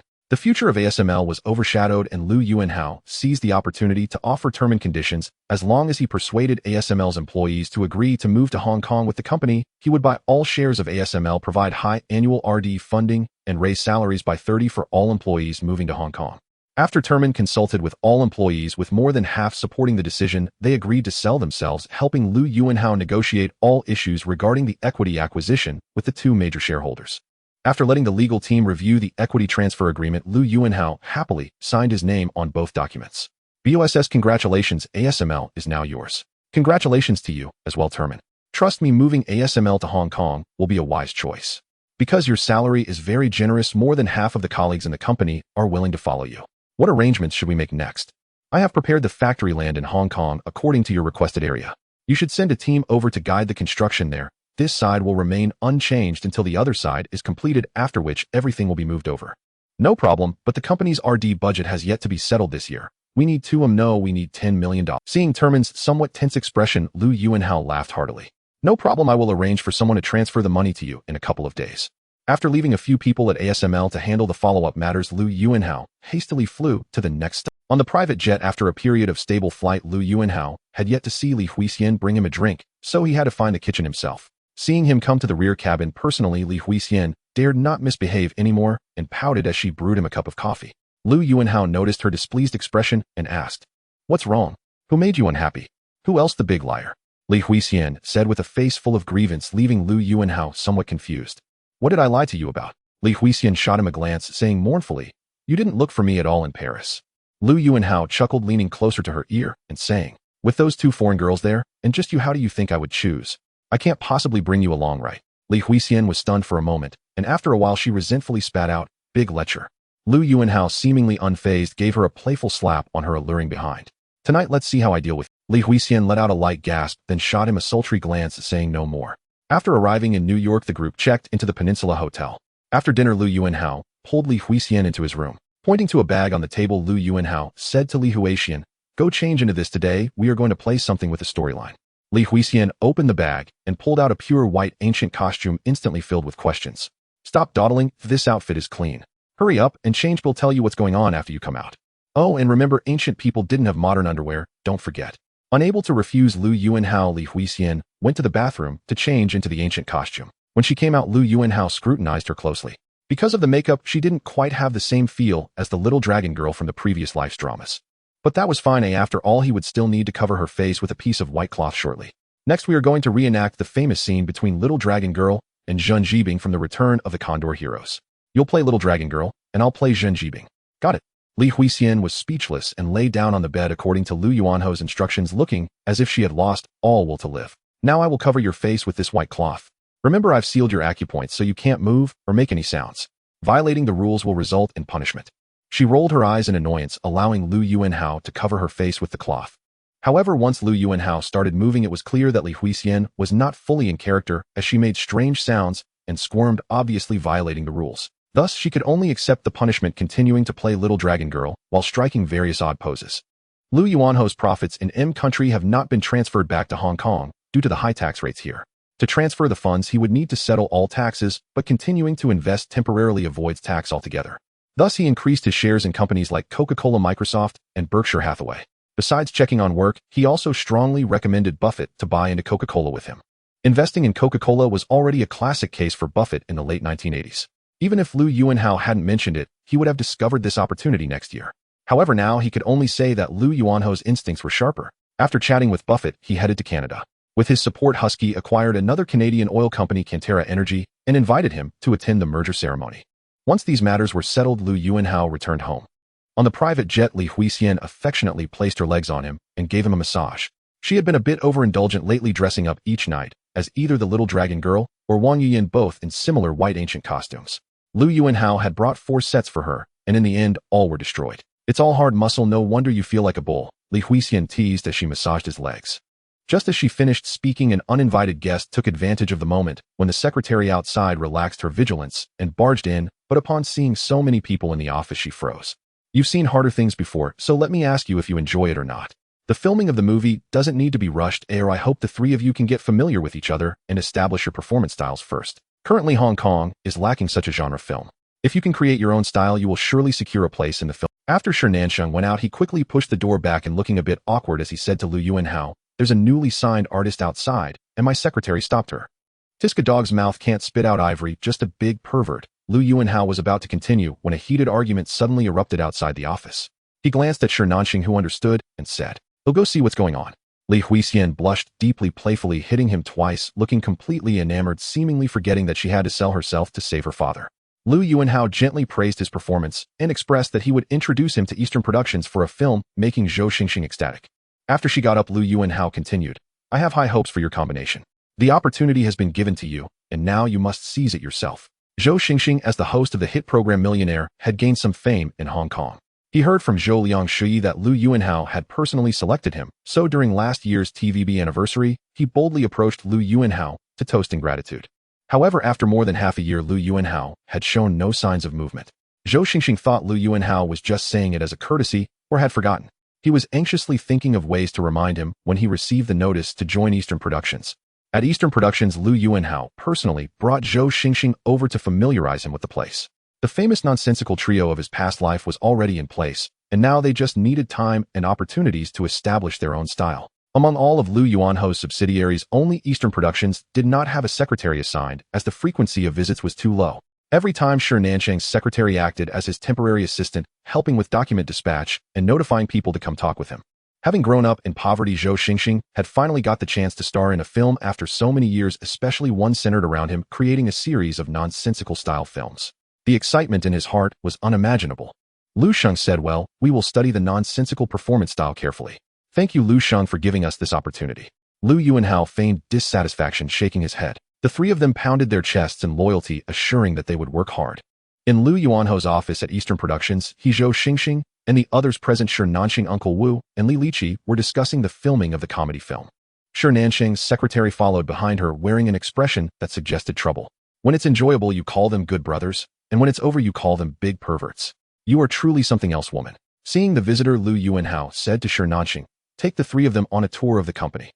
The 3 understood, immediately rising to take their leave, and followed Shi Nansheng out of the office, not daring to look at the intruder. Once the office door was closed again, Lu Yuanhao stared at the visitor and said coldly, "You have some nerve barging into my office like this. It seems we are meeting for the first time, and do you think this is polite, Miss Li?" Li Dabai stepped a few paces closer, looking anxious as she said, "Boss, please save me. You are the only one who can help me now." Upon hearing her, Lu Yuanhao felt puzzled at first, then suddenly realized. Recently, gossip news was filled with stories about Li Dabai and Hao Jingyao, even rumors that he was preparing to marry her. In his past life, Lu Yuanhao had seen reports of his wife trying to expel Li Dabai from Hong Kong and Macau. Combined with the earlier gossip, it became clear what Li Dabai meant by needing saving. However, pretending not to know, he asked her what happened. Li Dabai hesitated as she explained. "A few days ago, I danced with him at a ball, and then gossip tabloids spread that he wanted to marry me. His family saw it, and now wants to target me. Then did you come to the wrong person? Shouldn't you be looking for him? We only danced a few times, there's nothing else between us. Those tabloids are just making things up. His family is now uniting to pressure him, and he also finds it hard to handle this matter. Li Dabai stepped closer again, looking like she was about to cry as she explained. Lu Yuanhao doubted her explanation. He might not have had any intention, but Li Dabai surely had her motives. However, his wife reacted quickly, and he chose to ignore the matter to avoid further trouble, so the situation had already exceeded Li Dabei's expectations. When did you sign with the company? Lu Yuanhao nodded, suddenly recalling Shi Nansheng's words, and frowned as he asked. I just signed a contract a few days ago, Li Dabai said cautiously. Damn. Lu Yuanhao's temper flared, and Li Dabai must have thought of using him as a shield after receiving the news, betting that they wouldn't directly confront him, as offending Lu Yuanhao for her sake was unwise. The company people, not understanding the situation, directly signed Li Dabai, allowing her little scheme to succeed, successfully borrowing Lu Yuanhao's reputation. Miss Li, you've been waiting for me here for several days, haven't you? Seeing that Lu Yuanhao saw through her little trick, Li Dabai stepped a few more paces closer, directly crouching beside him, boldly reaching out to grab Lu Yuanhao's wrist, tears streaming down her face. Lu Sheng, I'm sorry, but right now you are the only one who can save me. I haven't done anything wrong, so why is she treating me like this? I really have nothing to do with him. Lu Yuanhao pulled his hand away and lifted Li Dabei's chin, looking at her tear-streaked face as he coldly said, Your issues are easy for me to resolve, but you didn't even inform me before using my name and my company's reputation. Why should I help you? Lu Sheng, I'm sorry. I didn't mean to. I couldn't think of another way and just acted in desperation. I know you are a good person, you won't just sit by and watch me die. Since you've already borrowed my company's name, as long as you stop interacting with him, I believe they won't target you anymore. I originally knew nothing, but you made such a scene today, forcing me to know about it. What do you mean by that? Seeing Lu Yuanhao's expression growing colder, Li Dabai began to panic. I'm afraid that after you know about this, you'll expel me from the company. If that happens, I won't have any way out anymore. Fool, if I kicked you out after knowing, wouldn't that mean I was afraid of him, eh? Li Dabai was left speechless, looking at Lu Yuanhao with a pitiful expression, waiting for his decision. This woman had some brains, but not much. I'm very angry right now, Lu Yuanhao said, looking into her eyes. Li Dabai, seeing the fury in his gaze, immediately lowered her head. Lu Yuanhao took a deep breath. This woman had staged such a scene, perhaps hoping to find another path, but though her calculations were good, things on his side were even less feasible. If today's incident of Li Dabai barging into his office got out tomorrow, all of Hong Kong would likely think he had a relationship with her. So he might as well take some interest first and see her next move. After about 10 minutes, having successfully calmed Lu Yuanhao's anger, Li Dabai raised her head, looking at him with a flattering expression, her eyes unable to hide their charm. Lu Yuanhao ignored her, still speaking coldly. I give you two choices. One is that I resolve this matter for you and you leave my company, severing all ties from now on. The second is that I give you an opportunity to be with me, but I won't let you in the door. You choose. Hearing that she wouldn't be let in, Li Dabei's eyes dimmed a bit, but she still unhesitatingly chose the second option. I heard you studied business at university in M country. Li Dabai nodded obediently. With your poor Cantonese, you might as well not pursue acting anymore. Come work as my personal assistant instead. It seems like I still haven't cleared things up from earlier. Li Dabai was overjoyed upon hearing this, saying in a voice full of charm, and then leaned down again. Such provocations made it impossible for Lu Yuanhao to hold back any longer. He threw away the rule of not engaging in anything outside of work in the office for over a decade. However, indeed, it was very big and very white. Li Dabai held a press conference to announce her formal withdrawal from the entertainment world. Because there had been no prior hint, the reporters in attendance peppered her with questions, eager to unearth every scrap of gossip. Miss Li, may I ask if you're leaving the entertainment industry has anything to do with the Dance King? It has nothing to do with him. We merely danced together at a ball, and that is all. Miss Li, what is the reason for your departure from the industry? I entered show business to fulfill a dream and to prove myself. Now that that aim has been achieved, there is no reason to linger. My university major was business economics, and I now wish to pursue a career in my field. Miss Li, I heard you barged into Lu Yuanhao's office at Dongfang Ingye a few days ago. What is your relationship with? Did you leave showbiz because of him? He is my boss. Xingyuan Investment. After Li Dabai quit the entertainment circle, she began working quietly there as Lu Yuanhao's personal assistant. Also, tone your makeup down from now on, change your shirt, and don't parade about in front of me like that. There is a changing room over there, go change now. Incidentally, senior brother Lianjia had also signed with Dongfang Ingye. Whether they had met remained unknown. A married man should remain with his family and live quietly. This lifetime let him be with his senior sister. All right, boss, I'll remember. Although her public profile was modest, the gifts he bestowed were far from few. A villa on Baijidao, on the peak a set of Bulgari, high jewelry, a red envelope containing a check for 66 Hong Kong dollars. 66 million, and most importantly, a promise to take her back to the Lu mansion on weekends. An implicit acknowledgement of her status. Stepping out of the changing room, Li Dabai walked to his desk. Oh, I see. Yes, boss. Lu Yuanhao nearly spat out his coffee. That woman truly knew how to exploit her advantages. Familiarize yourself with the work at hand quickly. I will give you 3 months. Do not perform well, and you can return whence you came. She knocked and entered Lu Yuanho's office. After delivering his freshly brewed coffee, Li Dabai stood by the desk awaiting his instructions. No wonder senior brother Lin Jia was head over heels for her, willing to forsake his lawful wife to be with her. Boss, do you think this will do? Dressed in a black professional skirt suit, black stockings, high heels, and a white blouse, her figure's curves were accentuated with exquisite clarity. In a previous life, Lu had thought little of her photos and films, but upon meeting her in person, especially after a few friendly encounters, he felt that N.I. Kwang's praise that she was a onsen 50 years beauty was not exaggerated. She dared not defy Lu Yuanho's wishes. Steeling herself, she removed the blouse and slipped on the tailored blazer. Since Li Jiasun was still in school, Lu did not make a great display for her 18th birthday. He simply took the 3 of them, mother and 2 daughters, out for a grand dinner at the Peninsula Hotel. My team of assistants have been with me for a long time, or if you do not understand something, you may ask them. Obediently, Li Dabai entered the inner lounge. She had assumed Lu had prepared clothes for her, but upon entering, she found nothing. Thus the 3 of them did not feel slighted by the modest scale of the birthday meal. On the contrary, each seemed even more joyful. As for the sisters Li Jiasun and Li Jiaming, there was no need to speak further. Wu Guanai had resigned and begun to enjoy life. He never failed to provide both daughters with top-tier skincare, and with such care, she was now showing signs of a second bloom. Because Lu Yuanhao was willing to acknowledge Li Jiasun's status, the whole family breathed a huge sigh of relief. Future splendor and wealth would surely not be lacking. On the weekend with the family at home, as planned, Lu Yuanhao brought Li Jiasun back to the Lu mansion at 66. In the car, Li Jiasun laid her hand on the back of his, and her face held excitement, apprehension, and a touch of eager anticipation. No need to act like that, they are easy to get along with. Be a little sweeter with your words later, don't make it feel like a battlefield. Oh, so long as they do not provoke me, I am easy to get along with. Lu smiled without speaking. After 2 years of his guidance, Li Jiasun no longer dared to bristle in his presence, yet he was unsure what the situation at home would be like. After all, in her former life, she had a reputation for using her beauty to bully others. She had even once called Bao Yongqin to hurl a torrent of abuse. As the car turned from Shinchuan Dao onto the lane leading home, Li Jiasun took a compact from her bag and checked her reflection quickly. Satisfied, she put it away, and her look grew ever more resolute. After stepping out, she linked her arm with Lu Yuanho's and entered the mansion she had long yearned for. Before she could take in the details, she saw several beautiful women sitting in the adjacent living room, chatting quietly, clearly waiting for their arrival. She scanned them one by one: Zhao Yaji, Li Mini, Lin Qingxia, Guan Jiahui. For women the papers had reported as bearing Lu Yuanho's children, she had seen their photographs. The only woman she did not recognize was the one holding an infant, likely Lu Xiaoli, whom Lu had mentioned. Li Jiasun had hoped Lu would introduce her, but he, as though nothing were amiss, casually said, "This will be your home too from now on, to make yourself at ease." Then he took the infant from Lu Xiaoli's arms, sat beside her, and began to amuse the child, as if on his own accord. "Little darling, did you miss Daddy? Say Daddy." Lu Cici was 10 months old, delicate as a carving, taught in turns by several people. She could already say simple reduplicative words like Mama, Dada, and Auntie. Held in Lu Yuanho's arms, Lu Cici gave him a faint smile and crisply called Daddy, immediately bringing a beaming expression to his face as he began teaching her more words. Elsewhere, Li Jiasun did not dare lose her composure. She stood and proactively greeted them. Sister Yaji, Sister Mini, Sister Qingxia, Sister Jiahui, Sister Xiaoli, calling each in turn. Lin Qingxiao, resuming her domineering air, rose, took Li Jiasun's hand, and led her to sit on the sofa. "You're Jiasun, right? Truly beautiful, with great skin." "Thank you, Sister Qingxia. Brother Hao always chooses the most stunning beauties. I even read that you were once called Southeast Asia's #1 beauty."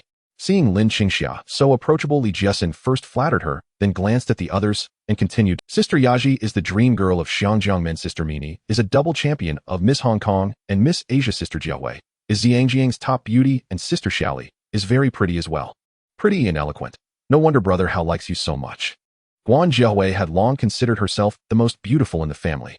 Now Li Jiasun, matching her in looks, and 8 years her junior, instantly triggered a wave of insecurity as she first spoke, with a sour tone, then asked, "The 6th is so obedient and well-behaved. Brother Hao must have taken you to register with the family office, right?" Lu had never mentioned the family office to Li Jiasun, intending to tell her after she had entered, so she looked puzzled and timidly asked, "What is the family office?"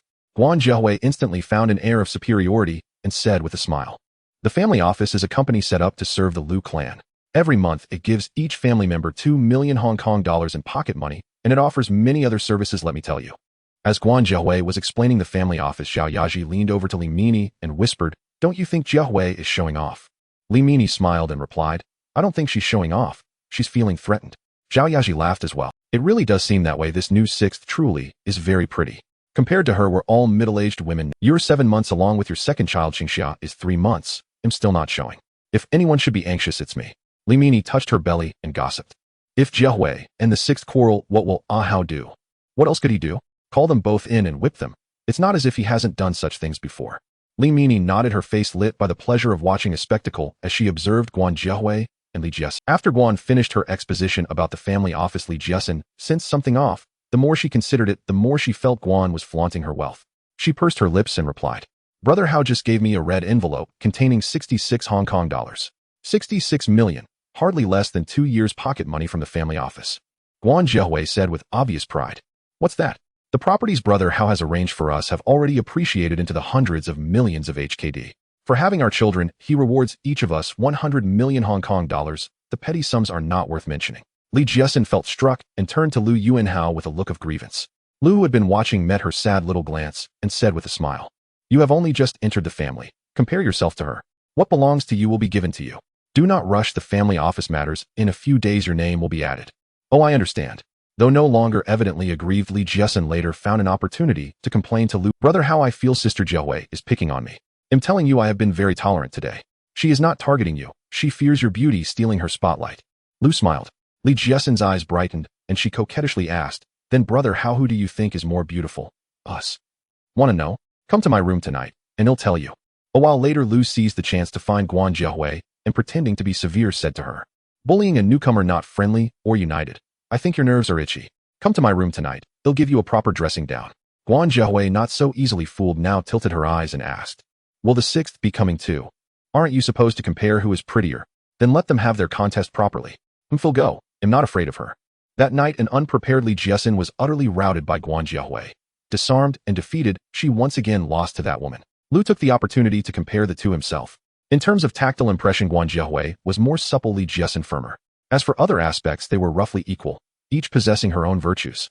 In the office of Xingyuan Investment, Lu Yuanhao was flipping through the latest issues of various magazines under Xingyuan Media, essentially skimming through the titles.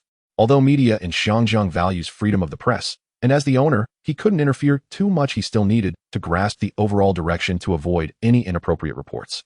Specific content reviews were handled by dedicated personnel. However, due to the relatively short establishment time of Xingyuan Media, he would occasionally take a look when he had free time. When he flipped to the magazine Youth, a familiar illustration of a young girl caught his attention. After pondering for a moment, he picked up the intercom and called for Li Dabai, instructing her notify Shangwan Xiaobao and the head of Youth magazine to meet me this afternoon, asking them to prepare detailed information on all underage part-time models. Got it, boss. Li Dabai quickly responded after noting down his request and immediately went out to make arrangements. Just after the lunch break, Li Dabai informed Lu Yuanhao that Shangwan Xiaobao and Zhou Charlie, the head of Youth magazine, had arrived. Lu Yuanhao did not keep them waiting and immediately summoned the two in his office. Once they settled on the sofa and Li Dabai served coffee, Lu Yuanhao stood up from his office chair behind the desk and placed the Youth magazine he had browsed through that morning in front of Zhou Charlie. The incident where Li Jiesun sought help from Lu Yuanhao was indeed related to a commercial shoot at this magazine. Your boss might be interested in your daughter and even said he would support her education. Which boss are you talking about? Lu Xiaoyi asked in confusion.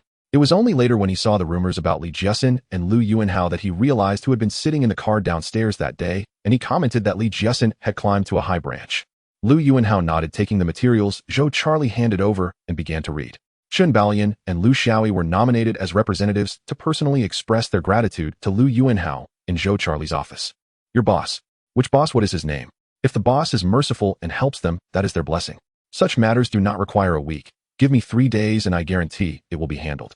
He continued to flip through the materials of others before calmly closing the folder and returning it to Zhou Charlie. Although Zhou Charlie harbored strong dislike for the woman before him, he dared not show animosity until he was sure of the big boss intentions.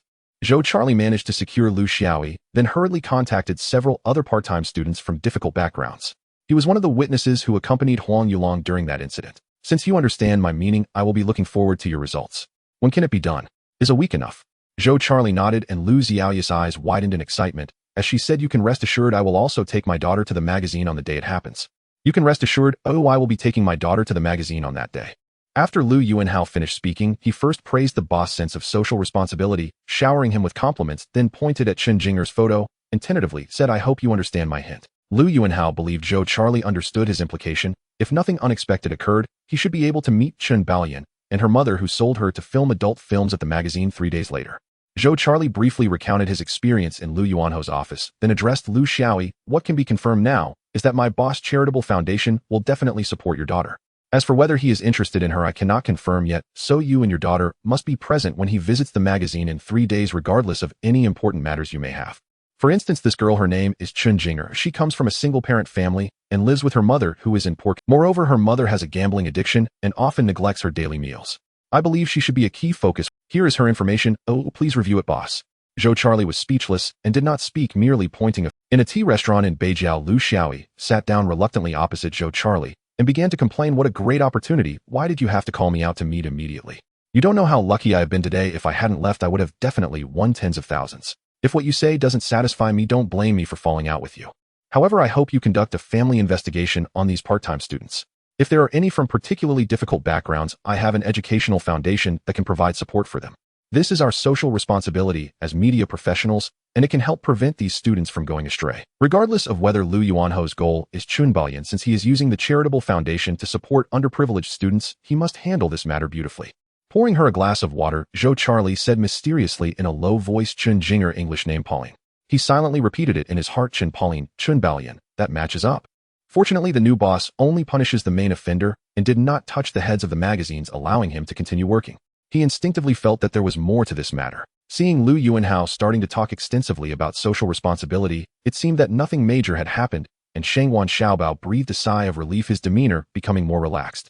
Lu Xiaoyi's mind had already flown to the heavens, starting to imagine her life of wealth and prosperity. After hearing Zhou Charlie's words, she hurriedly nodded in agreement. Since she encountered this in this life, she would lend a helping hand and give her an extraordinary life. In her past life, because she was not yet 18, all those film contracts were signed by her mother. It was precisely because of this that she made one mistake after another, ultimately leading to a tragic end, committing suicide at a young age. Lu Xiaoyi finally remembered who her big boss was and exclaimed, "Are you talking about Lu Superman?" After Lu Yuanhao took over Yulong Group, he went through a period of anxious days, worried that Lu Yuanhao would sweep him out at any moment. Is what you said true? You're not lying to me, are you? However, Zhou Charlie, looking at the photo of Chun Jinger in the Open magazine, had far more complex thoughts than Shangwan Xiaobao. 3 days later, Lu Yuanho's educational charitable foundation signed support agreements with several families in difficulties at Youth magazine, selected by Zhou Charlie. Youth is looking for middle school students to work as part-time models. Oh, I don't oppose this. The magazine's positioning is like this and can give some students an opportunity to contact society in advance. Among all the comics and magazines under Xingyuan Media, only Youth frequently recruits middle school students as part-time models due to market positioning. Zhou Charlie kept a close watch on Lu Yuanho's expression, catching some subtle changes. He believed he fully understood the boss' intentions this time and confidently assured, "Well, let's see what you can do. I will check your work at the magazine in 3 days. No problem, boss. Just watch me." After returning to the magazine, Zhou Charlie excitedly called Chun Baolian's mother to arrange a meeting. In the office, the atmosphere initially seemed normal. Although Chun Baolian was a bit anxious, she could still chat with. When Lu Yuanhao jokingly said, "You are quite tall and your appearance is also good. After graduation, you could be a flight attendant," Lu Xiaoyi began to interject, causing the entire atmosphere to shift. "Lu Xing, you also think my Baolian looks good, right? How about letting her be with you? My Baolian is only 15 years old, has never been in a relationship, and is obedient. She will definitely listen to you in the future. 1 million, just 1 million Hong Kong dollars will do." Lu Xiaoyi eagerly promoted her daughter, while Chun Baolian's face turned red to her neck, feeling extremely embarrassed. Lu Yuanhao was also left speechless, thinking that this woman could say anything. How could she dare to speak such words in front of her daughter?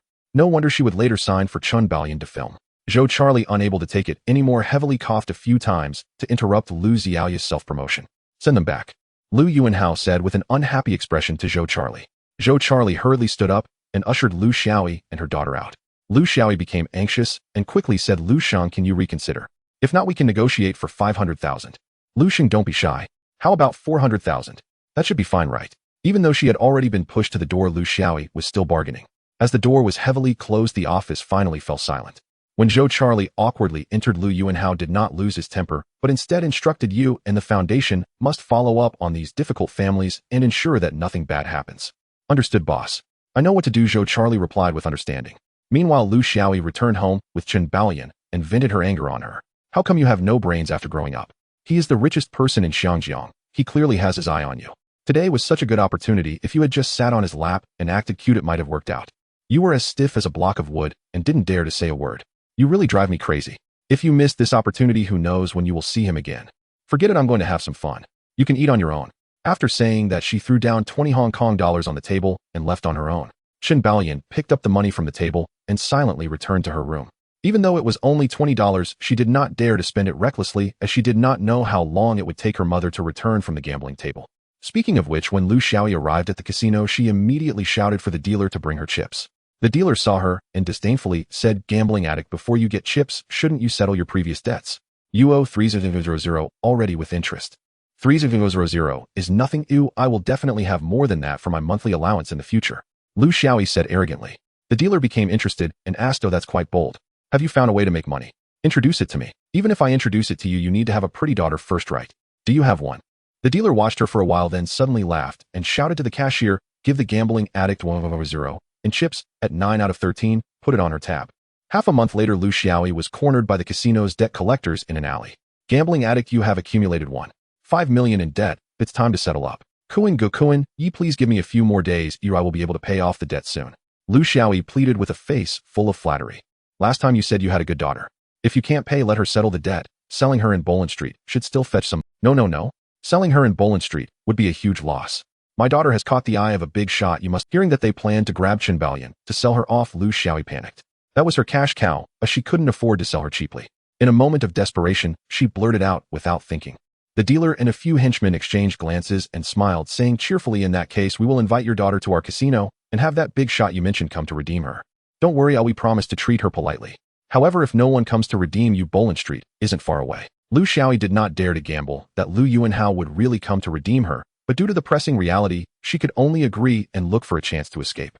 Surrounded by several henchmen and being led home, she scanned her surroundings, desperately seeking an opportunity. As they approached an intersection, Lu Xiaoyi suddenly pushed away the henchman beside her with force and ran across the road. There lay the entrance of a bustling market. If she could rush in and create chaos, she might have a chance to escape. The henchmen, realizing what was happening, cursed angrily as they pursued her closely. When Lu Xiaoyi reached the middle of the road, she was caught off guard and brushed by a car, losing her balance and heavily falling to the ground. A minibus behind her did not have time to slow down and crashed right into her. The henchmen chasing her stopped in their tracks, seeing a large pool of blood flowing from under the car, and immediately turned to retreat, disappearing into the crowd. A day later, Lu Yuanhao received the news from Zhou Charlie that Lu Xiaoyi had died in a car accident. 2 days later, another group of debt collectors from the casino caused a ruckus at Lu Xiaoyi's funeral, coercing Chen Baoyan to repay the debts. Upon receiving the news, Lu Yuanhao arranged for a bodyguard to accompany Zhou Charlie with money to settle these people. After dealing with Lu Xiaoyi's funeral, Lu Yuanhao met Chen Baoyan again at Youth magazine. Compared to their first meeting, Chen Baoyan had lost quite a bit of weight and her expression appeared much duller. "Do you have any relatives left in Shanjiang?" Chen Baoyan shook her head. "Are you willing to listen to my arrangements?" Chen Baoyan stared at him for a long time before gently nodding. Lu Yuanhao took her to Li Huixian, who upon hearing about her situation sympathized with her plight and was willing to take care of her with the charitable foundation, naturally helping to handle the paperwork. "From now on you will live here, things will get better," Li Huixian comforted Chen Baoyan. In early August, Chen Marin arrived in Hong Kong and shared with Lu Yuanhao some recent observations from mainland China. "Whether in my hometown or at my university, prices of goods and shops have skyrocketed. Last month while visiting home, I heard television sets had suddenly surged in price by 50%, and even then they were nearly impossible to purchase. Before coming to Hong Kong, I stopped by my university to bring gifts for my professors. At the store I found Maotai liquor, priced at over 20 Hong Kong dollars per bottle just last month. Now selling for 190. Dijonhua cigarettes had jumped from 2 to 12 Hong Kong dollars per pack. A professor's monthly salary could barely cover a single bottle of liquor and 1 pack of cigarettes. What was most astonishing was that despite such staggering price hikes, more people flocked to shops than ever before. Crowds packed them so tightly it felt suffocating. I visited once and dared not return. It was truly terrifying." Her expression at the end betrayed lingering dread. This stems from persistent inflation. People anticipate further rises, prompting them to rush out and hoard goods preemptively. Lu Yuanhao offered a brief explanation. He recognized this as the price liberalization campaign he remembered from his past life. Had Chen Marin arrived just 2 weeks later, she would have witnessed even greater frenzy. "You have no classes left now. Why not stay here for the time being? For now, it's best not to return." After concluding this topic, Lu Yuanhao inquired about Orient Overseas. He indicated he could provide financial support if Dong Jianhua required it, an act of reciprocity for past goodwill. In the early 1980s, during the global shipping depression, Orient Overseas suffered massive losses. Particularly disastrous was Dong's father's acquisition of Furnace, a major British shipping company, for $1.2 billion, pushing Orient Overseas' debt-to-equity ratio above 80% and nearly plunging the firm into irreversible ruin. At Deepwater Bay Golf Course, Lu Yuanhao arranged a round of golf with Dong Jianhua. Oh, I see. After settling Chun Marin, Lu Yuanhao spent a weekend with her, then resumed his professional routine. He thus resolved to make preliminary investments in Britain, a move intended partly to reassure the company's British managerial faction. Though this suggestion was promptly rejected, Hutchison Whampoa's evolution into a truly global enterprise inevitably demanded increased overseas investment. British capital had long held substantial influence within Hutchison Whampoa. Even certain shareholders had discreetly urged Lu Yuanhao to relocate the company's registration to a British overseas territory. I'm fully aware of these dynamics, but Hutchison Whampoa does have investment needs in this area. Lu Yuanhao and Dong Jianhua chatted amiably as they played. Once Lu's intentions became clear, Dong dispensed with pretense and spoke candidly. Although Felixstowe Port is currently Britain's largest, it pales in comparison to Kwaichung Terminal. Calling it unprofitable may be an exaggeration, but low returns are undeniable. Lu Yuanhao met her hopeful gaze and understood her unspoken wish perfectly, yet she remained unaware of the Lu family's complex domestic arrangements. Introducing her prematurely might prove overwhelming. At that critical juncture, Dong Jianhua stepped forward to salvage the crisis. Against all odds, and after 18 grueling months of negotiation with creditors, he successfully restructured the company's debt. Orient Overseas was now aggressively divesting non-core assets to reduce leverage. Lu Yuanhao had set his sights on their 20% stake in Britain's Felixstowe Port. Shortly thereafter, Hutchison Whampoa acquired Orient Overseas' 20% share in Felixstowe Port for 200 million Hong Kong dollars. So I'll be staying here for quite some time. Where will I live? Surely I can't remain in hotels indefinitely. No problem. I'll arrange for my team to contact yours shortly. As you know well, Orient Overseas' situation is precarious. If you truly wish to acquire it, take it. But we hold only 20%. The majority stake remains with British-based PO. Back then, any item in stock, especially large appliances, was snatched up instantly. Televisions displaying even a flicker of image, refrigerators retaining minimal chill, fans spinning faintly, all vanished within moments. Your residence has already been prepared, along with a personal-made driver and security detail, awaiting only its mistress. Chun Marin felt a pang of disappointment, but quickly dismissed it, reasoning that prolonged residence would afford ample opportunity to visit Lu Yuanhao's home. The British shareholders welcomed this investment warmly. With Lu Yuanhao's approval, they voluntarily assumed negotiations with PO to acquire additional shares. One day, as Lu Yuanhao reviewed corporate reports, he received urgent news. Chun Marin was sobbing hysterically at home, smashing objects. He rushed there immediately. Upon entering, he found the living room ravaged. Shards of glass and scattered debris littered the floor. Chun Marin ignored his arrival entirely, turning away to collapse onto the sofa and wail uncontrollably. Lu Yuanhao surmised the cause. Chun Marin had come intending a long stay, and thus hadn't pressed him to secure her a role in a film production. Unlike the mainland, Hong Kong's press coverage of him was uniformly flattering. Yet diligent searching still uncovered tabloid chronicles of his romantic entanglements, and even ordinary citizens traded colorful, unverified anecdotes. Clearly, Chun Marin had heard something unsettling. Gently stroking her back, Lu Yuanhao asked tenderly, "What's wrong? Why such fury? Who upset you? You're a liar, a colossal liar. How dare you show your face? I never want to see you again. I'm going home," she cried and shouted, seemingly devastated. Lu Yuanhao paid little heed to her words. Had she truly meant to leave, she'd have done so long before his arrival. Still, soothing her remained essential. "But what have I lied about? Don't deny it. I've heard it said you've fathered children with several women here in Hong Kong." "Yes, it's true. But you never asked me before. Can that fairly be called deception? If you already have so many women, why pursue me at all?" "Because I love you. From the moment I first saw you, I fell in love. After all this time together, surely you can distinguish sincerity from pretense. You're despicable. How can anyone be so shameless? If you truly love me, then end things with those other women." Lu Yuanhao remained unruffled. He firmly turned her toward him and drew her into his arms. She struggled fiercely, but her delicate frame stood no chance against his strength. "Let me tell you about my past. Can we pause this quarrel for now?"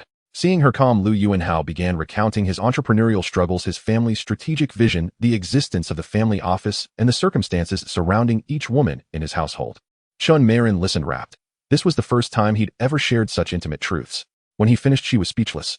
"Now you know everything. Anything else you'd like to ask? How will you position me?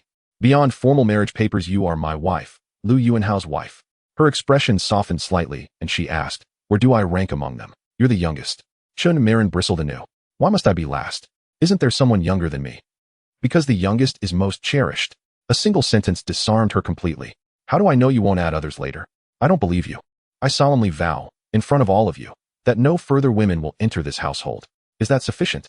While she hesitated, searching for loopholes, Lu Yuanhao gave her no time to dwell. "You're drenched in sweat. Tired, aren't you? Let me carry you upstairs to bathe. The maid will tidy this up first." And with that he lifted her and carried her upstairs. With honeyed words and decisive action, the storm subsided.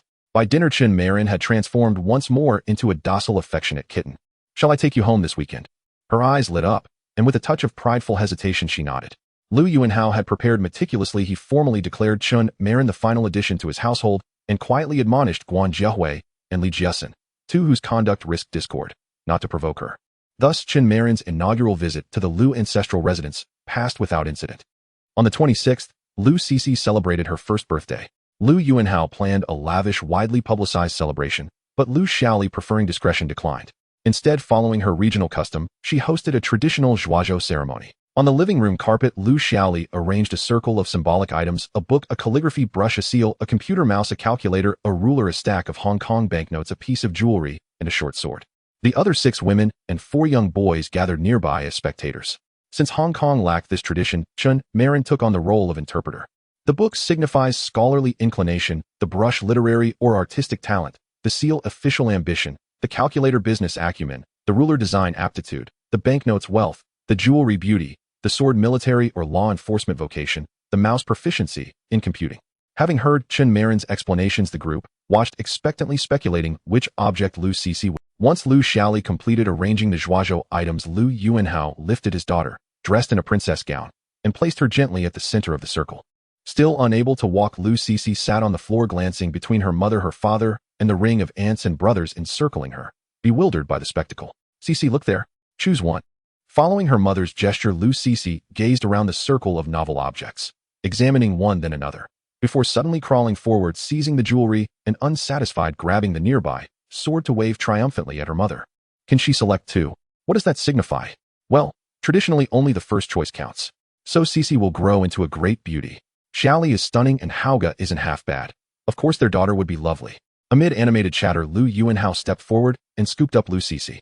"Our Cixi will surely become a little fairy, won't she?" Though the toddler didn't comprehend seeing her father's radiant smile, she proudly thrust both objects toward him and chirped clearly, "Daddy, look." A quiet pause settled. Then the gentle rhythm of life resumed. In September, Li Mini gave birth to a baby girl, achieving the joy of having both a son and a daughter. Lu Yuanhao, as usual, rewarded her and took more time to stay at home. The last few months of 88 were uneventful, with various companies developing steadily. He was pleased to give himself a little break, as he had many domestic and wildflowers to care for, and the number of children was growing, all needing his time and attention. Just after the new year, the area outside the Hong Kong auction house was bustling with people. A large group of reporters gathered at the entrance, hoping to interview the real estate tycoons entering the auction. Today, an auction for the Wanchai Land King will take place, a type of auction considered a barometer for the real estate industry. Real estate companies of all sizes would come to participate in this grand event. If this Land King was auctioned at a sky-high price, it would indicate that everyone was optimistic about the future of the real estate market, leading to a rise in property prices. With Lu Yuanhao's appearance, the atmosphere at the auction house reached a small climax. It had been a long time since he had been seen at a government land auction, and many speculated that this time it was highly likely to fetch a sky-high price. Some quick-witted reporters blocked his path, bombarding him with various questions. Lu Yuanhao maintained a smile, listening to their questions before raising his hand to indicate he had something to say. This level of auction for the Land King is a grand event for the entire Hong Kong real estate sector. It's only natural for me to be here as part of it. As for your claims of being determined to win, I can only say that anything is possible. You will know the result after the auction, and so please wait patiently." The reporters were not satisfied and wanted to continue asking questions, but Lu Yuanhao smiled and chose not to speak further. Seeing this, his bodyguards immediately stepped in, parting the reporters to escort him into the auction hall. Several competitors still planning to bid were nervously discussing while the auctioneer began to perform, giving them some time in hopes of driving the price higher. As the price exceeded 3 billion, only a few real estate companies remained persistent. Lu Yuanhao began to raise his paddle to bid. 16 billion. Soon the price was called to 7 billion, reaching a 50 increase. Lu Yuanhao still wore a smile, showing no intention of raising his paddle. With power in his hands, Zheng Jiaqin's demeanor was noticeably different from before. In his past life, this location was home to Central Plaza, standing at 375 meters tall, with 78 floors. After its completion, it consecutively held the title of the tallest building in Hong Kong for 10 years and ranked among the top 10 tallest buildings in the world. Lu Yuanhao chuckled arrogantly, completely shedding the calm demeanor he had when facing reporters outside the auction house, and asked domineeringly, "Do you care about the price when you buy something you like?" This Land King has many interested buyers, including foreign capital groups. Today you might have to put in some effort. No problem, I'm definitely up for it. This piece of land is located on Wanchai Harbor Road, covering an area of 77800 square feet. Due to its open terrain, there are no obstructions around, allowing for a floor area to be planned up to 1 million square feet. The auction officially began with Lu Yuanhao holding his paddle, calmly listening to the auctioneer's routine introduction of the auction items. Zheng Jiachuan was inspired by his aura. Though he did not show it on his face, he was actually thrilled and secretly decided to undertake several major projects. Zheng Jiachuan, not fond of his father's business style of bidding high, was merely present to observe and dared not violate his father's principle to participate in the bidding. The starting bid is 1.8 billion Hong Kong dollars, and each subsequent bid must not be less than 1 million. I now declare the bidding open. Before the new year, Zheng Yutong stepped back to the second line, and Zheng Jiachuan is now the director and general manager of New World, fully overseeing the group's work, serving as a trial period before officially taking over. Half a year ago, when the news about this piece of land going up for auction first spread, it attracted attention from all sectors. The media predicted that this land would fetch a high price. Upon seeing Zheng Jiachuan, he jokingly said, "Congratulations, Brother Chun. When will you treat everyone? In the next few days, let's find a time to get together. You can't be absent." Real estate businessmen who had already arrived greeted him as they saw him, and Lu Yuanhao smiled and nodded in response, casually chatting with some familiar faces. Looking around, he said with a hint of envy, "The atmosphere here is lively, I must say." As the auctioneer's voice fell, some small to medium-sized real estate firms began to call out bids, knowing they could not win, but wanting to hype up the atmosphere and feel more involved. Soon, competitors who had negotiated results reported their latest prices, with 3 companies still participating in this round of bidding. 3.26 billion. Lu Yuanhao did not care about their prices at all and raised his bid by another billion on top of his previous offer. This time, even the auctioneer was taken aback, dropping the gavel onto the table, creating a somewhat comical scene that caused laughter to erupt in the room. This time, aside from Huang Tingfang and his son, who continued to discuss nervously, the other 2 companies directly chose to withdraw. "Father, the current price has already exceeded our preset red line. Should we continue?" With Lu Yuanhao raising the price like this, he will probably bid up to 3.36 billion next. Let's call out one more price. If he bids 3.36 billion, we will withdraw. His strategy is unpredictable, and if the price is pushed up and he suddenly pulls out, it will be difficult for us. Huang Tingfang recalled being toyed with by Lu Yuanhao during the auction for the Tsim Sha Sui land, and said helplessly, "Then how much should we offer?" 3.299 billion. Okay. After the company Xinheng Real Estate shouted out the price of 3.299 billion, all eyes in the room turned to Lu Yuanhao, many sharing the same thought, wondering if he would directly bid 3.36 billion. Though Lu Yuanhao did not look at the expressions of others, his bid did not disappoint. 3.36 billion. As this price was called out, the room erupted in warm applause again, and Huang Tingfang turned to Lu Yuanhao, smiling to indicate that he was withdrawing. The auctioneer noticed the situation and understood that no one would bid again. He stopped being verbose, confirmed 3 times, and decisively dropped the hammer, announcing that Xingyuan Investment and GD Group successfully acquired the item at a price of 3.36 billion. The audience stood up and applauded as Lu Yuanhao's bold approach of raising his bid by 1 billion 3 times had successfully won the bid, igniting excitement in everyone and boosting confidence in the upcoming property market. It is foreseeable that once the news of today's auction spreads through the media, property prices will likely see a slight increase shortly. Lu Yuanhao quickly stood up, smiling and nodding to everyone.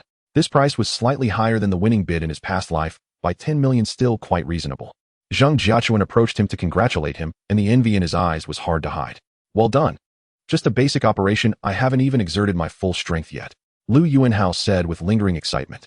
Zheng Jiachuan was somewhat speechless, but could not help but curiously ask, "If someone keeps bidding, how many times do you plan to raise the bid?" 9 times. If after 9 times someone still bids higher than me, it means I am not destined for this land, and I won't bid again. Don't envy me. You are now in charge of New World. Aren't you afraid of not having the opportunity to undertake major projects?"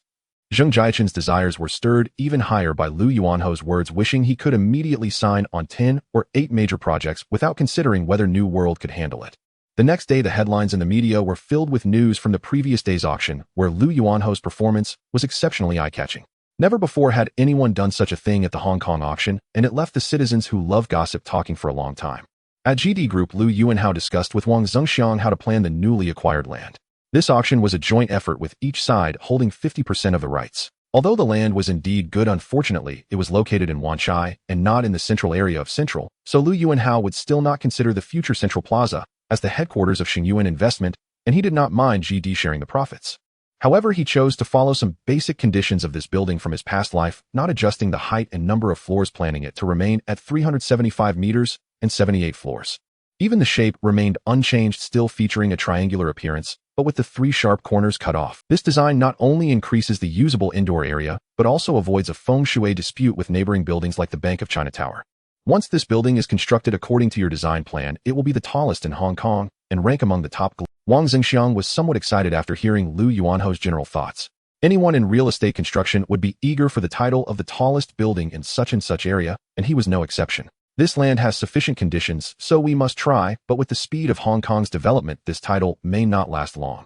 I believe if there's land available in the future that can build the tallest building in Hong Kong, you will also manage to. Wang Zhengxiang's flattery made Lu Yuanhao very pleased, and he indeed had plans to acquire the future International Finance Center and one International Finance Center. You will be responsible for the later design and construction. Remember to make this a landmark building in Hong Kong, also a calling card for GD Group. Don't worry, I will find top design companies globally to bid and select the best plan. The construction cost for this project is expected to exceed 5 billion, but luckily we are cooperating, so GD can handle it. That's fine. Let me know if there are any issues. In the office of Xingyuan Investment, Lu Yuanhao gazed at the reports. As he reached a critical moment, his expression suddenly changed. He squinted and exhaled deeply. After a brief moment, he pushed his office chair back a few steps, and Li Dabai crawled out from under the desk. Standing up, she shot Lu Yuanhao a charming glance and said in a slightly hoarse voice, "The punishment is over now. How can you finally tell me why I was punished?" Lu Yuanhao glanced at her dismissively and replied, "Because you stepped into my office with your left foot first. Is that even a reason? Does punishing you need a reason? That's superfluous." Li Dabai rolled her eyes, took several deep breaths, and changed to a flattering expression as she said, "Boss, you're bold bidding at the auction. Does that mean housing prices in Xiangjiang are going to rise? I still have some savings and want to buy a house. Is it a good time to enter the market now?" Because her first impression on him was not very good, Lu Yuanho's attitude towards her was not friendly, even though she had become his personal secretary. Upon hearing her previous remarks, Li Dabai nearly lost her composure, but fortunately, she could still sense that the last sentence was a hint which made her ecstatic. Unfortunately, Lu Yuanhao was currently in a sage moment. Even the overwhelming sensations from her touch did not move him. How stupid can one be? She can't even understand some of the company arrangements, yet she thinks she can be my personal secretary with such a level of competence. However, Lu Yuanhao noticed that she had indeed performed quite well during this time. Although he maintained a seemingly unchanged attitude towards her, he couldn't help but mention when she expressed her intention to buy a house. Feel free to scold or praise, he completely disregarded what she thought. Having a keen investment sense is crucial. If you're slow to react, I can't teach you anything. You'd better not choose to do business in the future. Be careful not to go bankrupt. Li Dabai dared not persist, and simply said, "Oh," before turning to leave. But now buying a house is different. In a few months, a major storm is about to hit, and the decline in the real estate market will likely be even more severe than in '82. Recalling how she suffered severe losses in her past life due to investments forcing Lianjia to come out and shoot films to pay off her debts, Lu Yuanhao couldn't help but jab at her. Li Dabai took the opportunity to pledge her loyalty. She could come into contact with the preparations between GD and Hanjing Huangpu, but she clearly did not understand the implications, which is why Lu Yuanhao called her stupid. "I don't want to do business, I just want to follow you. Just because I can buy doesn't mean you can too. Do you want to switch place? Let's talk again in 6 months.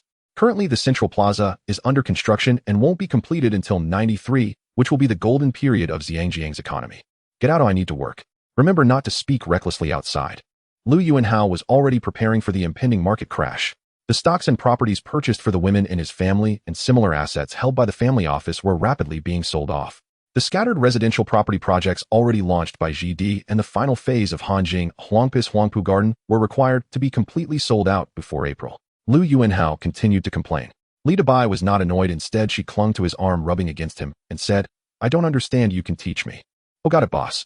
Li Dabai also realized that her earlier schemes had been thoroughly exposed in front of Lu Yuanhao. To cling to his favor, she dared not act up anymore. For the past 6 months, she had consistently worked hard, aiming for excellence. After work, Lu Yuanhao went to the Fulemin restaurant where Zheng Jiachuan was treating a few people from their small circle to celebrate his takeover of New World Group. As the wine flowed, Zheng Jiachuan pulled Lu Yuanhao aside to whisper mysteriously, "I have already found the first major project. Do you want to come and share the profits?" Lu Yuanhao feigned generosity and replied, "Let me hear it. If you can handle it alone, I won't get involved. That will enhance your reputation. If the project is too large and you need help, then it is my duty to assist." His words made Zheng Jiachuan very pleased. He first patted Lu Yuanho's hand to show intimacy before saying, "I have received news that the second largest shareholder of Yangon Group intends to sell. They hold 25 of the shares. I plan to acquire them and make a big move." Lu Yuanhao, maintaining a calm demeanor, withdrew his hand, internally acknowledging, as expected, but outwardly he said, I heard that the Guo family of Yangon Group has announced that they will transfer part of their assets to a company registered in the British overseas territory, breaking their previous promise of not relocating assets. Now their stocks are plummeting. It seems the second largest shareholder is likely dissatisfied with this situation, which is why they plan to sell. Exactly, your analysis is spot on. That's the reason. I've already started contacting them. It's just Yangon Group. Purely you can handle it all by yourself, though I won't get involved. This time I absolutely support you. For a company like Yangon Group that is thinking of relocating assets, just go for it. It won't tarnish your reputation. Hearing Lu Yuanhao say this, Zheng Jiachuan felt reassured. Among the Chinese businessmen of his father's generation, there was mutual understanding, and they generally did not engage in hostile takeovers. However, the new generation of local businessmen emerging in recent years is not as scrupulous. They believe in profits above all else. As long as they can see profits, they dare to bite into capital from anywhere. Zheng Jiachuan was eager to launch a big project, so he couldn't stick to his father's strict principles. Now Lu Yuanhao not only believed it was feasible, but even helped him come up with reasons. In his delight, he drank to excess. During the gathering, another guest of Lu had been completely led astray by Lu Yuanhao. Because Lu Yuanhao once predicted the end of the war between the Soviet Union and Afghanistan in front of him, which indeed came true months later, he was now fixated on Lu Yuanhao's idea of shorting a country. After Lu Yuanhao finished chatting with Zheng Jiachuan, he approached him. Brother, when do you think we should start laying out plans for the Soviet Union? The timing isn't right, yet we can't rush it. A dead camel is still bigger than a horse. To prevent him from dragging others down with him before he dies, we need to exert economic pressure and also deter him militarily. Big brother, I don't understand anything you just said.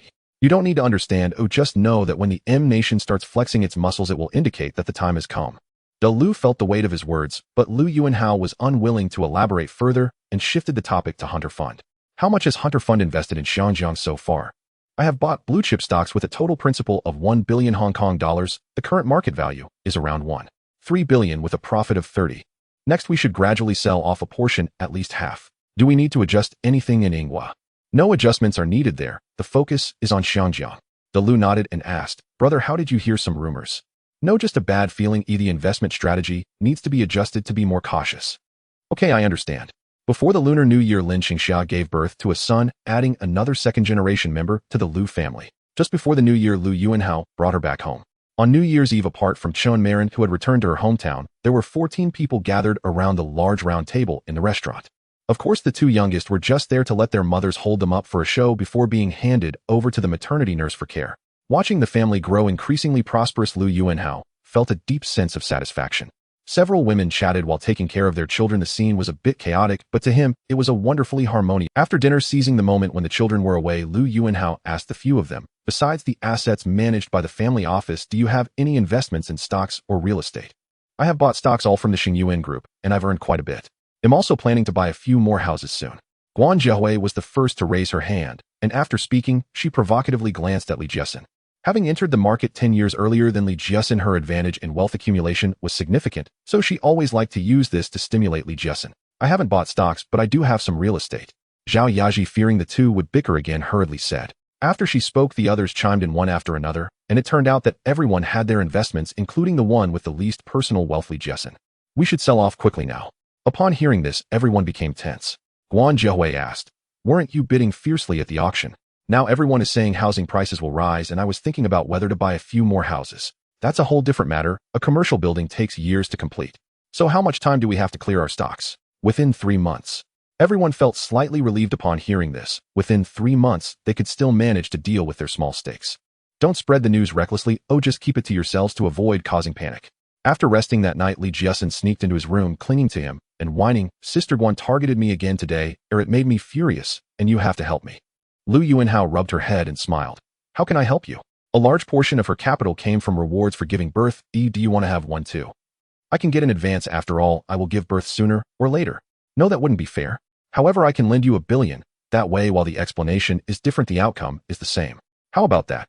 Li Jiesin happily nuzzled into his embrace, reaching her hands around his neck. Just as she was about to give him a sweet kiss, the bedroom door was pushed open once more. Guan Zhehui walked in with a smug look, saying to Li Jiesin, you sly one, I knew you'd sneak over to steal a kiss tonight, and now I've caught you. Aren't you just as guilty of sneaking around? I'm here specifically to catch you. All right, stop arguing. Since you're here, let's all eat together. I guarantee there will be plenty to go around. Lu Yuanhao made a decisive statement, setting the tone for the night. After the Spring Festival, Lu Yuanhao held a closed-door meeting with the executives of Xingyuan Media, Wireless TV, and Tiantian Daily. In the meeting, he stated directly that all print and television media would focus primarily on the entertainment sector starting this year. Other content will be compressed, and only facts are to be reported without any commentary. The attendees found themselves somewhat bewildered by his sudden declaration. However, Xingyuan Media is currently primarily focused on comics, and the other magazines are mainly centered around youth entertainment and gossip, so there was no feeling of difficulty. Tian Tian Daily is a popular newspaper with the horse racing section, lottery section, and millionaire registration being the three most favored segments by citizens. As for the news section, it does not significantly attract readership, and the lack of commentary would not have much impact. Only Zhou Liangshui furrowed her brow. Wireless TV is the largest television station in Xinjiang, and news reports and current affairs commentary are popular programs among citizens. Removing these programs would certainly affect the ratings. However, considering Lu Yuanho's reputation and consistent correctness, she did not express her dissent during the meeting. After the meeting concluded, she privately approached Lu Yuanhao for an explanation. Boss, this approach will result in a significant loss of ratings. I find it difficult to understand your reasoning for this decision.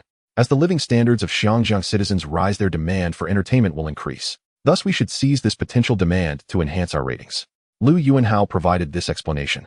Lu Yuanhao was somewhat at a loss for words. He knew his explanation was not convincing and could only emphasize that news was not being banned from broadcasting, but he did not want individual commentators to hijack the station's stance and impose their views on the audience. I agree with your statement, but how does that relate to the cancellation of commentary? Seeing that Lu Yuanhao had seen through his subtle intentions, young Master Rong immediately changed his demeanor and said with a smile. Lu Yuanhao felt a bit puzzled. Given young Master Rong's status, he should have been aware of the situation. Yet he approached him about the matter of going public as if he were unaware. Finding a shell is not difficult, but the timing for going public is not favorable right now. The Eastern District Underwater Tunnel will officially open before the end of the year. You can proceed after that, and it won't be delayed by many days. Lu Yuanhao rolled his eyes. Xiangjiang Zhongxin already holds shares in Cathay Pacific, Dragonair, Macau Telecommunications, the Eastern District Underwater Tunnel, and Asia Satellite. To him, this was not an easy development. By then, all media outlets will be reporting. If he forcibly suppresses his media from reporting, it could be seen as undermining press freedom. Trust me, I won't make arbitrary arrangements. All these decisions are made considering the perspective of wireless TV. At the Shirao golf course, young Master Rong invited Lu Yuanhao for a round of golf. Due to her trust in him, Zhou Liangshui ultimately agreed to implement his proposal seriously, but also set a maximum deadline of 1 year after which adjustments would be made based on the ratings.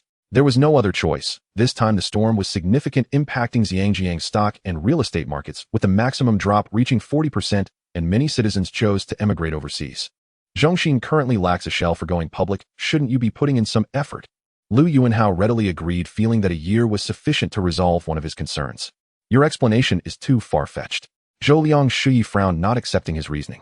She had a gut feeling that Lu Yuanhao had ulterior motives for doing this, but she could not figure it out. The media in Xinjiang is very free and independent. Such accusations, even with his status, would be hard to bear, and it could provoke a backlash from all media. Upon meeting, he started to sigh heavily, recounting how difficult it was for the company to develop. He wanted to take Zhongxin public, but it was fraught with difficulties. Seeing that his explanation was unclear, Lu Yuanhao began to play the emotional card. Thus, he could only change his approach to report only the facts without making comments. I knew you didn't have good intentions in seeking me out. All this talk is just to get Zhongxin listed right. So tell me, what do you need me to help with? He kept a wary eye and did not mention his judgment on the stock market, but casually found an excuse. Young Master Rong stroked his chin, thought for a moment, and said, What you said does make some sense, so I'll follow your lead. Let's proceed after the Eastern District Tunnel opens, but you need to find a shell for me beforehand. No problem, I have it all in mind, and we'll find you a good shell. In his past life, the shell for Zongxin's listing Thai Food Development was quite a good choice. The owner of Thai Food Development, Xiang Zhiqiu, is known as the stock market oddity of Xinjiang and is a fierce character who made billions through stock trading. He successfully avoided previous stock market crashes, but this year during the violent drop, he lost his grip and subsequently became disheartened, selling off 2 of his listed companies. Lu Yuanhao only needed to follow the clues and help Zhongxin make connections after the market crash. Seeing that he had agreed, young Master Rong began to focus on playing golf. After hitting a few shots, Lu Yuanhao tentatively asked, I haven't been to the mainland recently. I heard that the economic growth rate has slowed down quite a bit. Young Master Rong swung and replied, Last year's price stabilization measures were deemed a failure. To maintain price stability and market steadiness, banks significantly raised deposit interest rates and curtailed infrastructure projects. Prices are slowly stabilizing now, but the economic growth rate has also declined. Lu Yuanhao nodded in agreement, saying, With money sitting in banks and not circulating, this is not good for economic development. Yes, consumption is lacking vitality now. Many products produced by factories are not selling and operations are facing difficulties. The economic growth in these 2 years will likely be the lowest since the reform and opening up over a decade ago. This is a stage that must be experienced, we just need to weather it. It will turn around in no more than 2 years. Do I still have that much confidence? Then it seems I need to increase my investments in the mainland. Oh, every bit helps. After Lu Yuanhao finished speaking, he observed young Master Rong's expression. If you don't have much going on lately, it's best not to go to the capital. After some hesitation, young Master Rong said. Lu Yuanhao nodded, not even asking for a reason. It seemed that young Master Rong was aware of certain matters. He suspected that young Master Rong's previous request for help in acquiring a shell was also a test, but he couldn't figure out why. In early March, Lu Yuanhao called Li Fulin, the head of the Family Office Investment Department, to inquire about the asset management situation. In 1985, Lu Yuanhao prepared 2 billion Hong Kong dollars for the family office, half of which was earmarked for investment in the Xiangjiang stock market. This portion of funds had grown by 200 before the stock market crash in 1987. After the crash, the Hang Seng Index dropped to just over 1,800 points, but after more than a year it rose again to 3,200 points with an increase of 70. Now the market is booming and no one anticipated that a crash was about to come. Because of this, the family office's divestment was very smooth. Boss, we have sold over 80 of the stocks we held, leaving just a small amount. It will be completed within a week at most. How is the return on the funds? It is expected to recover 2 billion Hong Kong dollars in funds. This crash, compared to 1982, had a much shorter recovery time, taking only a year to regain lost ground. Therefore, the speed of this bottom fishing needs to be faster than before. Be prepared to wait for my notification on when to buy in. Understood, boss. In mid-April, while Lu Yuanhao was on the phone with Chen Marin, he learned that some student organizations at major universities were behaving abnormally, and worried that she might get caught up in the turmoil. He immediately arranged for her to come to Xiangjiang. At this time, the stock market and real estate market in Xiangjiang were still booming. This downturn was unlike previous stock market crashes that had clear signs. In fact, some indicators had gone unnoticed, leading no one to realize that a plunge was imminent. On the weekend, members of the Lu family gathered again at the mansion. The women who had invested in real estate and stocks had sold everything, and their conversations revolved entirely around these topics. Listening to others discussing how much money they made, Chen Marin found herself unable to interject, and the more she heard, the more sour her heart felt. She moved to sit next to Lu Yuanhao, pouting and looking at him with a face full of grievance. It was natural to feel emotional when she had what others had but lacked herself. What's the rush? Once you graduate and stay in Xiangjiang, I will support you all at once and personally act as your strategist to help you figure out the best investments. Noticing her little thoughts, Lu Yuanhao wrapped his arm around her waist and whispered sweetly in her ear. Chen Marin's eyes brightened, her expression shifting from gloomy to cheerful as she listened to the others flaunting their wealth as if it were a story. Li Jiesen's personal net worth was at the bottom among all the participants in the discussion. Now that someone worse than her had arrived, she noticed the change in Chen Marin's expression and recalled the subsidies Lu Yuanhao had given her, realizing that Chen Marin was enjoying the same treatment as her. On May 2nd, in the border town of Hejieshalem adjacent to Austria, Hungarian authorities held a press conference to announce their decision to dismantle the electronic facilities at the border station between Hungary and Austria. Don't be in a hurry to thank me. Every matter has its own context. You can't just brush off what you did to provoke Jiahui and Lao Qi. Thus began the spread of color revolutions in several countries. Lao Qi comes in late, so it's only right to take extra care of him. Didn't you also receive special treatment from Hao Gu? Lu Yuanhao didn't expect Li Jiesen to back down so quickly, and he chuckled, helping to defuse the situation.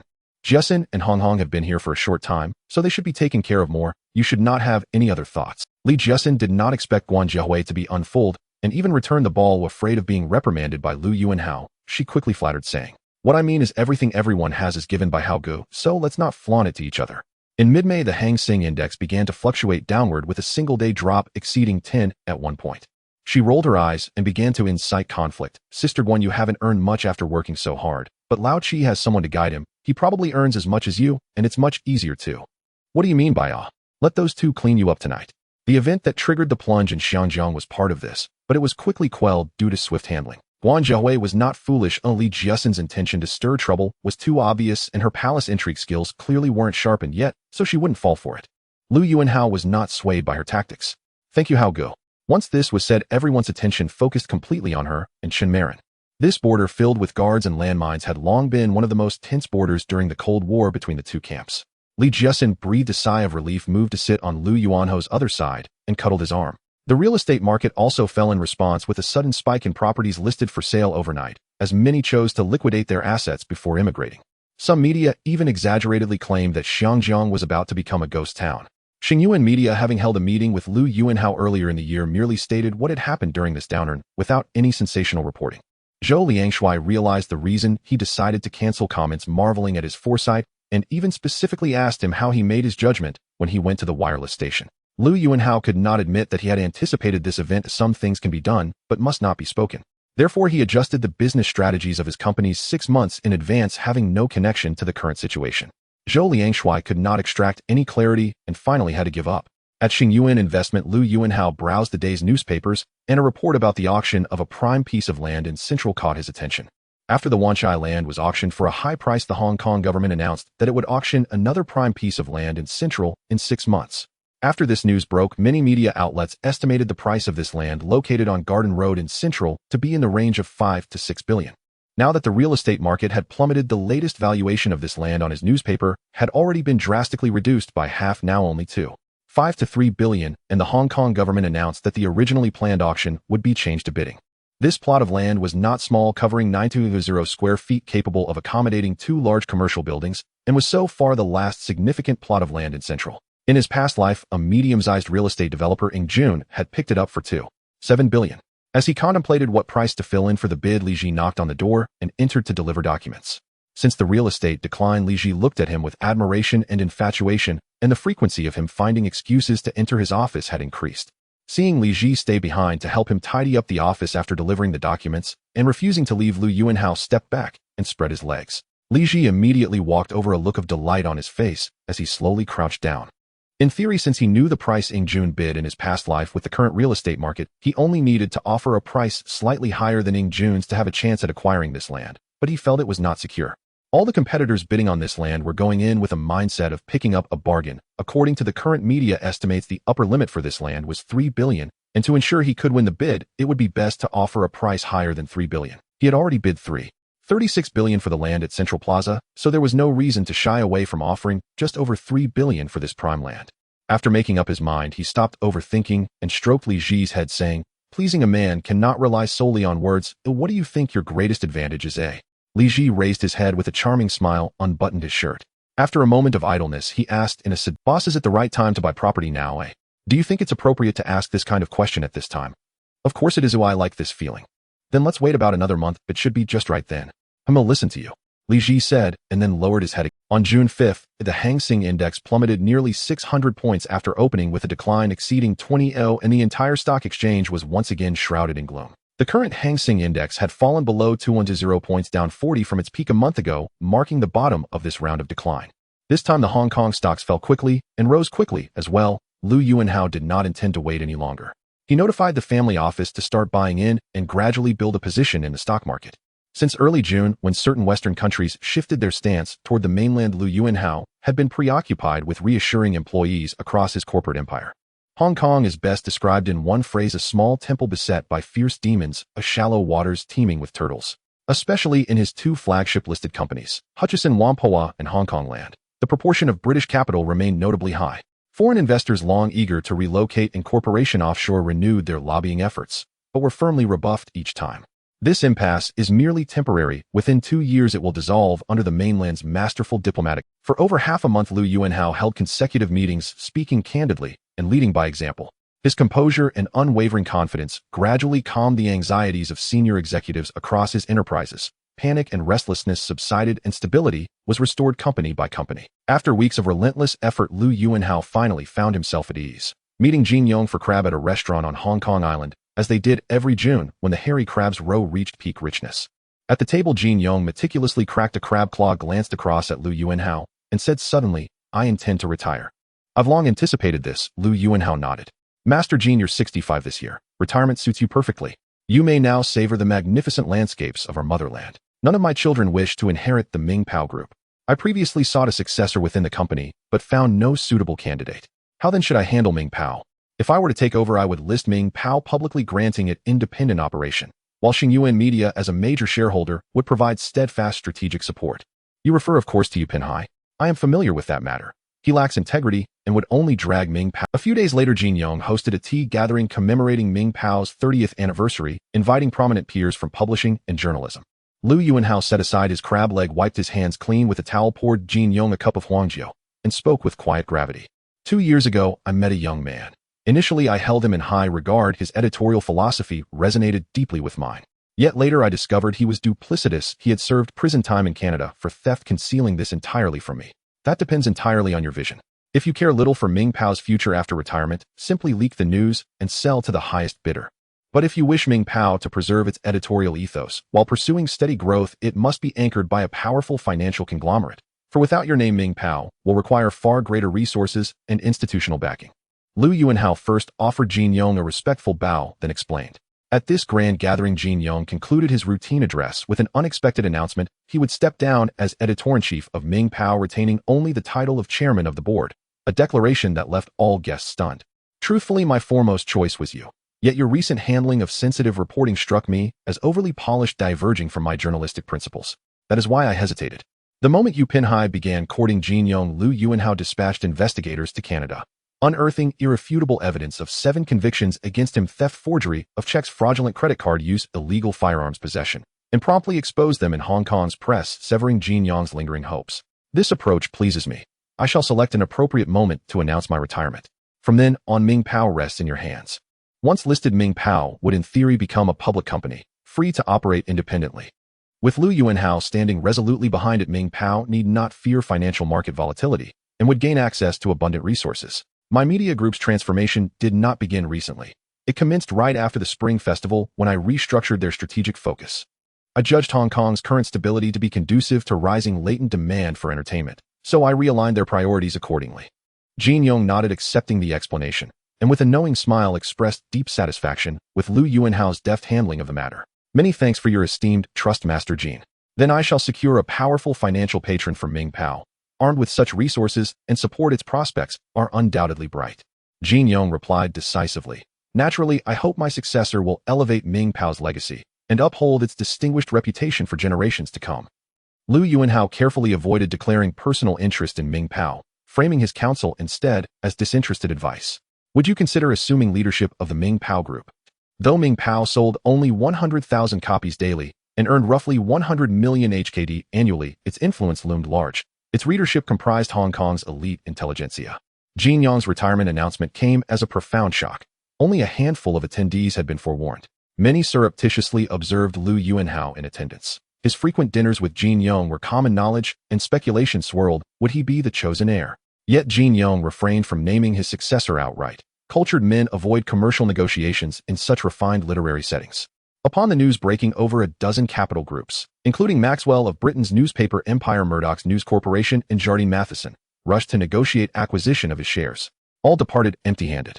Ming Pao's equity was concentrated in just 2 hands, 80% held by Jin Yong, 20% by Shen Bao. Lu Yuanhao and the 2 shareholders agreed he jointly with Xingyuan Media would acquire 90% of the shares for 800 million HKD, and Jin Yong would assume the honorary chairmanship of the board. Xingyuan Media lacked sufficient cash reserves, but this presented an ideal opportunity for a rights issue. Securing bank loans paled beside Lu Yuanhao's direct investment. Once Xingyuan Media regained liquidity, he could gradually transfer the shares to the company. When news spread that Lu Yuanhao, jointly with Xingyuan Media, had acquired 90% of Ming Pao and planned its listing, it ignited widespread discussion among Hong Kong citizens. Commanding 3 listed firms, Xingyuan Media, Ming Pao Group, and TVB, as well as Oriental Film Production and Oriental Cinema Chain, Lu Yuanhao's influence in Hong Kong's media landscape had quietly ascended to the apex, unmatched by any rival publishing house or conglomerate. At the end of June, the Central District land tender on Garden Road concluded. Xingyuan Real Estate, in partnership with Hong Kong Land, secured the prime site for $3 billion, outbidding second-place Eagle Group by 400 million Hong Kong dollars. Yet the media reacted with striking indifference. Within half a year, the Central District tender price had even fallen short of the Wan Chai site auctioned earlier that year, signaling a dramatic 180-degree reversal in Hong Kong's property market, where prices had plunged nearly 40% and new territories plots lay unsold and abandoned. Beyond Lu Yuanhao's family office purchasing properties for the women in his life, few buyers remained active in the market. Investors waited months to gauge trends before daring to enter, even with bargain opportunities in sight. Off the southern coast of Hong Kong Island, Lu Yuanhao sailed with Li Lizhen and Xiu Shuzhen. He had been exceptionally busy lately, and with a new indulgent toy now stationed in his office, over a month had passed since his last visit to them. He had not informed them of the dual collapse in stock and property markets. To phrase it charitably, he forgot. Less charitably, he simply hadn't cared about their investments. Shaken by heavy losses, the 2 women grew anxious. and through coquettish pleading finally secured this seat. As the speedboat delivered them onto Lu Yuanhao's yacht, their tearful, trembling expressions upon greeting him left him. What's wrong? Who's hurt you? Xiao Shuzhen possessed remarkable emotive skill. Her tears welled instantly. Brother, how have you abandoned us? Not at all. I'm sure you know what's been happening. I've been occupied stabilizing morale across the companies. Oh, I see. We've suffered terribly this time. We lost a fortune. Li Lizhen spoke more directly. Lu Yuanhao dismissed it, lightly drawing them close and gently caressing their slender waists. Investment always carries risk. Tell me, how much did you lose? Over 2 million HKD in stocks, and nearly the same in real estate. Did you cut your losses? We sold all the stocks, but kept the properties. Fools, you'll recover if you hold on. Selling locks in the loss. We feared further declines, so we rushed to sell. Had property sales moved faster, we'd have liquidated everything. Keep the properties, they'll rebound soon. As for the stock losses, I'll reimburse you, but your performance today determines the terms. His hands, already circling their waists, now ventured further. Hearing Lu Yuanhao would cover their losses, both women's eyes gleamed, adjusting their postures to accommodate his touch. Li Lizhen murmured, "We've tried everything with you. What else could you possibly want? We obey your every word." Meanwhile, Xiao Shuzhen remained silent, but her hand moved with precision, grasping the gearshift firmly. "No need to rush. First turn on the music and dance for me. You know precisely which dance I mean, don't you?" As music swelled, their lithe bodies swayed toward him, leaving behind a trail of discarded outerwear and swim. Question: with 6 tunnels and only 1 tunnel boring machine, how does one maximize efficiency? Lu Yuanhao knew no textbook answer, only that sheer force breeds miracles. Simply bore through all 6 tunnels one after another. After graduating from Lizi High School, she received an admission letter from the Hong Kong Academy for Performing Arts and specially wrote a thank you letter to Lu Yuanhao to express her gratitude. Over the past 4 years, with the support of Lu Yuanhao's foundation, the Li family has undergone tremendous changes, significantly better than their previous situation. Initially, Li's parents thought Lu Yuanhao was after their daughter, but after over 4 years without seeing him pursue Li Zi, they sincerely believed that Lu Yuanhao was a great benefactor to their family. Dear Mr. Lu, hello. The chance encounter with you at Dongfang Film Industry 4 years ago was the greatest. The misfortunes at home forced me to drop out of school. Fortunately, I met you, who supported me to continue my studies and help my family. We are all very grateful to you. I have now received my admission notice from the Hong Kong Academy for Performing Arts to repay the help you gave me back then. After receiving the letter, Lu Yuanhao recalled this girl he had helped and, out of curiosity, wanted to meet her. Upon receiving the invitation, Li Zi felt a little excited. She chose a relatively new white dress from her wardrobe, tidied herself up, and happily went to meet Lu Yuanhao, whom she had always wanted to thank, in a private room at the Mandarin Oriental Hotel. As soon as they met, Li Zi respectfully bowed to Lu Yuanhao and said earnestly, "Mr.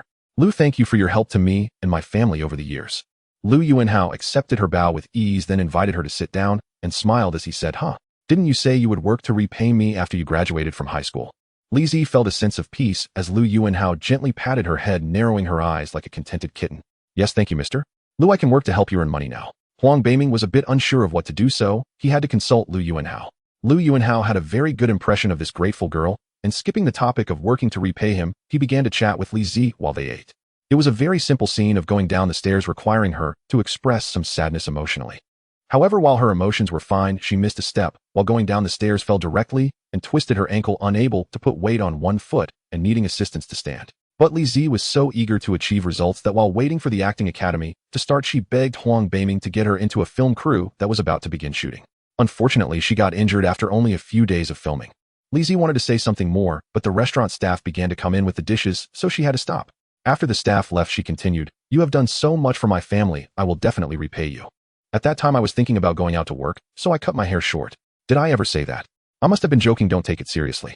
How much a girl changes. I still remember when I first met you, you had short hair and looked like a tomboy, and now you've grown so..." Lu Yuanhao reached out and ruffled her hair, gently saying, "You don't need to worry about these things.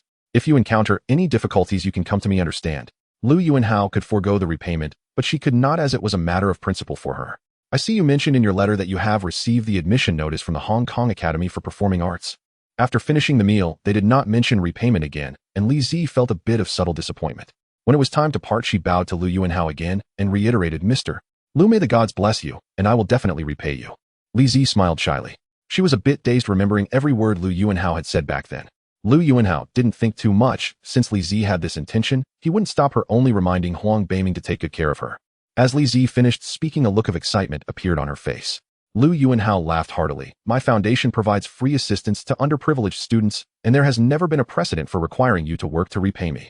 So after parting with Lu Yuanhao, she contacted Huang Beiming and voluntarily proposed to join Dongfang. Upon receiving the news, Huang Beiming did not dare to be negligent and arranged for the crew to take Li Zi to the hospital.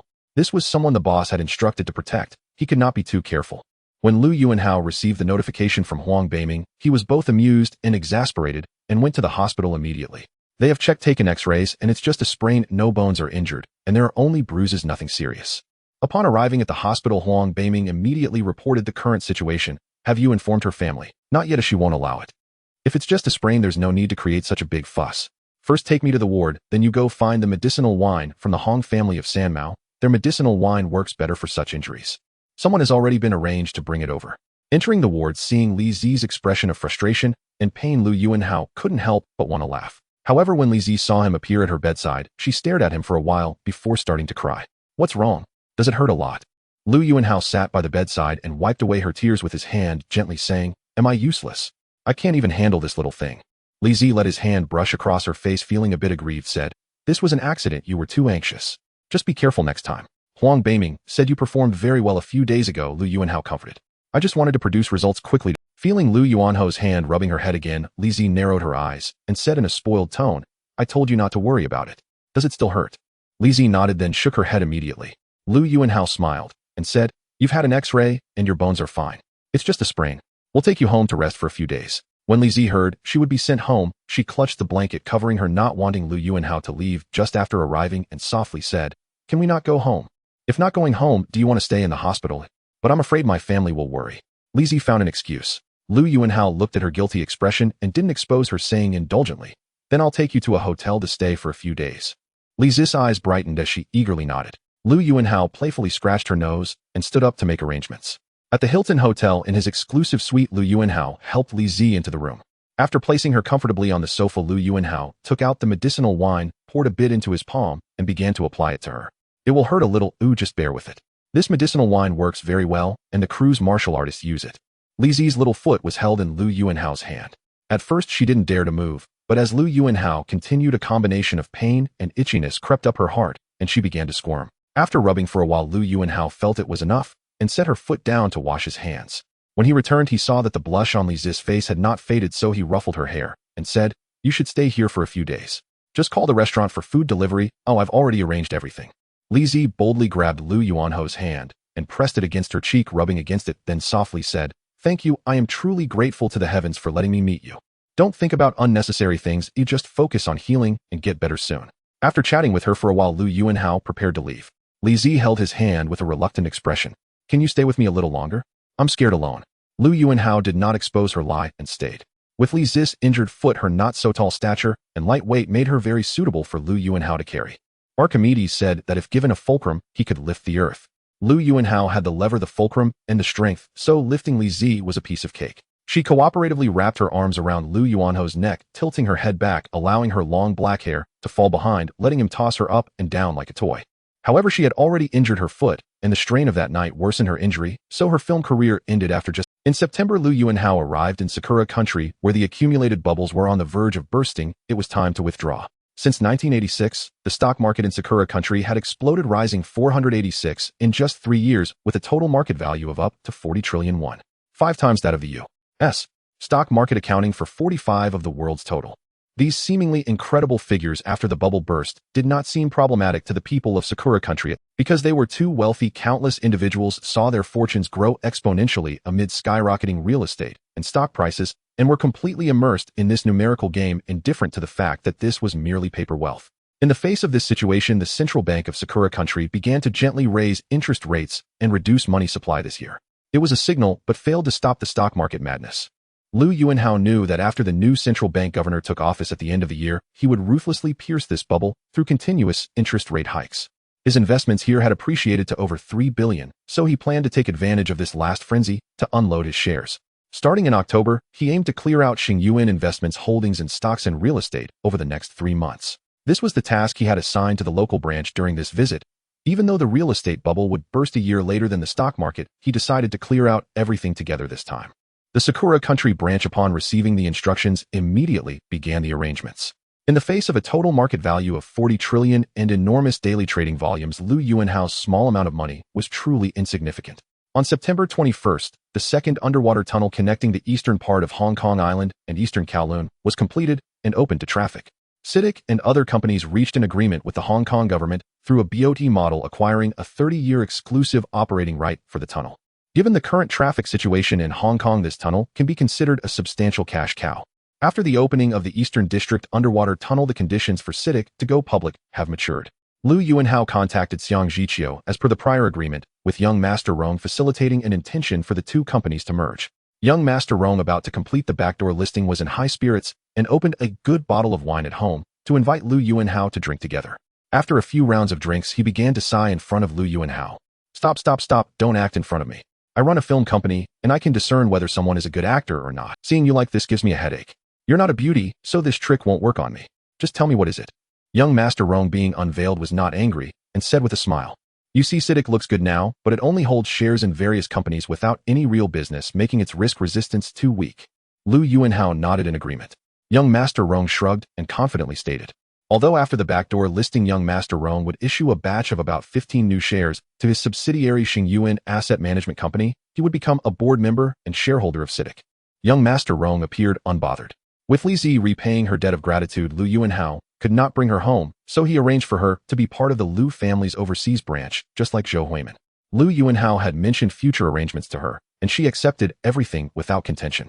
After pondering for a while, Lu Yuanhao pointed her in a direction. Lu Yuanhao, somewhat at a loss for words, said angrily, "Tomorrow I will resign from this board position. I find you annoying." So he opened an art gallery for her to manage in Singapore. He did not expect this art gallery to generate much income. The main purpose was to keep her occupied. "Because you are a board member of CITIC, I don't trust anyone else." This time Lu Yuanhao brought Li Zi over to familiarize them. "Come on, what kind of relationship do we have?" Now she spent a third of her time in Singapore each month taking care of the gallery while learning to make some investments. "This is possible. You go find it first, and we will talk once you find it." However, he did not directly mention the target of CITIC's acquisition in his past life, the Da Chong Hong Group. He had to let young Master Rong, the major shareholder, take the initiative, as he could not do all the work himself. Zhou Huimin had been in a semi-retired state in the music scene for the past few years. She now preferred painting to singing and had become increasingly serene. Young Master Rong stroked his chin and said, "Your perspective makes sense. I will look for such companies, but if CITIC encounters difficulties in the acquisition, you need to help. You could investigate if there are any industrial companies in Hong Kong with aging actual controllers, but no family successors in the company. These companies are most likely to be acquired due to lack of successors." On a weekend in October, Lu Yuanhao took Li Zi to Singapore. "Scram, do you think it's fun to just take advantage of me? Indeed, CITIC needs its own real business." "Exactly, so help me think of some solutions." When they arrived at the villa Lu Yuanhao arranged for Zhou Huimin, they got out of the car. Li Zi quietly followed Lu Yuanhao at a side distance as they entered the house. Zhou Huimin stood in the doorway watching them enter, smiling gently as she said, "Welcome, this must be Sister Li Zi." Lu Yuanhao smiled and stepped forward to embrace her, kissing her cheek. Li Zi stood one step away from them, waiting until they finished greeting each other before politely saying, "Hello, Huimin sister, I am Li Zi. We are all family, no need for formality. Let's go into the living room and sit down." Lu Yuanhao took one by each hand and led them into the room. Zhou Huimin and Li Zi exchanged an awkward smile and followed him in. Once in the living room, the two girls sat closely together and started chatting, leaving Lu Yuanhao somewhat sidelined. Knowing that the two were trying to ease the awkwardness, Lu Yuanhao was not annoyed and smiled as he watched them quietly, making comparisons in his mind. At that moment, Zhou Huimin was at the peak of her beauty, revealing her charm in every kneel and bend, no longer the girl who only clung to him in the past. However, once dressed neatly, she became exceptionally gentle, which amazed him. Li Zi still had a bit of baby fat on her face, exuding youthful vigor while appearing somewhat immature. Because of her petite stature, Lu Yuanhao loved to carry her around the room. Zhou Huimin, having spent more time with him, could tell from his grin that he was up to no good, and she playfully scolded him, saying to Li Zi, "This big bad guy is thinking of something bad again. Let's go to the kitchen and prepare dinner. The food is already prepared by the restaurant. We just need to plate it and let him be here alone." Li Zi turned to glance at Lu Yuanhao and, smiling, pulled Zhou Huimin, saying, "Huimin sister, I'll help you. He together is good. The more we do together, the better. Hurry and cook. I'm a bit hungry. Once we eat enough, we'll have energy." Lu Yuanhao smiled shamelessly. Both girls caught the implication in her words, blushing, and ignored him as they headed straight to the kitchen. Once in the kitchen, various dishes were quickly served along with a pot of soup that had been simmering all afternoon, preparing a sumptuous dinner. Having shared the experience of cooking together, the awkwardness between Zhou Huimin and Li Zi dissipated significantly, and the three enjoyed a pleasant dinner filled with laughter. By the floor-to-ceiling windows, Lu Yuanhao had one arm around each of their waists, but it was not merely for warmth. Their positions in his heart were far from comparable to those of Shuangzhen. He was discussing future arrangements. I hope the two of you can immigrate to Singapore. It is primarily a Chinese community here, quite similar to Hong Kong in many aspects with promising development prospects. I will establish a significant number of industries here for our children as part of our branch family here. Of course, allowing you to immigrate does not mean you cannot return to Hong Kong. I will keep a private plane here for you so you can come back whenever you wish. I will also set aside time every month to come and visit you. Zhou Huimin already knew this, but it was the first time for Li Zi to hear it. Lu Yuanhao mainly said this for her benefit. Brother, what will happen to my schooling now? Of course you will continue your studies. I'm talking about the future. At least you need to wait until you graduate. Well, then I have no issues. I will listen to you. Zhou Huimin and Li Zi would not be recorded in the family office's beneficiaries list, and the industries allocated to their children in the future would not involve the family office. Since it is an overseas branch, it would develop independently. After discussing serious matters, Lu Yuanhao went to the wine cabinet and opened a bottle of wine, and the three chatted while drinking. Li Zi quickly became intoxicated, her face flushed red, and seeing she couldn't drink anymore, she had to switch to another game. The two girls either squatted or stood or knelt and lay down, sometimes side by side, sometimes overlapping, allowing Lu Yuanhao to enjoy the experience. Early the next morning, Lu Yuanhao was exercising in the yard downstairs, while Zhou Huimin and Li Zi had not yet gotten up and were laying down having a private chat. Sister Huimin, you were so beautiful last night. You were completely different from your usual self. How did you manage that? Li Zi was mesmerized by the charm Zhou Huimin had displayed privately. I don't know, it must be that big bad guy who led me astray. How did Brother Hao lead you? Li Zi asked with bright eyes, biting her lip. Zhou Huimin turned red and playfully scolded her, saying, once you spend enough time with him, you'll understand. From how you looked yesterday, you might even catch on faster than I did. Bah, I'm not like you rushing to eat.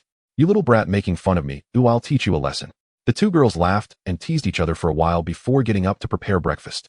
Then the three went out to play for the day. After spending a pleasant weekend with the two, Lu Yuanhao did not leave on Monday, but went to inspect the branch of Xingyuan investment here. The bubble in Sakura country was about to burst, and the operational strategy for the Nikkei 225 futures index here would certainly have to change accordingly. However, there was still more than a month left. He did not tell the local heads too much, but only requested that all long positions in futures must expire by December. As for how to operate next year's futures, he had to wait for notification and was not allowed to place orders randomly. After making some arrangements here, he took Li Zi back to Hong Kong, while Zhou Huimin needed to stay here for a few more days and did not join them. In November at Xingyuan Investment, Lu Yuanhao invited Lu Dai over. Without pleasantries, Lu Yuanhao directly said, the president of the central bank in Sakura country is being replaced, and the stock market bubble there is about to burst. Start arranging for the Hunter Fund's capital to gradually withdraw. There is still more than a month, so there is plenty of time. Withdrawal needs to be orderly. Xingyuan Investment is our priority, and we'll start arranging first while the Hunter... What a pity, investing in Sakura country now is like picking up money, and now there's nothing left to pick up. Not necessarily. Once the stock market bubble bursts, the yen will definitely weaken. If you have any ideas, you can still operate a bit in the currency market. However, it's best not to invest too much, keep the leverage low, make a quick profit, and then withdraw. That's true. Before leaving, we can still take a bit of advantage. Even mosquito meat is still meat. Luda revealed a cunning smile. Next year, I plan to make a move on oil futures. How about it? Are you daring enough to join me?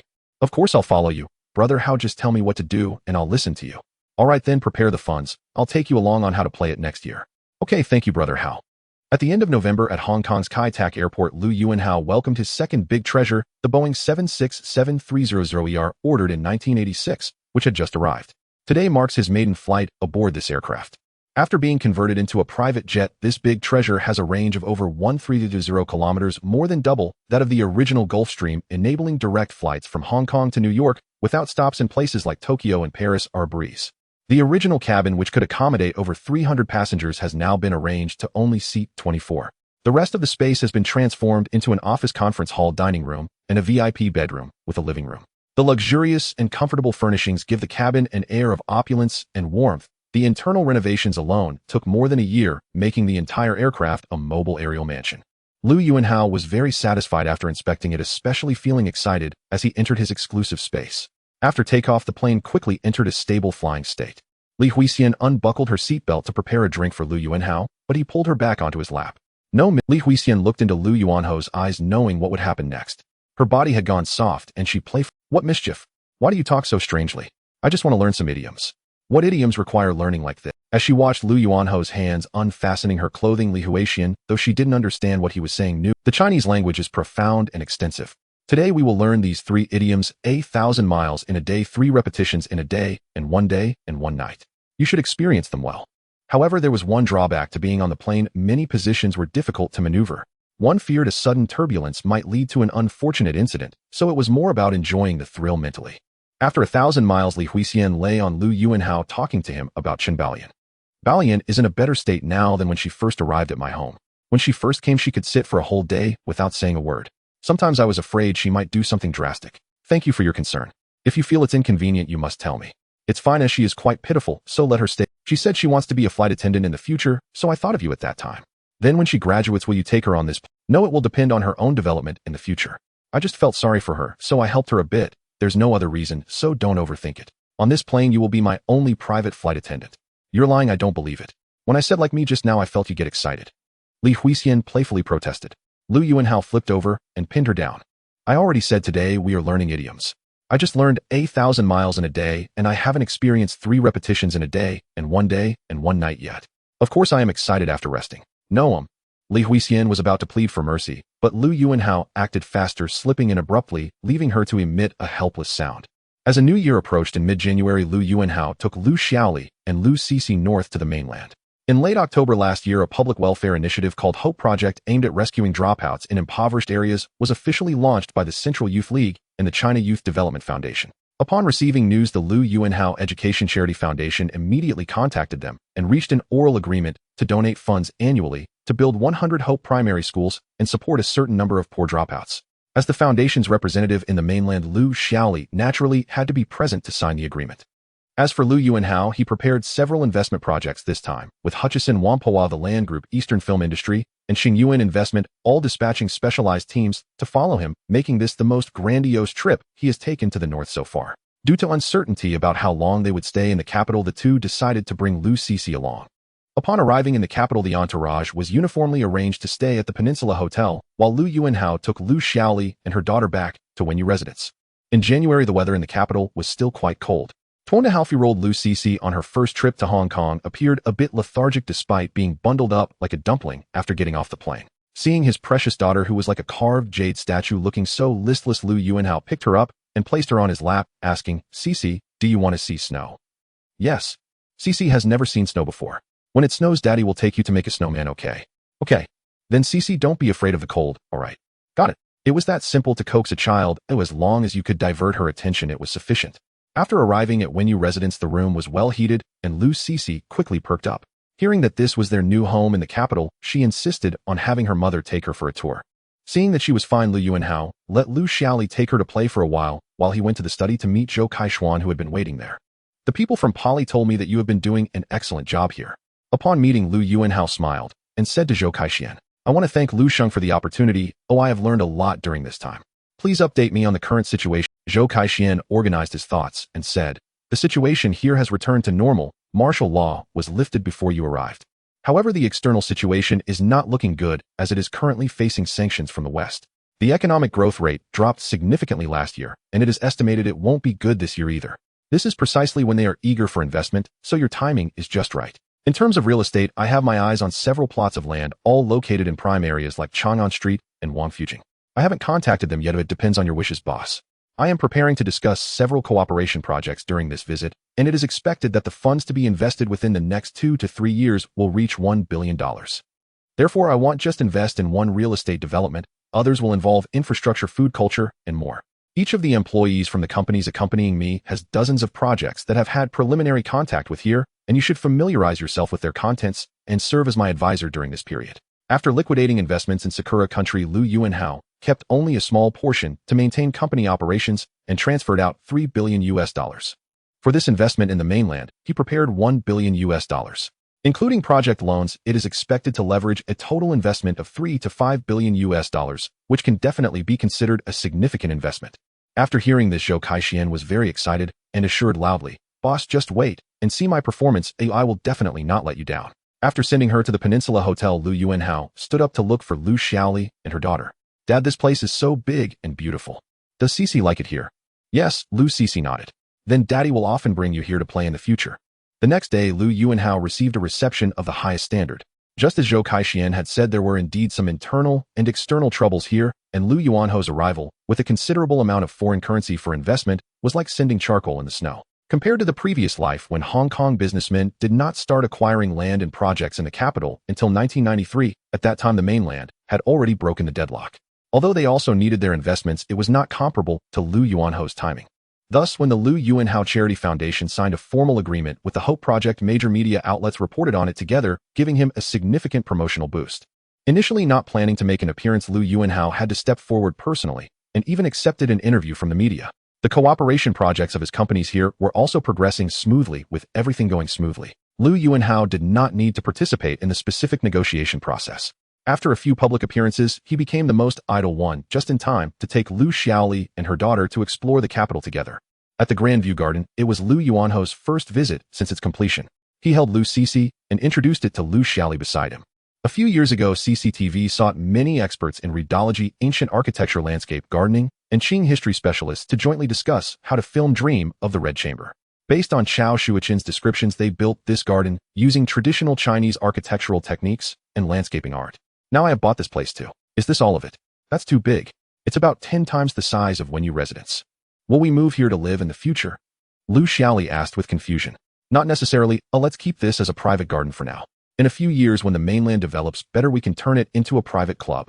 The Yihong Courtyard of Jiabayu, the Qiushuang Study of Daiyu Lin, the Shaoxiang Pavilion of Lin Daiyu, and the Huangyuan of Shui Baochai.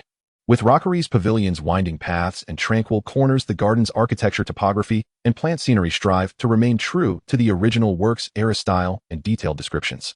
Hong Kong has its steel forests and natural beauty, but it lacks such historical and cultural landscapes. As they walked, Lu Cixi became like Lu Laolao, looking around excitedly, unable to take it all in.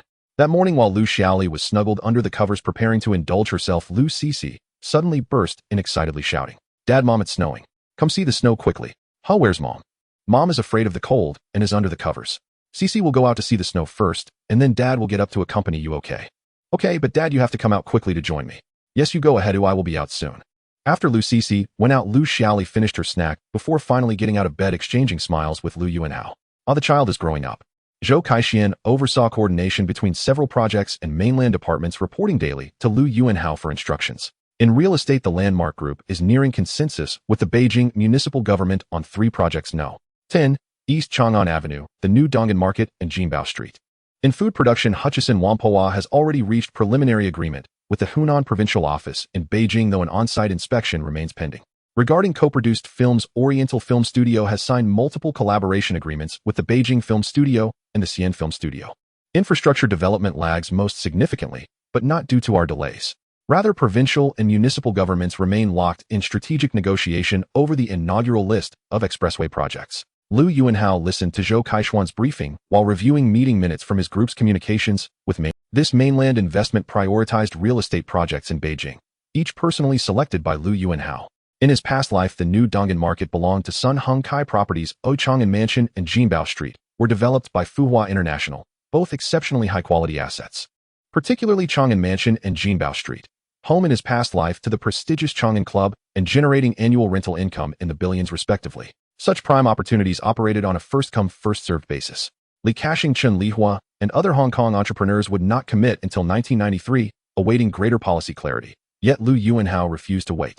The food initiative centered on establishing an instant noodle manufacturing plant strategically targeting the market position later held by Master Kong. Lu Yuanhao intended to locate it in Hunan province to launch multiple regional flavors simultaneously and seize nationwide market share at inception. Instant noodles required no cutting-edge technology. Japan had pioneered them decades earlier. Yet success in the mainland demanded meticulous flavor adaptation: braised beef, spicy beef, pickled mustard greens beef, and mushroom chicken noodle, all launched concurrently, coupled with a premium claim of zero preservatives or artificial additives, echoing Master Kong's historic playbook. Infrastructure formed the cornerstone of this investment, commanding the largest capital outlay, $800 million, nearly 4 billion renminbi. Assuming a 20 equity contribution and bank financing for the remainder, the total leveraged investment could reach 20 billion renminbi. Lu Yuanhao's prior investments, the Shanghai-Hujia Expressway and Beijing Airport Expressway, had both opened successfully and now operated smoothly, validating the build-operate-transfer BOT model as highly effective. This time, he negotiated a comprehensive infrastructure investment framework with mainland transportation authorities. They would determine priority corridors. He would secure full funding. That proposal ignited fierce competition among eligible provinces, all rushing to Beijing to lobby for larger allocations. The relevant ministries now face the enviable yet taxing dilemma of managing overwhelming demand. My stay here has already extended sufficiently. Since negotiations are largely concluded, proceed with formalizing the agreements. As for infrastructure investment, await their finalized project list. In principle, we will invest exclusively in the Beijing-Tianjin region, the Yangtze River Delta, and the Pearl River Delta. Other regions remain off-limits for now. Understood, sir. I'll arrange it immediately. Also, you may begin preliminary discussions regarding the Beijing real estate projects you've identified. Note, however, that my mainland property operations focus predominantly on commercial developments, not residential ones. This distinction is essential. Understood, sir. Liu Yuanhao paid little attention to Oriental Film Studios' co-production ventures. At present, mainland film studios still operated under a centralized procurement and distribution system and chronically lacked funds. Many so-called co-productions amounted merely to licensing studio logos. Moreover, mainland film studios and professionals regarded Hong Kong actors and crews with deference, an attitude Liu Yuanhao found deeply undesirable. Yet his institutional allegiance remained firmly rooted in Hong Kong. Overt criticism might invite accusations of disloyalty. Standardizing co-production practices was beyond his current purview. For now, he could only mandate that Oriental Film Studio treat all mainland cast and crew members with absolute equity within the existing regulatory framework. Only after the mainland market fully liberalized would he intensify investment in its film industry, establishing cinema chains, founding production companies, and gradually transforming this imbalance. 2 days later, the Landmark Group signed agreements with the Beijing municipal government, securing development rights for No. 10 East Chang'an Avenue and Jinbao Street, and jointly launching a redevelopment project for the historic Dong'an market site with Dong'an Group. Hutchison Whampoa's delegation, accompanied by staff from the Hunan Provincial Office in Beijing, conducted an on-site inspection. Liu Yuanhao assigned Zhou Kaixian to continue coordinating infrastructure matters, then departed for Hong Kong with Liu Xiaoli and her daughter. A newly launched magazine in Hong Kong, E-Weekly, captured public fascination through sensational celebrity exposés and vulgar content, rapidly achieving strong sales. Liu Yuanhao viewed the publication with grave concern and regarded its proprietor, Mr. Li, the Fat Li, with profound wariness. In his youth, Fat Li arrived in Hong Kong without formal education or technical skills. Unable to secure legitimate employment, he drifted among idle gang affiliates before formally joining a triad and becoming a street-level enforcer. Later, he earned his patron's favor, seized opportunity, and amassed his first fortune. First launching a counterfeit garment factory, then founding the brand Giordano, leveraging Hong Kong's branding prestige to achieve robust sales across the mainland. Due to his political leanings, Giordano was banned in the mainland this year.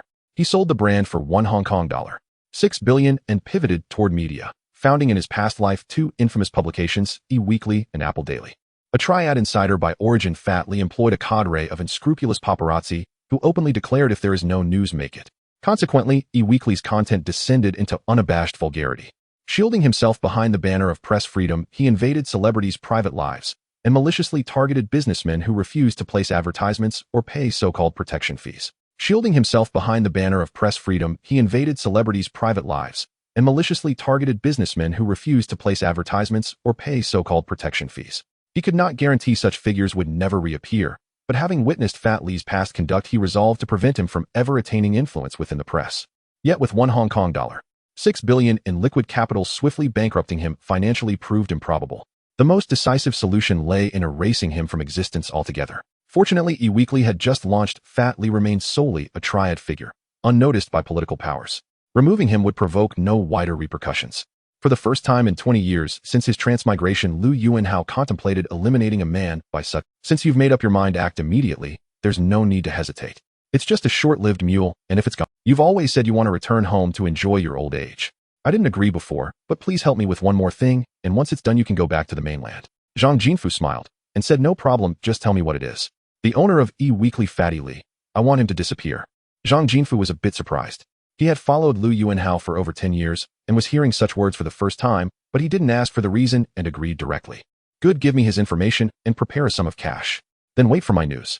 Liu Yuanhao took out a box he had prepared earlier and patted it while speaking to Zhang Jinfu. The information is inside along with 5 million Hong Kong dollars.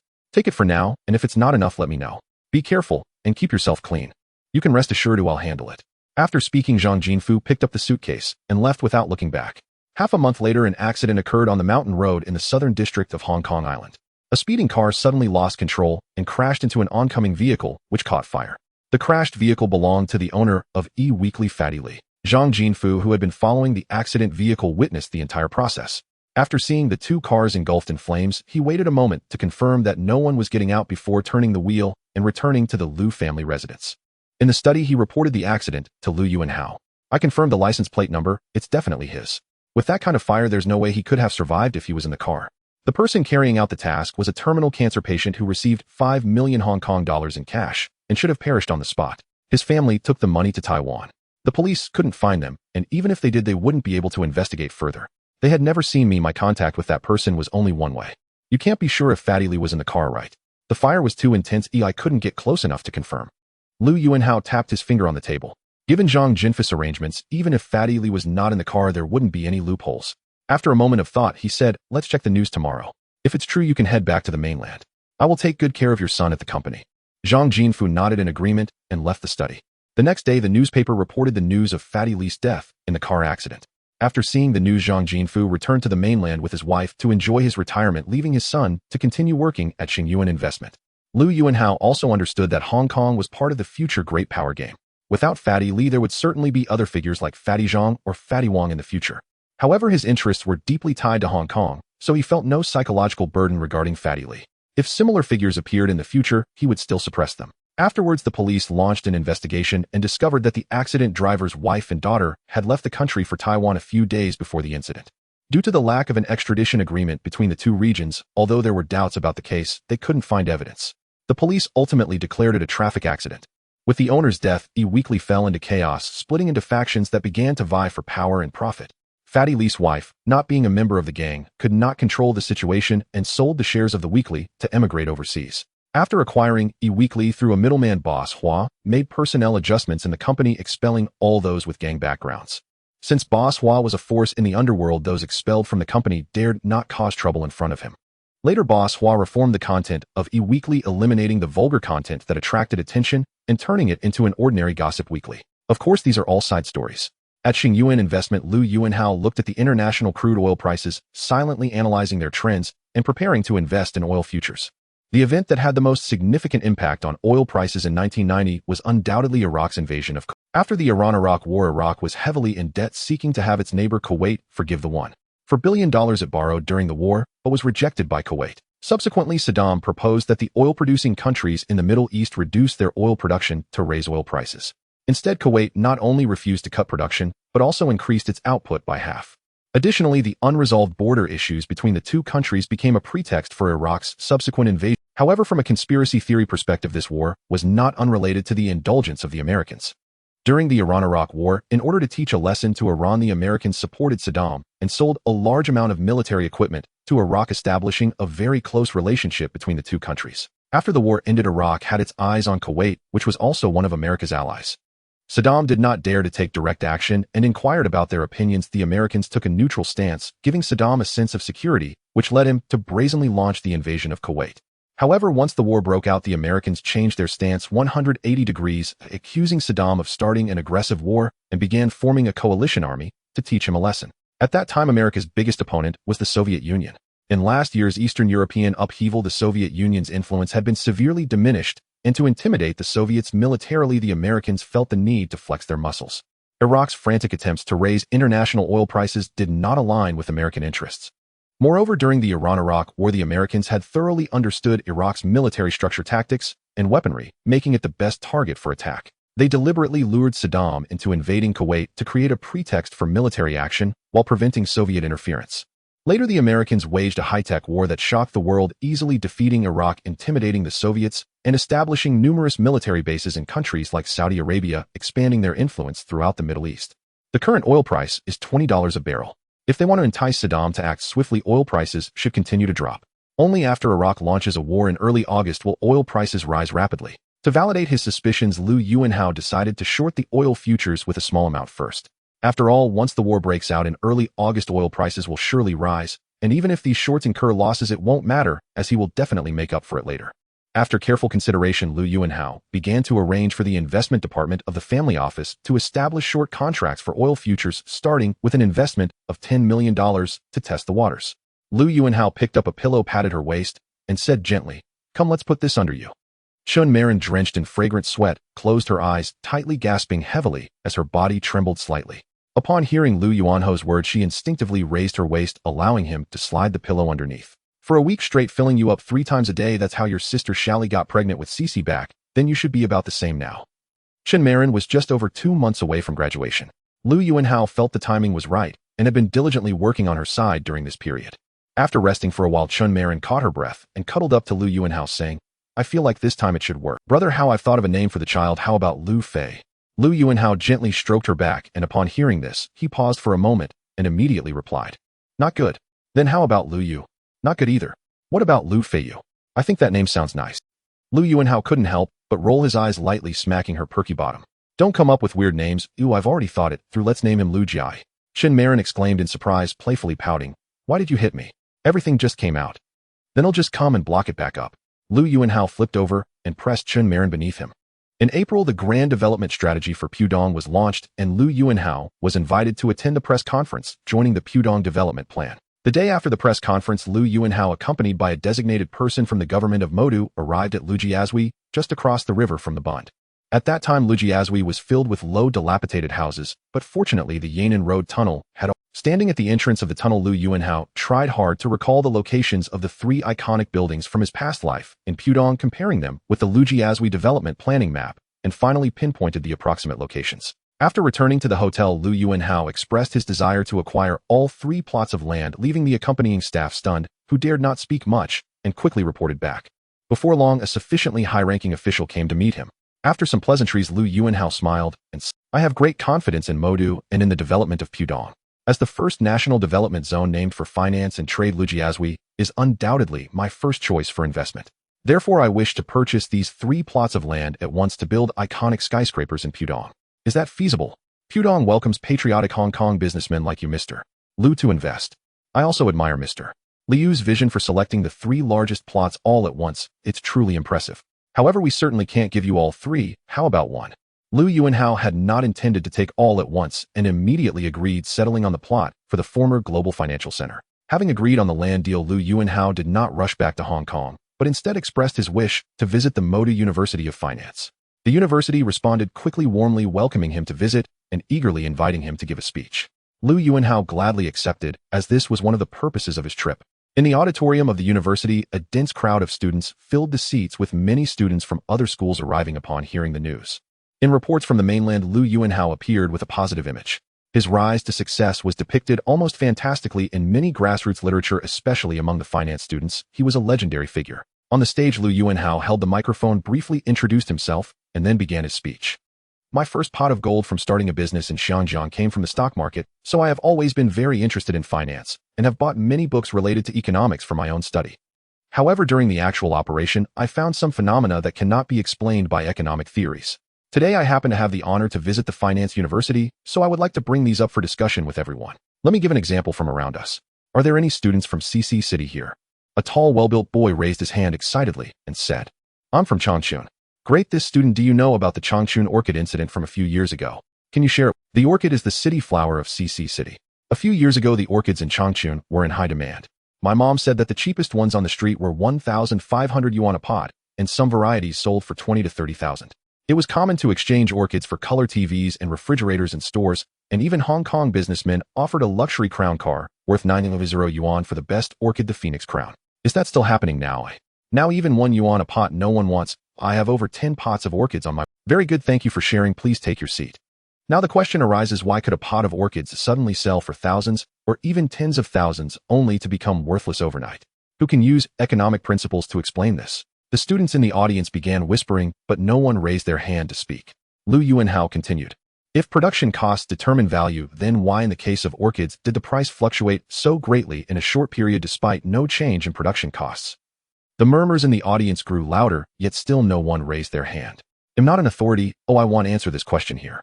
Interested students can research it themselves. What I want to say is that we studying economics and finance must not get trapped in theoretical knowledge from books. We must develop our own independent thinking and judgment. In modern society, some financial means are as destructive as nuclear bombs. After World War II, the Soviet Union was stronger than the M country in both military and economy. But the M country possessed financial tools that were decades ahead of the Soviet Union, and now the M country's economy is improving while the Soviet economy is on the brink of collapse. The stock market bubble in Sakura country has already burst and is starting to decline. Next, it will be the housing market, leading to many citizens' hard-earned wealth vanishing overnight or even burdening them with huge debts. In our country, due to historical issues, the development of finance started very late. Compared to some developed countries, the time difference is nearly a century. Now we are reforming and opening up with opportunities and challenges coexisting. I hope everyone here can form their own understanding and judgment and become the backbone of the country's construction. Liu Yuanhao spoke eloquently for a long time. After concluding, there was thunderous applause and many students raised new questions. Liu Yuanhao answered some of them, and ultimately the speech ended in a warm atmosphere. Because I was in a hurry to publish this chapter wasn't finished well. I'll revise it tomorrow.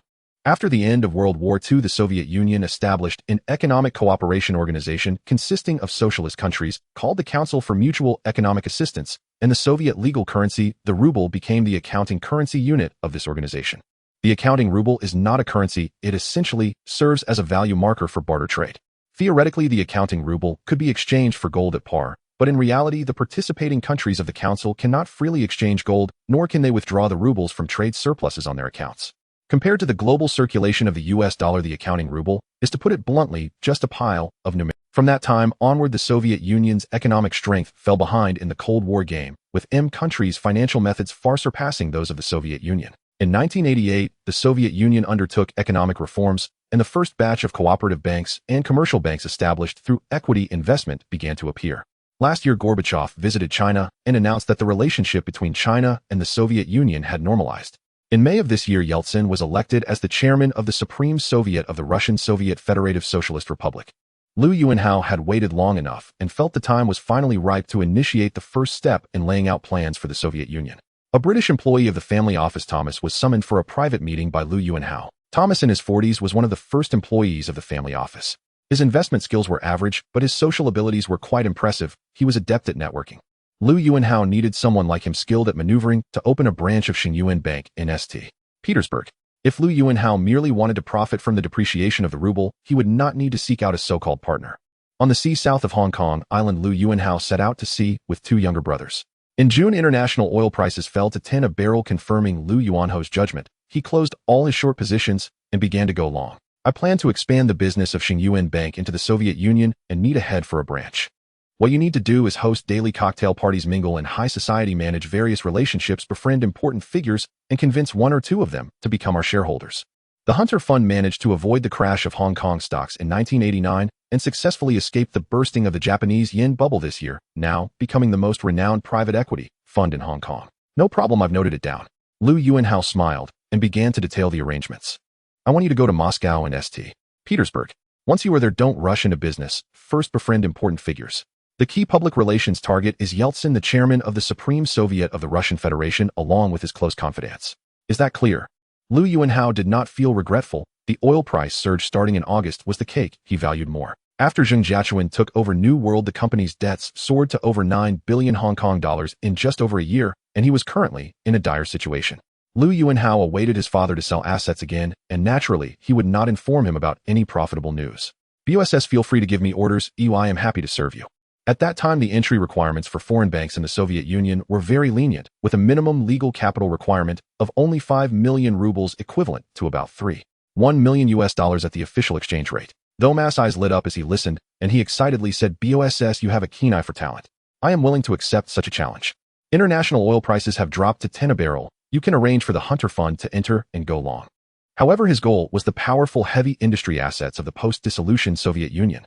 To have a share in that, one must have the ability to protect oneself. Liu Yuanhao was already well-versed in finding backers. He knew which influential figures were the most reliable and chose to wait until Yeltsin took office before laying out his plans. "Thomas, I have a very challenging work arrangement. I wonder if you are willing to accept it. However, to gain global recognition, one must also make a stunning appearance on a higher stage." "Okay, boss." The profit margin on this oil futures investment was very high, reaching 500. But since only $10 million were invested as a trial, the profit amounted to only $50 million. Very well, this is the first step. Once you break the ground, I will tell you what to do next.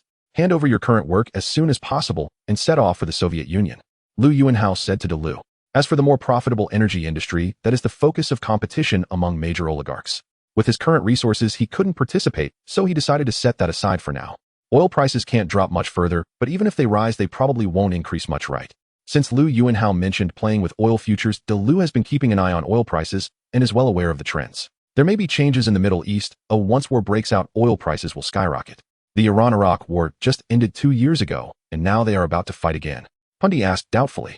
It really is possible Saddam is not a man who can be easily restrained. He is a genius. Lu pondered. Lu Yuanhao nodded appreciatively and added, now they are just waiting for the attitude of the M country. As long as the M country says it won't intervene, they will definitely continue to fight. When the guns fire, gold will be worth its weight.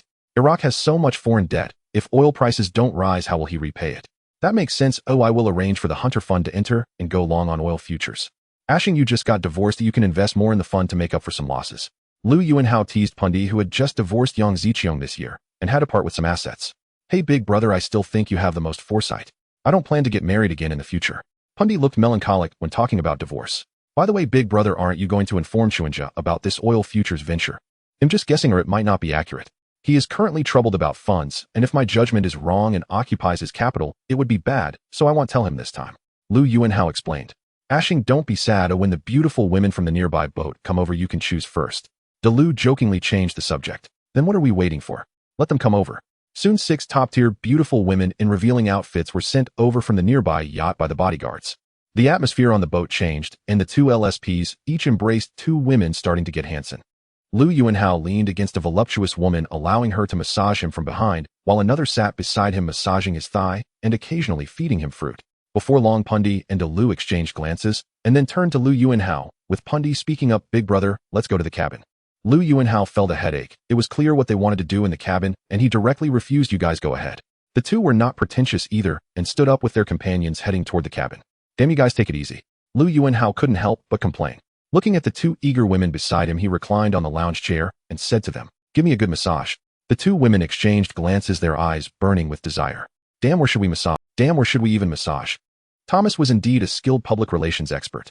After arriving in the Soviet Union, he leveraged his British identity and the current Soviet fascination with Western society, coupled with Lu Yuanhao's financial support, to quickly gain prominence there, mingling with increasingly higher circles, even connecting with Yeltsin's young daughter Tatiana at a cocktail party.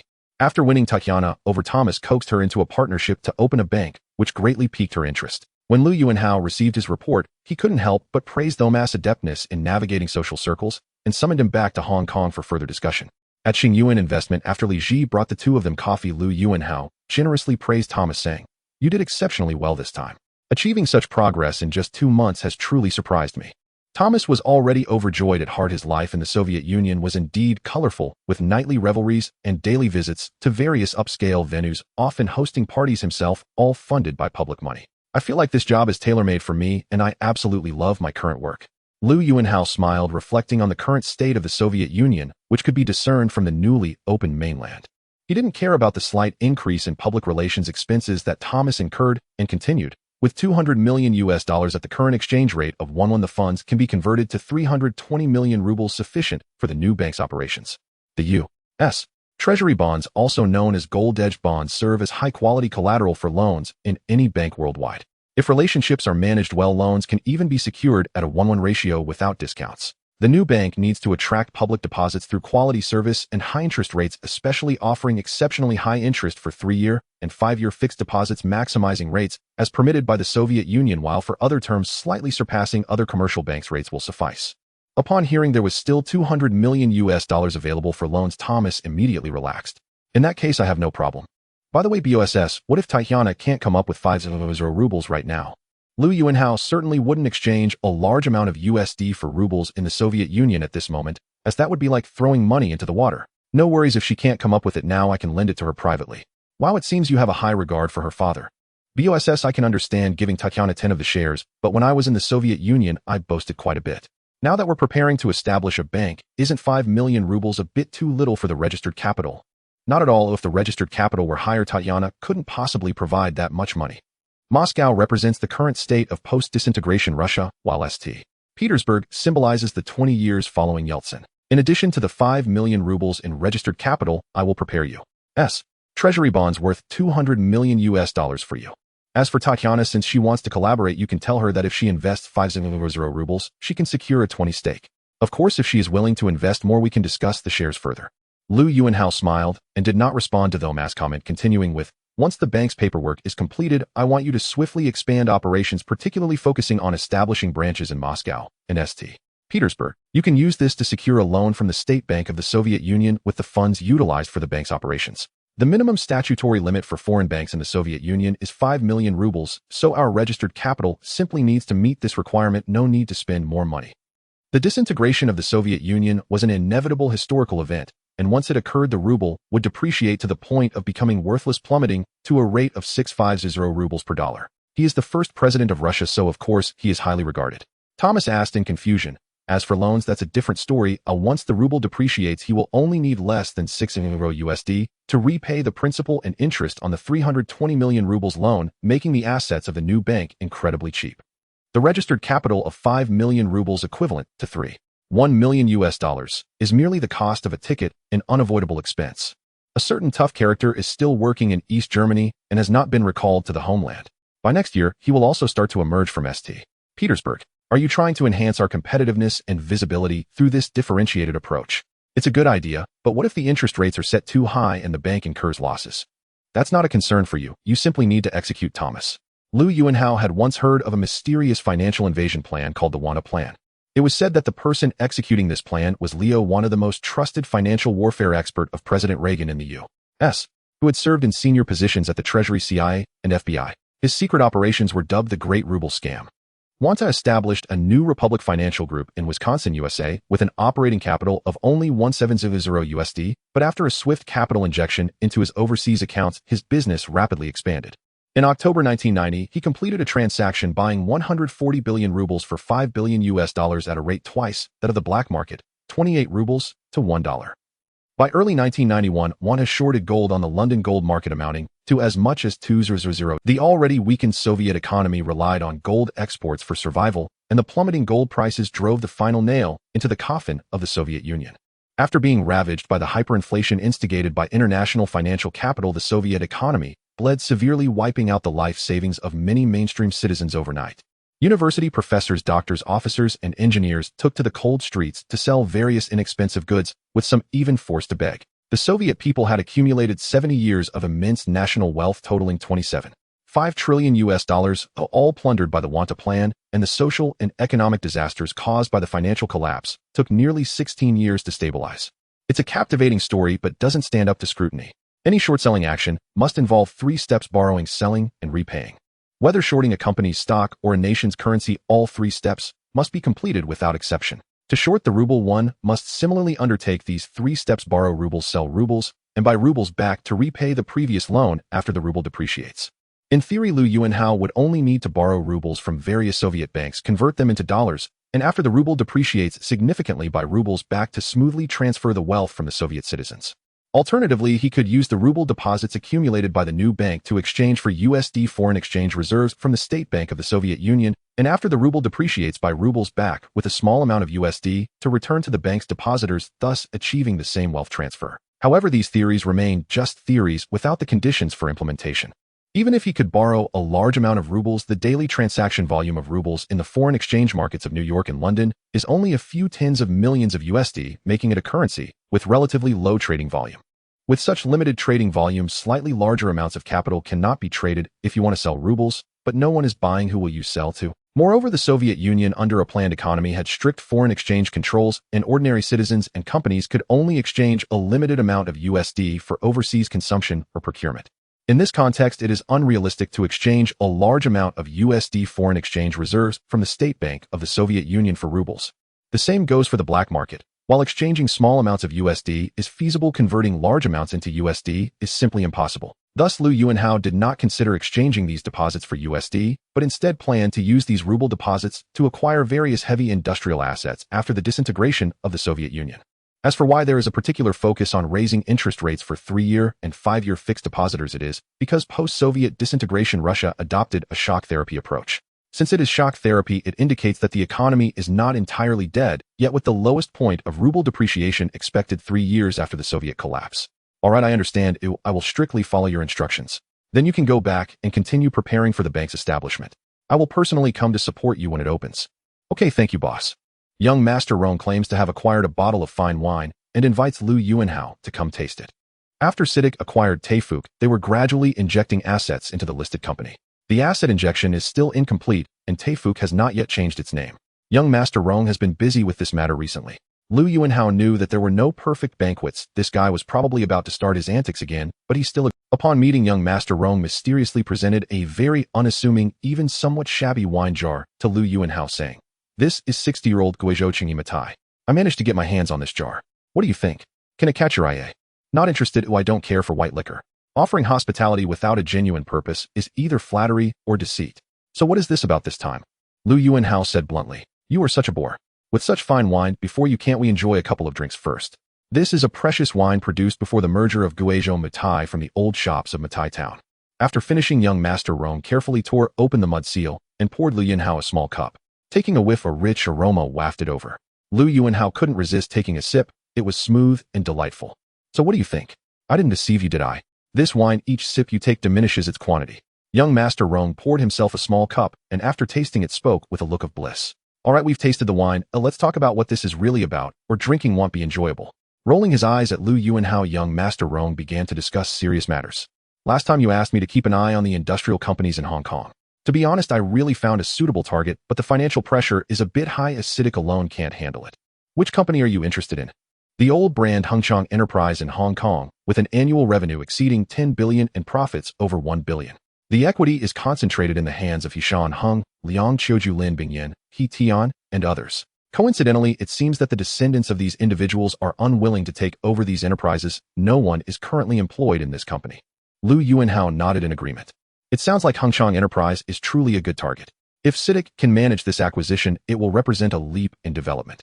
Young Master Rong's face lit up with joy as he said, "So you also see the potential in this acquisition, right? Then let's get to it. Quickly advise me on how to achieve this acquisition.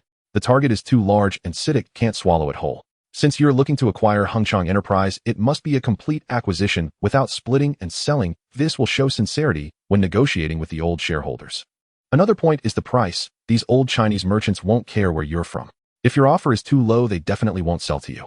As for the funding issue, you can bring in several partners and first discuss with them how long it will be before you buy back the shares at what price. With CITIC's reputation, as long as there's profit to be made, many people should be willing to help out. I can also contribute some funds." In a previous life, Lin Xiufeng, Su Zhantong, and Zheng Yutong had inquired about the price of Hengchong Enterprise, but their offer was too low and they intended to strip the company, resulting in no agreement. Lu Yuanhao pointed out the reasons for their failure and how CITIC had approached the acquisition of Hengchong Enterprise in his previous life. "All right, then I'll go find partners and meet with those old guys. In any case, CITIC must acquire Hengchong Enterprise." Young Master Rong raised his glass and spoke exuberantly. "Then I wish you great success." Lu Yuanhao clinked glasses with him, and they exchanged smiles before downing the fine wine in their cups. After Iraq's invasion of Kuwait in August, international oil prices would skyrocket, placing immense pressure on Hengchong Enterprise's automobile sales. Coupled with the lack of successors, the shareholders would finally be inclined to sell. Young Master Rong would find a few partners first, and then propose the acquisition, timing it perfectly. Considering that in his previous life he had not discussed a buyback plan in advance, when rallying Guohedian Li Huanghua and others for the acquisition of Hengchong Enterprise, Lu Yuanhao specifically reminded him, "When you find partners, make sure to clarify the buyback terms. Otherwise, when you're ready to buy back shares, they may be unwilling, thinking you're burning bridges, which could affect your reputation. As long as you explain in advance, many people will still be willing to give you face." Young Master Rong dismissively replied, "You don't need to worry about me. They'll handle it well. I will take care of it. You can rest assured about that." In late July, the situation in the Middle East had escalated to a point of tension, with Iraq completing military mobilization and deployments ready to launch an attack on Kuwait at any moment. Saddam felt uneasy. On the 25th, he summoned the U.S. ambassador to Iraq, April Glaspie, to seek her opinion on the impending attack on Kuwait. The ambassador stated that the U.S. was unwilling to intervene in the internal conflicts of the Arab world, and that the issue of Kuwait was not a concern for the U.S. A week later, on August 1st, a U.S. Deputy Secretary of State claimed during congressional testimony, "The U.S. has no commitment to defend Kuwait. Moreover, if Iraq were to attack Kuwait, the U.S. has no intention to protect it." On the same day, talks between Iraq and Kuwait in Saudi Arabia ended in failure, as Kuwait refused all demands put forth by Iraq. Saddam believed he had grasped the U.S. stance. After learning that Kuwait had rejected all his conditions, the next day, with a single command, the Iraqi army invaded Kuwait, marking the beginning of the Gulf War. 2 days later, Iraq occupied the entirety of Kuwait. Saddam's perceived ally in the U.S. turned against him as the United Nations passed 2 resolutions condemning Iraq's aggressive actions, demanding a withdrawal of Iraqi troops, and imposing sanctions, including an oil embargo. Liu Yuanhao smiled, but did not speak, though a sudden sensation at his fingertips made him pause. Li Ji's expression froze, and she awkwardly smiled. This path was blocked. Should he take the detour through the back mountain road? Liu Yuanhao pondered this question silently for 2 seconds. Even though he was a bit tipsy, he decided to abandon the idea. What does this mean? Is she suggesting that he has given her many gifts before, or that he is now asking for more? Liu Yuanhao remembered clearly that in 2 months oil prices would break the 40 barrier for the first time, potentially rising to 42 per barrel. Li Ji said nothing, her eyes quickly darting toward the handle. Liu Yuanhao glanced at her deep neckline, one hand resting on her black silk. His average entry cost for oil futures was 13 per barrel. With a 10-fold leverage effect, investing $50 million in long oil futures with profits from short positions earlier in the year, even starting to liquidate from a price of 36, there was hope for growth to $1 billion. Suddenly losing the oil supply from 2 major Middle Eastern oil-producing countries, international oil prices began to soar. At Xingyuan Investment, looking at the reports in hand, Liu Yuanhao was in a good mood. After all, there were plenty of places available, likely to buy. Investing $10 million in oil futures at the beginning of the year, there was a hope for a 100-fold increase within a year, an incredible profit. Boss, no matter what you give, I like it. Li Ji's expression mixed surprise and charm as she said, Boss, what has you so? Liu Yuanhao was a bit confused, but did not stop his actions as he said, Speak, what do you want to buy? Since I am in a good mood, I will give it to you. Li Ji, who had come in to deliver documents, saw the happy expression on his face and walked over, bending down to put down the documents without straightening up slightly, tilting her head and asking with a hint of flattery. Having followed me for so long, I seem to have never given you anything right. Seeing Liu Yuanhao lean back a few steps in his chair, Li Ji immediately stepped forward. Liu Yuanhao patted Li Ji's head and said, You've been with me for so long and your performance has always been good. I will reward you with a little pocket money now. I'll take it and buy something you like. Li Ji was so moved, she couldn't speak, continually nodding to express her gratitude. Liu Yuanhao was not satisfied with her attitude. How could one receive a gift without saying anything? He stood up, preparing to reprimand her. Li Ji was quicker than him, straightening up and puffing out her chest to thank him, managing to pacify his emotions. A few minutes later, Liu Yuanhao sat back down in his chair to rest. Li Ji adjusted her outfit, licked her lips, and picked up the $2 million check Liu Yuanhao had prepared, leaving the After work, Liu Yuanhao went to Li Jiasen's villa and found Li Jiaming there as well. The two were swimming in the pool in the backyard. He did not go over directly. After sending the nanny away, he first went upstairs to change into a pair of swimming trunks before heading to the backyard. Upon seeing him, the sisters immediately swam to his side, raising their heads to greet him happily. Since Li Jiasen returned to the Liu family mansion with Liu Yuanhao, she had participated in many brawls, gradually growing from being bullied to now being quite skilled. Li Jiaming's role had already declined sharply, and with Li Jiasen moving into this villa, the opportunities for her to see Liu Yuanhao had drastically reduced, and correspondingly the benefits she received had also decreased significantly. Thus she appeared even more excited than her younger sister at this moment. Brother, how long time no see. What brings? Liu Yuanhao first half squatted down, rubbing Li Jiasen's face like petting a cat for a while before speaking. I came to accompany Jiasen. What about you? Why are you here? Haven't found a boyfriend yet. Ugh, don't mention it. Which man in Hong Kong can compare to you? I can't stand any of them now. Li Jiasen shot her a reproachful glance, comparing those ordinary people she dated with her own man. What was she? She interjected. Brother, how you should come down and swim for a while too. I want you to swim with me. Liu Yuanhao had the same idea, so he directly slid into the water between them. As soon as he entered the water, Li Jiaming immediately cozied up to him, hugging his arm and starting to act cute. Brother, how I have my eye on a house, but I'm still a bit short on the down payment. Can you help me out? Not to mention, she was wearing a bikini. Even if she were completely naked, Liu Yuanhao had encountered it before and had no interest in her at all. However, he did not outright reject her request, saying directly, they'll give you 500,000. If that's not enough, ask Jiasen to chip in a bit. I suggest you quickly find a man to marry, if not just hang out with Jiasen more. You'll surely run into 1 or 2 decent guys. Thank you, Brother Hao. Li Jiaming was happy to receive benefits. Li Jiasen, hearing Liu Yuanhao say this, immediately echoed, I'll help my sister find a boyfriend as soon as possible so she can get married quickly. Liu Yuanhao smiled, pulling Li Jiasen close and giving her a French kiss. Li Jiasen responded eagerly, completely unconcerned that her elder sister was right beside them. Li Jiaming watched for a while, seeing that the two had no intention of pausing, and voluntarily disappeared back into the... In early September, news came from Thomas in Moscow that the bank's approval and procedures had all been completed, and Tatiana invited him to meet there. Liu Yuanhao then assembled a team from Xingyuan Bank, preparing to set out for Moscow. In early September 1990, the streets of Moscow were relatively calm, as the Soviet Union was not yet chaotic, but shortages of goods had begun to emerge. After World War II, the Soviet Union shifted its light industry to its Eastern European allies, while focusing on developing heavy industry domestically. However, following last year's upheaval in Eastern Europe, the countries that had previously supplied light industrial products began to change sides, leading to a rapid scarcity of essential goods for the Soviet people. Moreover, the decade-long war in Afghanistan not only stirred strong discontent among the domestic populace, but also had a significant impact on the Soviet economy. At this time, the war against Iraq had not yet begun, and the power of democracy and freedom had yet to be unleashed. Therefore, the lower-class citizens of the Soviet Union could only suppress their dissatisfaction with Gorbachev. As Liu Yuanhao walked along, he noticed that aside from the increased queues at the food stores, everything else seemed normal. He occasionally saw an elderly woman playing the accordion by the roadside.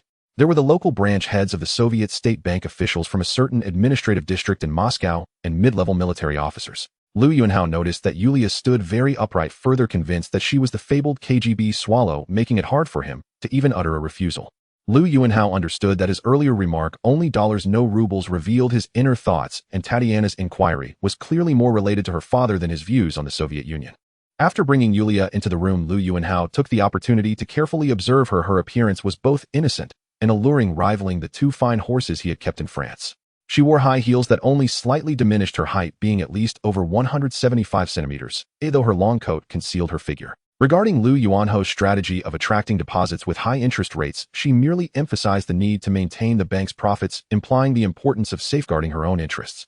A gentleman in a black tuxedo politely raised his glass, while a soldier in full uniform wore a stern expression, and an official with a rosy complexion chatted heartily. Tatiana gazed intently at Liu Yuanhao and remarked, "I didn't expect you to be even more pessimistic than I am, thinking there is only 1 year left." Liu Yuanhao gently took her fingertip with his right hand. He was quite pleased, lifting his coffee cup and sipping. "Of course I'm interested. As a businessman, as long as there's profit, we can go anywhere on earth." Yulia removed her coat, revealing a fitted outfit that perfectly showcased her impressive figure. "All right, miss. Tatiana, we'll meet tonight." Given the uncertainty of safety in the room, Liu Yuanhao couldn't be too explicit. The dining table was laid out with a variety of exquisite dishes: lamb chops, veal, seafood, caviar. Even the utensils holding the food were extraordinarily elegant, clearly crafted from pure silver. Here there was no trace of the resource-scarce Moscow outside. "BOSS, you can take a short break. Tatiana will personally visit you at 3 o'clock, and a grand banquet is arranged. We are partners, aren't we?" Of course, such gatherings were never without women to provide embellishment.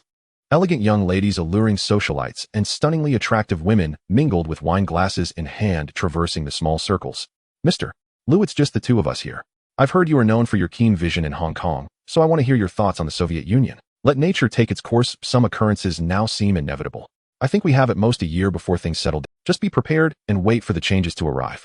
I wanted to say a few words to lighten the mood, but upon opening my eyes, I could only see the 2 pounds of flesh almost pressing against my face, unable to even see Yulia's face, making me instantly lose interest in speaking. Tatiana elegantly sliced a piece of lamb chop. Without raising her head, she inquired, "Your words this afternoon were quite enlightening.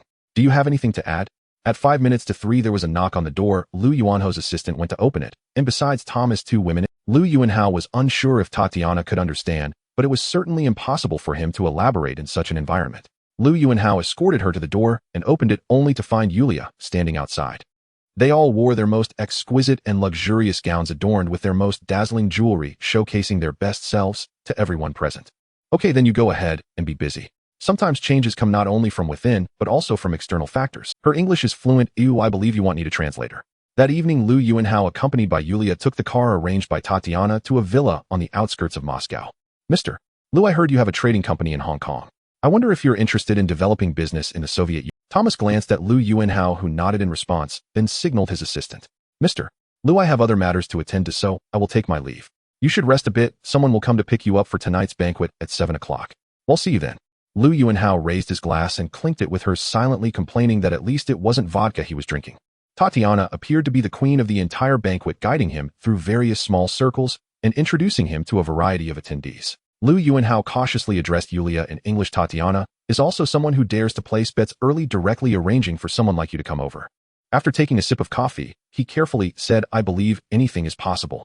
There are 2 sayings in China. One is political power grows out of the barrel of a gun, and the other is from the masses to the masses. I think I can offer those to you." However, who would have thought that beneath this calm surface, turbulent currents were already brewing, and this country would soon reach a terminus in a little over a year? Liu Yuanhao nodded, finding it similar to his own thoughts. The people here were either rich or noble, comprising Moscow's elite and merchants from other countries. This time, Liu Yuanhao flew in on a commercial airline without any women by his side. After Thomas left, he rested for a while, setting an alarm clock for Tatiana's arrival. Regarding the operation of the bank, she did not object to Lu Yuanho's choice of loans over direct investment. Then I'll take a break. You can bring the translator along when you come. Tatiana smiled and jokingly remarked yes, so when I learned that my partner came to Moscow alone, I felt it necessary to take good care of him from all angles. After greeting everyone present, Tatiana found a seat and sat down with Lu Yuanhao, continuing to discuss the topics from earlier. Now it was Lu Yuanho's turn to feel somewhat dazed. Could Yulia be the legendary swallow? Before he could refuse, Tatiana excused herself and left. Tatiana was not satisfied with that explanation and turned to Thomas, saying, Thomas, if you don't mind, I would like to speak with your boss alone. After all, no one besides Lu Yuanhao knew how far the ruble would depreciate. He readily agreed to her request. Yulia, take good care of Mr. Lu. However, ever since he said that, Tatiana fell into deep thought. Lu Yuanhao could sense that most of the people here were affiliated with Yeltsin's faction, occupying neither high nor low ranks, thus requiring Tatiana to step in to maintain relationships. Lu Yuanhao said without changing his expression. In his past life, Yeltsin had relied on the masses to rise to power when he failed to control the military. Soon the people in the room filed out, leaving only Lu Yuanhao and Tatiana sitting across from each other. The shares of the bank had been confirmed, with Tatiana investing 5 rubles through her secretly controlled company to obtain 20 of the shares. Tatiana's enthusiasm was somewhat excessive, and Lu Yuanhao uncertainly asked, I think she must have other matters she wants to discuss with me besides the bank. He assumed it was either Tatiana's retinue or translator and did not take it to heart. After Thomas introduced the two, they sat on the sofa and began to converse. The second saying was a reminder for her father to be adept at mobilizing the power of the masses. Post-war sentiments against the war in Afghanistan were strong among both the military and the populace in the Soviet Union, who were even less willing to see a civil war. Thus, to succeed, reliance on popular support was necessary. Tatiana picked up 2 glasses of wine from the tray of a nearby server, handed one to Lu Yuanhao, and raised her glass to him. She reclined on the sofa, letting Lu Yuanhao rest his head on her lap, while she began to massage his head. After listening, Tatiana gave Lu Yuanhao a meaningful glance before smilingly asking, does Mr. Lu really think the Soviet Union is a great country? Lu Yuanhao knew she was referring to Hutchison Whampoa, with the channels being in the mainland. He raised his eyebrows, realizing that the damned KGB had likely gathered quite a bit of information about him. The first saying reminded her father to find ways to gain control over the military. Yeltsin was merely the president of the Russian Federation at this time and could not control the Soviet military. Thomas escorted Lu Yuanhao to his hotel suite, first reporting on the itinerary. Sure, no problem. I said as long as there is profit we can go anywhere, let alone such a great country as the Soviet. The world's foremost military power, a country like that certainly qualifies as great. Tatiana said. After briefly discussing the bank's matters, Tatiana indeed began to talk about establishing trade relations with Lu. You can provide me with a procurement list, and once I arrange for someone to calculate the prices, I will quote you. After the price is settled, we can begin trading, but let me say this up front, I only accept dollars, not rubles. Here the scarcity of living supplies is extreme. I hope you can provide us with a large quantity of such products.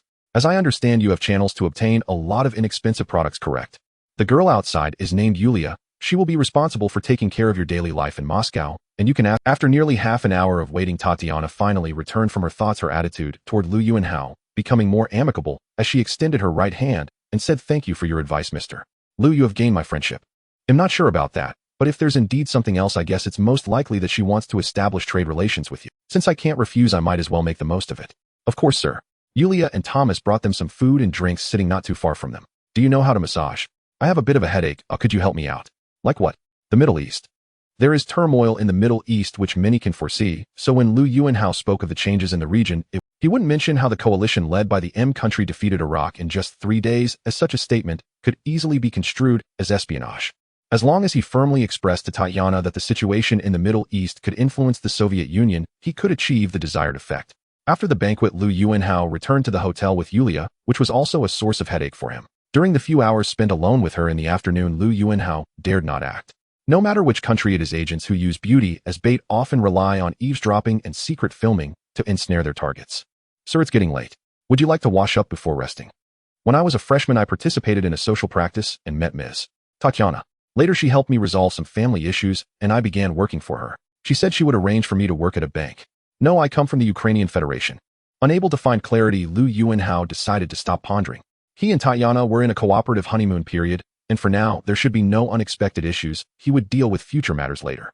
If she truly was a Ukrainian swallow, there was a possibility of bringing her to his side. The thought of potentially becoming the male lead in a small film made Lu Yuanho's head throb. He was not Guan Shigu and truly did not enjoy such plays. After completion, the first floor will serve as a business outlet, while the upper 4 floors will be the offices of this branch and the headquarters. Additionally, a basement will be added to serve as a vault. The situation over there is similar. There will be no issues with opening before the end of January. When we first met, I mentioned that you have my friendship and I want use espionage tactics against friends. Rest assured, in less than a minute, Yulia followed him in. Yes, this joint venture bank is named New Hope, a name Tatiana chose with. I am 22 years old and just graduated from Moscow University with a degree in accounting. I also brought a few people from Xingyuan Bank to help you.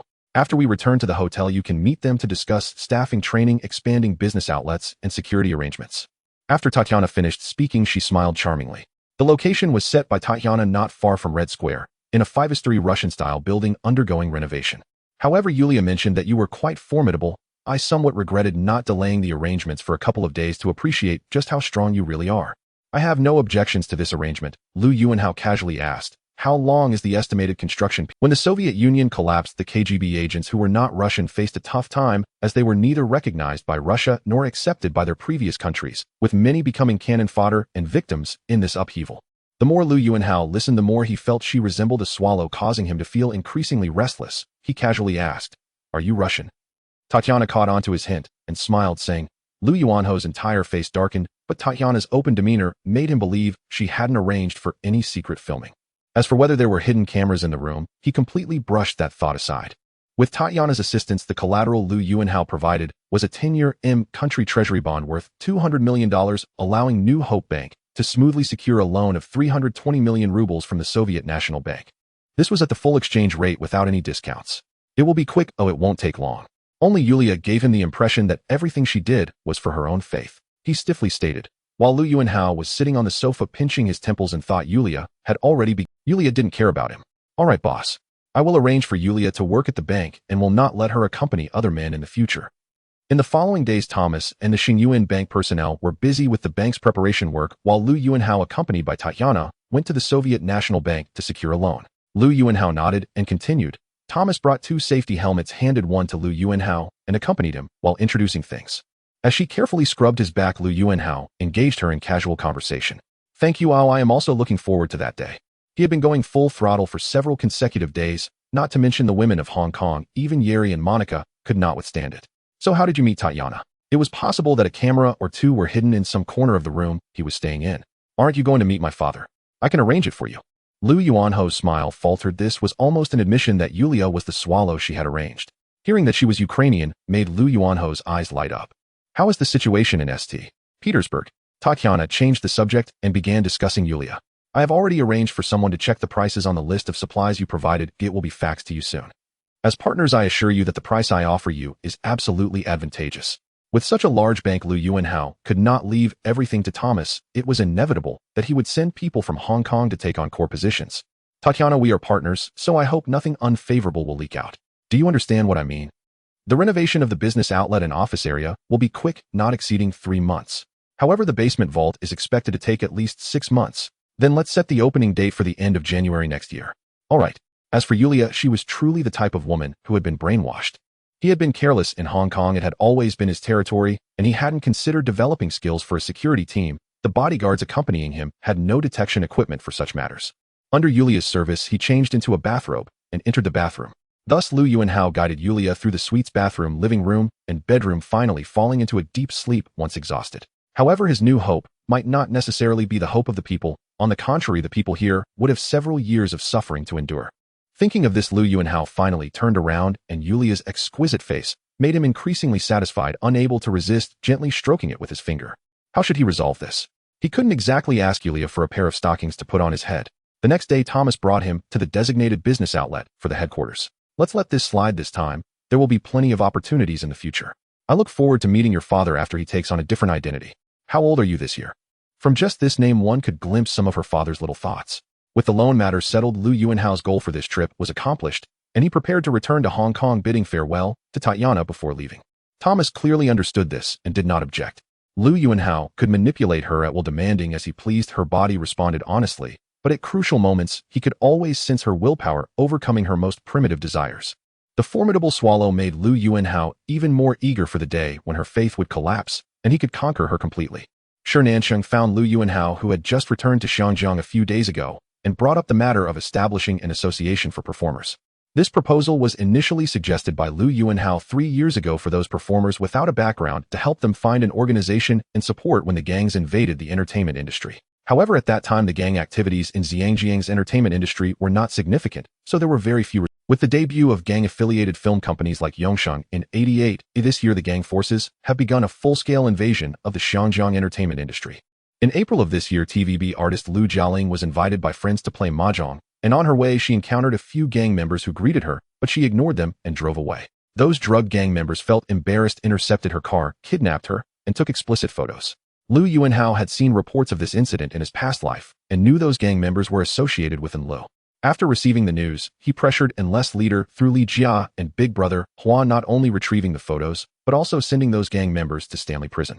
In his past life, conspiracy theories suggested that Liu Jialing was kidnapped because she left TVB offending Uncle Xiao, and Li Jia. Most of Enless' original gang members came from Enlu Soda Factory, which is a property of Li Jia, leading to this disaster. However, in this life, Liu Jialing did not leave TVB, yet still could not escape this calamity, indicating that the gang members in Xinjiang had become arrogant enough to disregard these stars in the entertainment industry. Due to Liu Yuanhao's presence after Pan Dishing acquired the Shaw Brothers chain, he formed an alliance with Oriental Cinema.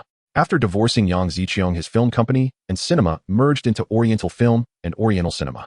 The number of theaters and screens in Oriental Cinema experienced a surge, with box office revenue accounting for half of Zhangjiang's total box office. As a result, regardless of what film any company produced, as long as they had designs on the local box office in Xinjiang, it would be hard to bypass Oriental Film. This is also why, whether from Taiwan or local Xinjiang film companies with gang backgrounds, they tend to be quite polite when inviting stars from Oriental Film for movie shoots. However, other industry personnel were not so fortunate. Even Jack Shin from Golden Harvest had experienced being confronted with a blade, while others received bullets in the mail and faced gun threats, which were not uncommon, and the key was that after filming they struggled to receive their pay. Now these people could no longer bear it, and recalled Shi Nanxing's proposal, so they came back to him. After listening to some of the circumstances that Shi Nanxing mentioned, Liu Yuanhao pondered and said, "In principle, I agree to establish this association for performers. In addition, I need you to prepare a simulation plan in case the 8 major film companies from Taiwan abandon the Xinjiang market and cease to introduce Hong Kong films. How should Oriental Film respond?" Shi Nanxing was somewhat surprised. Since Liu Yuanhao said this, he must have foreseen such a situation, which made her take it seriously. She worriedly said, "The funds from the 8 major film companies in Taiwan support numerous film companies in Xinjiang. If what you say happens, many film companies in Xinjiang will likely collapse. This is inevitable. The current filming model of Xinjiang film companies is aimed at making quick money, relying on a few stars to sell gimmicks, while the films themselves are poorly made.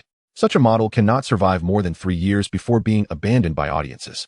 Once making movies stops being profitable, these film companies will turn around and leave without any reluctance. Then Oriental Film will definitely be affected as well. This is certain. If the skin is gone, where will the hair attach? If the overall Xinjiang film industry fails, Oriental Film will not fare well either. That's why I want you to prepare a plan early." Shi Nanxing thought for a moment and cautiously asked, "Are you referring?" "Exactly. The future of Xinjiang films lies in the mainland. Prepare the plan for me. The Asian Games will commence in about 10 days. I will go to the capital to have a chat with them then." "All right, boss. So, I don't need to elaborate on the direction after establishing the association for performers, right?" Liu Yuanhao asked with a smile. "Yes, I know what to do." In his past life, the 8 major film companies from Taiwan started a joint boycott of Hong Kong films in '93, demanding that producers lower star salaries, deliver the scheduled films on time, and publicly disclose production costs. Salaries are easy to raise, but incredibly difficult to lower. Additionally, various reasons leading to delays in film delivery cannot be resolved in a short time, and the filmmakers in Xinjiang neither want to nor can meet their demands. After several rounds of unsuccessful negotiations, the 8 major film companies from Taiwan decisively abandoned Hong Kong films, and the authorities in Taiwan lifted the over 10-year restrictions on Hollywood films. Having lost capital and market, coupled with the mainland's restrictions on the number of Hong Kong films being introduced, Xinjiang films quickly fell into a slump. Liu Yuanhao did not care about whether other film companies would collapse, but he was still willing to provide a meal for the Xinjiang actors who joined the association and leaned towards the mainland. The newly added music, drama, and movie channels on TVB could sufficiently accommodate those actors with no role. On September 22nd, the 11th Asian Games were held in the capital, marking the first time the mainland hosted a comprehensive international sports event, fulfilling the long-held dream of hosting large-scale sports events domestically. 6,578 athletes from 37 countries and regions, members of the Asian Olympic Council, participated in this Asian Games. Since it was the first time hosting such an international event, there were instances of insufficient funding. The National Sports Commission considered many methods, but still could not fully resolve the funding issue.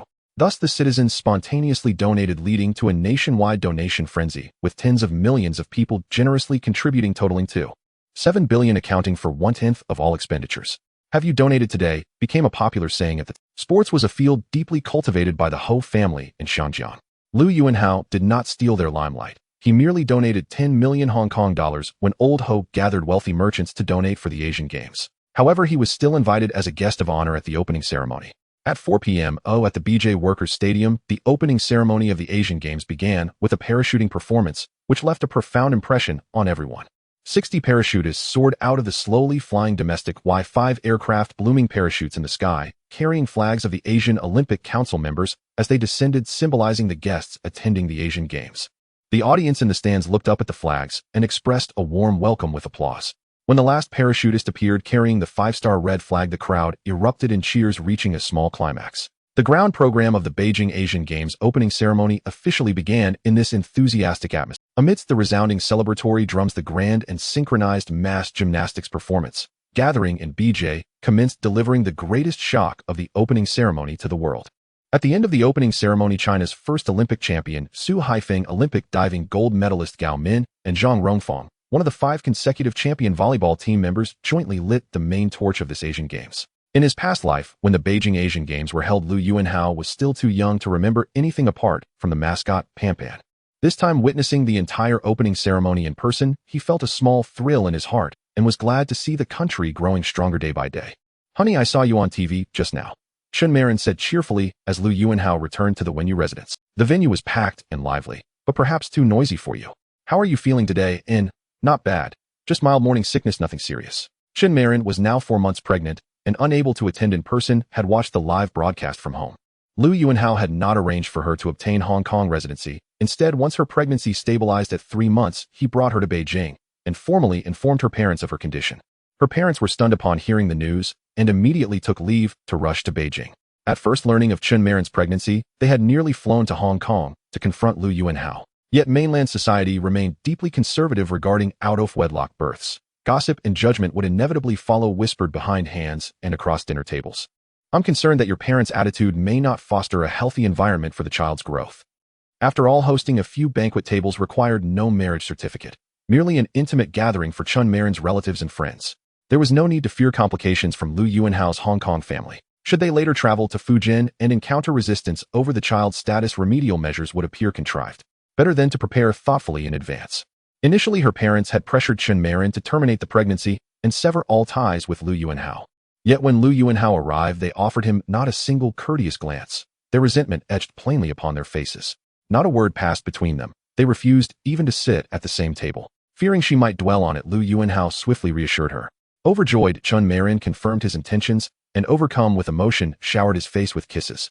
He wasn't truly worried about her parents' influence on the child, but rather disturbed by their rigid stance toward unwed motherhood. He feared the same attitudes would prevail should they one day settle in Fujian. This was not the liberal era of 2 or 3 decades hence, where a simple declaration, "Yes, we have a child," could effortlessly quell public scrutiny. Mainland China and Hong Kong differed profoundly. There his conduct was fodder for idle chatter, especially if layered with melodramatic subplots of romantic rivalry or inheritance disputes, which only heightened public appetite for gossip. That evening, as they settled into bed, Liu Yuanhao held Chen Marin close and broached the subject. Yet her resolve was unshakable, and within the quadrangle courtyard, every servant and guard answered solely to him, leaving her parents utterly powerless. "Perhaps we should follow local custom and host a banquet for your relatives and friends." This child was pivotal to Liu Yuanhao's strategic plans for the coming decades. He cherished him deeply. Chen Marin beamed, disbelief shimmering in her eyes. She dared not speak, fearing she'd misheard. Such an honor had never been extended to any of Liu Yuanhao's Hong Kong associates. As her belly began to swell, reality could no longer be denied. Both parents, highly educated intellectuals, found it impossible to accept that their daughter, still unmarried and not yet graduated, was already carrying a child. "Let's be clear, this is strictly a banquet. No marriage registration, no press coverage, and absolutely no mention of it back in Hong Kong. Can you agree to that?" Chen Marin asked, eyes alight with anticipation. "Could we take wedding photos? That's permissible, though you must never display them in Hong Kong. And I'll follow your lead entirely. Then tomorrow tell your parents. While your figure remains discreet, let's set it for next weekend, coinciding with National Day holidays when everyone will be free." Hearing him fix the date so decisively, Chun Marin yearned to melt into his very being, gazing up at him with dewy, luminous eyes. "Honey," the doctor said, "after 3 months it's stable. So please be gentle, slow, and restrained. And then lie on your side." I'll move myself. And fine. Do as you wish." The next day, Chun Marin shared Lu Yuanhao's banquet plan with her parents, and their demeanor transformed, instantly shifting to earnest discussion over guest lists. Formal recognition, however symbolic, was worlds apart from its absence. Few in the mainland knew of Lu Yuanhao's flamboyant Hong Kong lifestyle, most merely knew he was unmarried. Once the banquet was held, Chun Marin's position would be irrevocably secured. What they hadn't anticipated was that Chun Marin omitted entirely the stipulations about no registration and no publicity. At lunch, the couple finally sat with Lu Yuanhao, not coldly, but cordially. After exchanging pleasantries, Lu Yuanhao outlined the arrangements. "Uncle Andy, Wangfu Peninsula Hotel belongs to our family. Shall we hold the banquet there?" The couple exchanged glances, finding no flaw, and nodded in agreement. "Later, please draft a list of confirmed guests. I'll assign the hotel team to contact them directly, arrange flights, and reserve rooms." However, given the ongoing Asian Games, hotel capacity was limited, and accommodating large numbers might prove difficult. Hearing this, they felt thoroughly impressed, and missed entirely the subtle hint urging moderation in scale. And at last, Chin's father broke his silence. "We'll consider that carefully. We'll invite only those closest. We seek legitimacy for the child, not red envelopes." Lu Yuanhao smiled warmly, praising their magnanimity, and sincerely apologized for his earlier oversight, acknowledging how deeply their daughter's situation had troubled them. By the end of the meal, he had won them over completely. Finally, he added, "I'll summon the hotel's director shortly. You two will serve as overall coordinators. Entrust him with every—" Chin's mother nodded with a smile, then quite unexpectedly asked, "Since we're hosting here in Beijing, shouldn't there also be a banquet in Hong Kong?" Lu Yuanhao's smile froze. Suddenly the matter grew delicate. Fortunately, Chun Marin stepped in, slipping her arm through her mother's and coaxing playfully, "Mom, we know. We'll perfect the Beijing banquet first. Hong Kong can wait, okay?" Powerless against her daughter's charm, Chin's mother relented. Yet with the Beijing event secured, they were already content. At least Chun Marin would stand beside Lu Yuanhao, not as a nameless companion, but as a woman formally acknowledged. That afternoon, Lu Yuanhao summoned the Wangfu Peninsula Hotel director and placed him under the couple's command. Meanwhile, Chun Marin busied herself selecting bridal attire, determined to look radiant on her wedding day. Chun Marin's family was busy, and Lu Yuanhao was not idle either. After the work week began on Monday, he went to the nearby Sanjin courtyard to hear Zhou Kaixin report on the progress of several projects in the mainland. After several months of coordination, the Ministry of Transport finally released the details for the planned construction, and the first batch of funds had already been allocated to various project departments. The return on investment for infrastructure projects is certainly not high, but an annual return of 78 is not insignificant, primarily emphasizing stability. Real estate projects in the capital have also begun construction, but he had no plans to visit as there was little to see at this point. As for the instant noodle factory that Heji Huangpu opened in Star City, he had even less time to check on that. The next day, Lu Yuanhao went to the Film Bureau under the Ministry of Radio, Film and Television to discuss the issue of introducing films produced by Dongfang Film Industry. Currently, films from Xinjiang are limited to 20 imported films per year, and due to issues with themes and content, the vast majority of films cannot enter the mainland. In 1990, the number of cinemas, audiences, and box office revenue in the country was still high. However, due to a lack of quality content and the rapid spread of television, audiences discovered that many good TV dramas were not inferior to some films and did not cost money, leading to a gradual loss of interest in going to cinemas. After the cancellation of the Unified Purchase and Sales System, box office revenues plummeted, making it difficult for production studios to sell copies. The funding for film productions decreased year after year, while production costs rose annually, resulting in fewer films produced, and many studios closed in the late 1990s. The cinemas could not afford to update their equipment, and many closed down or repurposed their venues. By 1996, with the popularity of VCDs and rampant piracy, the entire film industry faced even greater difficulties. In a market of over 1 billion people, the annual box office revenue dropped to just 1 billion.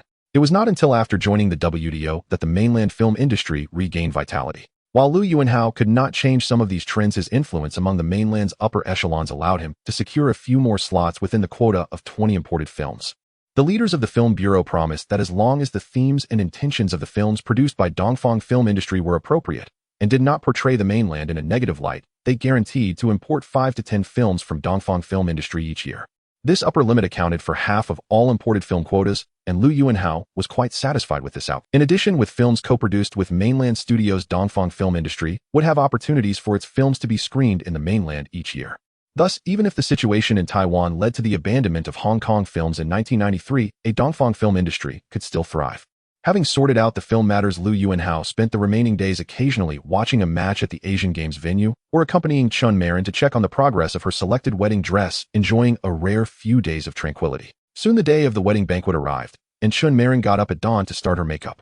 Chun Dad and Chun Mom also went to the hotel early to check on the final arrangements for the banquet hall, waiting there to receive friends and relatives.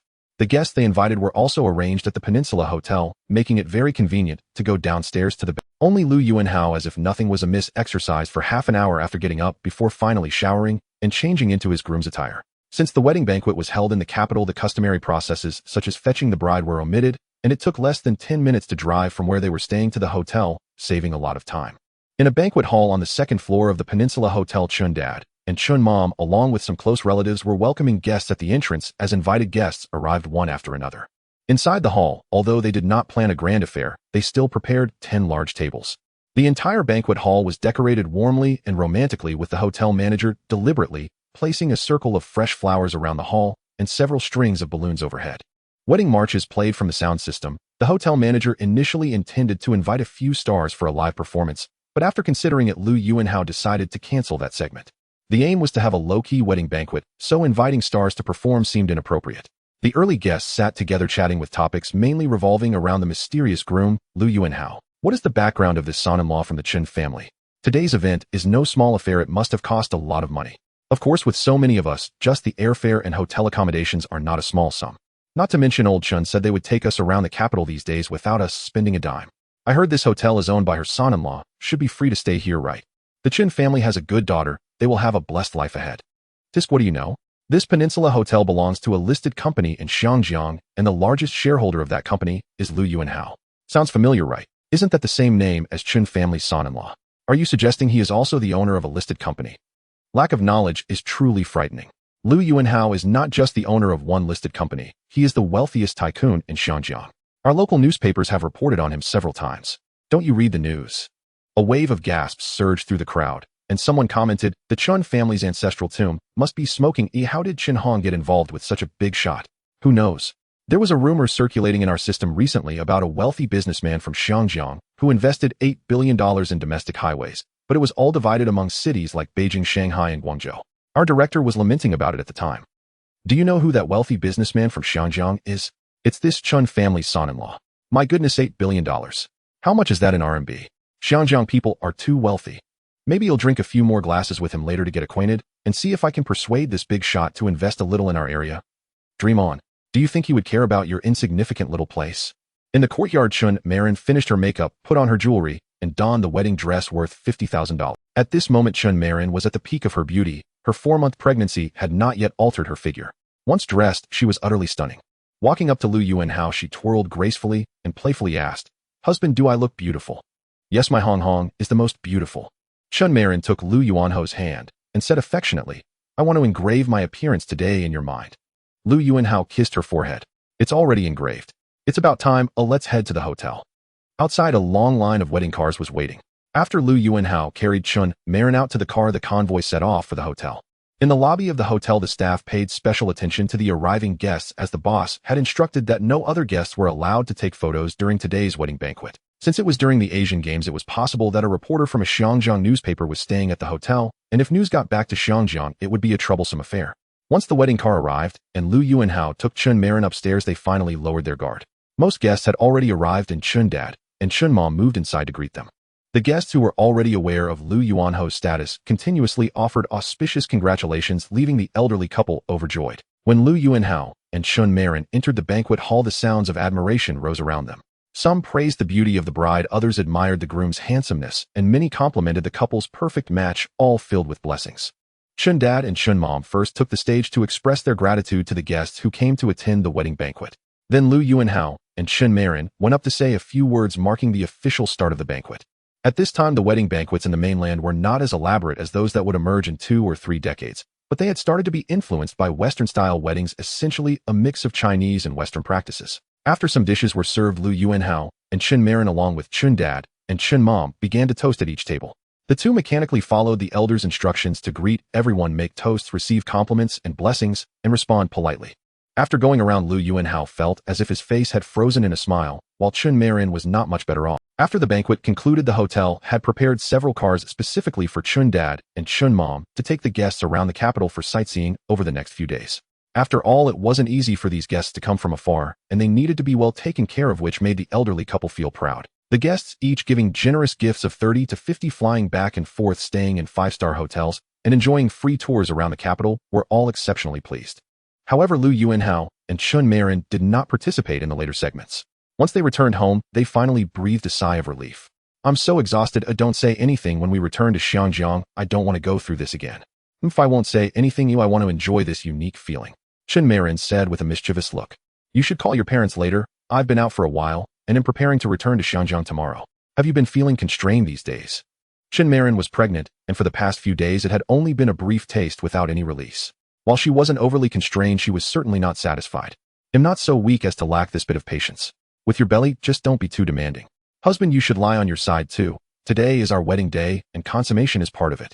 Just listen to me." Unable to resist her, Lu Yuanhao had no choice but to lie on his side. Soon Chun Marin also lay down beside him, but with her head at the opposite end. "This position isn't bad either. Why didn't I think of it a few days ago?" Shortly after Lu Yuanhao returned to Xiangjiang, Xian Hongji announced that its founder Guo Dusheng had passed away following a relapse of heart disease. He was a commercial prodigy of Xiangjiang, a genuine self-made man who transformed a tiny grocery stall into a publicly listed company. By the time he died, Xian Hongji real estate's market value had reached 25 Hong Kong dollars. $4 billion, an increase of 635 times since its initial listing. Lu Yuanhao attended the funeral, and watching the widow thank guests with 3 sons at her side, recalled the headlines from his previous life about heirs squabbling over the estate. The second and third brothers banded together to strip the eldest of all his posts, and the eldest retaliated by reporting the second and sending him to prison. The scene moved him to a wry sigh. Tales of inheritance battles among the wealthy have long been a favorite topic for Xiangjiang citizens. In his previous life, Li Zhaoji once remarked somewhat ruefully that having many sons is troublesome. Among Xiangjiang magnates, families with more than 3 sons often fared poorly, while 2 was a far more manageable number. Lu Yuanhao thought that observation was both right and not. If a family had a single flagship company with several brothers all employed within it, conflicts over the estate were almost inevitable. If the family held multiple distinct businesses, the problem would be far easier to resolve. Better still would be a family fund to tie the enterprises together.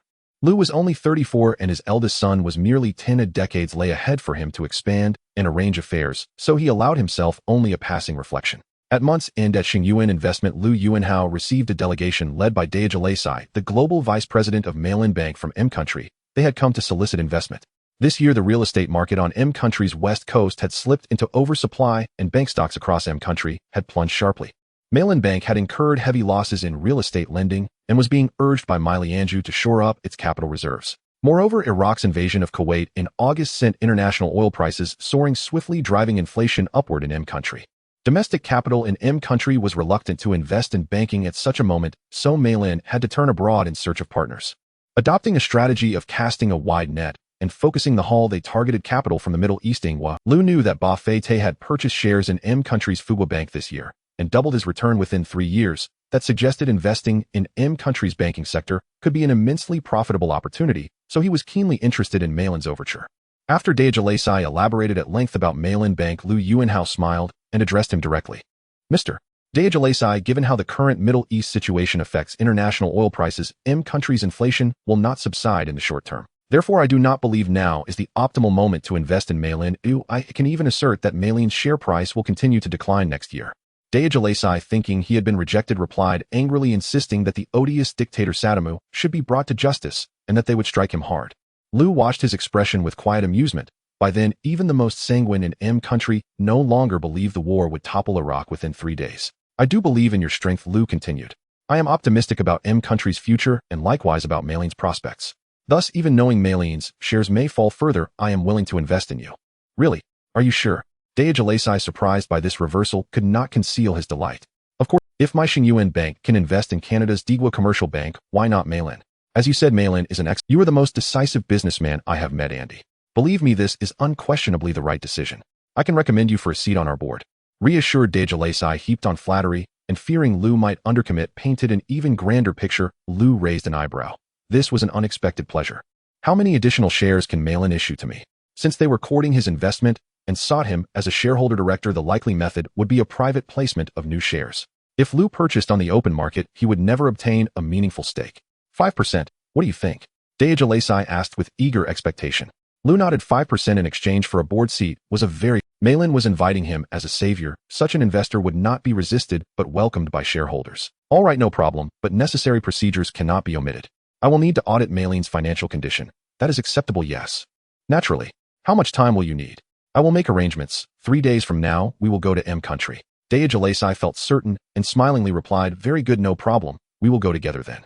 After sending Deja on his way, Lu called in Zhou Dawei, general manager of Xingyuan Bank, and informed him of the plan to invest in Malin. Zhou, an industry veteran who followed M country's banking crisis, closely voiced his apprehension upon hearing his boss' intention. In this crisis, even domestic investors are scarce. Are we taking too great a risk? It is precisely because of this crisis that we have an opportunity to enter. M country's economy was about to emerge from its 80s adjustment. Within at most 2 years, it would begin to recover. However, beleaguered Malin could endure 2 years. I am bullish on M country's economic development in the 90s and similarly optimistic about Malin Bank's long-term performance. After the Soviet Union's collapse, M country turned its gaze toward Europe. Sulusi led a band of financial predators who extracted vast wealth from Finland, Shila Zabanya Ingwa, and Yadali, and brought it home. With Laz Hendon taking office and energetically promoting domestic economic growth, M country's banking crisis would soon ebb, making now an opportune moment to buy into its banks at the bottom. Even if Deja had not approached him, Lu would have begun acquiring M country bank stocks in early 1990. Malin's wish to bring him in as a shareholder director was like someone bringing a pillow to a dozing man. Naturally, he would not refuse. Seeing Lu resolute, Zhou ceased persuasion and adopted a proactive tone. What do you need me to do? Organize an audit and negotiation team and accompany me to M country in 3 days. For now, we have agreed that 5% will be issued to Xingyuan Bank. The exact price will be negotiated after the on-site audit. Very well, boss. I will mobilize the personnel immediately. On Lu Yuanho's private jet, he Douglas, a boring machine. How does one maximize efficiency? Lu, in high spirits after finding investors, Douglas shared many interesting stories from Wall Street, while Lu Yuanhao and Zhou Dawei enjoyed snacks and continuously filled Douglas' glass. Without any defense, Douglas ended up drinking too much, and with a slurred tongue, he began to praise Lu Yuanho's vision and decisiveness, making a decision to invest in Merrill Lynch in less than 5 minutes. He loudly cursed the several institutions he had previously approached for being a bunch of fools unable to seize such a great opportunity when it was right in front of them. Lu Yuanhao, seeing that Douglas had nearly finished drinking, suddenly asked, Douglas, we only agreed on Merrill issuing 5 of its shares to Xingyuan Bank, and the price hasn't been determined yet. I wonder what the board thinks. Douglas could no longer control his mouth, and he blurted out a discount of no less than 95 of the current stock price is acceptable. Lu Yuanhao smirked. He had asked the question on a whim and didn't expect this guy to actually answer, knowing their bottom line would allow him to crush the price during negotiations. He has had enough to drink. Don't let him have more. Keep an eye on him. If anything happens, just call the flight attendant. I'm going to rest for a while. Lu Yuanhao instructed Zhou Dawei. Okay, boss, you go ahead or I've got this. Over an hour later, in his exclusive room, Li Huixian was hunched over, a faint blush spreading across her snow-white skin, her body trembling slightly, her eyes rolling back unconsciously, and a bit of drool escaping from the corner of her mouth. Lu Yuanhao brought over a glass of warm water, propped Li Huixian up, and gently said, Here, have some water. Li Huixian finally caught her breath, sipped some water, and then looked at Lu Yuanhao, saying softly, Are you trying to kill me? Lu Yuanhao chuckled without a hint of guilt on his face, looking quite pleased. It's been so long since we met. I missed you. Perhaps my way of expressing that longing is just a bit unconventional. Li Huixian weakly hit him. You didn't come to find me in Xiangjiang. Do you really expect me to believe that? I believe it. Why wouldn't I? Didn't you just feel my longing? Want to feel it again? No way. If it happens again, I'll die. I need to rest. Don't disturb me again. Li Huixian hurriedly rejected him. All right, then let me hold you to sleep. After lying in Lu Yuanho's arms for a short while, Li Huixian suddenly turned her head and said angrily, What are you doing? I just had a bit too much to drink and was just rubbing against you not going in. A couple of minutes later, Li Huixian said with a cry in her voice, What are you doing again? It's too slippery. I didn't mean to. I promise I won't move. After a little while, Li Huixian let out a soft moan, then another, followed by a series of continuous sounds of pleasure. Upon arriving in New York, Lu Yuanhao and his group checked into the Peninsula Hotel. After resting for a day, he gathered his team and marched towards the headquarters of Merrill Lynch. Merrill Lynch's President Johnson welcomed them along with Douglas and some other senior executives. The banking industry in M country hasn't been peaceful lately, with several companies changing leadership, and he was hoping Lu Yuanho's investment would help him secure his position. Douglas introduced both parties, and Johnson warmly shook Lu Yuanho's hand, saying, I've long heard of your great name, Andy. Your reputation on Wall Street is quite significant. Even Buffett holds you in high esteem. Xingyuan Investment has had a branch in M country for over a decade, but he had been relatively low-key, only interacting with Buffett and not with others on Wall Street. However, many were aware of his existence, they just did not have a clear understanding of how much he had earned. This was his first time stepping into the spotlight. President Johnson, I am honored to be here at Merrill Lynch. It's a fantastic company. After some pleasantries, Johnson arranged for his team to go to the conference room and presented the latest financial reports of Merrill Lynch. Liu Yuanhao himself was personally invited into Johnson's office for a reception. This time Xingyuan Bank was not acquiring, but merely investing, so the people he brought merely took a brief glance at Merrill's financial statements. Even a fleeting glance revealed that Merrill Lynch was not in a good state. Zhou Dawei took the report and found Johnson's office intentionally summarizing Merrill Lynch's current situation in English for Liu Yuanhao, a small pricing tactic they had discussed beforehand. After receiving the report, Liu Yuanhao did not open it, but placed it directly on the coffee table in front of him, playing the bad cop. To Johnson, Merrill Lynch's current situation isn't great, but I believe in its future, so the investment decision will not change. You can rest assured, Mr. President. Johnson, being savvy, quickly saw through Liu Yuanhao's play after a moment of thought and proactively shifted the topic to the share price for the investment. Liu Yuanhao was not afraid of being seen through. Douglas had revealed their bottom line on the plane. He was betting that Merrill was in urgent need of funds and wouldn't want to miss this opportunity. Merrill Lynch's market value had dropped to $3.6 billion with the stock price at only $8.47. After some back and forth, they finally settled on Merrill Lynch issuing 25 million shares of common stock to Xingyuan Bank at a price of $8 per share, totaling $200 million. Once the deal was completed, Xingyuan Bank held 5.2 of Merrill Lynch's shares, and Liu Yuanhao joined the board of directors at Merrill Lynch as a non-executive director. Both parties were very satisfied with the transaction, and the heated arguments during negotiations were replaced with smiles. Johnson shook Liu Yuanhao's hand happily, saying, "Welcome to Merrill, Andy. It's already quite late today. Out tomorrow, I will prepare a banquet to introduce you to other friends at Merrill. You must stay a few more days." "Of course, no problem, Johnson. I will definitely be there tomorrow." That night, Merrill Lynch publicly announced that it would receive a $200 million cash investment from a bank in Xiangjiang, which would greatly improve Merrill's financial condition. The next day, the Wall Street Journal featured this news on the front page, expressing optimism about Merrill's financing and did not make any sarcastic remarks about the fact that it was Xiangjiang Capital. Instead, it praised Xingyuan Bank. Other financial newspapers also had similar reports, mostly positive. Liu Yuanhao knew that Merrill had only shared this news with a few friendly media outlets wanting to boost the stock price with some good reviews.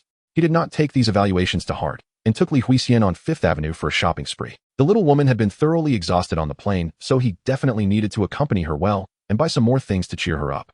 That evening, Douglas personally came to pick up Liu Yuanhao and Zhou Dawei to attend the banquet. At first, Liu Yuanhao thought it was just an internal banquet for Merrill Lynch, but upon entering the venue, he realized there were quite a few attendees.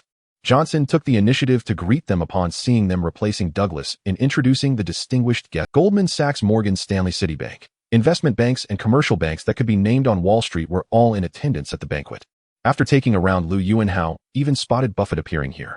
After a warm hug between them, Buffett specifically explained why he was at the event. "Merrill had previously intended to seek my investment, but I had already invested quite a bit in Wells Fargo, so I declined them and recommended you to them." Liu Yuanhao then suddenly realized why Douglas had personally approached him. "Why didn't you tell me in advance?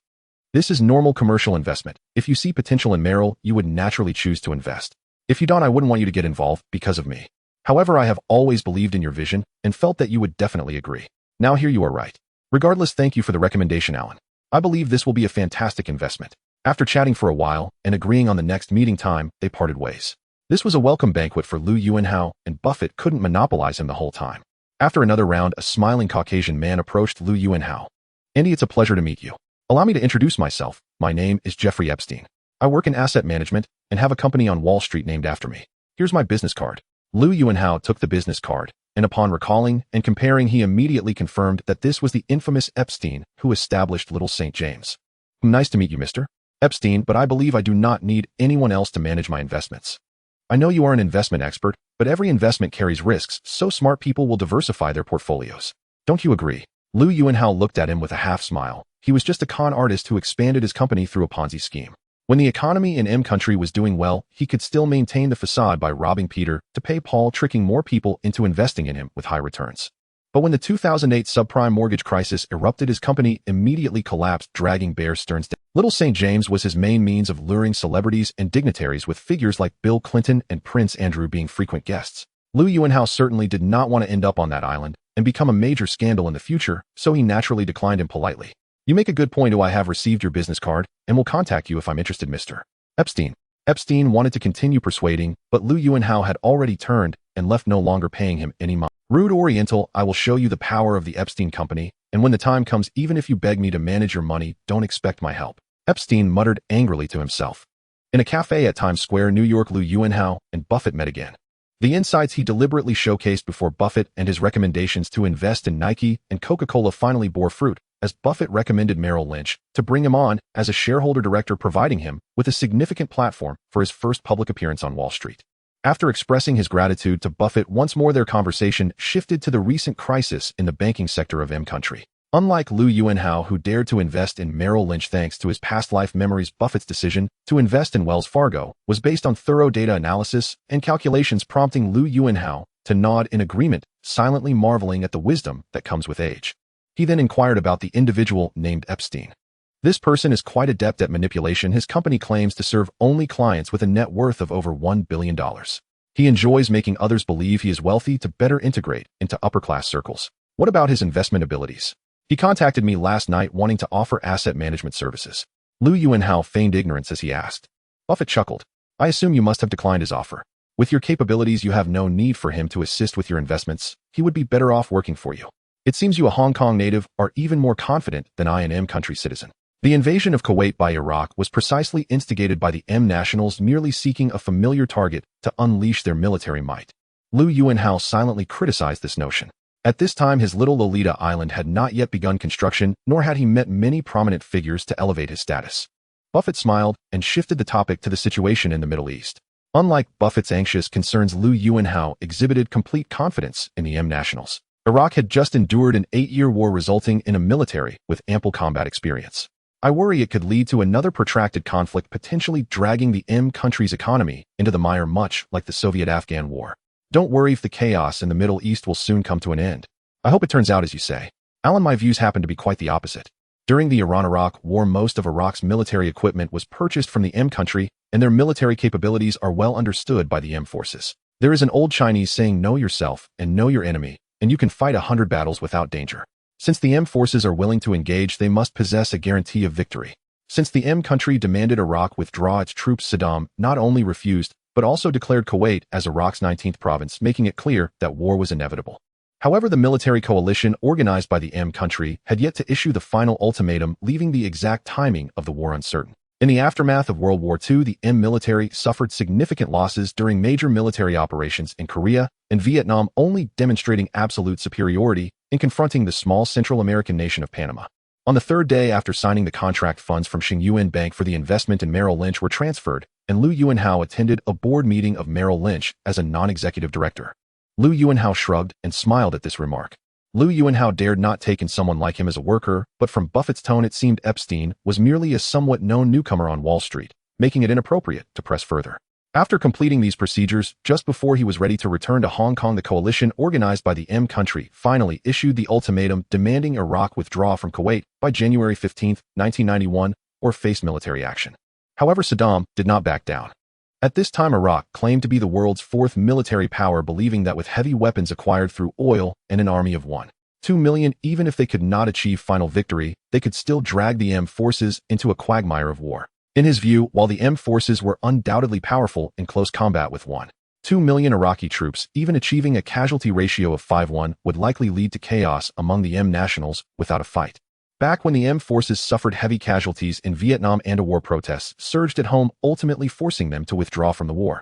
Saddam believed a similar scene would replay in the Gulf War, as his strategy was to wear down the M nationals.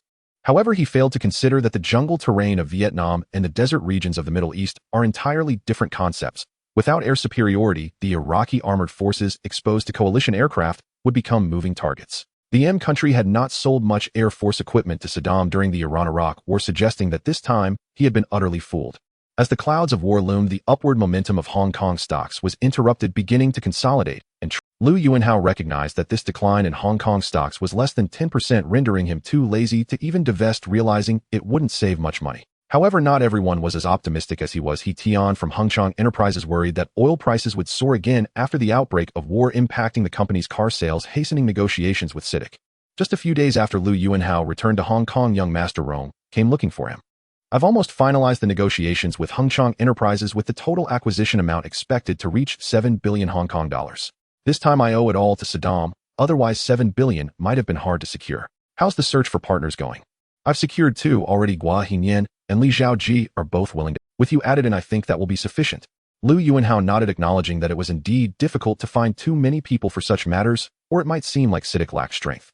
He then asked, how will the investment shares be arranged? Gua Hingyan is willing to invest 10, Li Zhaoji 5, CITIC can contribute 60, and the rest will rely on you. How will the share recovery be arranged? What will my profit be? Lu Yuanhao glanced at the tense and expectant young Master Rome as he continued to ask. 3 years later, CITIC will begin to recover shares, offering an annual return rate of 6.5 to you all. Lu Yuanhao nodded, recognizing that this investment for CITIC was practically akin to a loan. A return rate of 6.5 was not high, yet it was significantly better than keeping money in the bank. Moreover, he was still a director at CITIC, having previously promised young Master Rome, so he certainly had to assist. Alright, I'll cover the remaining funds.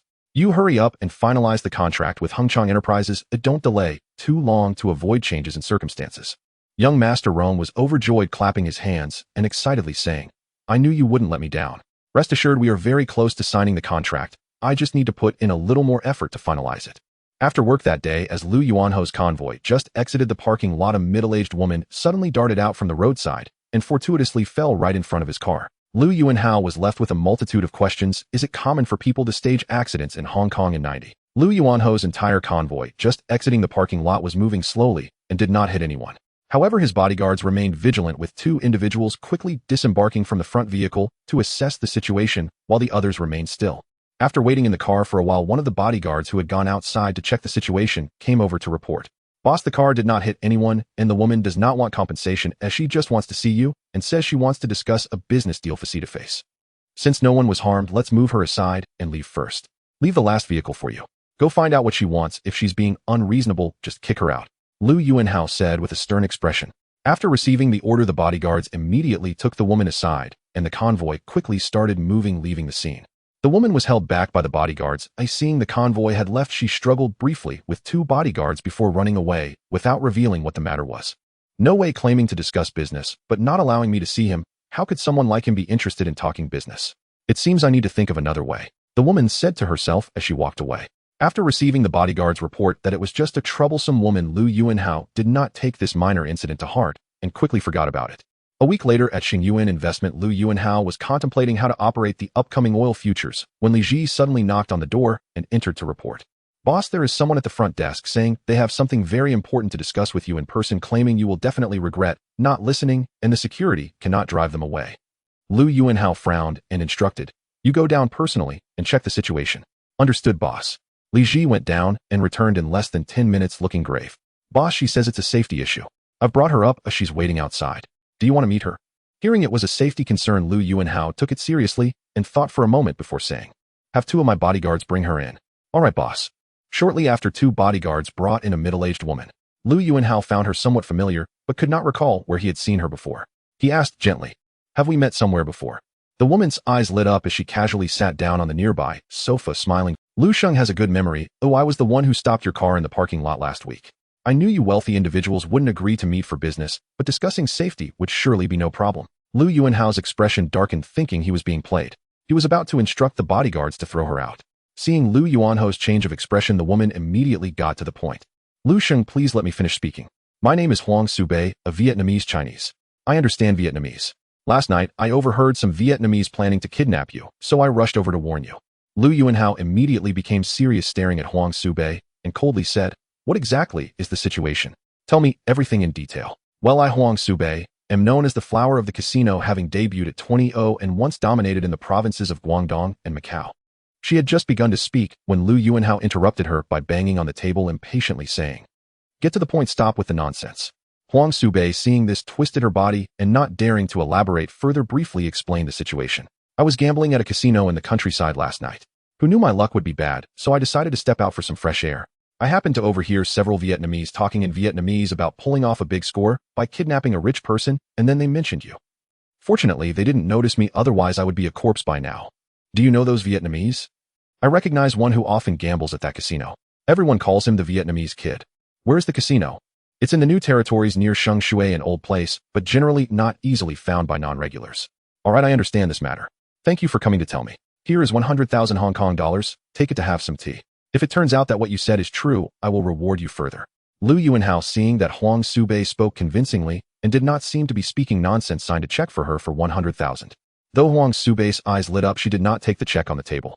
Instead, she displayed a flattering expression towards Lu Yuanhao and said, "Lu Sheng, can I introduce my daughter to you? My daughter is very beautiful, not at all inferior to those actresses on TV." Recalling her previous act of blocking his car, Lu Yuanhao's gaze sharpened as he stared at Huang Subei and coldly said, "So what you just said was all a lie.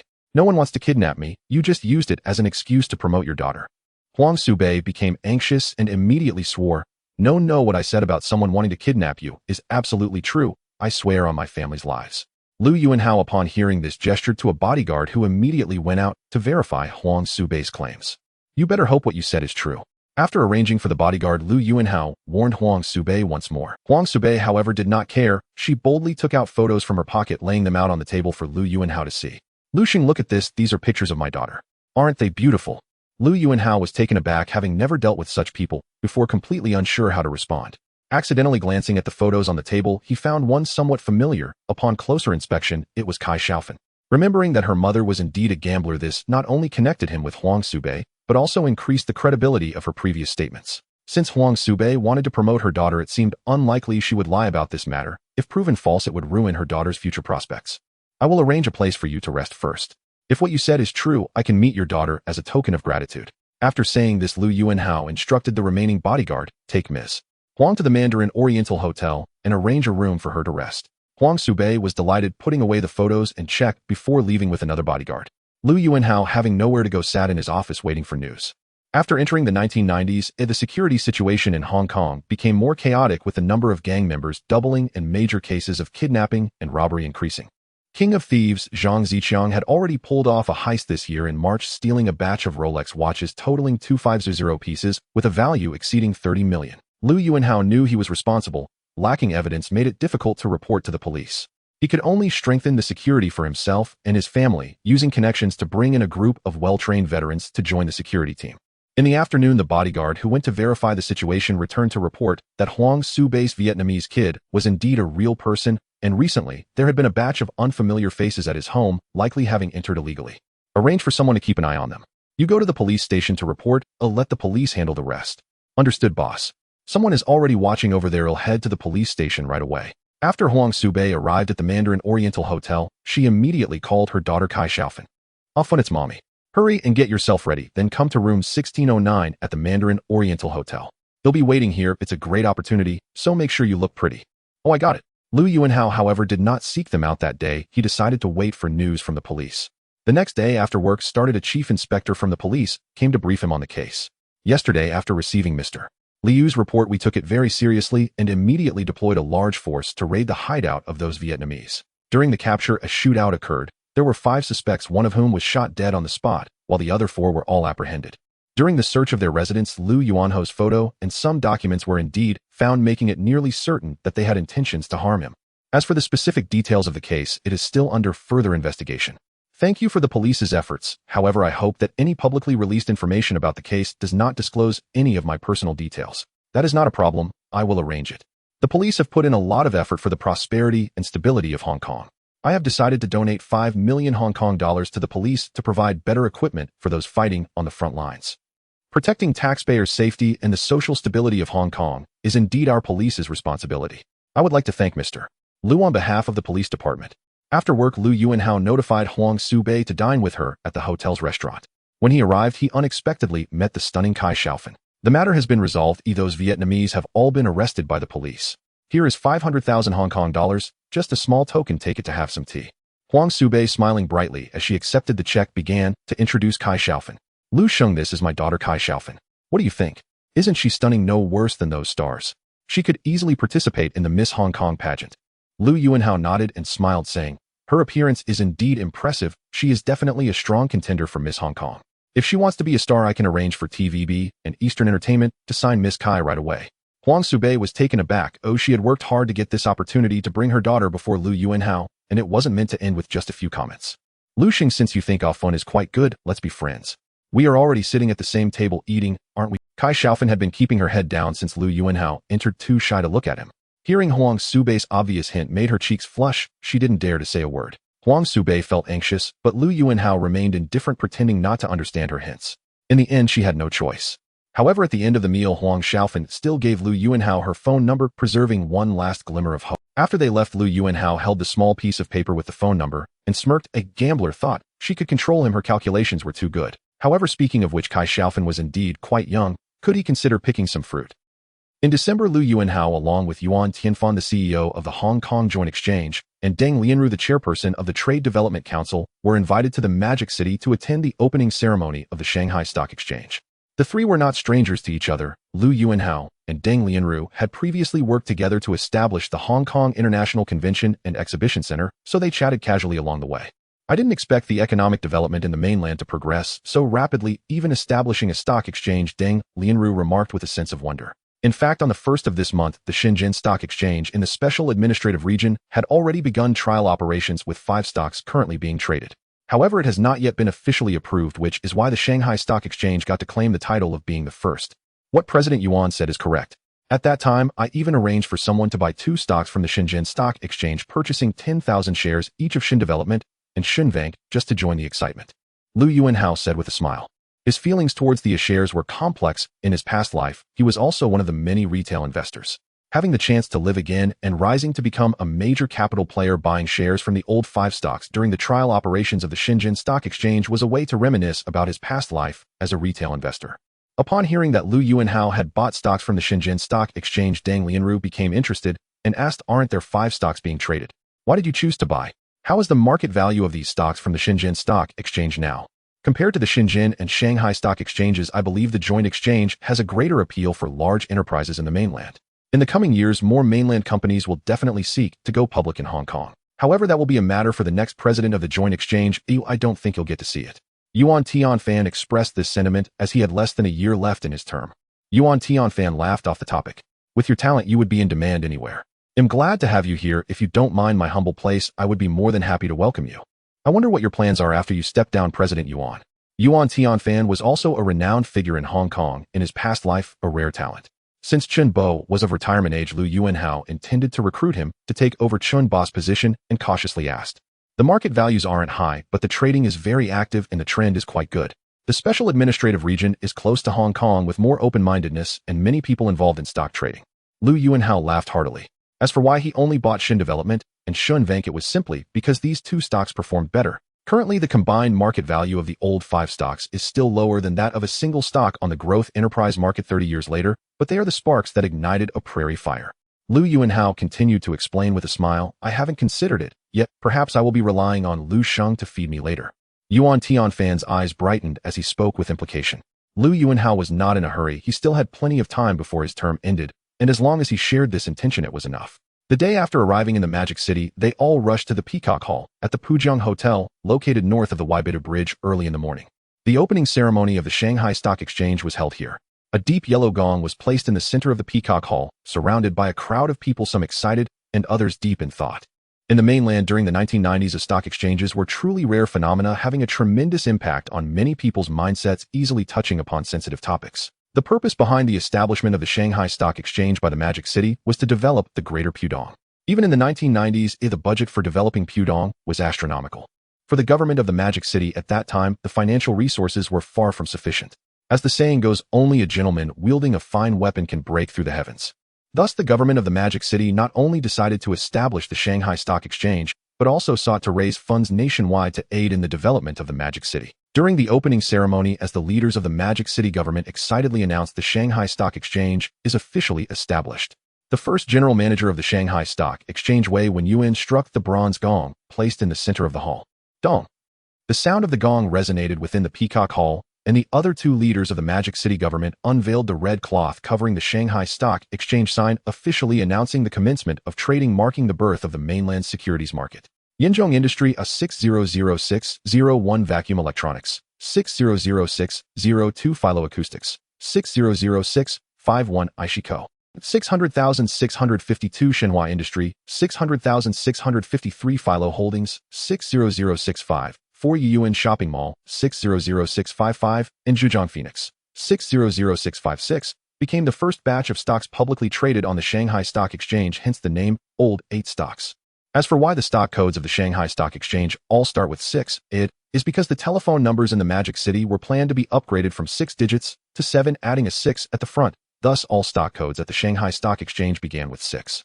Lu Yuanhao arranged for someone as usual to buy 1,000 shares of each of the 8 stocks. He couldn't buy any himself since the share market had not yet been established. He wasn't buying these stocks with the intention of trading as shares, it was purely to participate in and witness history. In the following days, Deng Lianru and her accompanying personnel visited the Magic City, while Lu Yuanhao and Yuan Tianfan had a much easier time attending a discussion meeting held by the Shanghai Stock Exchange before spending the rest of the time wandering around the city. On the eve of their return to Hong Kong, Lu Yuanhao and Yuan Tianfan had another discussion in a cafe in Shanghai. Yuan Tianfan had considered joining the Xingyuan group, but being a proud person, he was unwilling to accept a lower position. Lu Sheng, as far as I know, the talent allocation in your Hutchison Whampoa and Chung Kong properties is quite reasonable, and there doesn't seem to be space for my development. Lu Yuanhao shook his head with a smile. I have more companies under my name than just these two. My old steward Chun Bo is about to retire, and Xingyuan Real Estate and Kowloon Warehouse need someone as excellent as you to take the helm. Yuan Tianfan was clearly tempted. Even if Kowloon Warehouse and Xingyuan Real Estate were not listed, their assets were conservatively estimated to be over 10 billion Hong Kong dollars. Managing such a company would not diminish his value. Seeing his interest, Lu Yuanhao continued to paint a picture. In the 1990s, I will be spending more time overseas, and Xingyuan Investment will need someone to look after things for me. This prospect was too enticing. You people in Hong Kong knew that Xingyuan Investment was Lu Yuanhao's core business, managing assets that, even if not exceeding 100 billion, were not far off. Thus, before Lu Yuanhao could finish his sentence, Yuan Tianfan had already stood up, excitedly extending his right hand. Lu Sheng, I appreciate your kindness. I am willing to join the Xingyuan group. Lu Yuanhao also stood up with a smile, shaking his hand. Welcome aboard. January 15th was the deadline set by the coalition led by Country M for the withdrawal of troops from Iraq, but on that day Iraq did not take any action.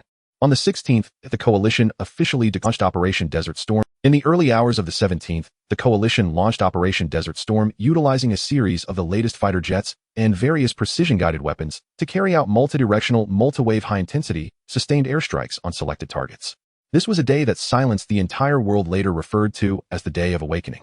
The combat approach transcended World War II thinking, with the efficient, precise, and terrifying use of new weapons, leaving the socialist bloc, including the Soviet Union and China, collectively speechless, while the world's gaze was firmly fixed on this war. Of course, people in different industries had varying perspectives on the issue. For instance, in the financial sector, they were solely focused on oil futures. The fluctuating numbers of international oil prices were a thrilling feast for them. Even Lu Yuanhao personally went to Country M and felt immense pressure. He knew that the price of oil futures was changing rapidly, with oil prices skyrocketing from over 38 a barrel to over 40 upon the outbreak of war. However, just 3 hours later, in the face of an overwhelming battlefield situation, oil prices began to decline. This outcome surprised 99% of people. The war had erupted and oil prices actually fell. Employees of Xingyuan Investment's North America division were initially shocked when they heard the news that they were shorting oil prices. Their first reaction was disbelief, followed by wondering if their boss was still asleep. Once it was confirmed that they were indeed shorting rather than going long, had it not been for Lu Yuanhao's consistently correct reputation, this group would likely have erupted into chaos. It was also the first time Lu Yuanhao raised his voice in the trading group, occasionally cursing.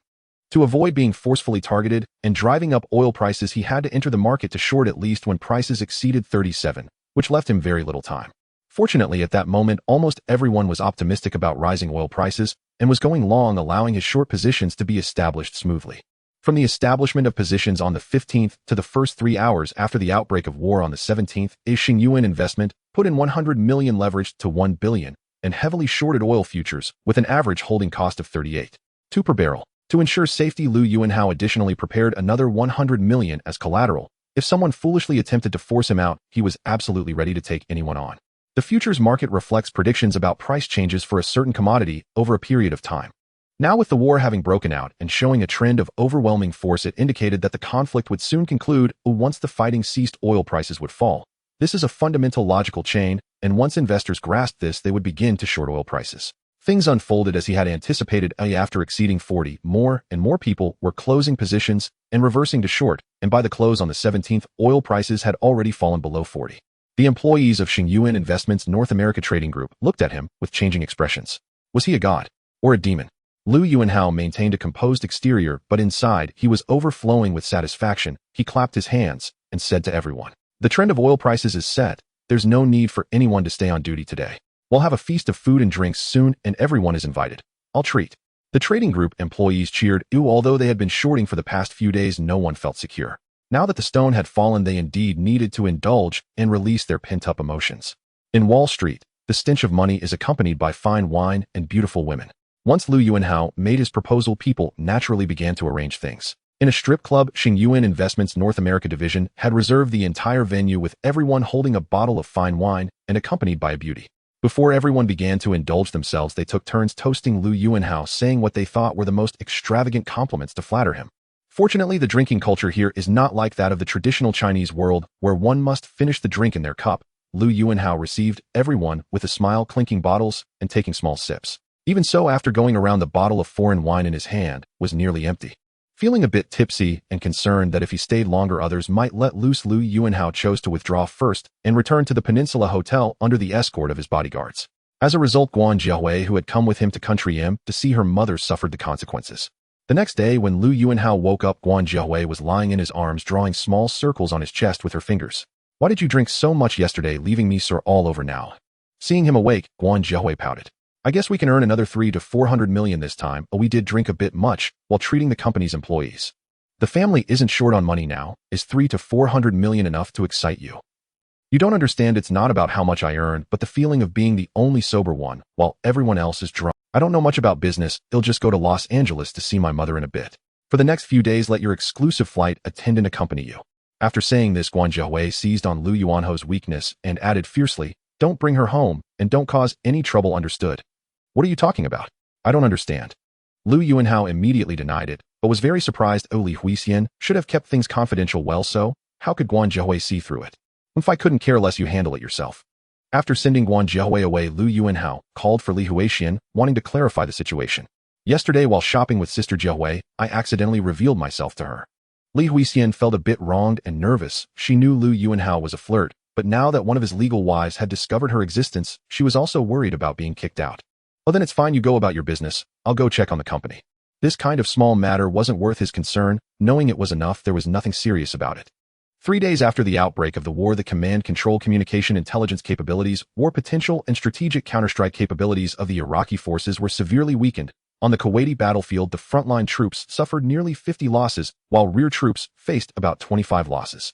The key point was that in the 3 days, the Iraqi forces hadn't seen a single shadow of an American. The outcome of the war was already very clear. The foolish leader's plan to drag the Americans into a quagmire had thoroughly failed, but he still clung to the hope of turning the tide in the ground battle following the airstrikes. At this time, the downward trend of international oil prices had become evident, though most of the long positions had been abandoned and shorting had become the market's main melody. After the market formed a frenzy, the short positions were dispersed, and no company managed to obtain a significant amount of short positions. At this time, news began to circulate on Wall Street that a company from Hong Kong had seized the largest slice of the cake in oil futures after the outbreak of this war. In a cafe in Manhattan, Buffett and Lu Yuanhao sat across from each other. I really can't believe that you more than 99% of Americans are so confident that America can quickly achieve victory in this war. How did you do it? I can only say it's my intuition. Lu Yuanhao shrugged with a smile, not wanting to answer the question and giving a casual excuse. After interacting more with Wall Street people, Lu Yuanhao discovered that they highly revered a book called The Art of War. At first, he didn't know what kind of book it was, but later upon checking, he found it was actually Sun Tzu's Art of War. After delving deeper, he discovered that this book was even used as a textbook at the U.S. Military Academy at West Point, listed as the first lesson for general officers majoring in strategy, with its status evident compared to Clausewitz's On War, revered as the saint of Western military thought. Since the 1980s, quoting Sun Tzu's Art of War in combat regulations and important documents from the Department of Defense had become an unwritten tradition. In its new edition of the operational outline, it clearly stated Sun Tzu's principle of attacking when they're unprepared, striking when they're unsuspecting, as the guiding ideology for operations. Thus, in front of Buffett, Lu Yuanhao did not want to mention any phrases from this book. He even hoped that fewer Americans. Buffett also did not press further, changing the subject. Someone is very interested in you and wants to meet you. I wonder if you would be willing to meet. So you're acting as an intermediary today? Who is it that has such clout to invite you? Lu Yuanhao asked, curious. Buffett adjusted his glasses and smiled humbly. In American history, there are a few families that have thrived for generations. I'm just an investor with some achievements in Wall Street. I'm still far from being compared to them. Let me guess, the only families you hold in such high regard are probably the Rockefeller family and the Morgan family. As for the one wanting to see me, it should be a member of the Morgan family, right? Buffett maintained his smile. It seems you really understand the political ecology of America. Indeed, the one who wants to see you is the contemporary head of the Morgan family. The North American branch of Xingyuan Investment has been established for 10 years now. Apart from the initial 2 years of trading in gold futures and the minor highlights of reducing positions before the stock market crash of 87 and engaging in oil futures in 90, the rest of the time can only be described as unremarkable. Moreover, these so-called highlights were not solely the achievements of Xingyuan Investment, though other investors on Wall Street made similar choices. Thus, for the past decade, Xingyuan Investment and Lu Yuanhao have remained outside the view of Wall Street's top. However, this time the oil futures are different. While everyone else is chasing after high prices, only Xingyuan Investment dares to invest heavily in short positions ahead of time, especially since Lu Yuanhao began aggressively shorting before the war broke out rather than reacting like others who only switched from long to short after seeing Iraq being easily defeated. Only two types of people would dare to do this: gamblers or those with absolute confidence. Given his previous performance in securities investment where he didn't even use leverage, it indicates that Lu Yuanhao is not the type of decision-maker who acts like a gambler. This leaves only one explanation: he is confident that the war will end quickly. Otherwise, if oil prices rise another $2, representing a further 5 increase, his positions would be crushed. Thus, Lu Yuanhao is able to enter the sight of the Morgan family, a top-tier financial consortium, through this battle of oil futures. To be honest, even if Lu Yuanhao were to live again and create a fortune equivalent to 100 billion Hong Kong dollars in 20 years, he would still appear as nothing more than a child in front of the Morgan family. It is worth noting that during its peak 60 years ago, the Morgan family directly controlled 1/3 of the financial capital in the United States, amounting to nearly $200 billion. In terms of insurance, they controlled $12.5 billion in insurance assets, making up 65% of the U.S. insurance industry. Among the 35 major production enterprises in M country, there were 47 board members from Morgan, indirectly controlling over $510 billion in assets. In 1933, AM country enacted the Glass-Steagall Act, mandating the separation of commercial and investment banking, leading to the split of Morgan Bank into Morgan Bank and Morgan Stanley. After this, the Federal Reserve gradually replaced the Morgan families, standing in M country. Nevertheless, even today, the Morgan family remains one of the top 10 financial conglomerates in M country, exerting a tremendous influence on Wall Street. Hartford, the capital of Connecticut, is the global hub of the insurance industry, and the Morgan family has been operating here. Accompanied by Buffett, Lu Yuanhao arrived here, stepping into the storied realm of the Morgan family. As he gazed out at the passing scenery from the car window, ripples of emotion stirred within him. Upon turning off the main road onto the small road he was currently driving on, Lu Yuanhao spotted a sign that read "Private Property, No Trespassing." As the vehicle traveled down the small road at about 40 kilometers per hour for nearly 10 minutes, he still had not seen the Morgan family's estate. This made Lu Yuanhao, who had never purchased real estate in M country, start to consider whether he should also buy a mansion. Previously, during his visits to M country, his activities were mostly concentrated in Manhattan, New York, where he typically stayed for only 2 or 3 days at a time, and given his reluctance to invest in property in M country, he always chose to stay in hotels. Especially after he took charge of the hotel group and reclaimed the equity of the New York Peninsula Hotel, he stayed there every time he visited.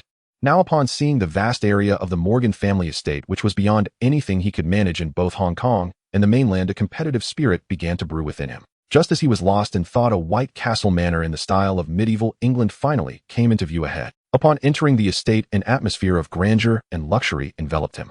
The marble-decorated porch columns were engraved with intricate floral patterns, and chandeliers and ceilings were lavishly adorned with gold leaf. Furthermore, the wall sconces, murals, and various sculptures looked exquisitely crafted, suggesting that their prices were equally beautiful.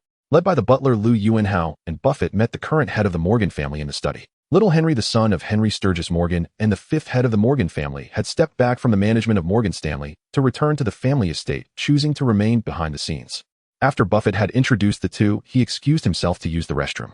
Lu Yuanhao presented Little Henry with a gift, a box of premium Cuban cigars which he had prepared under Buffett's guidance. Little Henry took one out, smelled it under his nose, and smiled, saying, "I seem to catch a whiff of a Cuban maiden's fragrance. Thank you for your gift, Andy. I'm glad you like it, Mr. Henry. You are very young. My great-grandfather had not achieved as much as you at your age. That is the best compliment I have ever heard. However, inheriting wealth is undoubtedly more challenging than creating it, and the Morgan family excels in this regard." Little Henry spoke beautifully, and Lu Yuanhao politely praised his family. It was merely mutual admiration in business, and despite his strength not matching that of the other party, he felt no awe. Of course, he would not deliberately make enemies, as that would be the act of a fool. "It has been a long time since Wall Street has seen such an interesting young person like you, so I invited you over to get to know you. I am also curious, how did you determine that oil prices would fall?" Lu Yuanhao had been asked this question many times recently. Previously, he would casually find an excuse to deflect, but he decided to offer a different explanation in front of little Henry. The U.S. government's attitude toward Iraq has shifted both rapidly and significantly. I suspect they had already selected this opponent with the intent of demonstrating power. I believe country has made thorough preparations for this war, so it will end quickly. Little Henry became more interested, propping his chin on his hand as he looked at Lu Yuanhao. You guessed correctly. However, even within the Department of Defense, they did not expect it to go so smoothly. Their expectation was to end the war within 6 months. I cannot say for sure. I just made a decision based on my logical reasoning. I had no idea what the situation would be before the conflict began. Lu Yuanhao shrugged. What do you think of country's economy? Even if country wins the Gulf War, apart from fattening the military-industrial complex and oil companies, it won't do much for country's economy. To develop the economy, other methods must be considered. As someone with memories of a past life, Lu Yuanhao understood the implications behind little Henry's question. The supporters behind George H.W. Bush were precisely the military-industrial complex and oil companies. He waged war, and these people benefited, leaving Wall Street with little of the pie. As one of the major factions behind Wall Street, they would certainly look out for their interests, and next year when the need for economic development arises, Zip Herd will be their perfect spokesperson. This answer evidently tickled little Henry's fancy as he changed his posture and continued to ask, so how would you choose? I am capital, so of course I stand with capital. Little Henry laughed. Chatting with you is quite enjoyable, Andy. Welcome to Wall Street. It's my honor, Mr. Lu Yuanhao smiled as well. This was the Morgan family's recognition of him. While he had not fully become one of them, in a way both sides stood on the same front. From this moment on, Xingyuan Investment had truly established its foothold on Wall Street.